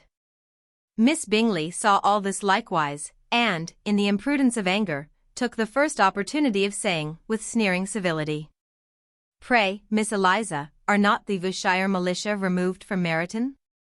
They must be a great loss to your family." In Darcy's presence she dared not mention Wickham's name, but Elizabeth instantly comprehended that he was uppermost in her thoughts, and the various recollections connected with him gave her a moment's distress. But exerting herself vigorously to repel the ill-natured attack, she presently answered the question in a tolerably detached tone. While she spoke, an involuntary glance showed her Darcy, with a heightened complexion, earnestly looking at her, and his sister overcome with confusion, and unable to lift up her eyes. Had Miss Bingley known what pain she was then giving her beloved friend, she undoubtedly would have refrained from the hint. But she had merely intended to discompose Elizabeth by bringing forward the idea of a man to whom she believed her partial, to make her betray a sensibility which might injure her in Darcy's opinion, and, perhaps, to remind the latter of all the follies and absurdities by which some part of her family were connected with that corps. Not a syllable had ever reached her of Miss Darcy's meditated elopement. To no creature had it been revealed, where secrecy was possible, except to Elizabeth. And from all Bingley's connections her brother was particularly anxious to conceal it, from the very wish which Elizabeth had long ago attributed to him, of their becoming hereafter her own. He had certainly formed such a plan, and without meaning that it should affect his endeavour to separate him from Miss Bennet, it is probable that it might add something to his lively concern for the welfare of his friend. Elizabeth's collected behaviour, however, soon quieted his emotion, and as Miss Bingley, vexed and disappointed, dared not approach nearer to Wickham, Georgiana also recovered in time, though not enough to be able to speak any more. Her brother, whose eye she feared to meet, scarcely recollected her interest in the affair, and the very circumstance which had been designed to turn his thoughts from Elizabeth seemed to have fixed them on her more and more cheerfully. Their visit did not continue long after the question and answer above mentioned, and while Mr. Darcy was attending them to their carriage Miss Bingley was venting her feelings in criticisms on Elizabeth's person, behaviour, and dress. But Georgiana would not join her. Her brother's recommendation was enough to ensure her favour, his judgment could not err. And he had spoken in such terms of Elizabeth as to leave Georgiana without the power of finding her otherwise than lovely and amiable. When Darcy returned to the saloon, Miss Bingley could not help repeating to him some part of what she had been saying to his sister. "How very ill Miss Eliza Bennet looks this morning, Mr. Darcy," she cried. "I never in my life saw anyone so much altered as she is since the winter. She is grown so brown and coarse. Louisa and I were agreeing that we should not have known her again." However little Mr. Darcy might have liked such an address, he contented himself with coolly replying that he perceived no other alteration than her being rather tanned, no miraculous consequence of travelling in the summer. "For my own part," she rejoined, "I must confess that I never could see any beauty in her. Her face is too thin, her complexion has no brilliancy, and her features are not at all handsome. Her nose wants character, there is nothing marked in its lines. Her teeth are tolerable, but not out of the common way, and as for her eyes, which have sometimes been called so fine, I could never see anything extraordinary in them. They have a sharp, shrewish look, which I do not like at all, and in her air altogether there is a self-sufficiency without fashion, which is intolerable. Persuaded as Miss Bingley was that Darcy admired Elizabeth, this was not the best method of recommending herself, but angry people are not always wise, and in seeing him at last look somewhat nettled, she had all the success she expected. He was resolutely silent, however, and, from a determination of making him speak, she continued. I remember, when we first knew her in Hertfordshire, how amazed we all were to find that she was a reputed beauty. And I particularly recollect your saying one night, after they had been dining at Netherfield, "A beauty, I should as soon call her mother a wit." But afterwards she seemed to improve on you, and I believe you thought her rather pretty at one time. Yes, replied Darcy, who could contain himself no longer, but that was only when I first saw her, for it is many months since I have considered her as one of the handsomest women of my acquaintance. He then went away, and Miss Bingley was left to all the satisfaction of having forced him to say what gave no one any pain but herself. Mrs. Gardiner and Elizabeth talked of all that had occurred during their visit, as they returned, except what had particularly interested them both. The look and behavior of everybody they had seen were discussed, except of the person who had mostly engaged their attention. They talked of his sister, his friends, his house, his fruit, of everything but himself. Yet Elizabeth was longing to know what Mrs. Gardiner thought of him, and Mrs. Gardiner would have been highly gratified by her niece's beginning the subject. Chapter 46. Elizabeth had been a good deal disappointed in not finding a letter from Jane on their first arrival at Lambton, and this disappointment had been renewed on each of the mornings that had now been spent there. But on the third her repining was over, and her sister justified, by the receipt of 2 letters from her at once, on one of which was marked that it had been missent elsewhere.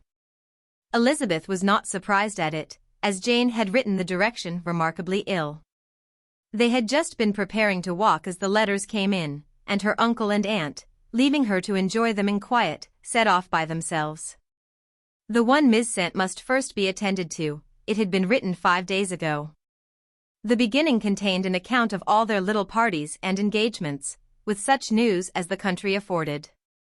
But the latter half, which was dated a day later, and written in evident agitation, gave more important intelligence. It was to this effect. Since writing the above, dearest Lizzie, something has occurred of a most unexpected and serious nature. But I am afraid of alarming you, be assured that we are all well. What I have to say relates to poor Lydia. An express came at 12 last night, just as we were all gone to bed, from Colonel Forster, to inform us that she was gone off to Scotland with one of his officers, to own the truth, with Wickham. Imagine our surprise. To Kitty, however, it does not seem so wholly unexpected. I am very, very sorry. So imprudent a match on both sides. But I am willing to hope the best, and that his character has been misunderstood. Thoughtless and indiscreet, I can easily believe him, but this step, and let us rejoice over it, marks nothing bad at heart. His choice is disinterested at least, for he must know my father can give her nothing. Our poor mother is sadly grieved. My father bears it better. How thankful am I that we never let them know what has been said against him, we must forget it ourselves. They were off Saturday night about 12, as is conjectured, but were not missed till yesterday morning at 8. The express was sent off directly. My dear Lizzie, they must have passed within 10 miles of us. Colonel Forster gives us reason to expect him here soon. Lydia left a few lines for his wife, informing her of their intention. I must conclude, for I cannot be long from my poor mother. I am afraid you will not be able to make it out, but I hardly know what I have written. Without allowing herself time for consideration, and scarcely knowing what she felt, Elizabeth on finishing this letter instantly seized the other, and opening it with the utmost impatience, read as follows. It had been written a day later than the conclusion of the first. By this time, my dearest sister, you have received my hurried letter. I wish this may be more intelligible, but though not confined for time, my head is so bewildered that I cannot answer for being coherent. Dearest Lizzie, I hardly know what I would write, but I have bad news for you, and it cannot be delayed. Imprudent as the marriage between Mr. Wickham and our poor Lydia would be, we are now anxious to be assured it has taken place, for there is but too much reason to fear they are not gone to Scotland. Colonel Forster came yesterday, having left Brighton the day before, not many hours after the express. Though Lydia's short letter to Mrs. F. gave them to understand that they were going to Gretna Green, something was dropped by Denny expressing his belief that W. never intended to go there, or to marry Lydia at all, which was repeated to Colonel F., who, instantly taking the alarm, set off from B, intending to trace their route. He did trace them easily to Clapham, but no further. For on entering that place, they removed into a hackney coach, and dismissed the chaise that brought them from Epsom. All that is known after this is, that they were seen to continue the London road. I know not what to think. After making every possible inquiry on that side London, Colonel F. came on into Hertfordshire, anxiously renewing them at all the turnpikes, and at the inns in Barnet and Hatfield, but without any success. No such people had been seen to pass through. With the kindest concern he came on to Longbourn, and broke his apprehensions to us in a manner most creditable to his heart. I am sincerely grieved for him and Mrs. F., but no one can throw any blame on them. Our distress, my dear Lizzie, is very great. My father and mother believe the worst, but I cannot think so ill of him. Many circumstances might make it more eligible for them to be married privately in town than to pursue their first plan. And even if he could form such a design against a young woman of Lydia's connections, which is not likely, can I suppose her so lost to everything? Impossible. I grieve to find, however, that Colonel F. is not disposed to depend upon their marriage. He shook his head when I expressed my hopes, and said he feared W. was not a man to be trusted. My poor mother is really ill, and keeps her room. Could she exert herself, it would be better, but this is not to be expected. And as to my father, I never in my life saw him so affected. Poor Kitty has anger for having concealed their attachment, but as it was a matter of confidence, one cannot wonder. I am truly glad, dearest Lizzie, that you have been spared something of these distressing scenes, but now, as the first shock is over, shall I own that I long for your return? I am not so selfish, however, as to press for it if inconvenient. Adieu. I take up my pen again to do what I have just told you I would not, but circumstances are such that I cannot help earnestly begging you all to come here as soon as possible. I know my dear uncle and aunt so well, that I am not afraid of requesting it, though I have still something more to ask of the former. My father is going to London with Colonel Forster instantly, to try to discover her. What he means to do I am sure I know not, but his excessive distress will not allow him to pursue any measure in the best and safest way, and Colonel Forster is obliged to be at Brighton again tomorrow evening. In such an exigence, my uncle's advice and assistance would be everything in the world. He will immediately comprehend what I must feel, and I rely upon his goodness. Oh! Where is my uncle? Cried Elizabeth, darting from her seat as she finished the letter, in eagerness to follow him, without losing a moment of the time so precious, but as she reached the door it was opened by a servant, and Mr. Darcy appeared. Her pale face and impetuous manner made him start, and before he could recover himself to speak, she, in whose mind every idea was superseded by Lydia's situation, hastily exclaimed, I beg your pardon, but I must leave you. I must find Mr. Gardiner this moment, on business that cannot be delayed. I have not an instant to lose. Good God! What is the matter? Cried he, with more feeling than politeness. Then recollecting himself, I will not detain you a minute. But let me, or let the servant go after Mr. and Mrs. Gardiner. You are not well enough, you cannot go yourself. Elizabeth hesitated, but her knees trembled under her and she felt how little would be gained by her attempting to pursue them. Calling back the servant, therefore, she commissioned him, though in so breathless an accent as made her almost unintelligible, to fetch his master and mistress home instantly.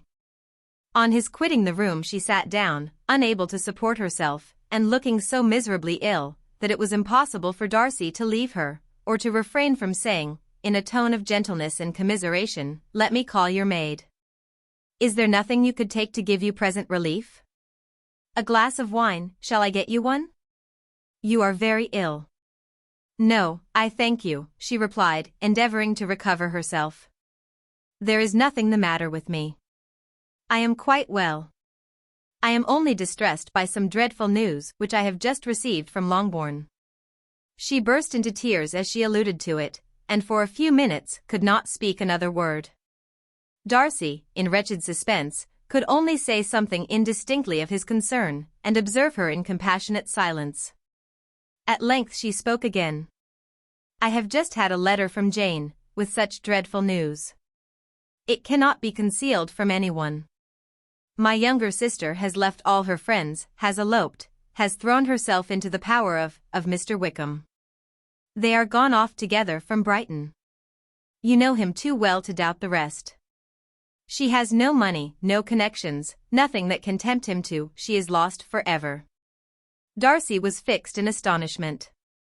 "When I consider," she added in a yet more agitated voice, "that I might have prevented it. I, who knew what he was. Had I but explained some part of it only, some part of what I learnt, to my own family. Had his character been known, this could not have happened. But it is all too late now." "I am grieved indeed," cried Darcy, grieved, shocked. "But is it certain, absolutely certain?" "Oh, yes. They left Brighton together on Sunday night, and were traced almost to London, but not beyond. They are certainly not gone to Scotland." "And what has been done, what has been attempted, to recover her?" "My father is gone to London, and Jane has written to beg my uncle's immediate assistance, and we shall be off, I hope, in half an hour. But nothing can be done, I know very well that nothing can be done. How is such a man to be worked on? How are they even to be discovered? I have not the smallest hope. It is every way horrible." Darcy shook his head in silent acquiescence. When my eyes were opened to his real character, oh! Had I known what I ought, what I dared to do. But I knew not, I was afraid of doing too much. Wretched, wretched mistake. Darcy made no answer. He seemed scarcely to hear her, and was walking up and down the room in earnest meditation, his brow contracted, his air gloomy. Elizabeth soon observed, and instantly understood it. Her power was sinking. Everything must sink under such a proof of family weakness, such an assurance of the deepest disgrace. She could neither wonder nor condemn, but the belief of his self-conquest brought nothing to her consolatory to her bosom, afforded no palliation of her distress. It was, on the contrary, exactly calculated to make her understand her own wishes. And never had she so honestly felt that she could have loved him, as now, when all love must be vain. But self, though it would intrude, could not engross her. Lydia, the humiliation, the misery she was bringing on them all, soon swallowed up every private care, and covering her face with her handkerchief, Elizabeth was soon lost to everything else.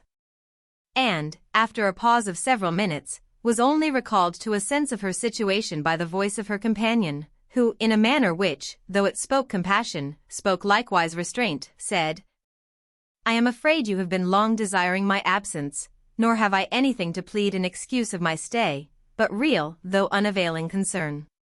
Would to heaven that anything could be either said or done on my part that might offer consolation to such distress. But I will not torment you with vain wishes, which may seem purposely to ask for your thanks.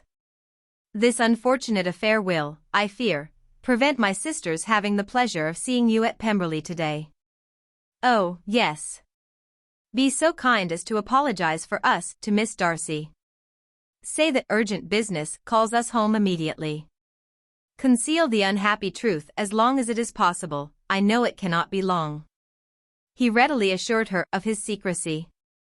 Again expressed his sorrow for her distress, wished it a happier conclusion than there was at present reason to hope, and leaving his compliments for her relations, with only one serious, parting look, went away.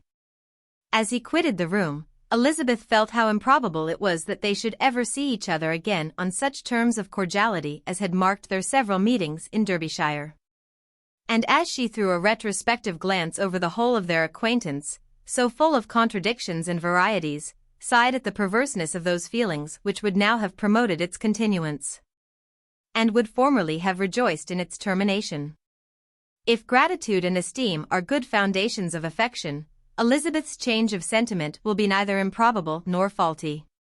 But if otherwise, if regard springing from such sources is unreasonable or unnatural, in comparison of what is so often described as arising on a first interview with its object, and even before two words have been exchanged, nothing can be said in her defense, except that she had given somewhat of a trial to the latter method in her partiality for Wickham, and that its ill success might, perhaps, authorize her to seek the other less interesting mode of attachment. Be that as it may, she saw him go with regret, and in this early example of what Lydia's infamy must produce, found additional anguish as she reflected on that wretched business. Never, since reading Jane's second letter, had she entertained a hope of Wickham's meaning to marry her. No one but Jane, she thought, could flatter herself with such an expectation. Surprise was the least of her feelings on this development. While the contents of the first letter remained in her mind, she was all surprise, all astonishment that Wickham should marry a girl whom it was impossible he could marry for money. And how Lydia could ever have attached him had appeared incomprehensible. But now it was all too natural. For such an attachment as this she might have sufficient charms. And though she did not suppose Lydia to be deliberately engaging in an elopement without the intention of marriage, she had no difficulty in believing that neither her virtue nor her understanding would preserve her from falling an easy prey. She had never perceived, while the regiment was in Hertfordshire, that Lydia had any partiality for him, but she was convinced that Lydia wanted only encouragement to attach herself to anybody. Sometimes one officer, sometimes another, had been her favorite, as their attentions raised them in her opinion. Her affections had continually been fluctuating but never without an object. The mischief of neglect and mistaken indulgence towards such a girl, oh! How acutely did she now feel it! She was wild to be at home, to hear, to see, to be upon the spot to share with Jane in the cares that must now fall wholly upon her, in a family so deranged, a father absent, a mother incapable of exertion, and requiring constant attendance. And though almost persuaded that nothing could be done for Lydia, her uncle's interference seemed of the utmost importance. Until he entered the room her impatience was severe. Mr. and Mrs. Gardiner had hurried back in alarm, supposing by the servant's account that their niece was taken suddenly ill. But satisfying them instantly on that head, she eagerly communicated the cause of their summons, reading the two letters aloud, and dwelling on the postscript of the last with trembling energy, though Lydia had never been a favorite with them. Mr. and Mrs. Gardiner could not but be deeply afflicted. Not Lydia only, but all were concerned in it, and after the first exclamations of surprise and horror, Mr. Gardiner promised every assistance in his power.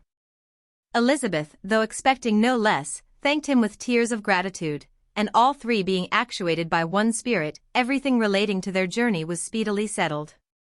They were to be off as soon as possible. "But what is to be done about Pemberley?" cried Mrs. Gardiner. "John told us Mr. Darcy was here when you sent for us, was it so?" "Yes, and I told him we should not be able to keep our engagement." "That is all settled." "What is all settled?" repeated the other, as she ran into her room to prepare. "And are they upon such terms as for her to disclose the real truth?" "Oh, that I knew how it was." But wishes were vain, or at least could only serve to amuse her in the hurry and confusion of the following hour. Had Elizabeth been at leisure to be idle, she would have remained certain that all employment was impossible to one so wretched as herself. But she had her share of business as well as her aunt, and amongst the rest there were notes to be written to all their friends at Lambton, with false excuses for their sudden departure. An hour, however, saw the whole completed, and Mr.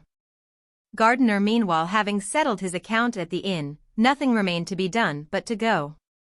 And Elizabeth, after all the misery of the morning, found herself, in a shorter space of time than she could have supposed, seated in the carriage, and on the road to Longbourn. Chapter 47. "I have been thinking it over again, Elizabeth," said her uncle as they drove from the town, and really, upon serious consideration, I am much more inclined than I was to judge as your eldest sister does on the matter. It appears to me so very unlikely that any young man should form such a design against a girl who is by no means unprotected or friendless, and who was actually staying in his colonel's family, that I am strongly inclined to hope the best. Could he expect that her friends would not step forward? Could he expect to be noticed again by the regiment, after such an affront to Colonel Forster? His temptation is not adequate to the risk. Do you really think so? Cried Elizabeth, brightening up for a moment. Upon my word, said Mrs. Gardiner, I begin to be of your uncle's opinion. It is really too great a violation of decency, honor, and interest, for him to be guilty of. I cannot think so very ill of Wickham.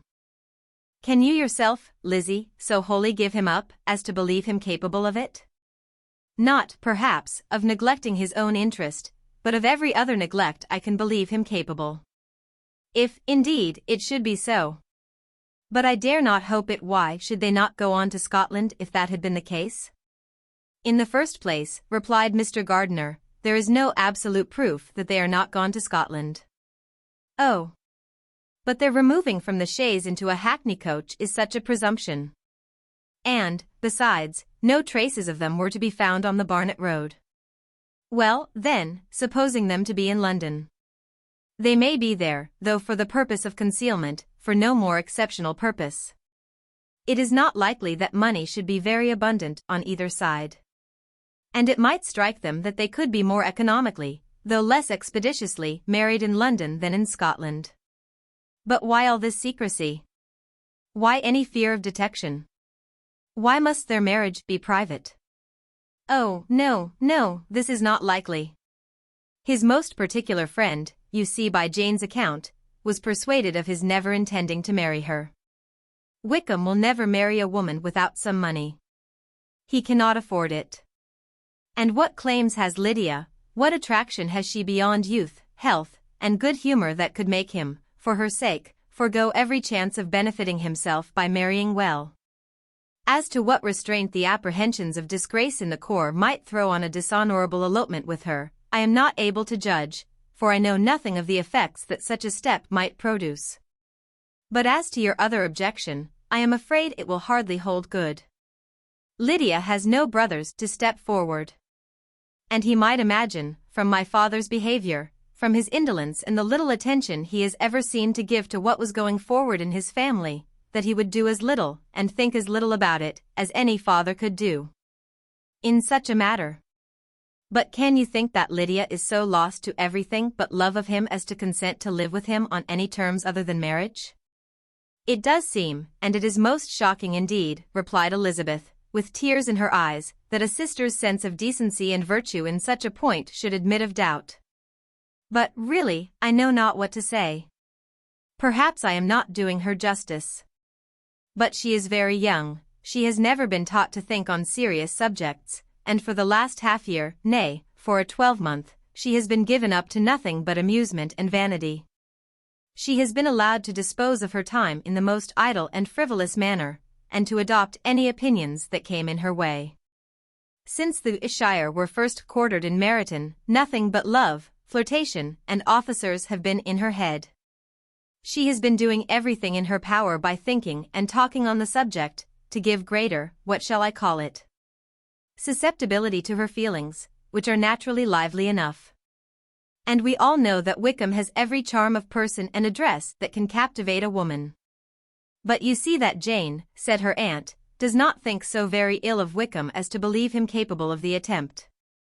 Of whom does Jane ever think ill? And who is there, whatever might be their former conduct, that she would think capable of such an attempt, till it were proved against them?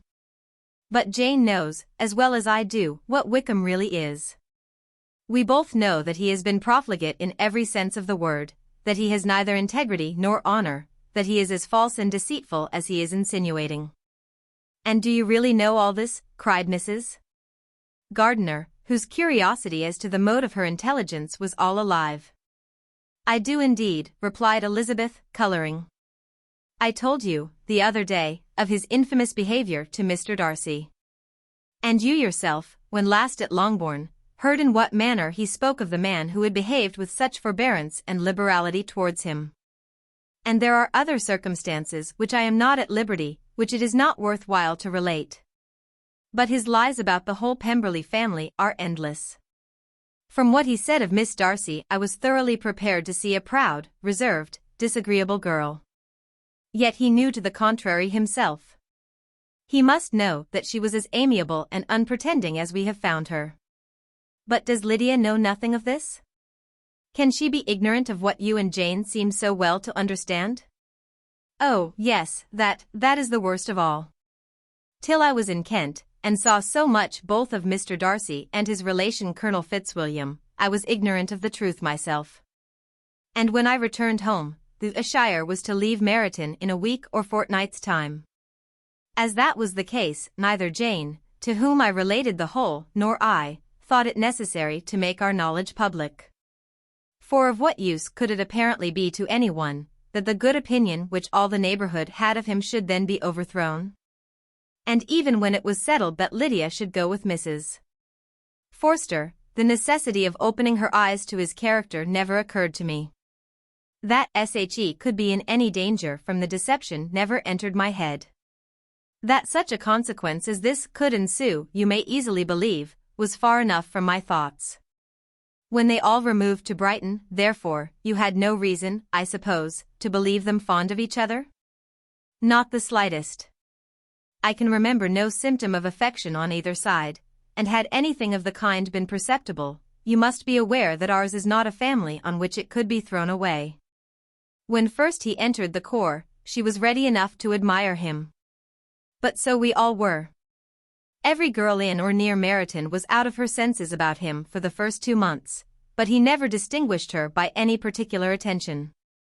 And, consequently, after a moderate period of extravagant and wild admiration, her fancy for him gave way, and others of the regiment, who treated her with more distinction, again became her favorites. It may be easily believed that however little of novelty could be added to their fears, hopes, and conjectures on this interesting subject, by its repeated discussion, no other could detain them from it long. During the whole of the journey, from Elizabeth's thoughts it was never absent. Fixed there by the keenest of all anguish, self-reproach, she could find no interval of ease or forgetfulness.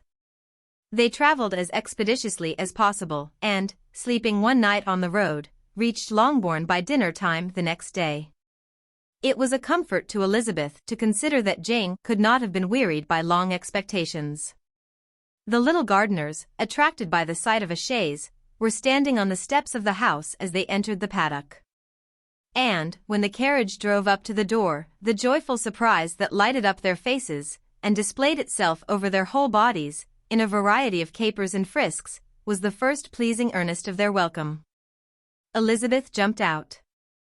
And, after giving each of them a hasty kiss, hurried into the vestibule, where Jane, who came running down from her mother's apartment, immediately met her. Elizabeth, as she affectionately embraced her, whilst tears filled the eyes of both, lost not a moment in asking whether anything had been heard of the fugitives. "Not yet," replied Jane. "But now that my dear uncle is come, I hope everything will be well." "Is my father in town?" "Yes, he went on Tuesday, as I wrote you word." "And have you heard from him often?" "We have heard only twice. He wrote me a few lines on Wednesday to say that he had arrived in safety, and to give me his directions, which I particularly begged him to do. He merely added that he should not write again till he had something of importance to mention." "And my mother, how is she? How are you all?" "My mother is tolerably well, I trust, though her spirits are greatly shaken. She is upstairs and will have great satisfaction in seeing you all. She does not yet leave her dressing-room. Mary and Kitty are, thank heaven, quite well." "But you, how are you?" cried Elizabeth. "You look pale. How much you must have gone through." Her sister, however, assured her of her being perfectly well. And their conversation, which had been passing while Mr. and Mrs. Gardiner were engaged with their children, was now put an end to by the approach of the whole party. Jane ran to her uncle and aunt, and welcomed and thanked them both, with alternate smiles and tears. When they were all in the drawing room, the questions which Elizabeth had already asked were of course repeated by the others, and they soon found that Jane had no intelligence to give. The sanguine hope of good, however, which the benevolence of her heart suggested had not yet deserted her. She still expected that it would all end well, and that every morning would bring some letter either from Lydia or her father, to explain their proceedings, and, perhaps, announce their marriage. Mrs. Bennet, to whose apartment they all repaired, after a few minutes' conversation together, received them exactly as might be expected. With tears and lamentations of regret, invectives against the villainous conduct of Wickham, and complaints of her own sufferings and ill-usage. Blaming everybody but the person to whose ill-judging indulgence the errors of her daughter must principally be owing. "If I had been able," said she, "to carry my point in going to Brighton, with all my family, this would not have happened. But poor dear Lydia had nobody to take care of her. Why did the Forsters ever let her go out of their sight? I am sure there was some great neglect or other on their side, for she is not the kind of girl to do such a thing if she had been well looked after. I always thought they were very unfit to have the charge of her. But I was overruled, as I always am. Poor dear child. And now here's Mr. Bennet gone away, and I know he will fight Wickham, wherever he meets him, and then he will be killed, and what is to become of us all?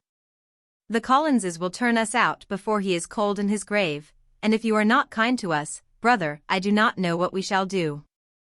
They all exclaimed against such terrific ideas, and Mr. Gardiner, after general assurances of his affection for her and all her family, told her that he meant to be in London the very next day, and would assist Mr. Bennet in every endeavour for recovering Lydia. "Do not give way to useless alarm," added he, "though it is right to be prepared for the worst, there is no occasion to look on it as certain. It is not quite a week since they left Brighton. In a few days more we may gain some news of them. Until we know that they are not married, and have no design of marrying, do not let us give the matter over as lost. As soon as I get to town I shall go to my brother, and make him come home with me to Grassetchage Street. And then we may consult together as to what is to be done." "Oh, my dear brother," replied Mrs. Bennet, "that is exactly what I could most wish for. And now do, when you get to town, find them out, wherever they may be. And if they are not married already, make them marry. And as for wedding clothes, do not let them wait for that, but tell Lydia she shall have as much money as she chooses to buy them after they are married. And, above all, keep Mr. Bennet from fighting. Tell him what a dreadful state I am in, that I am frightened out of my wits, and have such tremblings, such flutterings, all over me, such spasms in my side and pains in my head, and such beatings at heart, that I can get no rest by night nor by day. And tell my dear Lydia not to give any directions about her clothes till she has seen me, for she does not know which are the best warehouses." "Oh, brother, how kind you are! I know you will contrive it all." But Mr. Gardiner, though he assured her again of his earnest endeavours in the cause, could not avoid recommending moderation to her, as well in her hopes as her fear. And after talking with her in this manner till dinner was on the table, they all left her to vent all her feelings on the housekeeper, who attended in the absence of her daughters. Though her brother and sister were persuaded that there was no real occasion for such a seclusion from the family, they did not attempt to oppose it, for they knew that she had not prudence enough to hold her tongue before the servants. While they waited at table, and judged it better that one only of the household, and the one whom they could most trust should comprehend all her fears and solicitude on the subject. In the dining-room they were soon joined by Mary and Kitty, who had been too busily engaged in their separate apartments to make their appearance before. One came from her books, and the other from her toilette. The faces of both, however, were tolerably calm. And no change was visible in either, except that the loss of her favourite sister, or the anger which she had herself incurred in this business, had given more of fretfulness than usual to the accents of Kitty. As for Mary, she was mistress enough of herself to whisper to Elizabeth, with a countenance of grave reflection, soon after they were seated at table. "This is a most unfortunate affair, and will probably be much talked of. But we must stem the tide of malice, and pour into the wounded bosoms of each other the balm of sisterly consolation." Then, perceiving in Elizabeth no inclination of replying, she added, "Unhappy as the event must be for Lydia, we may draw from it this useful lesson, that loss of virtue in a female is irretrievable, that one false step involves her in endless ruin. That her reputation is no less brittle than it is beautiful, and that she cannot be too much guarded in her behavior towards the undeserving of the other sex." Elizabeth lifted up her eyes in amazement, but was too much oppressed to make any reply. Mary, however, continued to console herself with such kind of moral extractions from the evil before them. In the afternoon, the two elder Miss Bennets were able to be for half an hour by themselves. And Elizabeth instantly availed herself of the opportunity of making any inquiries, which Jane was equally eager to satisfy.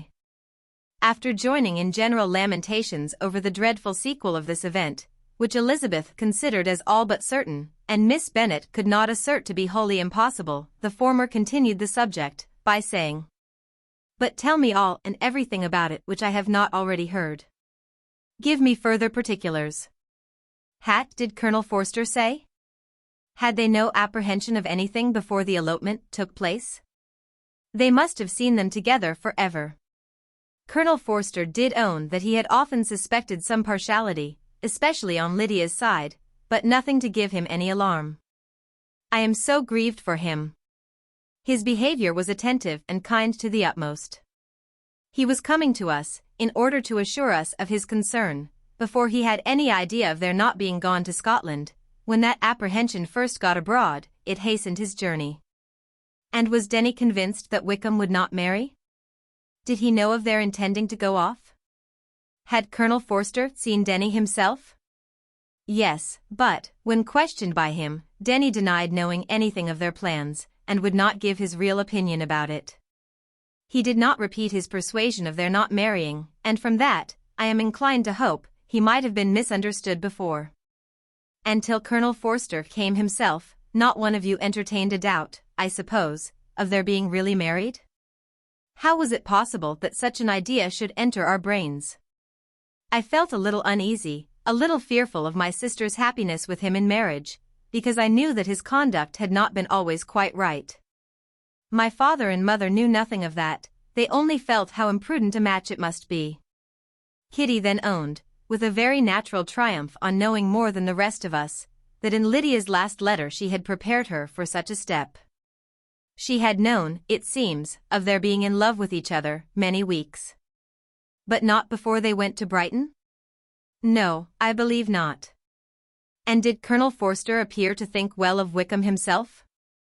Does he know his real character?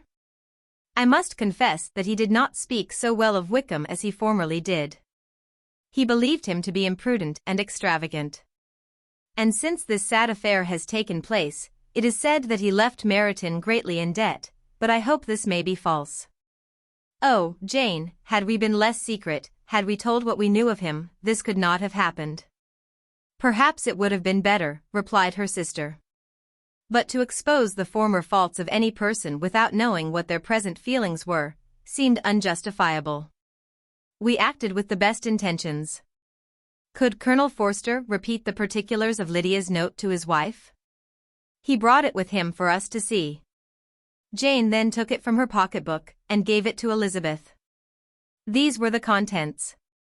My dear Harriet, you will laugh when you know where I am gone, and I cannot help laughing myself at your surprise tomorrow morning, as soon as I am missed.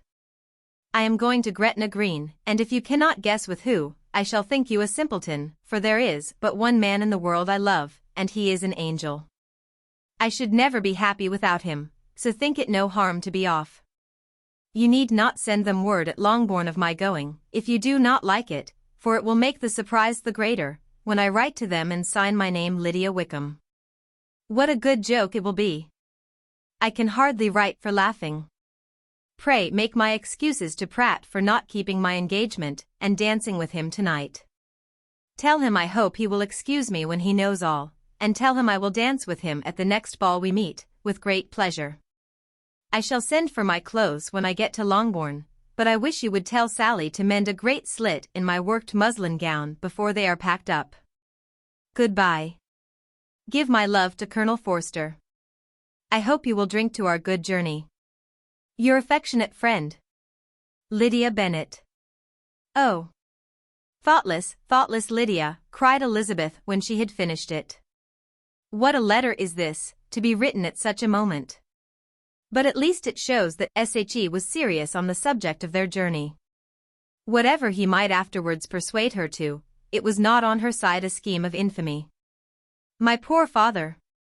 How he must have felt it! I never saw anyone so shocked. He could not speak a word for full 10 minutes.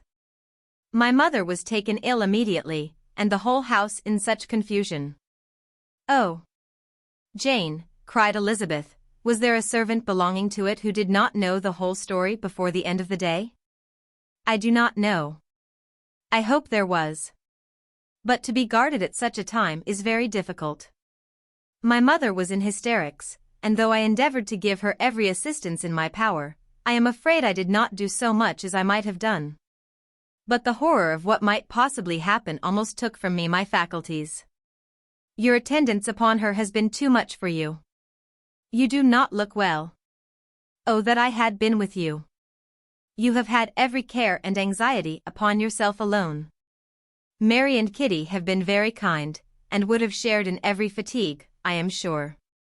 But I did not think it right for either of them. Kitty is slight and delicate, and Mary studies so much that her hours of repose should not be broken in on. My Aunt Phillips came to Longbourn on Tuesday, after my father went away, and was so good as to stay till Thursday with me. She was of great use and comfort to us all, and Lady Lucas has been very kind.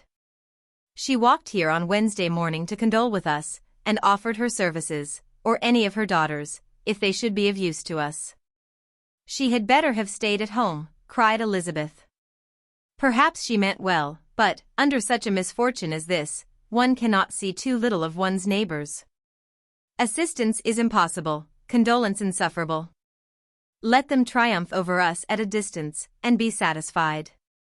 She then proceeded to inquire into the measures which her father had intended to pursue, while in town, for the recovery of his daughter.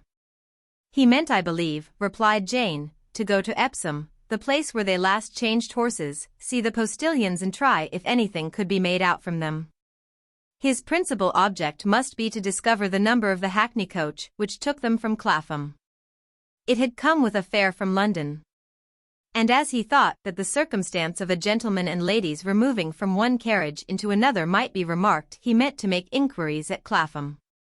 If he could anyhow discover at what house the coachman had before set down his fare, he determined to make inquiries there, and hoped it might not be impossible to find out the stand and number of the coach. I do not know of any other designs that he had formed, but he was in such a hurry to be gone, and his spirits so greatly discomposed, that I had difficulty in finding out even so much as this. Chapter 48. The whole party were in hopes of a letter from Mr. Bennet the next morning, but the post came in without bringing a single line from him. His family knew him to be, on all common occasions, a most negligent and dilatory correspondent. But at such a time they had hoped for exertion. They were forced to conclude that he had no pleasing intelligence to send, but even of that they would have been glad to be certain. Mr. Gardiner had waited only for the letters before he set off. When he was gone, they were certain at least of receiving constant information of what was going on, and their uncle promised, at parting, to prevail on Mr. Bennet to return to Longbourn, as soon as he could, to the great consolation of his sister, who considered it as the only security for her husband's not being killed in a duel. Mrs. Gardiner and the children were to remain in Hertfordshire a few days longer, as the former thought her presence might be serviceable to her nieces. She shared in their attendance on Mrs. Bennet, and was a great comfort to them in their hours of freedom. Their other aunt also visited them frequently, and always, as she said, with the design of cheering and heartening them up, though, as she never came without reporting some fresh instance of Wickham's extravagance or irregularity. She seldom went away without leaving them more dispirited than she found them. All Meryton seemed striving to blacken the man who, but 3 months before, had been almost an angel of light. He was declared to be in debt to every tradesman in the place, and his intrigues, all honored with the title of seduction, had been extended into every tradesman's family. Everybody declared that he was the wickedest young man in the world. And everybody began to find out that they had always distrusted the appearance of his goodness. Elizabeth, though she did not credit above half of what was said, believed enough to make her former assurance of her sister's ruin more certain. And even Jane, who believed still less of it, became almost hopeless, more especially as the time was now come when, if they had gone to Scotland, which she had never before entirely despaired of, they must in all probability have gained some news of them. Mr. Gardiner left Longbourn on Sunday. On Tuesday his wife received a letter from him. It told them that, on his arrival, he had immediately found out his brother, and persuaded him to come to Grassetchage Street, that Mr. Bennet had been to Epsom and Clapham before his arrival, but without gaining any satisfactory information, and that he was now determined to inquire at all the principal hotels in town, as Mr. Bennet thought it possible they might have gone to one of them, on their first coming to London, before they procured lodgings. Mr. Gardiner himself did not expect any success from this measure, but as his brother was eager in it, he meant to assist him in pursuing it. He added that Mr. Bennet seemed wholly disinclined at present to leave London and promised to write again very soon. There was also a postscript to this effect. I have written to Colonel Forster to desire him to find out, if possible, from some of the young man's intimates in the regiment, whether Wickham has any relations or connections who would be likely to know in what part of town he has now concealed himself. If there were anyone that one could apply to with a probability of gaining such a clue as that, it might be of essential consequence. At present we have nothing to guide us. Colonel Forster will, I dare say, do everything in his power to satisfy us on this head. But, on second thoughts, perhaps, Lizzie could tell us what relations he has now living, better than any other person. Elizabeth was at no loss to understand from whence this deference to her authority proceeded, but it was not in her power to give any information of so satisfactory a nature as the compliment deserved. She had never heard of his having had any relations, except a father and mother, both of whom had been dead many years. It was possible, however, that some of his companions in the shire might be able to give more information. And though she was not very sanguine in expecting it, the application was a something to look forward to. Every day at Longbourn was now a day of anxiety, but the most anxious part of each was when the post was expected. The arrival of letters was the grand object of every morning's impatience. Through letters, whatever of good or bad was to be told would be communicated, and every succeeding day was expected to bring some news of importance. But before they heard again from Mr. Gardiner, a letter arrived for their father, from a different quarter, from Mr. Collins, which, as Jane had received directions to open all that came for him in his absence, she accordingly read. And Elizabeth, who knew what curiosities his letters always were, looked over her, and read it likewise. It was as follows. My dear sir, I feel myself called upon, by our relationship, and my situation in life, to condole with you on the grievous affliction you are now suffering under, of which we were yesterday informed by a letter from Hertfordshire. Be assured, my dear sir, that Mrs. Collins and myself sincerely sympathize with you and all your respectable family, in your present distress, which must be of the bitterest kind, because proceeding from a cause which no time can remove. No arguments shall be wanting on my part that can alleviate so severe a misfortune, or that may comfort you, under a circumstance that must be of all others the most afflicting to a parent's mind. The death of your daughter would have been a blessing in comparison of this.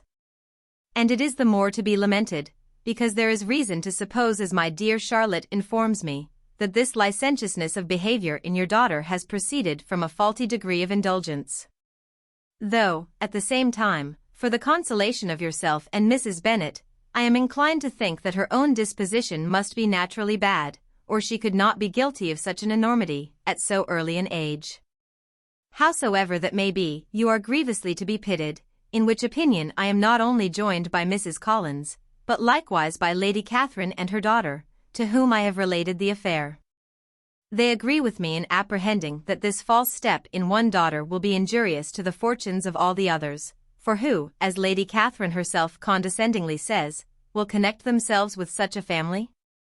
And this consideration leads me moreover to reflect, with augmented satisfaction, on a certain event of last November, for had it been otherwise, I must have been involved in all your sorrow and disgrace. Let me then advise you, dear sir, to console yourself as much as possible, to throw off your unworthy child from your affection for ever, and leave her to reap the fruits of her own heinous offence. I am, dear sir, etc., etc. Mr. Gardiner did not write again till he had received an answer from Colonel Forster, and then he had nothing of a pleasant nature to send. It was not known that Wickham had a single relationship with whom he kept up any connection, and it was certain that he had no near one living. His former acquaintances had been numerous. But since he had been in the militia, it did not appear that he was on terms of particular friendship with any of them. There was no one, therefore, who could be pointed out as likely to give any news of him. And in the wretched state of his own finances, there was a very powerful motive for secrecy, in addition to his fear of discovery by Lydia's relations. For it had just transpired that he had left gaming debts behind him to a very considerable amount. Colonel Forster believed that more than £1,000 would be necessary to clear his expenses at Brighton. He owed a good deal in town, but his debts of honor were still more formidable. Mr.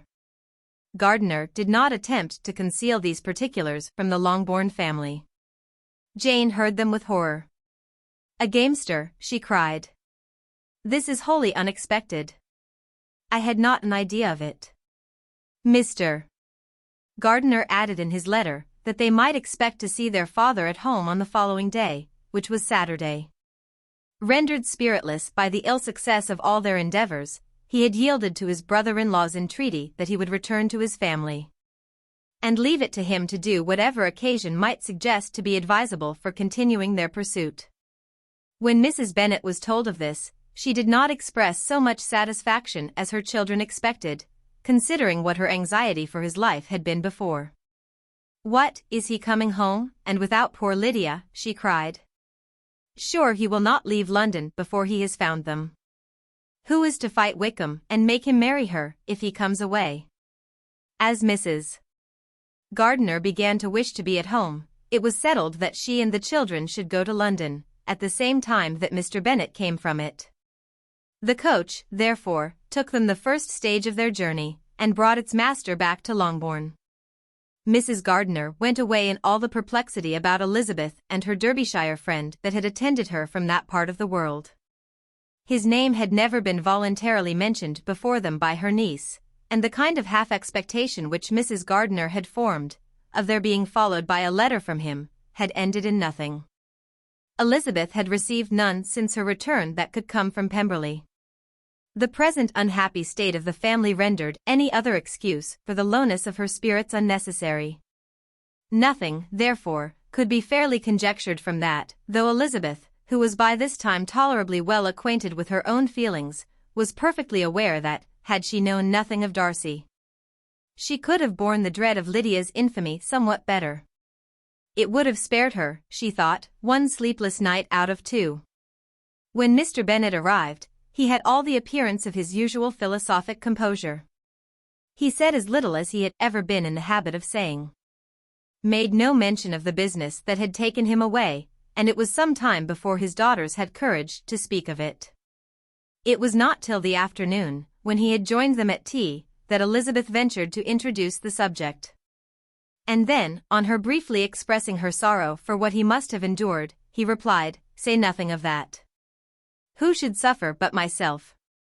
It has been my own doing, and I ought to feel it." "You must not be too severe upon yourself," replied Elizabeth. "You may well warn me against such an evil. Human nature is so prone to fall into it. No, Lizzie, let me once in my life feel how much I have been to blame. I am not afraid of being overpowered by the impression. It will pass away soon enough. Do you suppose them to be in London?" "Yes, where else can they be so well concealed? And Lydia used to want to go to London, added Kitty. She is happy then, said her father drily, and her residence there will probably be of some duration. Then after a short silence he continued. Lizzie, I bear you no ill will for being justified in your advice to me last May, which, considering the event, shows some greatness of mind. They were interrupted by Miss Bennet, who came to fetch her mother's tea. This is a parade, he cried, which does one good, it gives such an elegance to misfortune. Another day I will do the same. I will sit in my library, in my nightcap and powdering gown, and give as much trouble as I can, or, perhaps, I may defer it till Kitty runs away. I am not going to run away, Papa, said Kitty fretfully. If I should ever go to Brighton, I would behave better than Lydia. You go to Brighton? I would not trust you so near it as Eastbourne for £50. No, Kitty, I have at last learnt to be cautious, and you will feel the effects of it. No officer is ever to enter into my house again, nor even to pass through the village. Balls will be absolutely prohibited, unless you stand up with one of your sisters. And you are never to stir out of doors till you can prove that you have spent 10 minutes of every day in a rational manner. Kitty, who took all these threats in a serious light, began to cry. Well, well, said he, do not make yourself unhappy. If you are a good girl for the next 10 years, I will take you to a review at the end of them. Chapter 49. 2 days after Mr. Bennet's return, as Jane and Elizabeth were walking together in the shrubbery behind the house, they saw the housekeeper coming towards them and, concluding that she came to call them to their mother, went forward to meet her. But, instead of the expected summons, when they approached her, she said to Miss Bennet, I beg your pardon, madam, for interrupting you, but I was in hopes you might have got some good news from town, so I took the liberty of coming to ask. What do you mean, Hill? We have heard nothing from town. Dear madam, cried Mrs. Hill, in great astonishment, don't you know there is an express come for master from Mr. Gardiner? He has been here this half hour, and master has had a letter. Away ran the girls, too eager to get in to have time for speech. They ran through the vestibule into the breakfast room, from thence to the library, their father was in neither. And they were on the point of seeking him upstairs with their mother, when they were met by the butler, who said, If you are looking for my master, ma'am, he is walking towards the little copse. Upon this information, they instantly passed through the hall once more, and ran across the lawn after their father, who was deliberately pursuing his way towards a small wood on one side of the paddock. Jane, who was not so light nor so much in the habit of running as Elizabeth, soon lagged behind, while her sister, panting for breath, came up with him and eagerly cried out. Oh, Papa, what news, what news? Have you heard from my uncle? Yes, I have had a letter from him by express. Well, and what news does it bring, good or bad? What is there of good to be expected, said he, taking the letter from his pocket. But perhaps you would like to read it. Elizabeth impatiently caught it from his hand. Jane now came up. Read it aloud, said their father, for I hardly know myself what it is about. Grasachich Street, Monday, August 2nd. My dear brother. At last I am able to send you some tidings of my niece, and such as, upon the whole, I hope it will give you satisfaction. Soon after you left me on Saturday, I was fortunate enough to find out in what part of London they were. The particulars I reserve till we meet, it is enough to know they are discovered. I have seen them both. Then it is as I always hoped, cried Jane, they are married. Elizabeth read on. I have seen them both. They are not married, nor can I find there was any intention of being so, but if you are willing to perform the engagements which I have ventured to make on your side, I hope it will not be long before they are. All that is required of you is, to assure to your daughter, by settlement, her equal share of the £5,000 secured among your children after the decease of yourself and my sister. And, moreover, to enter into an engagement of allowing her, during your life, £100 per annum. These are conditions which, considering everything, I had no hesitation in complying with, as far as I thought myself privileged, for you. I shall send this by express, that no time may be lost in bringing me your answer.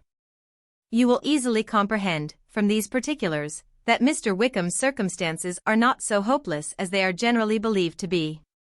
The world has been deceived in that respect, and I am happy to say there will be some little money, even when all his debts are discharged, to settle on my niece, in addition to her own fortune.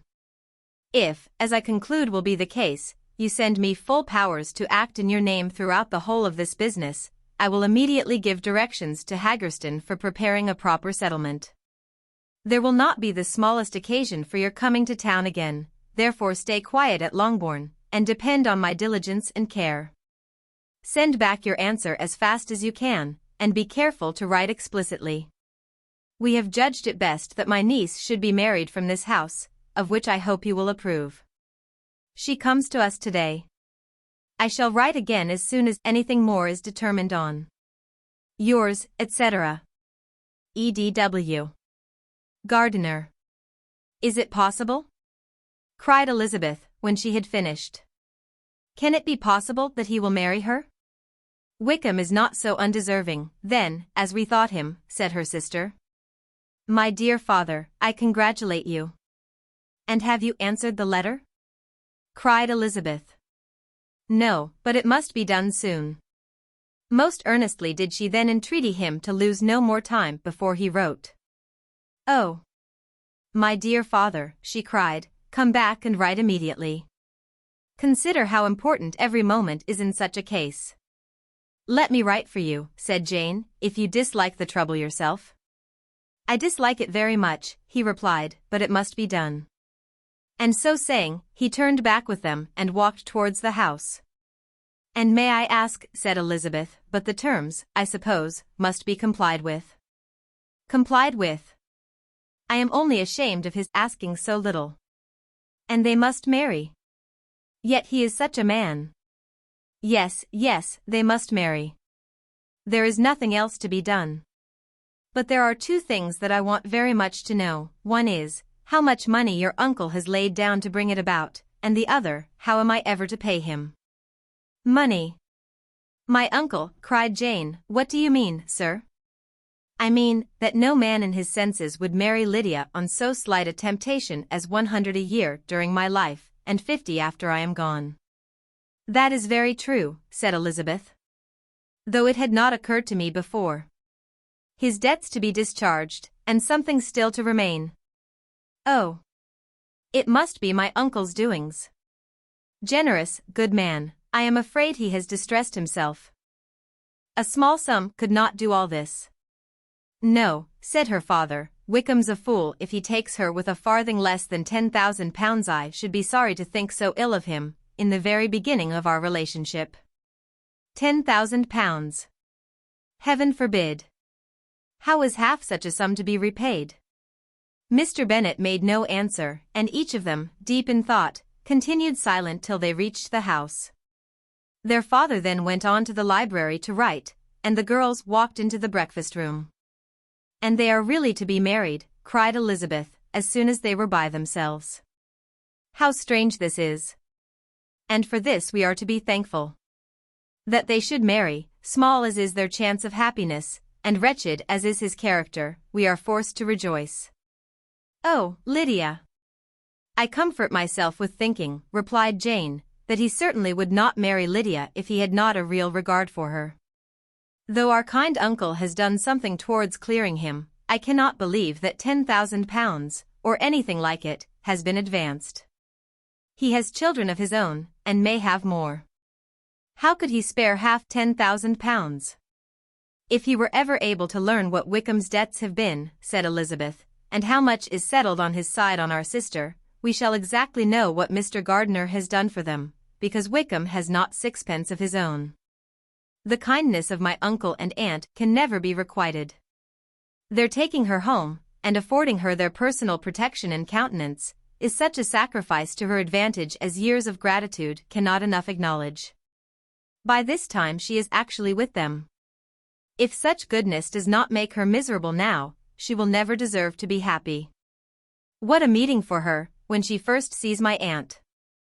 We must endeavor to forget all that has passed on either side, said Jane. I hope and trust they will yet be happy. His consenting to marry her is a proof, I will believe, that he has come to a right way of thinking. Their mutual affection will steady them, and I flatter myself they will settle so quietly, and live in so rational a manner, as may in time make their past imprudence forgotten. Their conduct has been such, replied Elizabeth, as neither you, nor I, nor anybody can ever forget. It is useless to talk of it. It now occurred to the girls that their mother was in all likelihood perfectly ignorant of what had happened. They went to the library, therefore, and asked their father whether he would not wish them to make it known to her. He was writing and, without raising his head, coolly replied, "Just as you please. May we take my uncle's letter to read to her?" "Take whatever you like, and get away."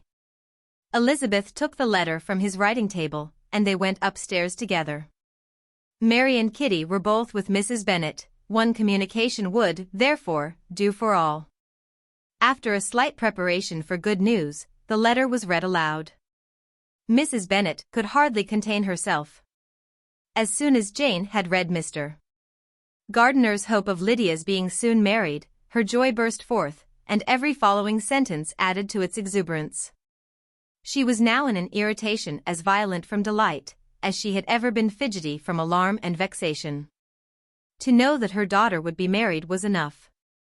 She was disturbed by no fear for her felicity, nor humbled by any remembrance of her misconduct. "My dear, dear Lydia," she cried.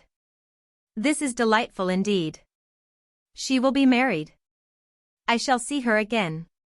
She will be married at 16. My good, kind brother. I knew how it would be. I knew he would manage everything. How I long to see her. And to see dear Wickham too. But the clothes, the wedding clothes. I will write to my sister Gardiner about them directly. Lizzie, my dear, run down to your father, and ask him how much he will give her. Stay, I will go myself.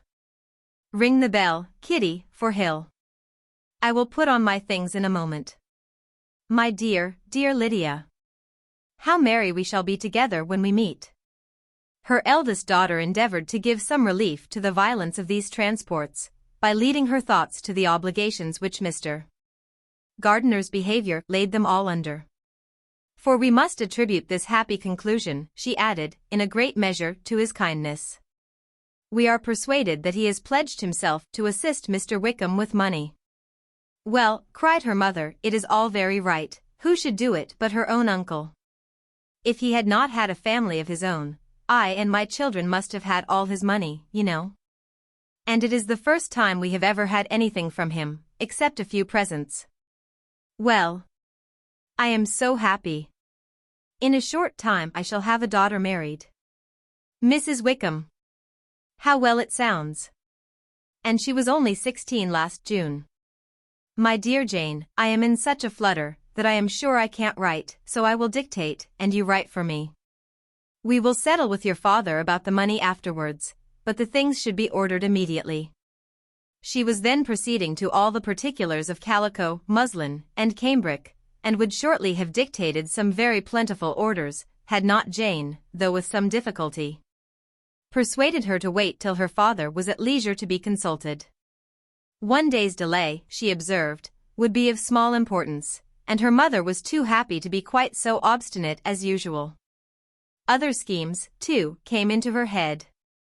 "I will go to Meryton," said she, "as soon as I am dressed, and tell the good news to my sister Phillips. And as I come back, I can call on Lady Lucas and Mrs. Long. Kitty, run down and order the carriage. An airing would do me a great deal of good, I am sure. Girls, can I do anything for you in Meryton? Oh, here comes Hill. My dear Hill, have you heard the good news? Miss Lydia is going to be married. And you shall all have a bowl of punch to make merry at her wedding." Mrs. Hill began instantly to express her joy. Elizabeth received her congratulations amongst the rest, and then, sick of this folly, took refuge in her own room, that she might think with freedom. Poor Lydia's situation must, at best, be bad enough. But that it was no worse, she had need to be thankful. She felt it so. And though, in looking forward, neither rational happiness nor worldly prosperity could be justly expected for her sister, in looking back to what they had feared only 2 hours ago, she felt all the advantages of what they had gained. Chapter 50. Mr. Bennet had very often wished before this period of his life that, instead of spending his whole income, he had laid by an annual sum for the better provision of his children, and of his wife, if she survived him. He now wished it more than ever. Had he done his duty in that respect, Lydia need not have been indebted to her uncle for whatever of honor or credit could now be purchased for her.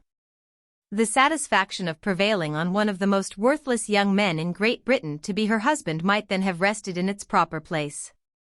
He was seriously concerned that a cause of so little advantage to anyone should be forwarded at the sole expense of his brother-in-law, and he was determined, if possible, to find out the extent of his assistance, and to discharge the obligation as soon as he could. When first Mr. Bennet had married, economy was held to be perfectly useless, for, of course, they were to have a son. The son was to join in cutting off the entail, as soon as he should be of age, and the widow and younger children would by that means be provided for. 5 daughters successively entered the world, but yet the son was to come, and Mrs. Bennet, for many years after Lydia's birth, had been certain that he would. This event had at last been despaired of, but it was then too late to be saving. Mrs. Bennet had no turn for economy, and her husband's love of independence had alone prevented their exceeding their income. £5,000 was settled by marriage articles on Mrs. Bennet and the children. But in what proportions it should be divided amongst the latter depended on the will of the parents. This was one point, with regard to Lydia, at least, which was now to be settled, and Mr. Bennet could have no hesitation in acceding to the proposal before him. In terms of grateful acknowledgment for the kindness of his brother, though expressed most concisely, he then delivered on paper his perfect approbation of all that was done, and his willingness to fulfill the engagements that had been made for him. He had never before supposed that, could Wickham be prevailed on to marry his daughter, it would be done with so little inconvenience to himself as by the present arrangement. He would scarcely be £10 a year the loser by the 100 that was to be paid them. For, what with her board and pocket allowance, and the continual presents in money which passed to her through her mother's hands, Lydia's expenses had been very little within that sum. That it would be done with such trifling exertion on his side, too, was another very welcome surprise, for his wish at present was to have as little trouble in the business as possible. When the first transports of rage which had produced his activity in seeking her were over, he naturally returned to all his former indolence. His letter was soon dispatched. For, though dilatory in undertaking business, he was quick in its execution. He begged to know further particulars of what he was indebted to his brother, but was too angry with Lydia to send any message to her. The good news spread quickly through the house, and with proportionate speed through the neighborhood. It was borne in the latter with decent philosophy.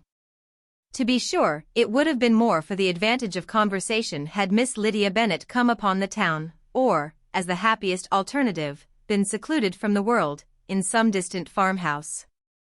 But there was much to be talked of in marrying her. And the good-natured wishes for her well-doing which had proceeded before from all the spiteful old ladies in Meryton lost but a little of their spirit in this change of circumstances, because with such an husband her misery was considered certain. It was a fortnight since Mrs. Bennet had been downstairs, but on this happy day she again took her seat at the head of her table, and in spirits oppressively high. No sentiment of shame gave a damp to her triumph. The marriage of a daughter, which had been the first object of her wishes since Jane was 16, was now on the point of accomplishment, and her thoughts and her words ran wholly on those attendants of elegant nuptials, fine muslins, new carriages, and servants. She was busily searching through the neighborhood for a proper situation for her daughter, and, without knowing or considering what their income might be, rejected many as deficient in size and importance. Hay Park might do, said she, if the Gouldings could quit it, or the great house at Stoke, if the drawing-room were larger, but Ashworth is too far off. I could not bear to have her 10 miles from me. And as for Pulvis Lodge, the attics are dreadful. Her husband allowed her to talk on without interruption while the servants remained. But when they had withdrawn, he said to her, "Mrs. Bennet, before you take any or all of these houses for your son and daughter, let us come to a right understanding. Into one house in this neighborhood they shall never have admittance. I will not encourage the impudence of either, by receiving them at Longbourn." A long dispute followed this declaration, but Mr. Bennet was firm. It soon led to another, and Mrs. Bennet found, with amazement and horror, that her husband would not advance a guinea to buy clothes for his daughter. He protested that she should receive from him no mark of affection whatever on the occasion. Mrs. Bennet could hardly comprehend it. That his anger could be carried to such a point of inconceivable resentment as to refuse his daughter a privilege without which her marriage would scarcely seem valid, exceeded all she could believe possible. She was more alive to the disgrace which her want of new clothes must reflect on her daughter's nuptials, than to any sense of shame at her eloping and living with Wickham a fortnight before they took place. Elizabeth was now most heartily sorry that she had, from the distress of the moment, been led to make Mr. Darcy acquainted with their fears for her sister. For since her marriage would so shortly give the proper termination to the elopement, they might hope to conceal its unfavorable beginning from all those who were not immediately on the spot. She had no fear of its spreading farther through his means. There were few people on whose secrecy she would have more confidently depended. But, at the same time, there was no one whose knowledge of a sister's frailty would have mortified her so much, not, however, from any fear of disadvantage from it individually to herself, for, at any rate, there seemed a gulf impassable between them. Had Lydia's marriage been concluded on the most honorable terms, it was not to be supposed that Mr. Darcy would connect himself with a family where, to every other objection, would now be added an alliance and relationship of the nearest kind with a man whom he so justly scorned. From such a connection she could not wonder that he would shrink. The wish of procuring her regard, which she had assured herself of his feeling in Derbyshire, could not in rational expectations survive such a blow as this. She was humbled, she was grieved, she repented, though she hardly knew of what. She became jealous of his esteem, when she could no longer hope to be benefited by it. She wanted to hear of him, when there seemed the least chance of gaining intelligence. She was convinced that she could have been happy with him, when it was no longer likely they should meet. What a triumph for him, as she often thought, could he know that the proposals which she had proudly spurned only 4 months ago, would now have been most gladly and gratefully received. He was as generous, she doubted not, as the most generous of his sex, but while he was mortal, there must be a triumph. She began now to comprehend that he was exactly the man who, in disposition and talents, would most suit her. His understanding and temper, though unlike her own, would have answered all her wishes. It was an union that must have been to the advantage of both. By her ease and liveliness, his mind might have been softened, his manners improved. And from his judgment, information, and knowledge of the world, she must have received benefit of greater importance. But no such happy marriage could now teach the admiring multitude what connubial felicity really was. An union of a different tendency, and precluding the possibility of the other, was soon to be formed in their family. How Wickham and Lydia were to be supported in tolerable independence, she could not imagine. But how little of permanent happiness could belong to a couple who were only brought together because their passions were stronger than their virtue, she could easily conjecture. Mr. Gardiner soon wrote again to his brother. To Mr. Bennet's acknowledgments he briefly replied, with assurance of his eagerness to promote the welfare of any of his family, and concluded with entreaties that the subject might never be mentioned to him again.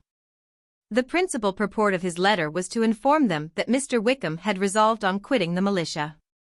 It was greatly my wish that he should do so, he added, as soon as his marriage was fixed on. And I think you will agree with me, in considering the removal from that corps as highly advisable, both on his account and my niece's.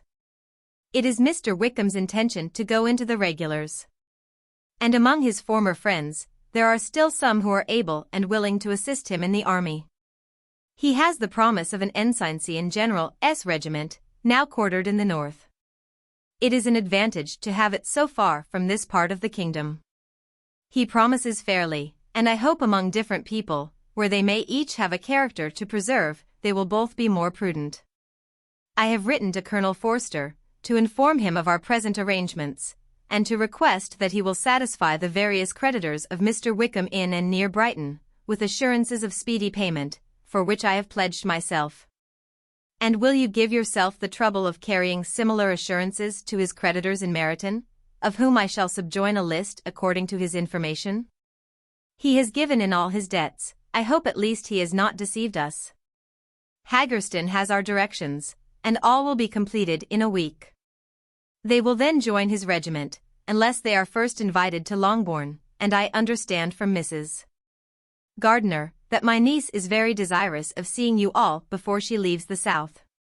She is well, and begs to be dutifully remembered to you and your mother, yours, etc. E. Gardiner. Mr. Bennet and his daughters saw all the advantages of Wickham's removal from the shire as clearly as Mr. Gardiner could do. But Mrs. Bennet was not so well pleased with it. Lydia's being settled in the north, just when she had expected most pleasure and pride in her company, for she had by no means given up her plan of their residing in Hertfordshire, was a severe disappointment.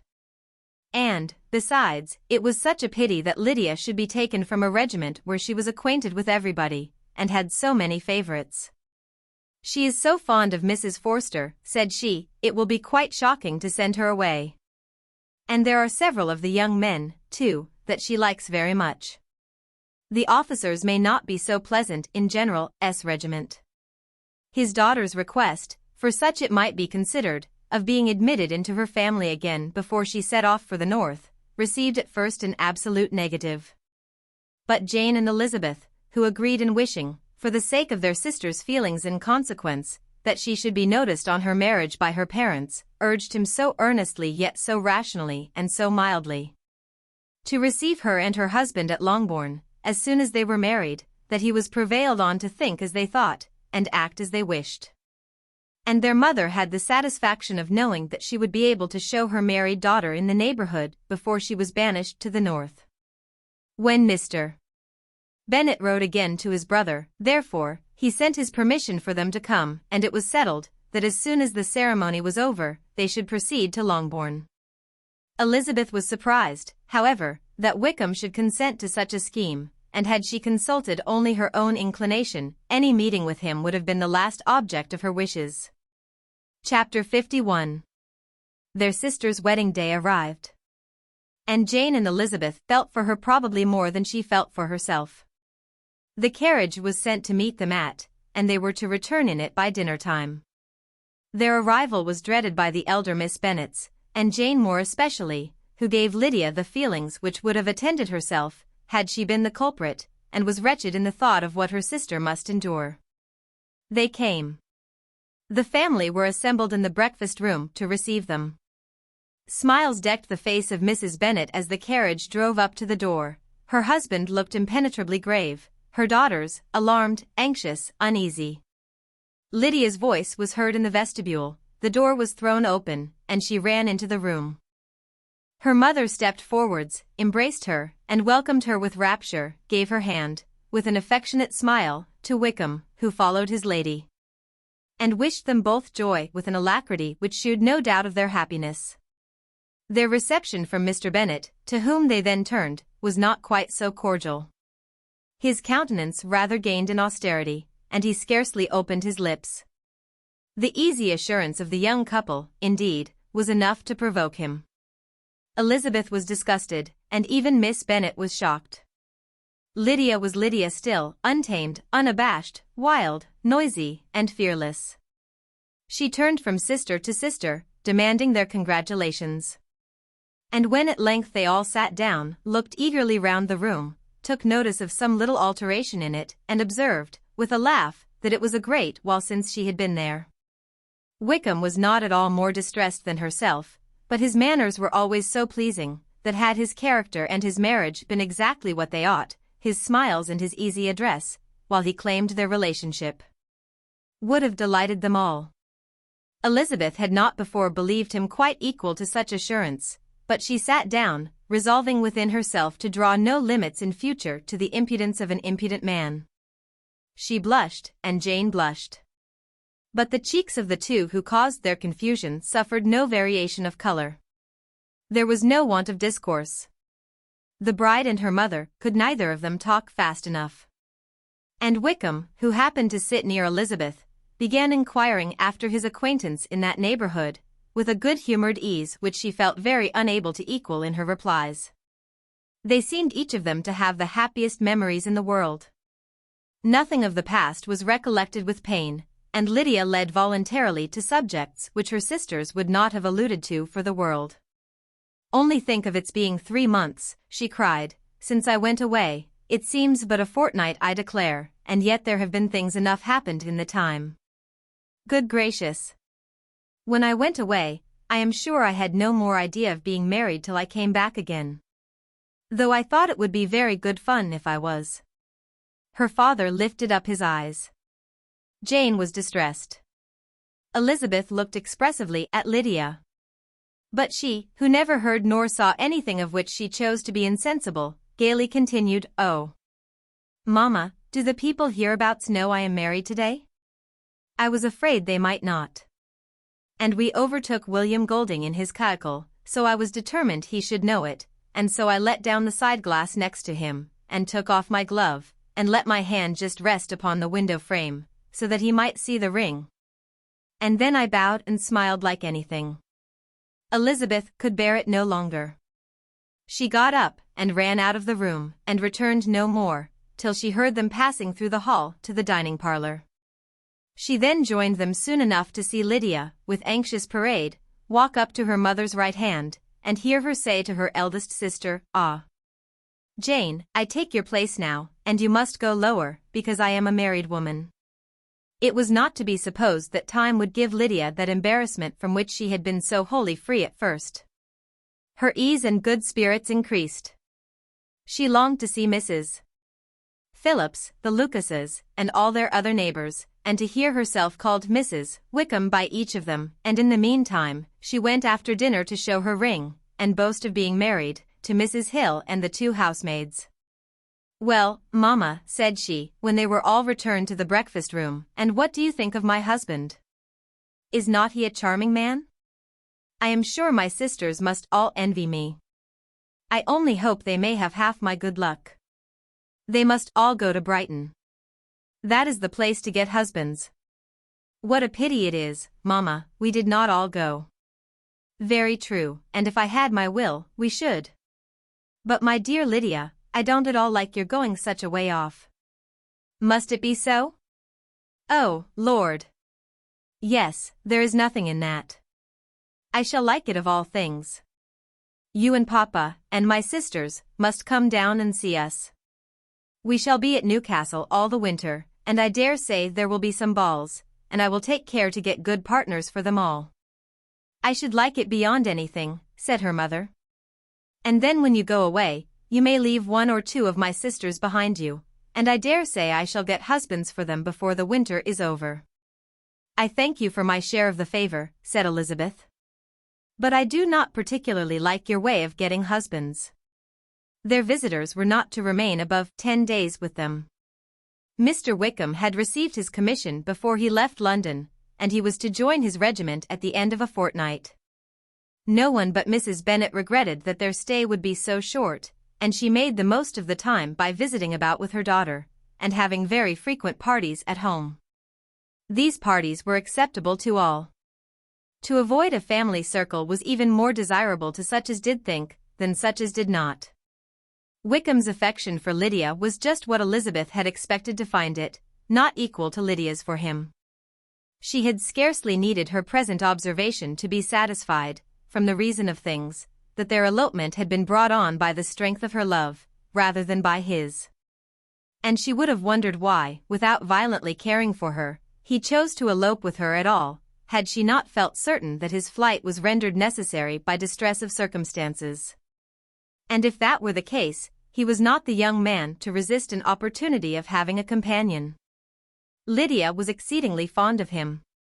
He was her dear Wickham on every occasion, no one was to be put in competition with him. He did everything best in the world, and she was sure he would kill more birds on the 1st of September than anybody else in the country. One morning, soon after their arrival, as she was sitting with her 2 elder sisters, she said to Elizabeth, "Lizzie, I never gave you an account of my wedding, I believe. You were not by when I told Mamma and the others all about it. Are not you curious to hear how it was managed?" "No, really," replied Elizabeth, "I think there cannot be too little said on the subject." "La! You are so strange. But I must tell you how it went off. We were married, you know, at St. Clement's, because Wickham's lodgings were in that parish. And it was settled that we should all be there by 11 o'clock. My uncle and aunt and I were to go together, and the others were to meet us at the church. Well, Monday morning came, and I was in such a fuss. I was so afraid, you know, that something would happen to put it off, and then I should have gone quite distracted. And there was my aunt, all the time I was dressing, preaching and talking away just as if she was reading a sermon. However, I did not hear above 1 word in 10, for I was thinking, you may suppose, of my dear Wickham. I longed to know whether he would be married in his blue coat. Well, and so we breakfasted at 10 as usual. I thought it would never be over. For, by the by, you are to understand that my uncle and aunt were horrid unpleasant all the time I was with them. If you'll believe me, I did not once put my foot out of doors, though I was there a fortnight. Not one party, or scheme, or anything. To be sure, London was rather thin, but, however, the little theatre was open. Well, and so just as the carriage came to the door, my uncle was called away upon business to that horrid man Mr. Stone. And then, you know, when once they get together, there is no end of it. Well, I was so frightened I did not know what to do, for my uncle was to give me away, and if we were beyond the hour, we could not be married all day. But, luckily, he came back again in 10 minutes' time, and then we all set out. However, I recollected afterwards that if he had been prevented going, the wedding need not be put off, for Mr. Darcy might have done as well. "Mr. Darcy," repeated Elizabeth, in utter amazement. "Oh, yes, he was to come there with Wickham, you know. But gracious me! I quite forgot. I ought not to have said a word about it. I promised them so faithfully. What will Wickham say? It was to be such a secret." "If it was to be secret," said Jane, "say not another word on the subject. You may depend upon my seeking no further." "Oh, certainly," said Elizabeth, though burning with curiosity, "we will ask you no questions." "Thank you," said Lydia, "for if you did, I should certainly tell you all, and then Wickham would be angry." On such encouragement to ask, Elizabeth was forced to put it out of her power, by running away. But to live in ignorance on such a point was impossible, or at least it was impossible not to try for information. Mr. Darcy had been at her sister's wedding. It was exactly a scene, and exactly among people, where he had apparently least to do, and least temptation to go. Conjectures as to the meaning of it, rapid and wild, hurried into her brain, but she was satisfied with none. Those that best pleased her, as placing his conduct in the noblest light, seemed most improbable. She could not bear such suspense. And hastily seizing a sheet of paper, wrote a short letter to her aunt, to request an explanation of what Lydia had dropped, if it were compatible with the secrecy which had been intended. "You may readily comprehend," she added, "what my curiosity must be to know how a person unconnected with any of us, and, comparatively speaking, a stranger to our family, should have been amongst you at such a time. Pray write instantly, and let me understand it, unless it is, for very cogent reasons, to remain in the secrecy which Lydia seems to think necessary, and then I must endeavor to be satisfied with ignorance. Not that I shall, though," she added to herself, as she finished the letter, "and my dear aunt, if you do not tell me in an honorable manner, I shall certainly be reduced to tricks and stratagems to find it out." Jane's delicate sense of honor would not allow her to speak to Elizabeth privately of what Lydia had let fall. Elizabeth was glad of it, till it appeared whether her inquiries would receive any satisfaction. She had rather be without a confidant. Chapter 52. Elizabeth had the satisfaction of receiving an answer to her letter as soon as she possibly could. She was no sooner in possession of it than, hurrying into the little copse, where she was least likely to be interrupted, she sat down on one of the benches and prepared to be happy. For the length of the letter convinced her that it did not contain a denial. Grasachich Street, September 6th. My dear niece. I have just received your letter, and shall devote this whole morning to answering it, as I foresee that a little writing will not comprise what I have to tell you. I must confess myself surprised by your application. I did not expect it from you. Don't think me angry, however, for I only mean to let you know that I had not imagined such inquiries to be necessary on your side. If you do not choose to understand me, forgive my impertinence. Your uncle is as much surprised as I am, and nothing but the belief of your being a party concerned would have allowed him to act as he has done. But if you are really innocent and ignorant, I must be more explicit. On the very day of my coming home from Longbourn, your uncle had a most unexpected visitor. Mr. Darcy called, and was shut up with him several hours. It was all over before I arrived. So my curiosity was not so dreadfully racked as yours seems to have been. He came to tell Mr. Gardiner that he had found out where your sister and Mr. Wickham were, and that he had seen and talked with them both, Wickham repeatedly, Lydia once. From what I can collect, he left Derbyshire only one day after ourselves, and came to town with the resolution of hunting for them. The motive professed was his conviction of its being owing to himself that Wickham's worthlessness had not been so well known as to make it impossible for any young woman of character to love or confide in him. He generously imputed the whole to his mistaken pride, and confessed that he had before thought it beneath him to lay his private actions open to the world.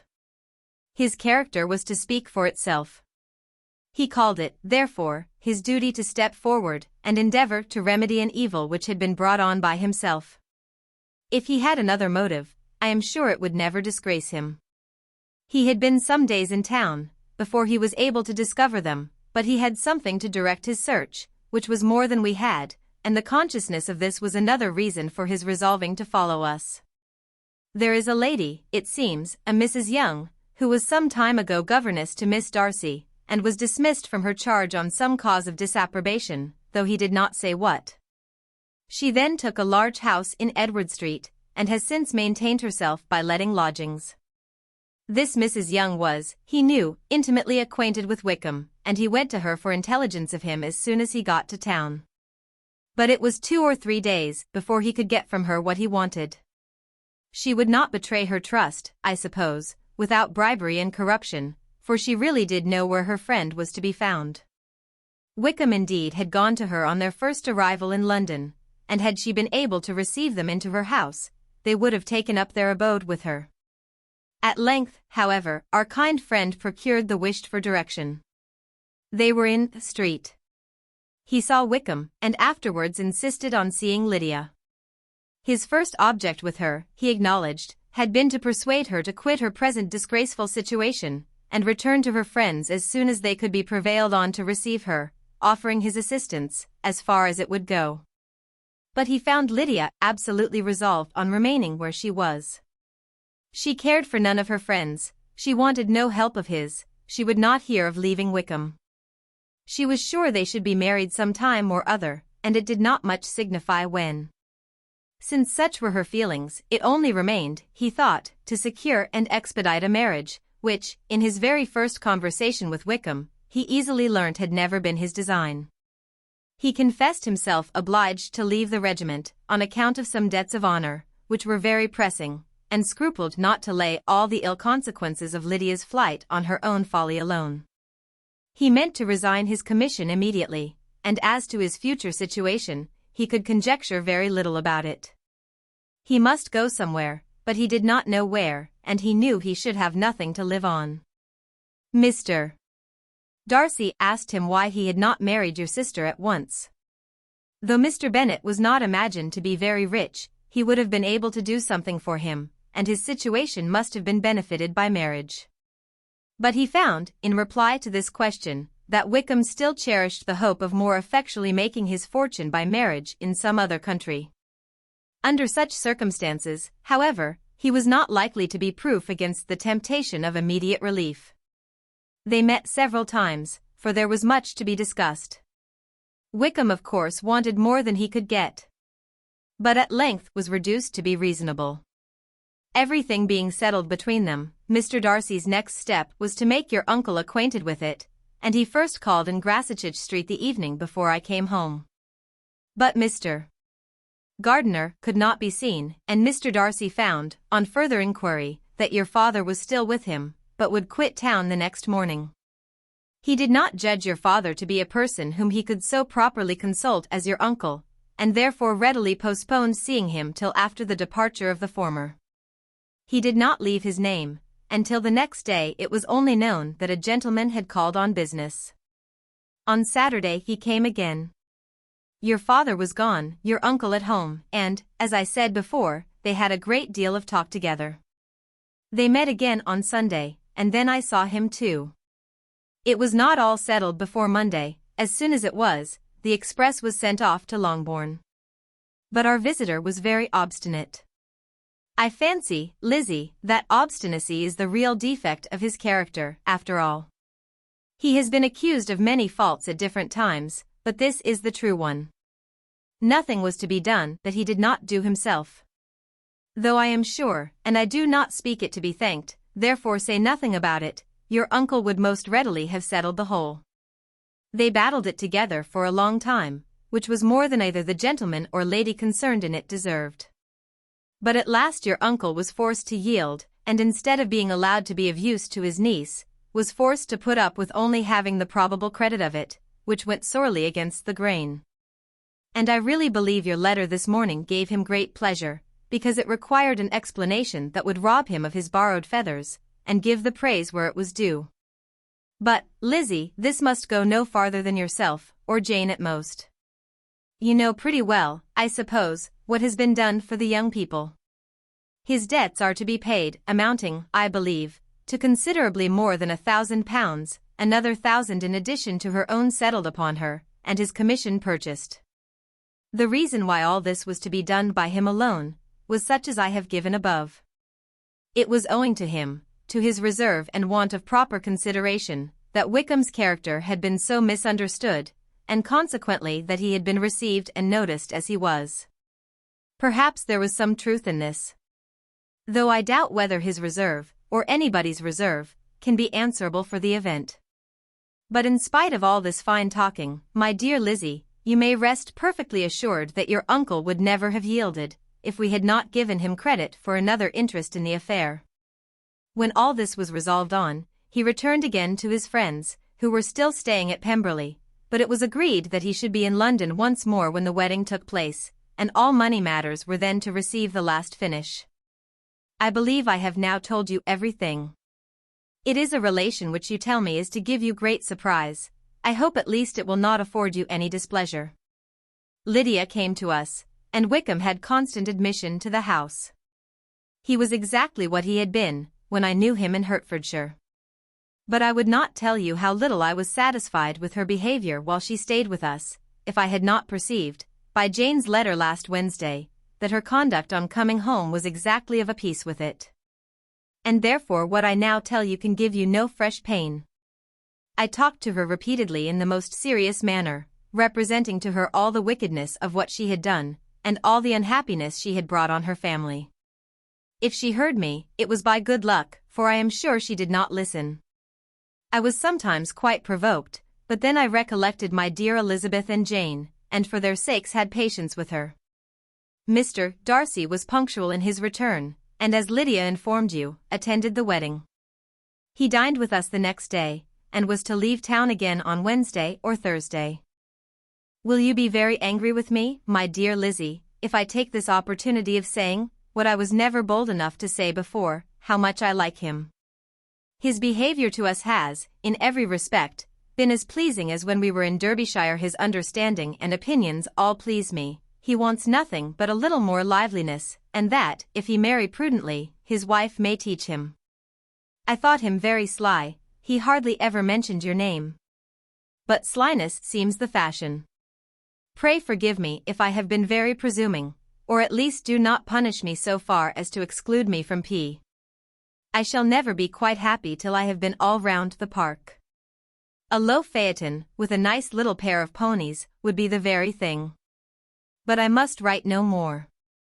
The children have been wanting me this half hour. Yours, very sincerely, M. Gardiner. The contents of this letter threw Elizabeth into a flutter of spirits, in which it was difficult to determine whether pleasure or pain bore the greatest share. The vague and unsettled suspicions which uncertainty had produced of what Mr. Darcy might have been doing to forward her sister's match, which she had feared to encourage as an exertion of goodness too great to be probable, and at the same time dreaded to be just, from the pain of obligation, were proved beyond their greatest extent to be true. He had followed them purposely to town, he had taken on himself all the trouble and mortification attendant on such a research, in which supplication had been necessary to a woman whom he must abominate and despise, and where he was reduced to frequently meet, reason with, persuade, and finally bribe, the man whom he always most wished to avoid, and whose very name it was punishment to him to pronounce. He had done all this for a girl whom he could neither regard nor esteem. Her heart did whisper that he had done it for her. But it was a hope shortly checked by other considerations, and she soon felt that even her vanity was insufficient, when required to depend on his affection for her, for a woman who had already refused him, as able to overcome a sentiment so natural as abhorrence against relationship with Wickham, brother-in-law of Wickham. Every kind of pride must revolt from the connection. He had, to be sure, done much. She was ashamed to think how much. But he had given a reason for his interference, which asked no extraordinary stretch of belief. It was reasonable that he should feel he had been wrong, he had liberality, and he had the means of exercising it. And though she would not place herself as his principal inducement, she could, perhaps, believe that remaining partiality for her might assist his endeavors in a cause where her peace of mind must be materially concerned. It was painful, exceedingly painful, to know that they were under obligations to a person who could never receive a return. They owed the restoration of Lydia, her character, everything, to him. Oh, how heartily did she grieve over every ungracious sensation she had ever encouraged, every saucy speech she had ever directed towards him. For herself she was humbled, but she was proud of him. Proud that in a cause of compassion and honor, he had been able to get the better of himself. She read over her aunt's commendation of him again and again. It was hardly enough, but it pleased her. She was even sensible of some pleasure, though mixed with regret, on finding how steadfastly both she and her uncle had been persuaded that affection and confidence subsisted between Mr. Darcy and herself.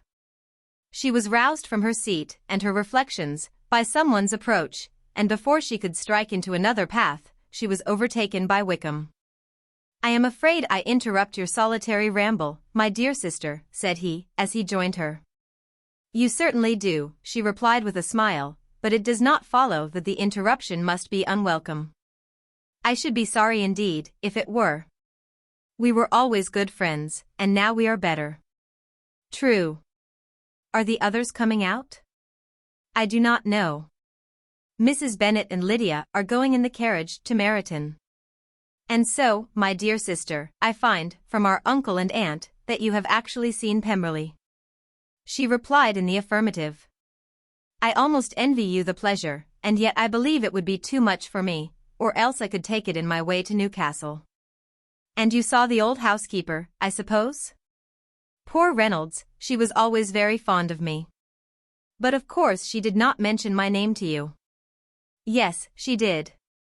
"And what did she say?"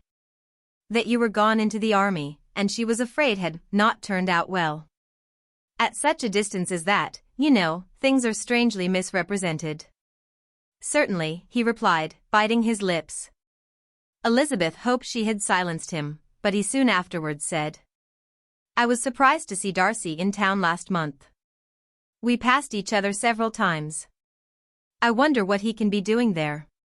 "Perhaps preparing for his marriage with Miss de Bourgh," said Elizabeth. "It must be something particular to take him there at this time of year." "Undoubtedly. Did you see him while you were at Lambton? I thought I understood from the gardeners that you had. Yes, he introduced us to his sister. And do you like her? Very much. I have heard, indeed, that she is uncommonly improved within this year or two. When I last saw her, she was not very promising. I am very glad you liked her. I hope she will turn out well. I dare say she will, she has got over the most trying age. Did you go by the village of Kimpton? I do not recollect that we did. I mention it, because it is the living which I ought to have had. A most delightful place, excellent parsonage house. It would have suited me in every respect. How should you have liked making sermons? Exceedingly well. I should have considered it as part of my duty, and the exertion would soon have been nothing. One ought not to repine, but, to be sure, it would have been such a thing for me.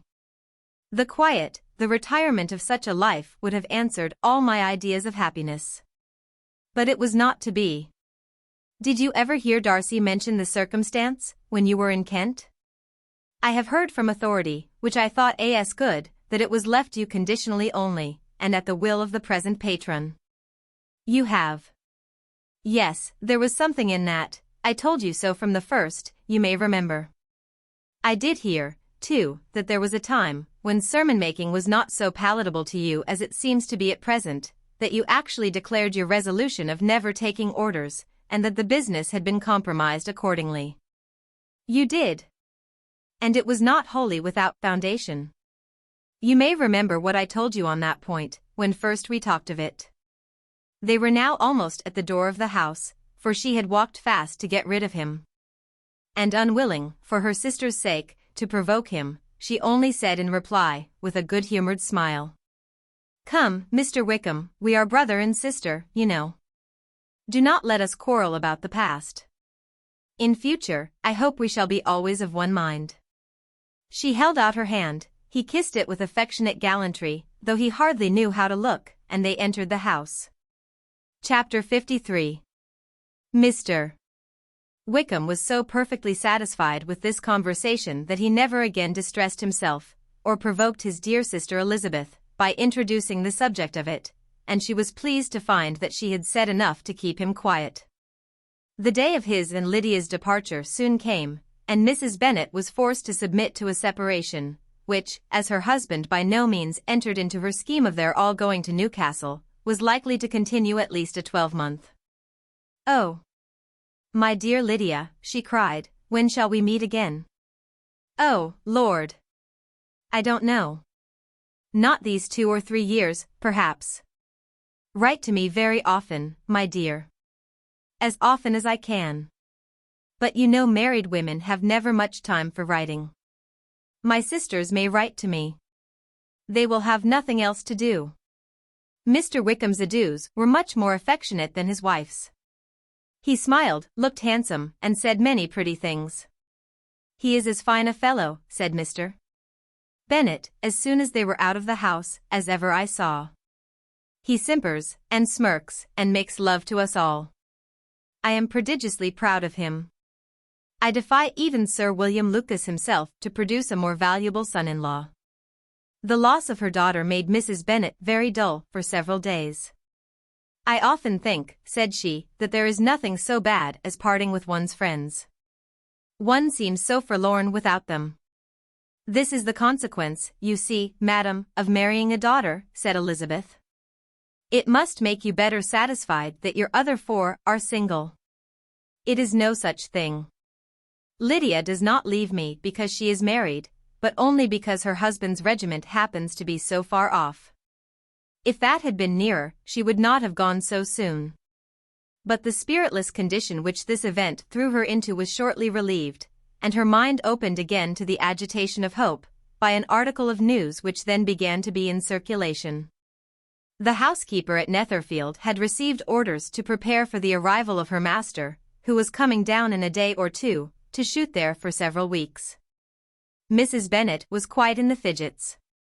She looked at Jane, and smiled and shook her head by turns. Well, well, and so Mr. Bingley is coming down, sister, for Mrs. Phillips first brought her the news. Well, so much the better. Not that I care about it, though. He is nothing to us, you know, and I am sure I never want to see him again. But, however, he is very welcome to come to Netherfield, if he likes it. And who knows what may happen? But that is nothing to us. You know, sister, we agreed long ago never to mention a word about it. And so, is it quite certain he is coming? You may depend on it, replied the other, for Mrs. Nichols was in Meryton last night. I saw her passing by, and went out myself on purpose to know the truth of it, and she told me that it was certain true. He comes down on Thursday at the latest, very likely on Wednesday. She was going to the butcher's, she told me, on purpose to order in some meat on Wednesday, and she has got 3 couple of ducks just fit to be killed. Miss Bennet had not been able to hear of his coming without changing colour. It was many months since she had mentioned his name to Elizabeth, but now, as soon as they were alone together, she said, I saw you look at me today, Lizzie, when my aunt told us of the present report, and I know I appeared distressed. But don't imagine it was from any silly cause. I was only confused for the moment, because I felt that I should be looked at. I do assure you that the news does not affect me either with pleasure or pain. I am glad of one thing, that he comes alone. Because we shall see the less of him. Not that I am afraid of myself, but I dread other people's remarks. Elizabeth did not know what to make of it. Had she not seen him in Derbyshire, she might have supposed him capable of coming there with no other view than what was acknowledged. But she still thought him partial to Jane, and she wavered as to the greater probability of his coming there with his friend's permission, or being bold enough to come without it. Yet it is hard, she sometimes thought, that this poor man cannot come to a house which he has legally hired, without raising all this speculation. I will leave him to himself. In spite of what her sister declared, and really believed to be her feelings in the expectation of his arrival, Elizabeth could easily perceive that her spirits were affected by it. They were more disturbed, more unequal, than she had often seen them. The subject which had been so warmly canvassed between their parents about a 12-month ago, was now brought forward again. As soon as ever Mr. Bingley comes, my dear, said Mrs. Bennet, you will wait on him of course? No, no. You forced me into visiting him last year, and promised, if I went to see him, he should marry one of my daughters. But it ended in nothing, and I will not be sent on a fool's errand again. His wife represented to him how absolutely necessary such an attention would be from all the neighbouring gentlemen, on his returning to Netherfield. 'Tis an etiquette I despise, said he. If he wants our society, let him seek it. He knows where we live. I will not spend my hours in running after my neighbours every time they go away and come back again. Well, all I know is, that it will be abominably rude if you do not wait on him. But, however, that shan't prevent my asking him to dine here, I am determined. We must have Mrs. Long and the Gouldings soon. That will make 13 with ourselves, so there will be just room at table for him. Consoled by this resolution, she was the better able to bear her husband's incivility, though it was very mortifying to know that her neighbours might all see Mr. Bingley, in consequence of it, before they did. As the day of his arrival drew near.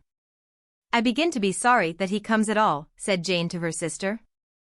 It would be nothing. I could see him with perfect indifference, but I can hardly bear to hear it thus perpetually talked of.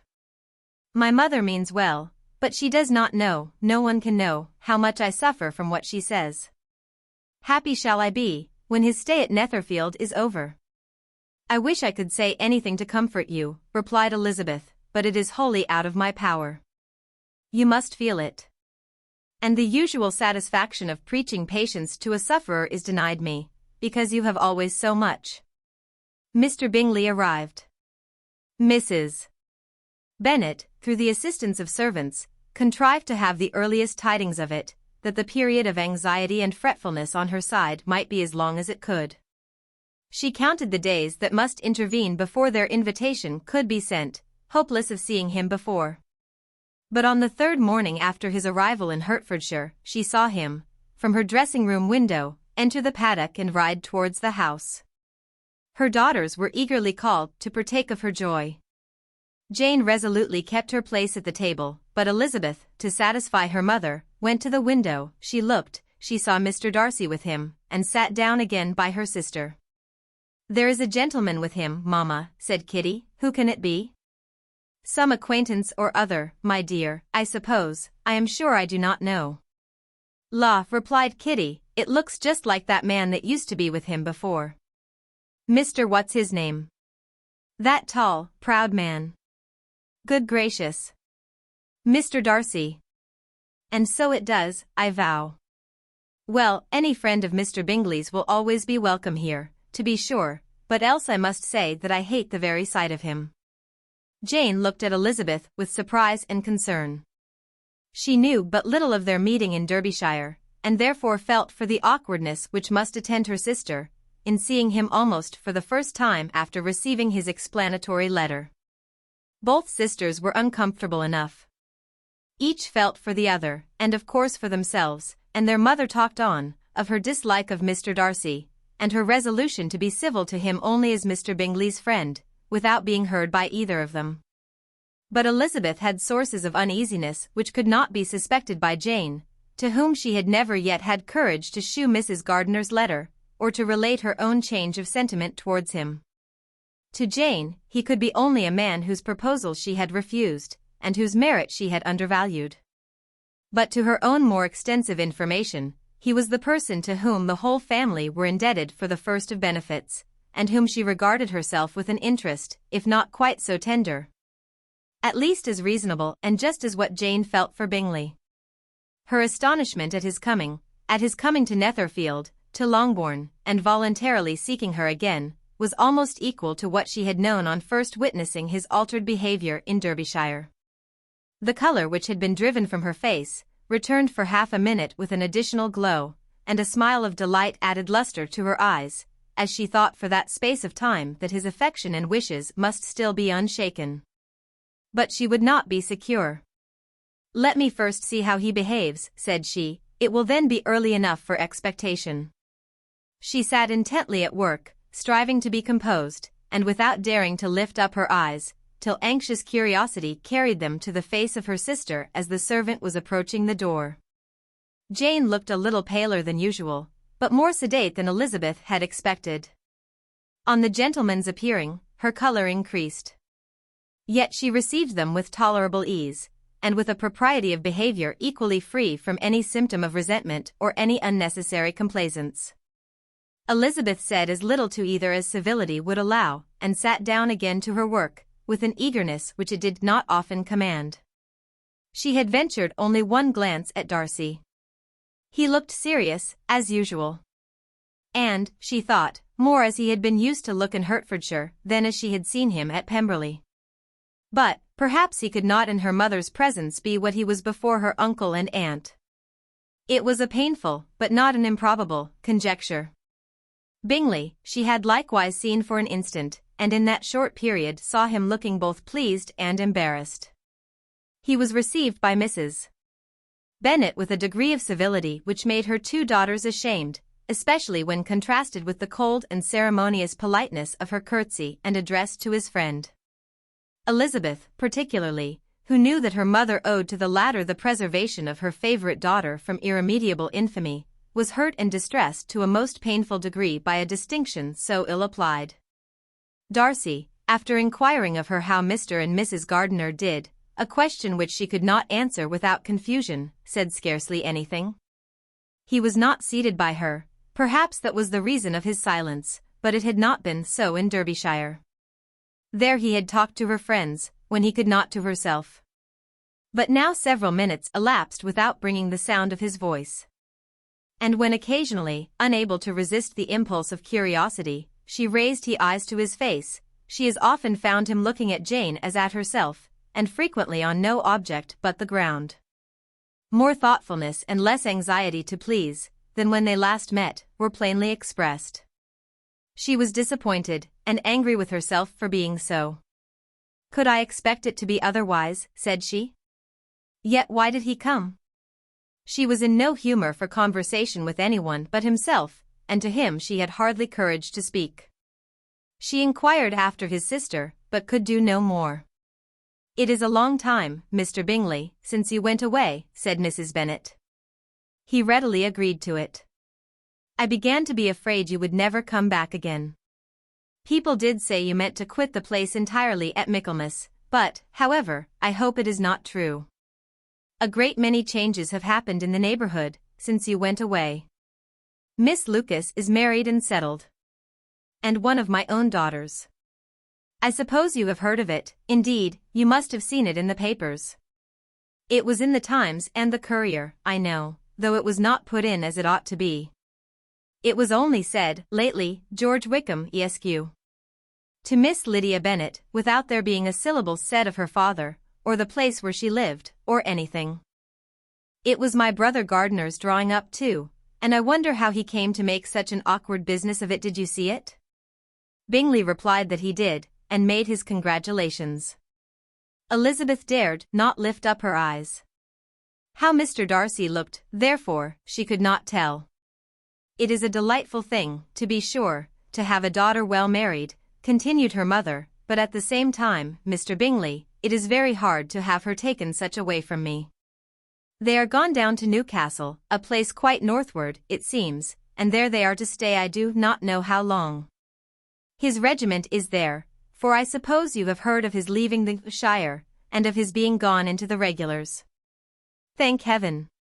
He has some friends, though perhaps not so many as he deserves."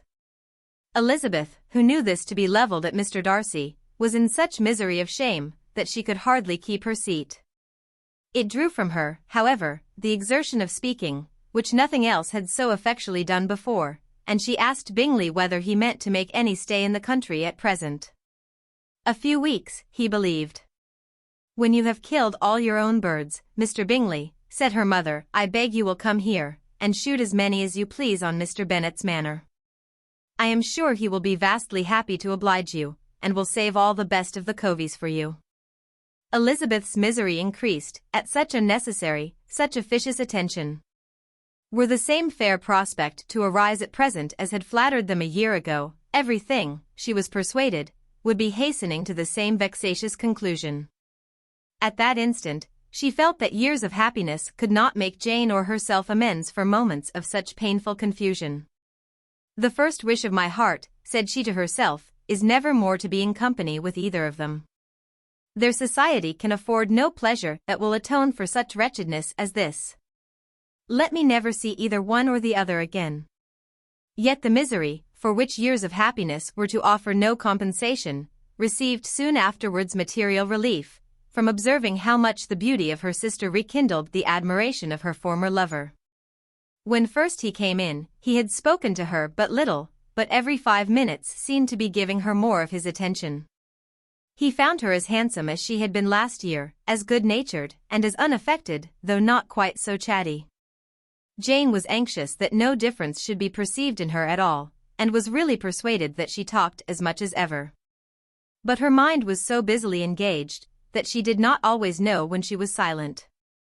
When the gentlemen rose to go away, Mrs. Bennet was mindful of her intended civility, and they were invited and engaged to dine at Longbourn in a few days' time. "You are quite a visit in my debt, Mr. Bingley," she added, "for when you went to town last winter, you promised to take a family dinner with us, as soon as you returned. I have not forgot, you see. And I assure you, I was very much disappointed that you did not come back and keep your engagement." Bingley looked a little silly at this reflection, and said something of his concern at having been prevented by business. They then went away. Mrs. Bennet had been strongly inclined to ask them to stay and dine there that day. But, though she always kept a very good table, she did not think anything less than 2 courses could be good enough for a man on whom she had such anxious designs, or satisfy the appetite and pride of one who had 10,000 a year. Chapter 54.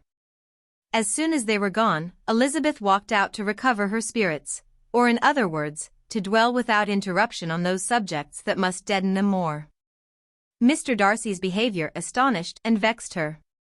"Why, if he came only to be silent, grave, and indifferent," said she, "did he come at all?" She could settle it in no way that gave her pleasure. He could be still amiable, still pleasing, to my uncle and aunt, when he was in town. And why not to me? If he fears me, why come hither? If he no longer cares for me, why silent? Teasing, man. I will think no more about him. Her resolution was for a short time involuntarily kept by the approach of her sister, who joined her with a cheerful look, which showed her better satisfied with their visitors than Elizabeth. Now, said she, that this first meeting is over, I feel perfectly easy. I know my own strength, and I shall never be embarrassed again by his coming. I am glad he dines here on Tuesday. It will then be publicly seen that, on both sides, we meet only as common and indifferent acquaintance. Yes, very indifferent indeed, said Elizabeth, laughingly. Oh, Jane, take care. My dear Lizzie, you cannot think me so weak as to be in danger now? I think you are in very great danger of making him as much in love with you as ever. Asterisk. They did not see the gentleman again till Tuesday, and Mrs. Bennet, in the meanwhile, was giving way to all the happy schemes, which the good humour and common politeness of Bingley, in half an hour's visit, had revived. On Tuesday there was a large party assembled at Longbourn. And the two who were most anxiously expected, to the credit of their punctuality as sportsmen, were in very good time. When they repaired to the dining-room, Elizabeth eagerly watched to see whether Bingley would take the place, which, in all their former parties, had belonged to him, by her sister. Her prudent mother, occupied by the same ideas, forbore to invite him to sit by herself. On entering the room, he seemed to hesitate, but Jane happened to look round, and happened to smile. It was decided. He placed himself by her. Elizabeth, with a triumphant sensation, looked towards his friend. He bore it with noble indifference, and she would have imagined that Bingley had received his sanction to be happy, had she not seen his eyes likewise turned towards Mr. Darcy, with an expression of half-laughing alarm. His behaviour to her sister was such, during dinner-time, as showed an admiration of her, which, though more guarded than formerly, persuaded Elizabeth that if left wholly to himself, Jane's happiness, and his own, would be speedily secured. Though she dared not depend upon the consequence, she yet received pleasure from observing his behaviour. It gave her all the animation that her spirits could boast, for she was in no cheerful humour. Mr. Darcy was almost as far from her as the table could divide them. He was on one side of her mother. She knew how little such a situation would give pleasure to either, or make either appear to advantage. She was not near enough to hear any of their discourse, but she could see how seldom they spoke to each other, and how formal and cold was their manner whenever they did. Her mother's ungraciousness made the sense of what they owed him more painful to Elizabeth's mind. And she would, at times, have given anything to be privileged to tell him that his kindness was neither unknown nor unfelt by the whole of the family. She was in hopes that the evening would afford some opportunity of bringing them together. That the whole of the visit would not pass away without enabling them to enter into something more of conversation than the mere ceremonious salutation attending his entrance. Anxious and uneasy, the period which passed in the drawing-room, before the gentlemen came, was wearisome and dull to a degree that almost made her uncivil. She looked forward to their entrance as the point on which all her chance of pleasure for the evening must depend. If he does not come to me, then, said she, I shall give him up forever. The gentleman came. And she thought he looked as if he would have answered her hopes, but, alas! The ladies had crowded round the table, where Miss Bennet was making tea, and Elizabeth pouring out the coffee, in so close a confederacy that there was not a single vacancy near her which would admit of a chair. And on the gentleman's approaching, one of the girls moved closer to her than ever, and said, in a whisper, "The men shan't come and part us, I am determined. We want none of them, do we?" Darcy had walked away to another part of the room. She followed him with her eyes, envied everyone to whom he spoke, had scarcely patience enough to help anybody to coffee, and then was enraged against herself for being so silly. A man who has once been refused. How could I ever be foolish enough to expect a renewal of his love? Is there one among the sex who would not protest against such a weakness as a second proposal to the same woman? There is no indignity so abhorrent to their feelings. She was a little revived, however, by his bringing back his coffee cup himself, and she seized the opportunity of saying, "Is your sister at Pemberley still?" "Yes, she will remain there till Christmas." "And quite alone? Have all her friends left her?" "Mrs. Annesley is with her. The others have been gone on to Scarborough these 3 weeks." She could think of nothing more to say, but if he wished to converse with her, he might have better success. He stood by her, however, for some minutes, in silence, and, at last, on the young lady's whispering to Elizabeth again, he walked away. When the tea things were removed, and the card tables placed, the ladies all rose, and Elizabeth was then hoping to be soon joined by him, when all her views were overthrown by seeing him fall a victim to her mother's rapacity for whist players, and in a few moments after seated with the rest of the party. She now lost every expectation of pleasure. They were confined for the evening at different tables, and she had nothing to hope, but that his eyes were so often turned towards her side of the room, as to make him play as unsuccessfully as herself. Mrs. Bennet had designed to keep the 2 Netherfield gentlemen to supper, but their carriage was unluckily ordered before any of the others, and she had no opportunity of detaining them. "Well, girls," said she, as soon as they were left to themselves, "what say you to the day?" "I think everything has passed off uncommonly well, I assure you. The dinner was as well dressed as any I ever saw. The venison was roasted to a turn, and everybody said they never saw so fat a haunch. The soup was 50 times better than what we had at the Lucases last week, and even Mr. Darcy acknowledged that the partridges were remarkably well done. And I suppose he has 2 or 3 French cooks at least.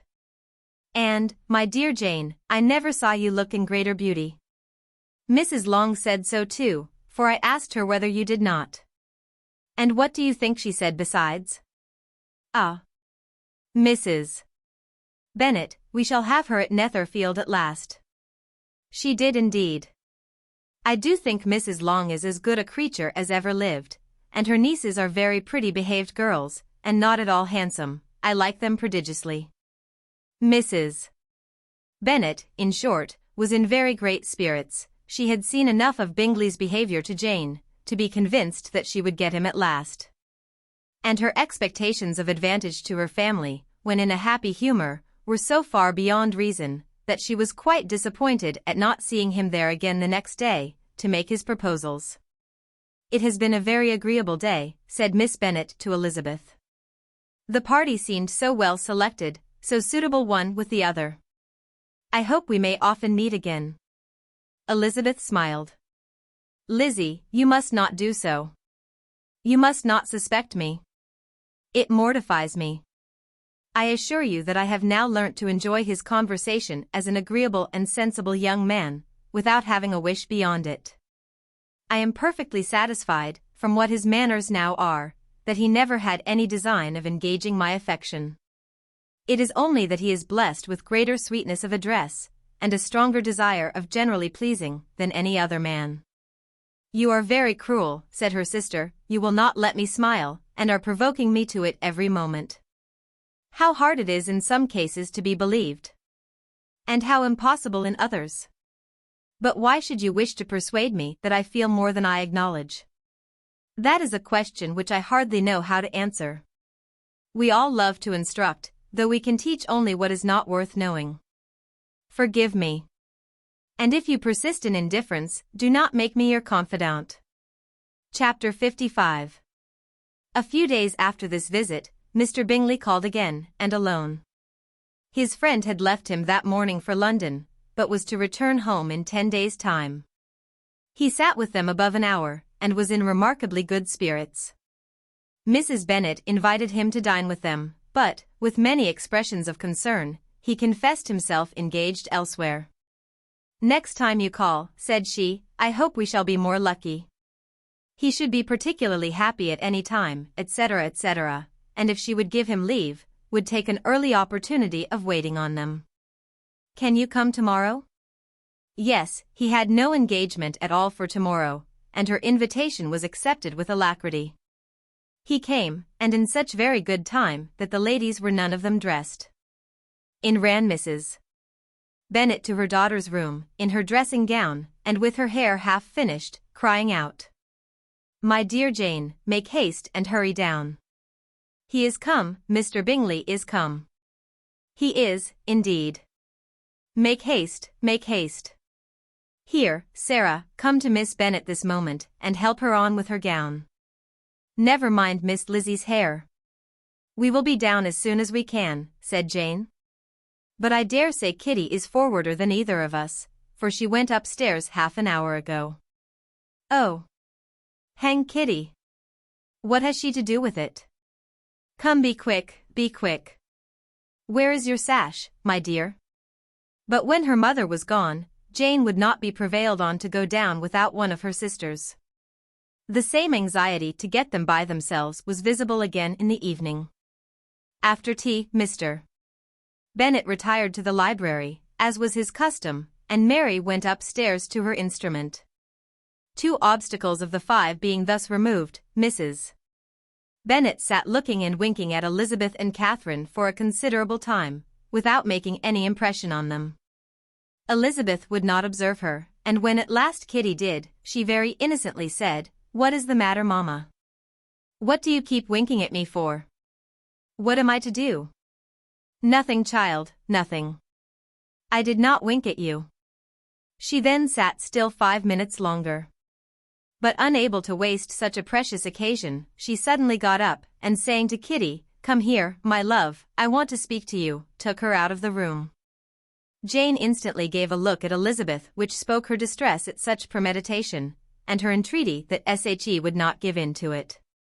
In a few minutes, Mrs. Bennet half opened the door and called out, "Lizzie, my dear, I want to speak with you." Elizabeth was forced to go. "We may as well leave them by themselves, you know," said her mother, as soon as she was in the hall. "Kitty and I are going upstairs to sit in my dressing room." Elizabeth made no attempt to reason with her mother, but remained quietly in the hall, till she and Kitty were out of sight, then returned into the drawing-room. Mrs. Bennet's schemes for this day were ineffectual. Bingley was everything that was charming, except the professed lover of her daughter.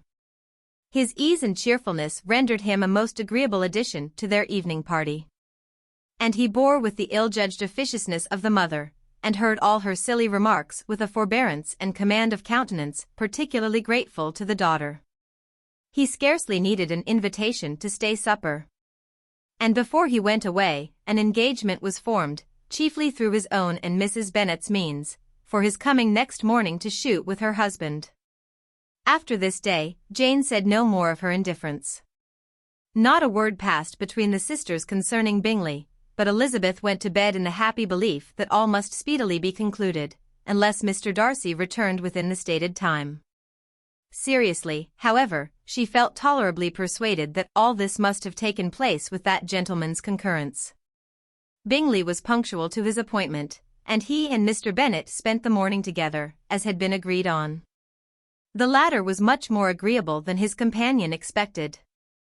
There was nothing of presumption or folly in Bingley that could provoke his ridicule, or disgust him into silence.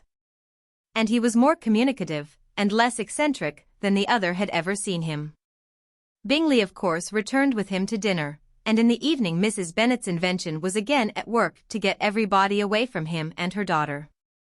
Elizabeth, who had a letter to write, went into the breakfast room for that purpose soon after tea, for as the others were all going to sit down to cards, she could not be wanted to counteract her mother's schemes. But on returning to the drawing-room, when her letter was finished, she saw, to her infinite surprise, there was reason to fear that her mother had been too ingenious for her. On opening the door, she perceived her sister and Bingley standing together over the hearth, as if engaged in earnest conversation. And had this led to no suspicion, the faces of both, as they hastily turned round and moved away from each other, would have told it all. Their situation was awkward enough, but hers she thought was still worse. Not a syllable was uttered by either, and Elizabeth was on the point of going away again, when Bingley, who as well as the other had sat down, suddenly rose, and whispering a few words to her sister, ran out of the room. Jane could have no reserves from Elizabeth, where confidence would give pleasure, and instantly embracing her, acknowledged, with the liveliest emotion, that she was the happiest creature in the world. "'Tis too much," she added, "by far too much. I do not deserve it." "Oh. Why is not everybody as happy?" Elizabeth's congratulations were given with a sincerity, a warmth, a delight, which words could but poorly express. Every sentence of kindness was a fresh source of happiness to Jane. But she would not allow herself to stay with her sister, or say half that remained to be said for the present. "I must go instantly to my mother," she cried. "I would not on any account trifle with her affectionate solicitude, or allow her to hear it from anyone but myself. He is gone to my father already. Oh, Lizzie, to know that what I have to relate will give such pleasure to all my dear family. How shall I bear so much happiness?" She then hastened away to her mother, who had purposely broken up the card party, and was sitting upstairs with Kitty. Elizabeth, who was left by herself, now smiled at the rapidity and ease with which an affair was finally settled, that had given them so many previous months of suspense and vexation. "And this," said she, "is the end of all his friend's anxious circumspection. Of all his sister's falsehood and contrivance. The happiest, wisest, most reasonable end." In a few minutes she was joined by Bingley, whose conference with her father had been short and to the purpose. "Where is your sister?" said he hastily, as he opened the door. "With my mother upstairs. She will be down in a moment, I dare say." He then shut the door, and, coming up to her, claimed the good wishes and affection of a sister. Elizabeth honestly and heartily expressed her delight in the prospect of their relationship. They shook hands with great cordiality. And then, till her sister came down, she had to listen to all he had to say of his own happiness, and of Jane's perfections. And in spite of his being a lover, Elizabeth really believed all his expectations of felicity to be rationally founded, because they had for basis the excellent understanding and super-excellent disposition of Jane, and a general similarity of feeling and taste between her and himself. It was an evening of no common delight to them all. The satisfaction of Miss Bennet's mind gave a glow of such sweet animation to her face, as made her look handsomer than ever. Kitty simpered and smiled, and hoped her turn was coming soon. Mrs. Bennet could not give her consent or speak her approbation in terms warm enough to satisfy her feelings, though she talked to Bingley of nothing else for half an hour, and when Mr. Bennet joined them at supper, his voice and manner plainly showed how really happy he was. Not a word, however, passed his lips in allusion to it, till their visitor took his leave for the night. But as soon as he was gone, he turned to his daughter, and said, "Jane, I congratulate you. You will be a very happy woman." Jane went to him instantly, kissed him, and thanked him for his goodness. "You are a good girl," he replied, "and I have great pleasure in thinking you will be so happily settled. I have not a doubt of your doing very well together. Your tempers are by no means unlike. You are each of you so complying, that nothing will ever be resolved on. So easy that every servant will cheat you, and so generous that you will always exceed your income. I hope not so. Imprudence or thoughtlessness in money matters would be unpardonable in me. Exceed their income? My dear Mr. Bennet," cried his wife, "what are you talking of? Why, he has 4,000 or 5,000 a year, and very likely more." Then addressing her daughter, "Oh, my dear, dear Jane, I am so happy. I am sure I shan't get a wink of sleep all night. I knew how it would be. I always said it must be so, at last. I was sure you could not be so beautiful for nothing. I remember, as soon as ever I saw him, when he first came into Hertfordshire last year, I thought how likely it was that you should come together. Oh, he is the handsomest young man that ever was seen. Wickham, Lydia, were all forgotten. Jane was beyond competition her favorite child. At that moment, she cared for no other. Her younger sisters soon began to make interest with her for objects of happiness which she might in future be able to dispense. Mary petitioned for the use of the library at Netherfield, and Kitty begged very hard for a few balls there every winter. Bingley, from this time, was of course a daily visitor at Longbourn, coming frequently before breakfast, and always remaining till after supper, unless when some barbarous neighbour, who could not be enough detested, had given him an invitation to dinner which he thought himself obliged to accept. Elizabeth had now but little time for conversation with her sister, for while he was present, Jane had no attention to bestow on anyone else.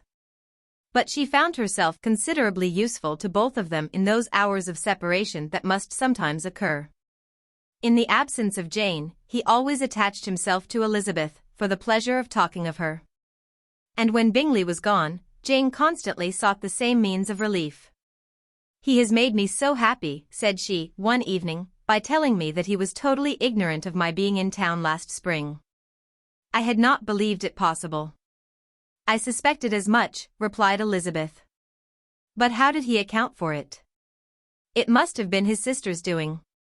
They were certainly no friends to his acquaintance with me, which I cannot wonder at, since he might have chosen so much more advantageously in many respects. But when they see, as I trust they will, that their brother is happy with me, they will learn to be contented, and we shall be on good terms again, though we can never be what we once were to each other." "That is the most unforgiving speech," said Elizabeth, "that I ever heard you utter. Good girl. It would vex me, indeed, to see you again the dupe of Miss Bingley's pretended regard. Would you believe it, Lizzie, that when he went to town last November, he really loved me, and nothing but a persuasion of my being indifferent would have prevented his coming down again. He made a little mistake, to be sure, but it is to the credit of his modesty." This naturally introduced a panegyric from Jane on his diffidence, and the little value he put on his own good qualities. Elizabeth was pleased to find that he had not betrayed the interference of his friend. For, though Jane had the most generous and forgiving heart in the world, she knew it was a circumstance which must prejudice her against him. "I am certainly the most fortunate creature that ever existed," cried Jane. "Oh, Lizzie, why am I thus singled from my family, and blessed above them all? If I could but see you as happy! If there were but such another man for you! If you were to give me 40 such men, I never could be so happy as you. Till I have your disposition, your goodness, I never can have your happiness. No, no, let me shift for myself, and, perhaps, if I have very good luck, I may meet with another Mr. Collins in time." The situation of affairs in the Longbourn family could not be long a secret. Mrs. Bennet was privileged to whisper it to Mrs. Phillips, and she ventured, without any permission, to do the same by all her neighbours in Meryton. The Bennets were speedily pronounced to be the luckiest family in the world, though only a few weeks before, when Lydia had first run away, they had been generally proved to be marked out for misfortune. Chapter 56. One morning, about a week after Bingley's engagement with Jane had been formed, as he and the females of the family were sitting together in the dining-room, their attention was suddenly drawn to the window, by the sound of a carriage. And they perceived a chaise and 4 driving up the lawn. It was too early in the morning for visitors, and besides, the equipage did not answer to that of any of their neighbours. The horses were post, and neither the carriage, nor the livery of the servant who preceded it, were familiar to them. As it was certain, however, that somebody was coming, Bingley instantly prevailed on Miss Bennet to avoid the confinement of such an intrusion, and walk away with him into the shrubbery. They both set off, and the conjectures of the remaining 3 continued, though with little satisfaction, till the door was thrown open and their visitor entered. It was Lady Catherine de Bourgh. They were of course all intending to be surprised. But their astonishment was beyond their expectation, and on the part of Mrs. Bennet and Kitty, though she was perfectly unknown to them, even inferior to what Elizabeth felt. She entered the room with an air more than usually ungracious, made no other reply to Elizabeth's salutation than a slight inclination of the head, and sat down without saying a word. Elizabeth had mentioned her name to her mother on her ladyship's entrance, though no request of introduction had been made. Mrs. Bennet, all amazement, though flattered by having a guest of such high importance, received her with the utmost politeness. After sitting for a moment in silence, she said very stiffly to Elizabeth. I hope you are well, Miss Bennet. That lady, I suppose, is your mother. Elizabeth replied very concisely that she was. And that I suppose is one of your sisters. Yes, madam, said Mrs. Bennet, delighted to speak to a Lady Catherine. She is my youngest girl, but one. My youngest of all is lately married, and my eldest is somewhere about the grounds, walking with a young man who, I believe, will soon become a part of the family. You have a very small park here, returned Lady Catherine after a short silence. It is nothing in comparison of Rosings, my lady, I dare say, but I assure you it is much larger than Sir William Lucas's. This must be a most inconvenient sitting room for the evening. In summer, the windows are full west. Mrs. Bennet assured her that they never sat there after dinner, and then added, May I take the liberty of asking your ladyship whether you left Mr. and Mrs. Collins well? Yes, very well. I saw them the night before last. Elizabeth now expected that she would produce a letter for her from Charlotte, as it seemed the only probable motive for her calling. But no letter appeared, and she was completely puzzled. Mrs. Bennet, with great civility, begged her ladyship to take some refreshment, but Lady Catherine very resolutely, and not very politely, declined eating anything. And then, rising up, said to Elizabeth, Miss Bennet, there seemed to be a prettyish kind of a little wilderness on one side of your lawn. I should be glad to take a turn in it, if you will favor me with your company. Go, my dear, cried her mother, and show her ladyship about the different walks. I think she will be pleased with the hermitage. Elizabeth obeyed, and running into her own room for her parasol, attended her noble guest downstairs. As they passed through the hall, Lady Catherine opened the doors into the dining parlour and drawing room, and pronouncing them, after a short survey, to be decent-looking rooms, walked on. Her carriage remained at the door, and Elizabeth saw that her waiting woman was in it. They proceeded in silence along the gravel walk that led to the copse. Elizabeth was determined to make no effort for conversation with a woman who was now more than usually insolent and disagreeable. How could I ever think her like her nephew, said she, as she looked in her face. As soon as they entered the copse, Lady Catherine began in the following manner. You can be at no loss, Miss Bennet, to understand the reason of my journey hither. Your own heart, your own conscience, must tell you why I come. Elizabeth looked with unaffected astonishment. Indeed, you are mistaken, madam. I have not been at all able to account for the honor of seeing you here. Miss Bennet, replied her ladyship, in an angry tone, you ought to know that I am not to be trifled with. But however insincere you may choose to be, you shall not find me so. My character has ever been celebrated for its sincerity and frankness, and in a cause of such moment as this, I shall certainly not depart from it. A report of a most alarming nature reached me 2 days ago. I was told that not only your sister was on the point of being most advantageously married, but that you, that Miss Elizabeth Bennet, would, in all likelihood, be soon afterwards united to my nephew, my own nephew, Mr. Darcy. Though I know it must be a scandalous falsehood, though I would not injure him so much as to suppose the truth of it possible, I instantly resolved on setting off for this place, that I might make my sentiments known to you. If you believed it impossible to be true, said Elizabeth, coloring with astonishment and disdain, I wonder you took the trouble of coming so far. What could your ladyship propose by it? At once to insist upon having such a report universally contradicted. Your coming to Longbourn, to see me and my family, said Elizabeth coolly, will be rather a confirmation of it, if, indeed, such a report is in existence. If. Do you then pretend to be ignorant of it? Has it not been industriously circulated by yourselves? Do you not know that such a report is spread abroad? I never heard that it was. And can you likewise declare that there is no foundation for it? I do not pretend to possess equal frankness with your ladyship. You may ask questions which I shall not choose to answer. This is not to be borne. Miss Bennet, I insist on being satisfied. Has my nephew, made you an offer of marriage? Your ladyship has declared it to be impossible. it ought to be so, it must be so, while he retains the use of his reason. But your arts and allurements may, in a moment of infatuation, have made him forget what he owes to himself and to all his family. You may have drawn him in. If I have, I shall be the last person to confess it. Miss Bennet, do you know who I am? I have not been accustomed to such language as this.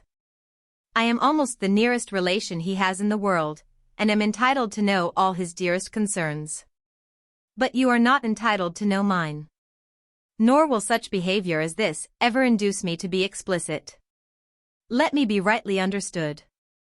This match, to which you have the presumption to aspire, can never take place. No, never. Mr. Darcy is engaged to my daughter. Now what have you to say?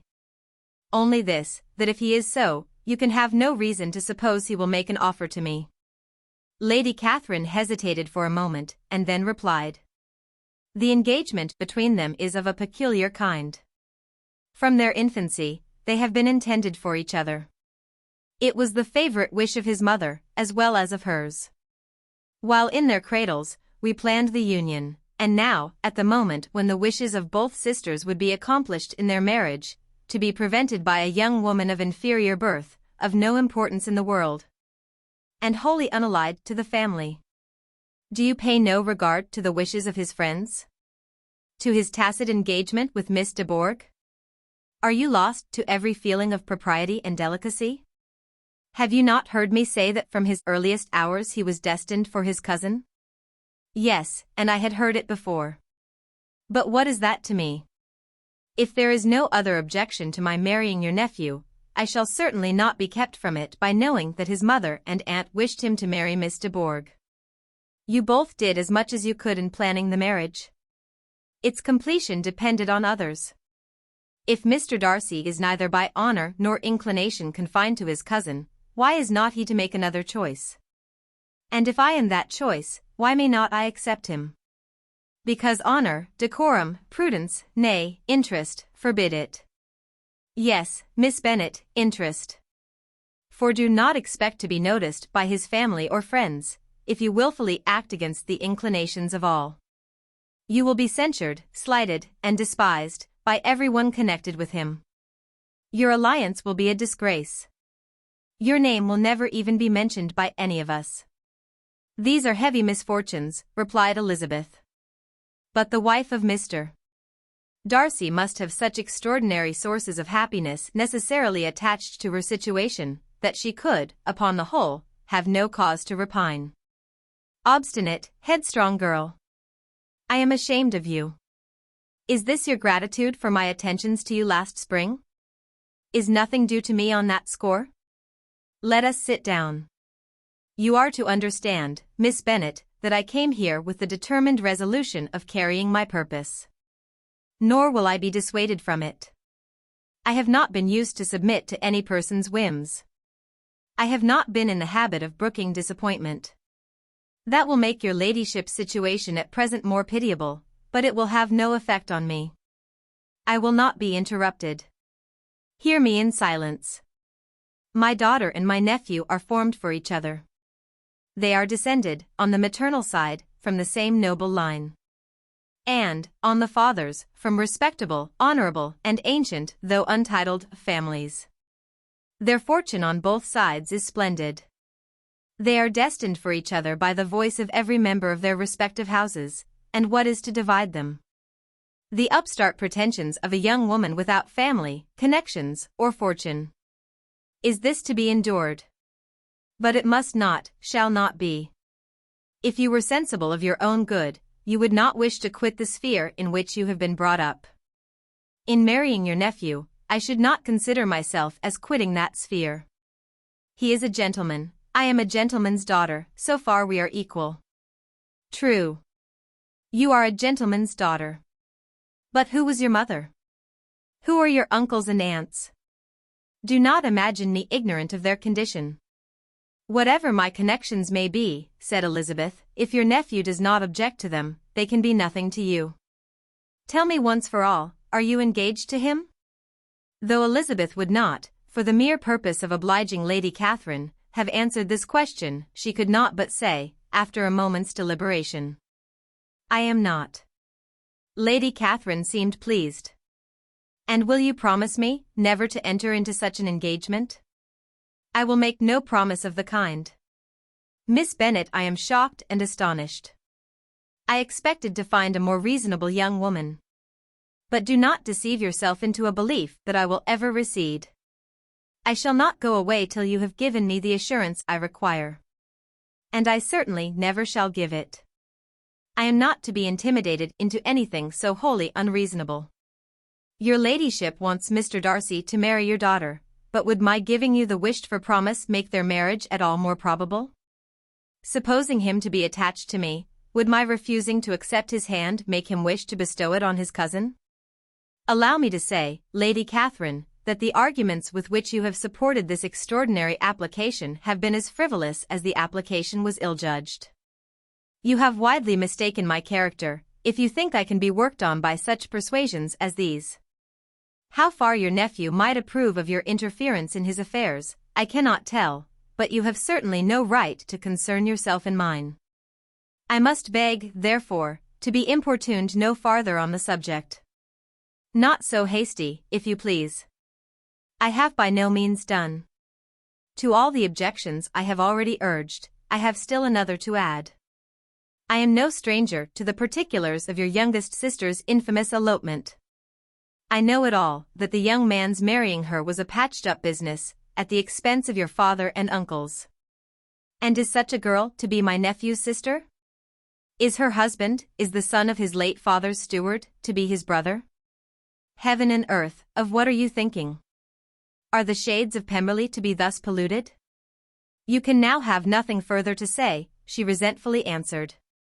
You have insulted me in every possible method. I must beg to return to the house. And she rose as she spoke. Lady Catherine rose also, and they turned back. Her ladyship was highly incensed. You have no regard, then, for the honor and credit of my nephew. Unfeeling, selfish girl. Do you not consider that a connection with you must disgrace him in the eyes of everybody? Lady Catherine, I have nothing further to say. You know my sentiments. You are then resolved to have him? I have said no such thing. I am only resolved to act in that manner, which will, in my own opinion, constitute my happiness, without reference to you, or to any person so wholly unconnected with me. It is well. You refuse, then, to oblige me. You refuse to obey the claims of duty, honor, and gratitude. You are determined to ruin him in the opinion of all his friends, and make him the contempt of the world. Neither duty, nor honor, nor gratitude, replied Elizabeth, have any possible claim on me, in the present instance. No principle of either would be violated by my marriage with Mr. Darcy. And with regard to the resentment of his family, or the indignation of the world, if the former were excited by his marrying me, it would not give me one moment's concern, and the world in general would have too much sense to join in the scorn. And this is your real opinion. This is your final resolve. Very well. I shall now know how to act. Do not imagine, Miss Bennet, that your ambition will ever be gratified. I came to try you. I hoped to find you reasonable. But, depend upon it, I will carry my point. In this manner Lady Catherine talked on, till they were at the door of the carriage, when, turning hastily round, she added, I take no leave of you, Miss Bennet. I send no compliments to your mother. You deserve no such attention. I am most seriously displeased. Elizabeth made no answer, and without attempting to persuade her ladyship to return into the house, walked quietly into it herself. She heard the carriage drive away as she proceeded upstairs. Her mother impatiently met her at the door of the dressing-room, to ask why Lady Catherine would not come in again and rest herself. She did not choose it, said her daughter, she would go. She is a very fine-looking woman. And her calling here was prodigiously civil. For she only came, I suppose, to tell us the Collinses were well. She is on her road somewhere, I dare say, and so, passing through Meryton, thought she might as well call on you. I suppose she had nothing particular to say to you, Lizzie? Elizabeth was forced to give into a little falsehood here. For to acknowledge the substance of their conversation was impossible. Chapter 57. The discomposure of spirits which this extraordinary visit threw Elizabeth into could not be easily overcome. Nor could she, for many hours, learn to think of it less than incessantly. Lady Catherine, it appeared, had actually taken the trouble of this journey from Rosings, for the sole purpose of breaking off her supposed engagement with Mr. Darcy. It was a rational scheme, to be sure. But from what the report of their engagement could originate, Elizabeth was at a loss to imagine. Till she recollected that his being the intimate friend of Bingley, and her being the sister of Jane, was enough, at a time when the expectation of one wedding made everybody eager for another, to supply the idea. She had not herself forgotten to feel that the marriage of her sister must bring them more frequently together. And her neighbours at Lucas Lodge therefore, for through their communication with the Collinses, the report, she concluded, had reached Lady Catherine, had only set that down as almost certain and immediate. Which she had looked forward to as possible at some future time. In revolving Lady Catherine's expressions, however, she could not help feeling some uneasiness as to the possible consequence of her persisting in this interference. From what she had said of her resolution to prevent their marriage, it occurred to Elizabeth that she must meditate an application to her nephew. And how he might take a similar representation of the evils attached to a connection with her, she dared not pronounce. She knew not the exact degree of his affection for his aunt, or his dependence on her judgment, but it was natural to suppose that he thought much higher of her ladyship than she could do. And it was certain that, in enumerating the miseries of a marriage with one, whose immediate connections were so unequal to his own, his aunt would address him on his weakest side. With his notions of dignity, he would probably feel that the arguments, which to Elizabeth had appeared weak and ridiculous, contained much good sense and solid reasoning. If he had been wavering before as to what he should do, which had often seemed likely, the advice and entreaty of so near a relation might settle every doubt, and determine him at once to be as happy as dignity unblemished could make him. In that case he would return no more. Lady Catherine might see him in her way through town, and his engagement to Bingley of coming again to Netherfield must give way. If, therefore, an excuse for not keeping his promise should come to his friend within a few days, she added, I shall know how to understand it. I shall then give over every expectation, every wish of his constancy.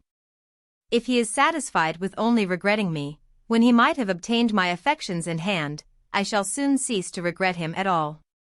***********. The surprise of the rest of the family, on hearing who their visitor had been, was very great. But they obligingly satisfied it, with the same kind of supposition which had appeased Mrs. Bennet's curiosity, and Elizabeth was spared from much teasing on the subject. The next morning, as she was going downstairs, she was met by her father, who came out of his library with a letter in his hand. "Lizzie," said he, "I was going to look for you, come into my room." She followed him thither. And her curiosity to know what he had to tell her was heightened by the supposition of its being in some manner connected with the letter he held. It suddenly struck her that it might be from Lady Catherine. And she anticipated with dismay all the consequent explanations. She followed her father to the fireplace, and they both sat down. He then said, "I have received a letter this morning that has astonished me exceedingly. As it principally concerns yourself, you ought to know its contents. I did not know before that I had 2 daughters on the brink of matrimony. Let me congratulate you on a very important conquest." The color now rushed into Elizabeth's cheeks in the instantaneous conviction of its being a letter from the nephew, instead of the aunt. And she was undetermined whether most to be pleased that he explained himself at all, or offended that his letter was not rather addressed to herself, when her father continued. "You look conscious. Young ladies have great penetration in such matters as these, but I think I may defy even your sagacity, to discover the name of your admirer. This letter is from Mr. Collins." "From Mr. Collins? And what can he have to say?" "Something very much to the purpose, of course." He begins with congratulations on the approaching nuptials of my eldest daughter, of which, it seems, he has been told by some of the good-natured, gossiping Lucases. I shall not sport with your impatience by reading what he says on that point. What relates to yourself is as follows: having thus offered you the sincere congratulations of Mrs. Collins and myself on this happy event, let me now add a short hint on the subject of another, of which we have been advertised by the same authority. Your daughter Elizabeth, it is presumed, will not long bear the name of Bennet, after her elder sister has resigned it, and the chosen partner of her fate may be reasonably looked up to as one of the most illustrious personages in this land. Can you possibly guess, Lizzie, who is meant by this? This young gentleman is blessed, in a peculiar way, with everything the heart of mortal can most desire: splendid property, noble kindred, and extensive patronage. Yet in spite of all these temptations, let me warn my cousin Elizabeth, and yourself, of what evils you may incur by a precipitate closure with this gentleman's proposals, which, of course, you will be inclined to take immediate advantage of. Have you any idea, Lizzie, who this gentleman is? But now it comes out. My motive for cautioning you is as follows.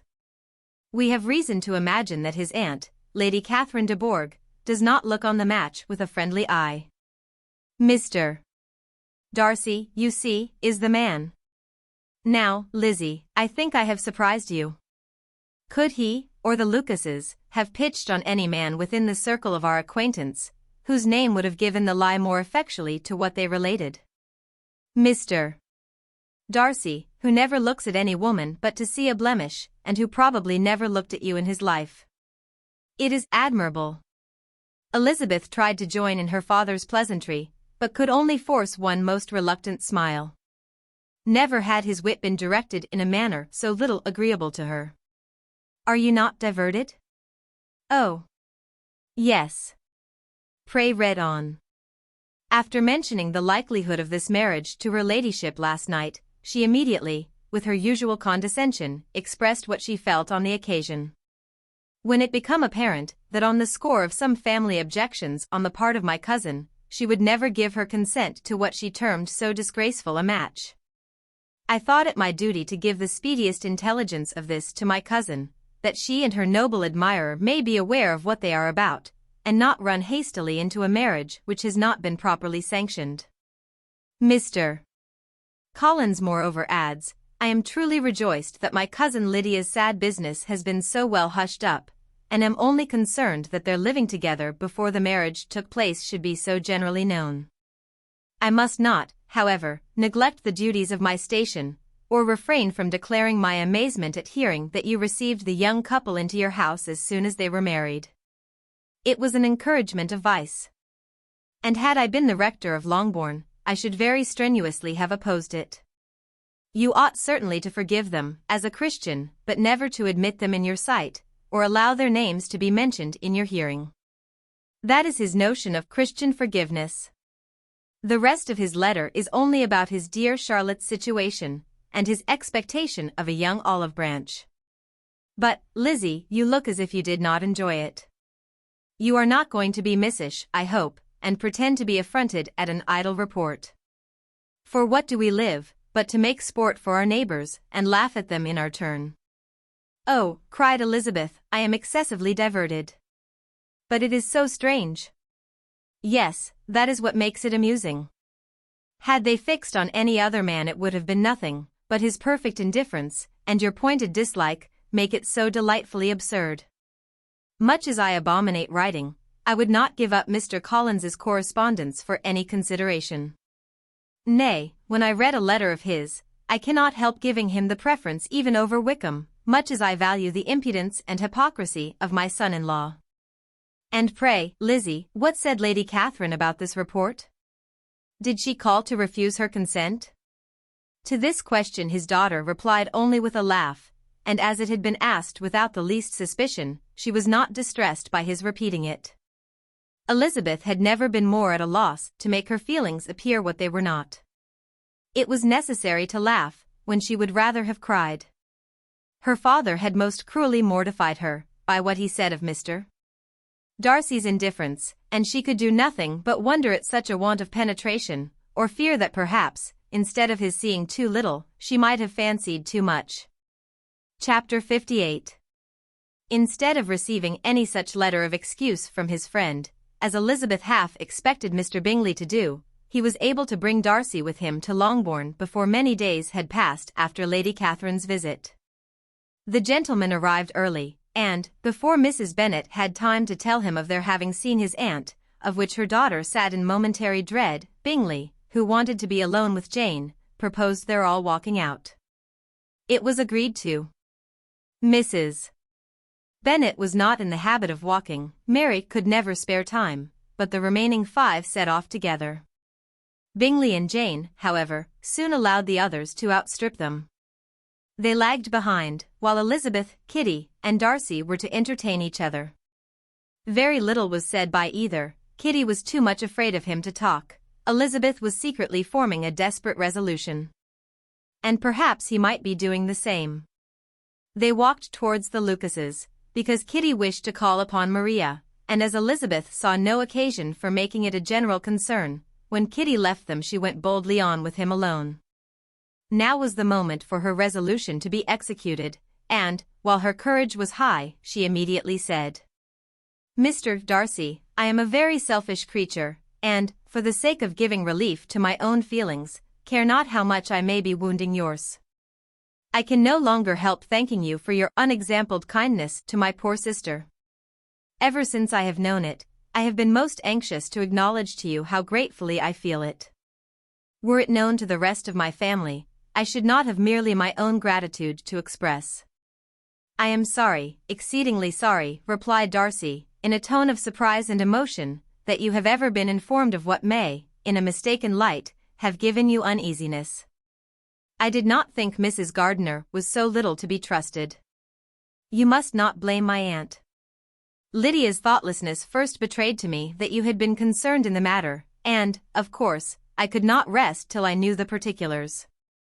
Let me thank you again and again, in the name of all my family, for that generous compassion which induced you to take so much trouble, and bear so many mortifications, for the sake of discovering them." "If you will thank me," he replied, "let it be for yourself alone. That the wish of giving happiness to you might add force to the other inducements which led me on, I shall not attempt to deny. But your family owe me nothing. Much as I respect them, I believe I thought only of you." Elizabeth was too much embarrassed to say a word. After a short pause, her companion added, "You are too generous to trifle with me. If your feelings are still what they were last April, tell me so at once. My affections and wishes are unchanged, but one word from you will silence me on this subject forever." Elizabeth, feeling all the more than common awkwardness and anxiety of his situation, now forced herself to speak. And immediately, though not very fluently, gave him to understand that her sentiments had undergone so material a change, since the period to which he alluded, as to make her receive with gratitude and pleasure his present assurances. The happiness which this reply produced was such as he had probably never felt before, and he expressed himself on the occasion as sensibly and as warmly as a man violently in love can be supposed to do. Had Elizabeth been able to encounter his eye, she might have seen how well the expression of heartfelt delight, diffused over his face, became him. But, though she could not look, she could listen, and he told her of feelings, which, in proving of what importance she was to him, made his affection every moment more valuable. They walked on, without knowing in what direction. There was too much to be thought, and felt, and said, for attention to any other objects.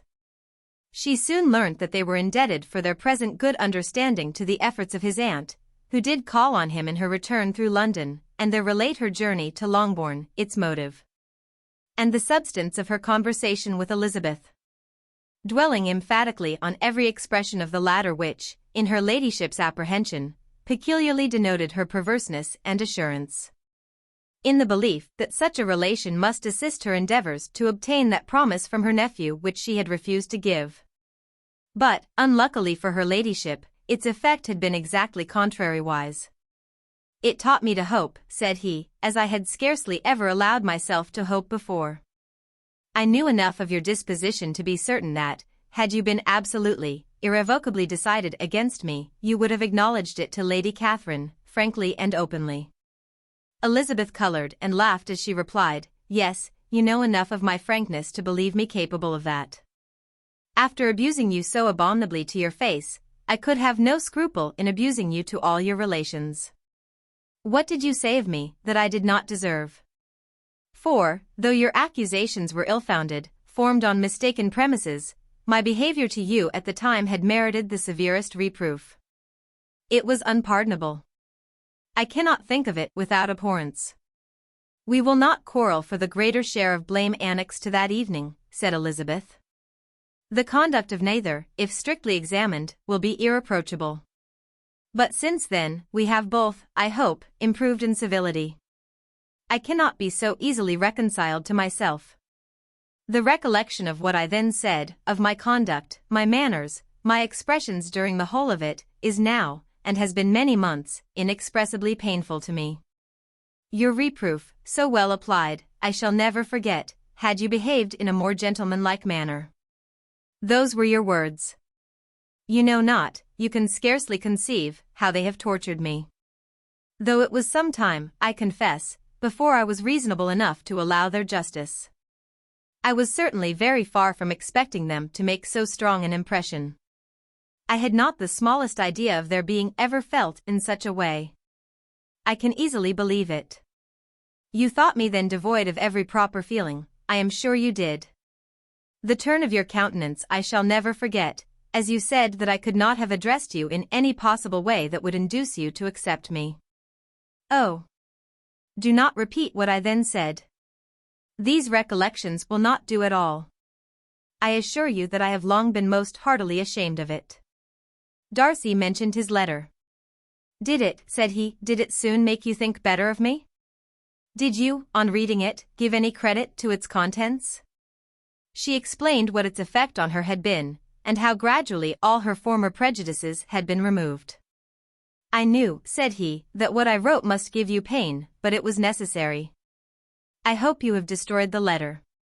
There was one part especially, the opening of it, which I should dread your having the power of reading again. I can remember some expressions which might justly make you hate me. The letter shall certainly be burnt, if you believe it essential to the preservation of my regard, but, though we have both reason to think my opinions not entirely unalterable, they are not, I hope, quite so easily changed as that implies." "When I wrote that letter," replied Darcy, "I believed myself perfectly calm and cool, but I am since convinced that it was written in a dreadful bitterness of spirit. The letter, perhaps, began in bitterness, but it did not end so. The adieu is charity itself. But think no more of the letter. The feelings of the person who wrote, and the person who received it, are now so widely different from what they were then, that every unpleasant circumstance attending it ought to be forgotten. You must learn some of my philosophy. Think only of the past as its remembrance gives you pleasure. I cannot give you credit for any philosophy of the kind. Your retrospections must be so totally void of reproach, that the contentment arising from them is not of philosophy, but, what is much better, of innocence. But with me, it is not so. Painful recollections will intrude which cannot, which ought not, to be repelled. I have been a selfish being all my life, in practice, though not in principle. As a child I was taught what was right, but I was not taught to correct my temper. I was given good principles, but left to follow them in pride and conceit. Unfortunately an only son, for many years an only child, I was spoilt by my parents, who, though good themselves, my father, particularly, all that was benevolent and amiable, allowed, encouraged, almost taught me to be selfish and overbearing. To care for none beyond my own family circle, to think meanly of all the rest of the world, to wish at least to think meanly of their sense and worth compared with my own. Such I was, from 8 to 28. And such I might still have been but for you, dearest, loveliest Elizabeth. What do I not owe you? You taught me a lesson, hard indeed at first, but most advantageous. By you, I was properly humbled. I came to you without a doubt of my reception. You showed me how insufficient were all my pretensions to please a woman worthy of being pleased. Had you then persuaded yourself that I should? Indeed I had. What will you think of my vanity? I believed you to be wishing, expecting my addresses. My manners must have been in fault, but not intentionally, I assure you. I never meant to deceive you, but my spirits might often lead me wrong. How you must have hated me after that evening? Hate you? I was angry perhaps at first, but my anger soon began to take a proper direction. I am almost afraid of asking what you thought of me when we met at Pemberley. You blamed me for coming? No indeed, I felt nothing but surprise. Your surprise could not be greater than mine in being noticed by you. My conscience told me that I deserved no extraordinary politeness, and I confess that I did not expect to receive more than my due. My object then, replied Darcy, was to show you, by every civility in my power, that I was not so mean as to resent the past. And I hoped to obtain your forgiveness, to lessen your ill opinion, by letting you see that your reproofs had been attended to. How soon any other wishes introduced themselves I can hardly tell, but I believe in about half an hour after I had seen you. He then told her of Georgiana's delight in her acquaintance, and of her disappointment at its sudden interruption. Which naturally leading to the cause of that interruption, she soon learnt that his resolution of following her from Derbyshire in quest of her sister had been formed before he quitted the inn. And that his gravity and thoughtfulness there had arisen from no other struggles than what such a purpose must comprehend. She expressed her gratitude again, but it was too painful a subject to each to be dwelt on farther. After walking several miles in a leisurely manner, and too busy to know anything about it, they found at last, on examining their watches, that it was time to be at home. What could become of Mr. Bingley and Jane? Was a wonder which introduced the discussion of their affairs. Darcy was delighted with their engagement. His friend had given him the earliest information of it. I must ask whether you were surprised, said Elizabeth. Not at all. When I went away, I felt that it would soon happen. That is to say, you had given your permission. I guessed as much. And though he exclaimed at the term, she found that it had been pretty much the case. On the evening before my going to London, said he, I made a confession to him, which I believe I ought to have made long ago. I told him of all that had occurred to make my former interference in his affairs absurd and impertinent. His surprise was great. He had never had the slightest suspicion. I told him, moreover, that I believed myself mistaken in supposing, as I had done, that your sister was indifferent to him. And as I could easily perceive that his attachment to her was unabated, I felt no doubt of their happiness together. Elizabeth could not help smiling at his easy manner of directing his friend. Did you speak from your own observation, said she, when you told him that my sister loved him, or merely from my information last spring? From the former. I had narrowly observed her during the 2 visits which I had lately made here. And I was convinced of her affection.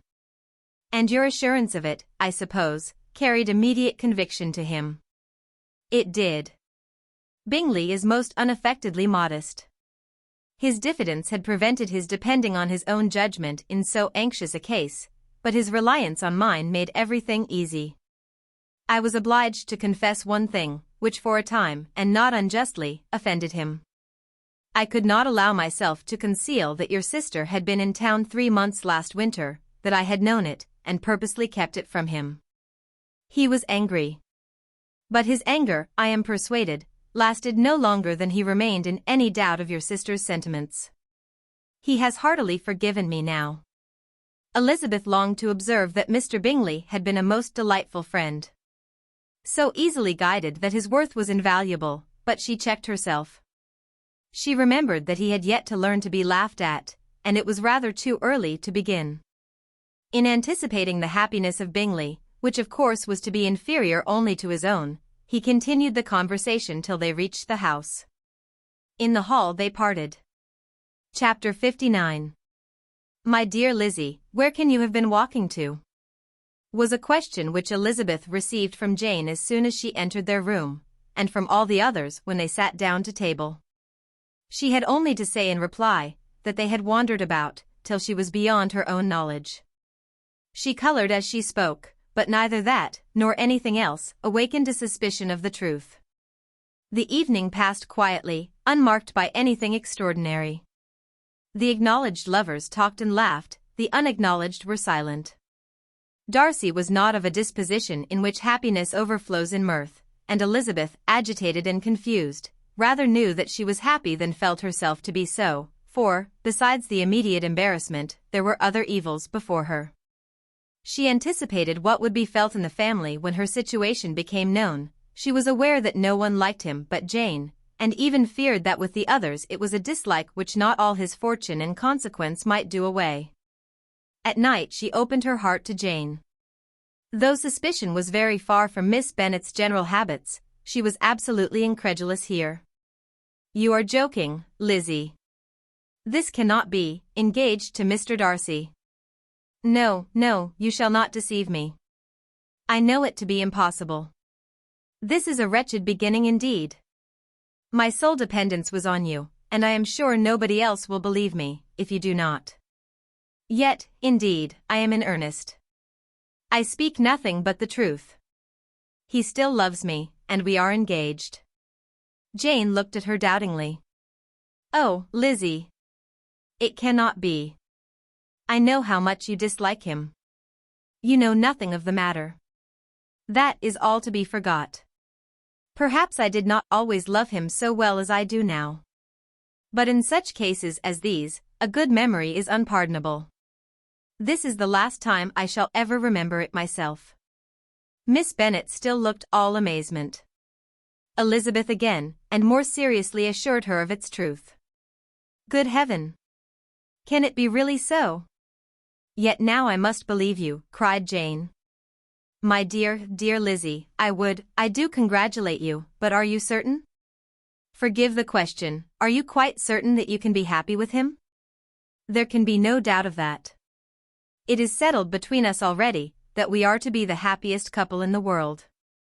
But are you pleased, Jane? Shall you like to have such a brother?" "Very, very much. Nothing could give either Bingley or myself more delight. But we considered it, we talked of it as impossible." "And do you really love him quite well enough?" "Oh, Lizzie! Do anything rather than marry without affection. Are you quite sure that you feel what you ought to do?" "Oh, yes. You will only think I feel more than I ought to do, when I tell you all." "What do you mean?" "Why, I must confess that I love him better than I do Bingley.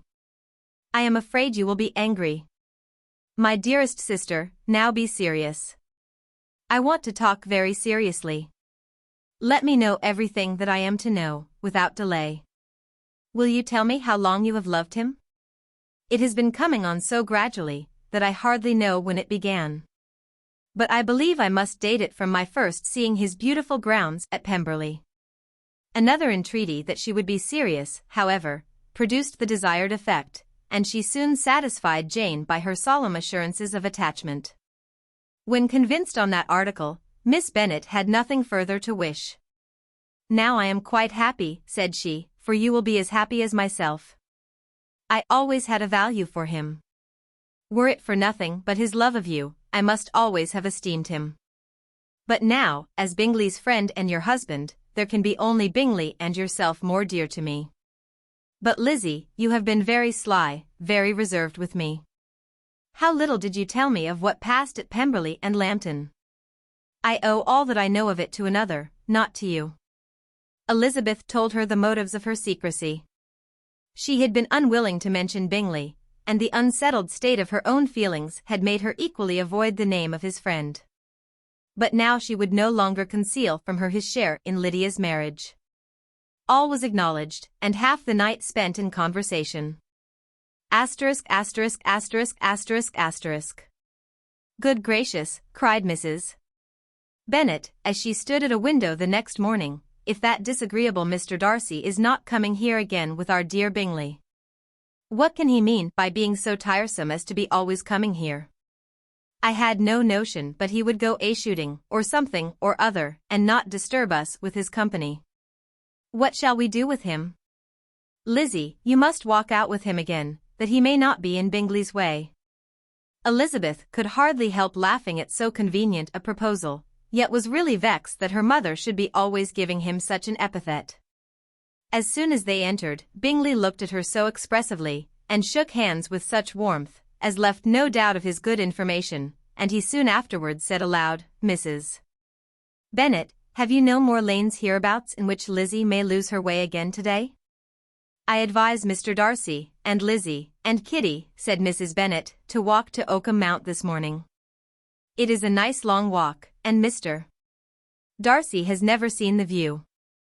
"It may do very well for the others," replied Mr. Bingley, "but I am sure it will be too much for Kitty." "Won't it, Kitty?" Kitty owned that she had rather stay at home. Darcy professed a great curiosity to see the view from the mount, and Elizabeth silently consented. As she went upstairs to get ready, Mrs. Bennet followed her, saying, "I am quite sorry, Lizzie, that you should be forced to have that disagreeable man all to yourself. But I hope you will not mind it. It is all for Jane's sake, you know. And there is no occasion for talking to him, except just now and then. So, do not put yourself to inconvenience." During their walk, it was resolved that Mr. Bennet's consent should be asked in the course of the evening. Elizabeth reserved to herself the application for her mother's. She could not determine how her mother would take it, sometimes doubting whether all his wealth and grandeur would be enough to overcome her abhorrence of the man. But whether she were violently set against the match, or violently delighted with it, it was certain that her manner would be equally ill adapted to do credit to her sense, and she could no more bear that Mr. Darcy should hear the first raptures of her joy, than the first vehemence of her disapprobation. Asterisk, asterisk, asterisk, asterisk, asterisk. In the evening, soon after Mr. Bennet withdrew to the library, she saw Mr. Darcy rise also and follow him, and her agitation on seeing it was extreme. She did not fear her father's opposition, but he was going to be made unhappy. And that it should be through her means that she, his favourite child, should be distressing him by her choice, should be filling him with fears and regrets in disposing of her, was a wretched reflection, and she sat in misery till Mr. Darcy appeared again, when, looking at him, she was a little relieved by his smile. In a few minutes he approached the table where she was sitting with Kitty. And, while pretending to admire her work, said in a whisper, "Go to your father, he wants you in the library." She was gone directly. Her father was walking about the room, looking grave and anxious. "Lizzie," said he, "what are you doing? Are you out of your senses, to be accepting this man? Have not you always hated him?" How earnestly did she then wish that her former opinions had been more reasonable, her expressions more moderate. It would have spared her from explanations and professions which it was exceedingly awkward to give, but they were now necessary, and she assured him, with some confusion, of her attachment to Mr. Darcy. "Or, in other words, you are determined to have him. He is rich, to be sure, and you may have more fine clothes and fine carriages than Jane. But will they make you happy?" "Have you any other objection," said Elizabeth, "than your belief of my indifference?" "None at all. We all know him to be a proud, unpleasant sort of man, but this would be nothing if you really liked him."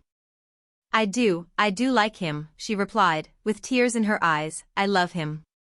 Indeed, he has no improper pride. He is perfectly amiable. You do not know what he really is, then pray do not pain me by speaking of him in such terms." "Lizzie," said her father, "I have given him my consent. He is the kind of man, indeed, to whom I should never dare refuse anything, which he condescended to ask. I now give it to you, if you are resolved on having him. But let me advise you to think better of it. I know your disposition, Lizzie. I know that you could be neither happy nor respectable, unless you truly esteemed your husband, unless you looked up to him as a superior. Your lively talents would place you in the greatest danger in an unequal marriage. You could scarcely escape discredit and misery. My child, let me not have the grief of seeing you unable to respect your partner in life. You know not what you are about." Elizabeth, still more affected, was earnest and solemn in her reply, and at length, by repeated assurances that Mr. Darcy was really the object of her choice, by explaining the gradual change which her estimation of him had undergone, relating her absolute certainty that his affection was not the work of a day, but had stood the test of many months' suspense. And enumerating with energy all his good qualities, she did conquer her father's incredulity, and reconcile him to the match. "Well, my dear," said he, when she ceased speaking, "I have no more to say. If this be the case, he deserves you. I could not have parted with you, my Lizzie, to anyone less worthy." To complete the favorable impression, she then told him what Mr. Darcy had voluntarily done for Lydia. He heard her with astonishment. This is an evening of wonders, indeed.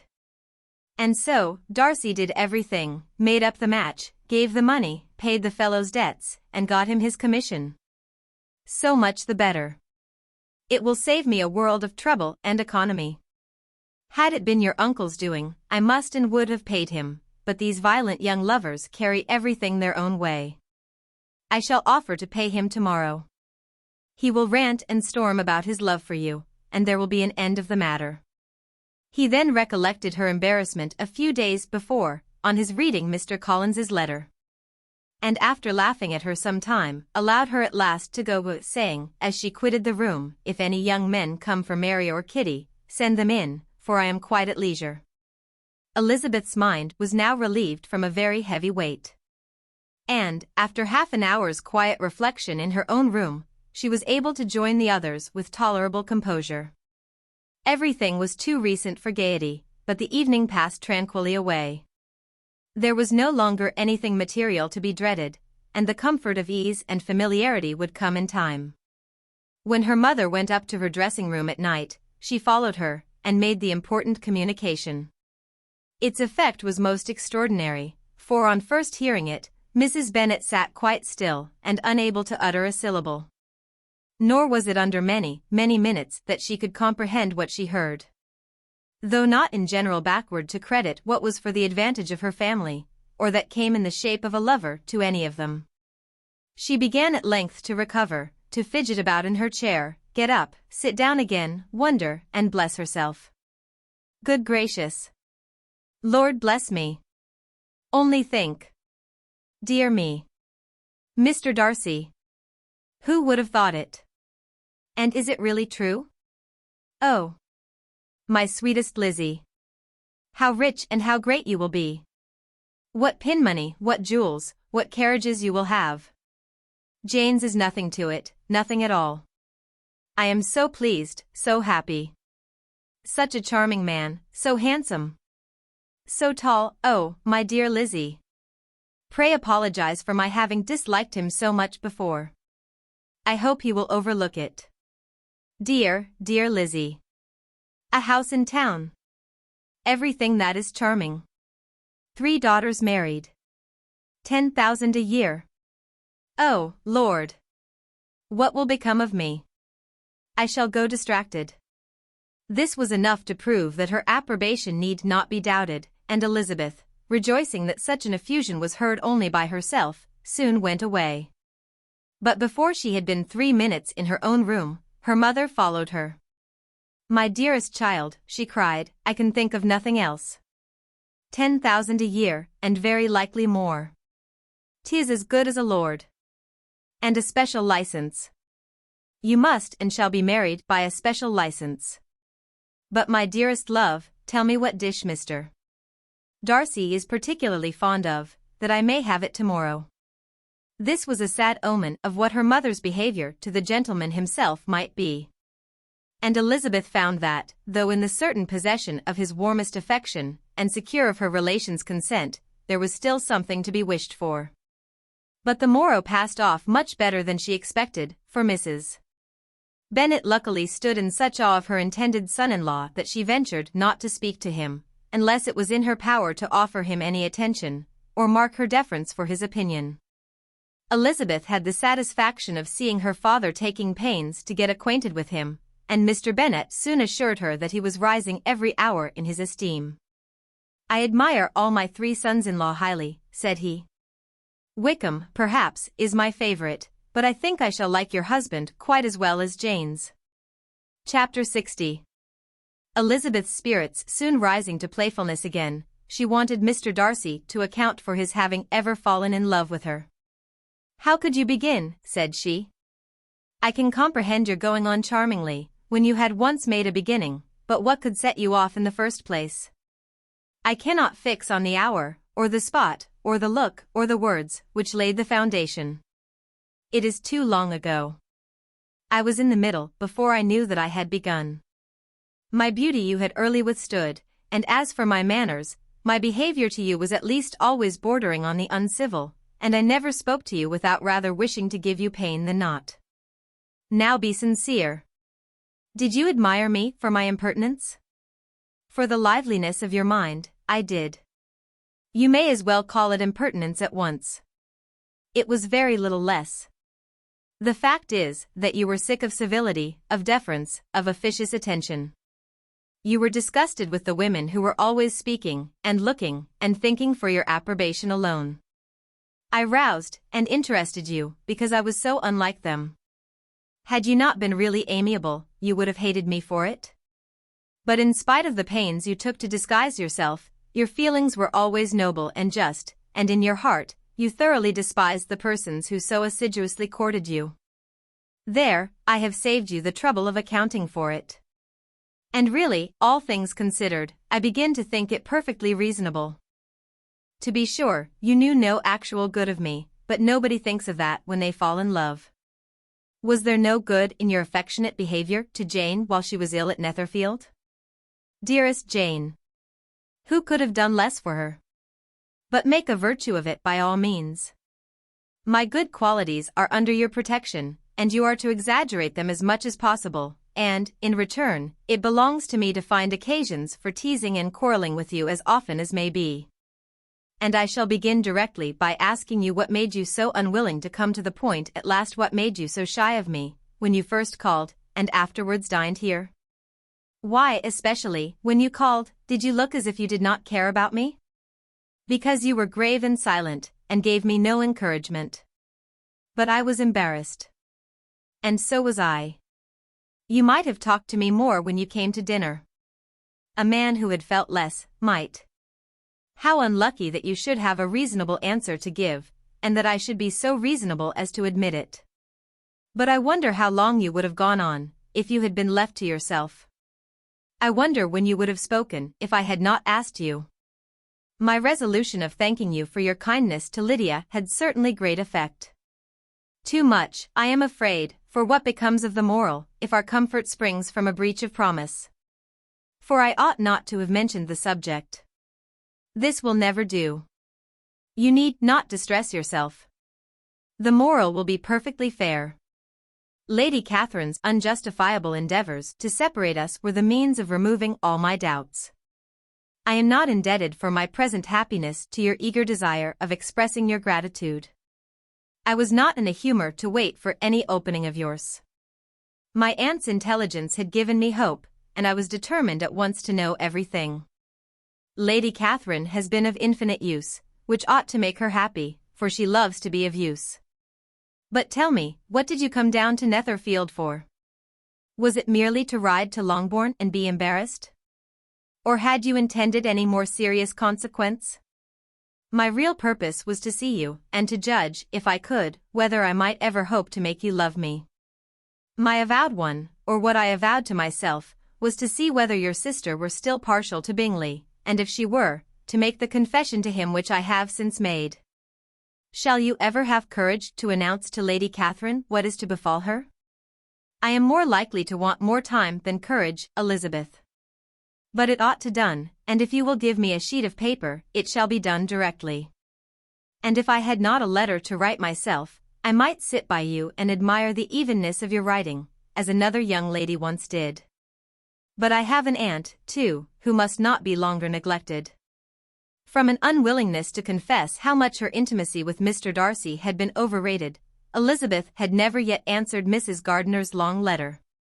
But now, having that to communicate which she knew would be most welcome, she was almost ashamed to find that her uncle and aunt had already lost 3 days of happiness, and immediately wrote as follows. I would have thanked you before. my dear aunt, as I ought to have done, for your long, kind, satisfactory detail of particulars. But to say the truth, I was too cross to write. You supposed more than really existed. But now suppose as much as you choose. Give a loose rein to your fancy, indulge your imagination in every possible flight which the subject will afford, and unless you believe me actually married, you cannot greatly err. You must write again very soon, and praise him a great deal more than you did in your last. I thank you, again and again, for not going to the lakes. How could I be so silly as to wish it? Your idea of the ponies is delightful. We will go round the park every day. I am the happiest creature in the world. Perhaps other people have said so before, but not one with such justice. I am happier even than Jane, she only smiles, I laugh. Mr. Darcy sends you all the love in the world that he can spare from me. You are all to come to Pemberley at Christmas. Yours, etc. Mr. Darcy's letter to Lady Catherine was in a different style, and still different from either was what Mr. Bennet sent to Mr. Collins, in reply to his last. Dear Sir, I must trouble you once more for congratulations. Elizabeth will soon be the wife of Mr. Darcy. Console Lady Catherine as well as you can. But, if I were you, I would stand by the nephew. He has more to give. Yours sincerely, etc. Miss Bingley's congratulations to her brother, on his approaching marriage, were all that was affectionate and insincere. She wrote even to Jane on the occasion, to express her delight, and repeat all her former professions of regard. Jane was not deceived, but she was affected. And though feeling no reliance on her, could not help writing her a much kinder answer than she knew was deserved. The joy which Miss Darcy expressed on receiving similar information, was as sincere as her brother's in sending it. 4 sides of paper were insufficient to contain all her delight, and all her earnest desire of being loved by her sister. Before any answer could arrive from Mr. Collins, or any congratulations to Elizabeth from his wife, the Longbourn family heard that the Collinses were come themselves to Lucas Lodge. The reason of this sudden removal was soon evident. Lady Catherine had been rendered so exceedingly angry by the contents of her nephew's letter, that Charlotte, really rejoicing in the match, was anxious to get away till the storm was blown over. At such a moment, the arrival of her friend was a sincere pleasure to Elizabeth, though in the course of their meetings she must sometimes think the pleasure dearly bought, when she saw Mr. Darcy exposed to all the parading and obsequious civility of her husband. He bore it, however, with admirable calmness. He could even listen to Sir William Lucas, when he complimented him on carrying away the brightest jewel of the country, and expressed his hopes of their all meeting frequently at St. James's, with very decent composure. If he did shrug his shoulders, it was not till Sir William was out of sight. Mrs. Phillips's vulgarity was another, and perhaps a greater, tax on his forbearance, and though Mrs. Phillips, as well as her sister, stood in too much awe of him to speak with the familiarity which Bingley's good humour encouraged, yet, whenever she did speak, she must be vulgar. Nor was her respect for him, though it made her more quiet, at all likely to make her more elegant. Elizabeth did all she could to shield him from the frequent notice of either, and was ever anxious to keep him to herself, and to those of her family with whom he might converse without mortification. And though the uncomfortable feelings arising from all this took from the season of courtship much of its pleasure, it added to the hope of the future. And she looked forward with delight to the time when they should be removed from society so little pleasing to either, to all the comfort and elegance of their family party at Pemberley. Chapter 61. Happy for all her maternal feelings was the day on which Mrs. Bennet got rid of her 2 most deserving daughters. With what delighted pride she afterwards visited Mrs. Bingley, and talked of Mrs. Darcy, may be guessed. I wish I could say, for the sake of her family, that the accomplishment of her earnest desire in the establishment of so many of her children produced so happy an effect as to make her a sensible, amiable, well-informed woman for the rest of her life. Though perhaps it was lucky for her husband, who might not have relished domestic felicity in so unusual a form, that she still was occasionally nervous and invariably silly. Mr. Bennet missed his second daughter exceedingly. His affection for her drew him oftener from home than anything else could do. He delighted in going to Pemberley, especially when he was least expected. Mr. Bingley and Jane remained at Netherfield only a 12-month. So near a vicinity to her mother and Meryton relations was not desirable even to his easy temper, or her affectionate heart. The darling wish of his sisters was then gratified. He bought an estate in a neighbouring county to Derbyshire, and Jane and Elizabeth, in addition to every other source of happiness, were within 30 miles of each other. Kitty, to her very material advantage, spent the chief of her time with her 2 elder sisters. In society so superior to what she had generally known, her improvement was great. She was not of so ungovernable a temper as Lydia. And, removed from the influence of Lydia's example, she became, by proper attention and management, less irritable, less ignorant, and less insipid. From the further disadvantage of Lydia's society she was of course carefully kept, and though Mrs.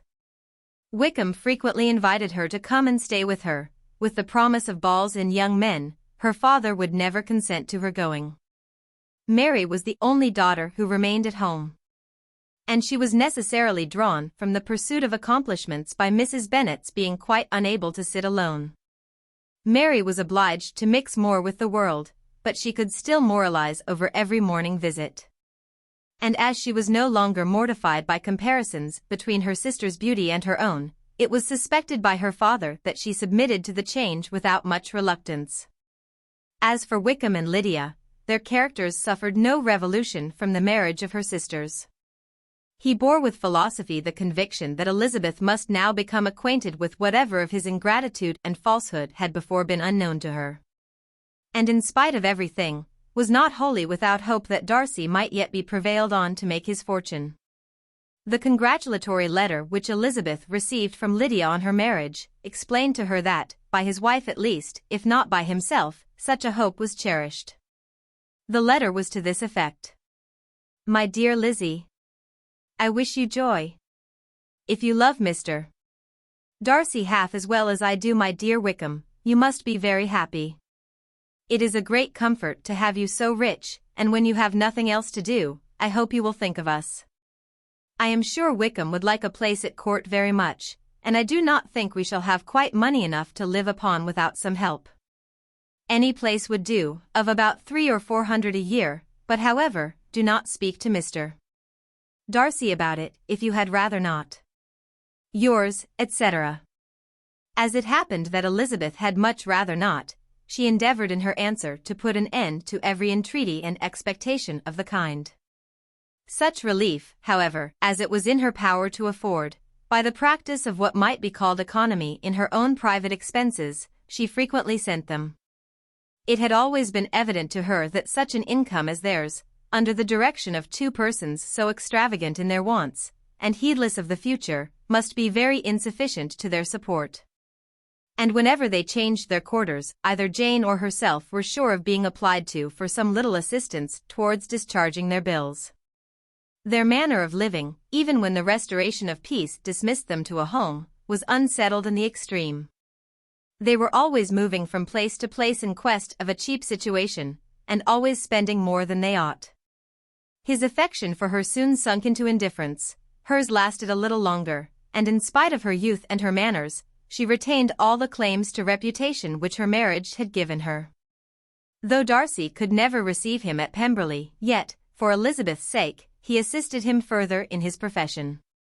Lydia was occasionally a visitor there, when her husband was gone to enjoy himself in London or Bath. And with the Bingleys they both of them frequently stayed so long, that even Bingley's good humour was overcome, and he proceeded so far as to talk of giving them a hint to be gone. Miss Bingley was very deeply mortified by Darcy's marriage. But as she thought it advisable to retain the right of visiting at Pemberley, she dropped all her resentment, was fonder than ever of Georgiana, almost as attentive to Darcy as heretofore, and paid off every arrear of civility to Elizabeth. Pemberley was now Georgiana's home, and the attachment of the sisters was exactly what Darcy had hoped to see. They were able to love each other even as well as they intended. Georgiana had the highest opinion in the world of Elizabeth. though at first she often listened with an astonishment bordering on alarm at her lively, sportive, manner of talking to her brother. He, who had always inspired in herself a respect which almost overcame her affection, she now saw the object of open pleasantry. Her mind received knowledge which had never before fallen in her way. By Elizabeth's instructions, she began to comprehend that a woman may take liberties with her husband which a brother will not always allow in a sister more than 10 years younger than himself. Lady Catherine was extremely indignant on the marriage of her nephew. And as she gave way to all the genuine frankness of her character in her reply to the letter which announced its arrangement, she sent him language so very abusive, especially of Elizabeth, that for some time all intercourse was at an end. But at length, by Elizabeth's persuasion, he was prevailed on to overlook the offense and seek a reconciliation. And, after a little further resistance on the part of his aunt, her resentment gave way either to her affection for him, or her curiosity to see how his wife conducted herself. And she condescended to wait on them at Pemberley, in spite of that pollution which its woods had received, not merely from the presence of such a mistress, but the visits of her uncle and aunt from the city. With the Gardiners, they were always on the most intimate terms. Darcy, as well as Elizabeth, really loved them. And they were both ever sensible of the warmest gratitude towards the persons who, by bringing her into Derbyshire, had been the means of uniting them.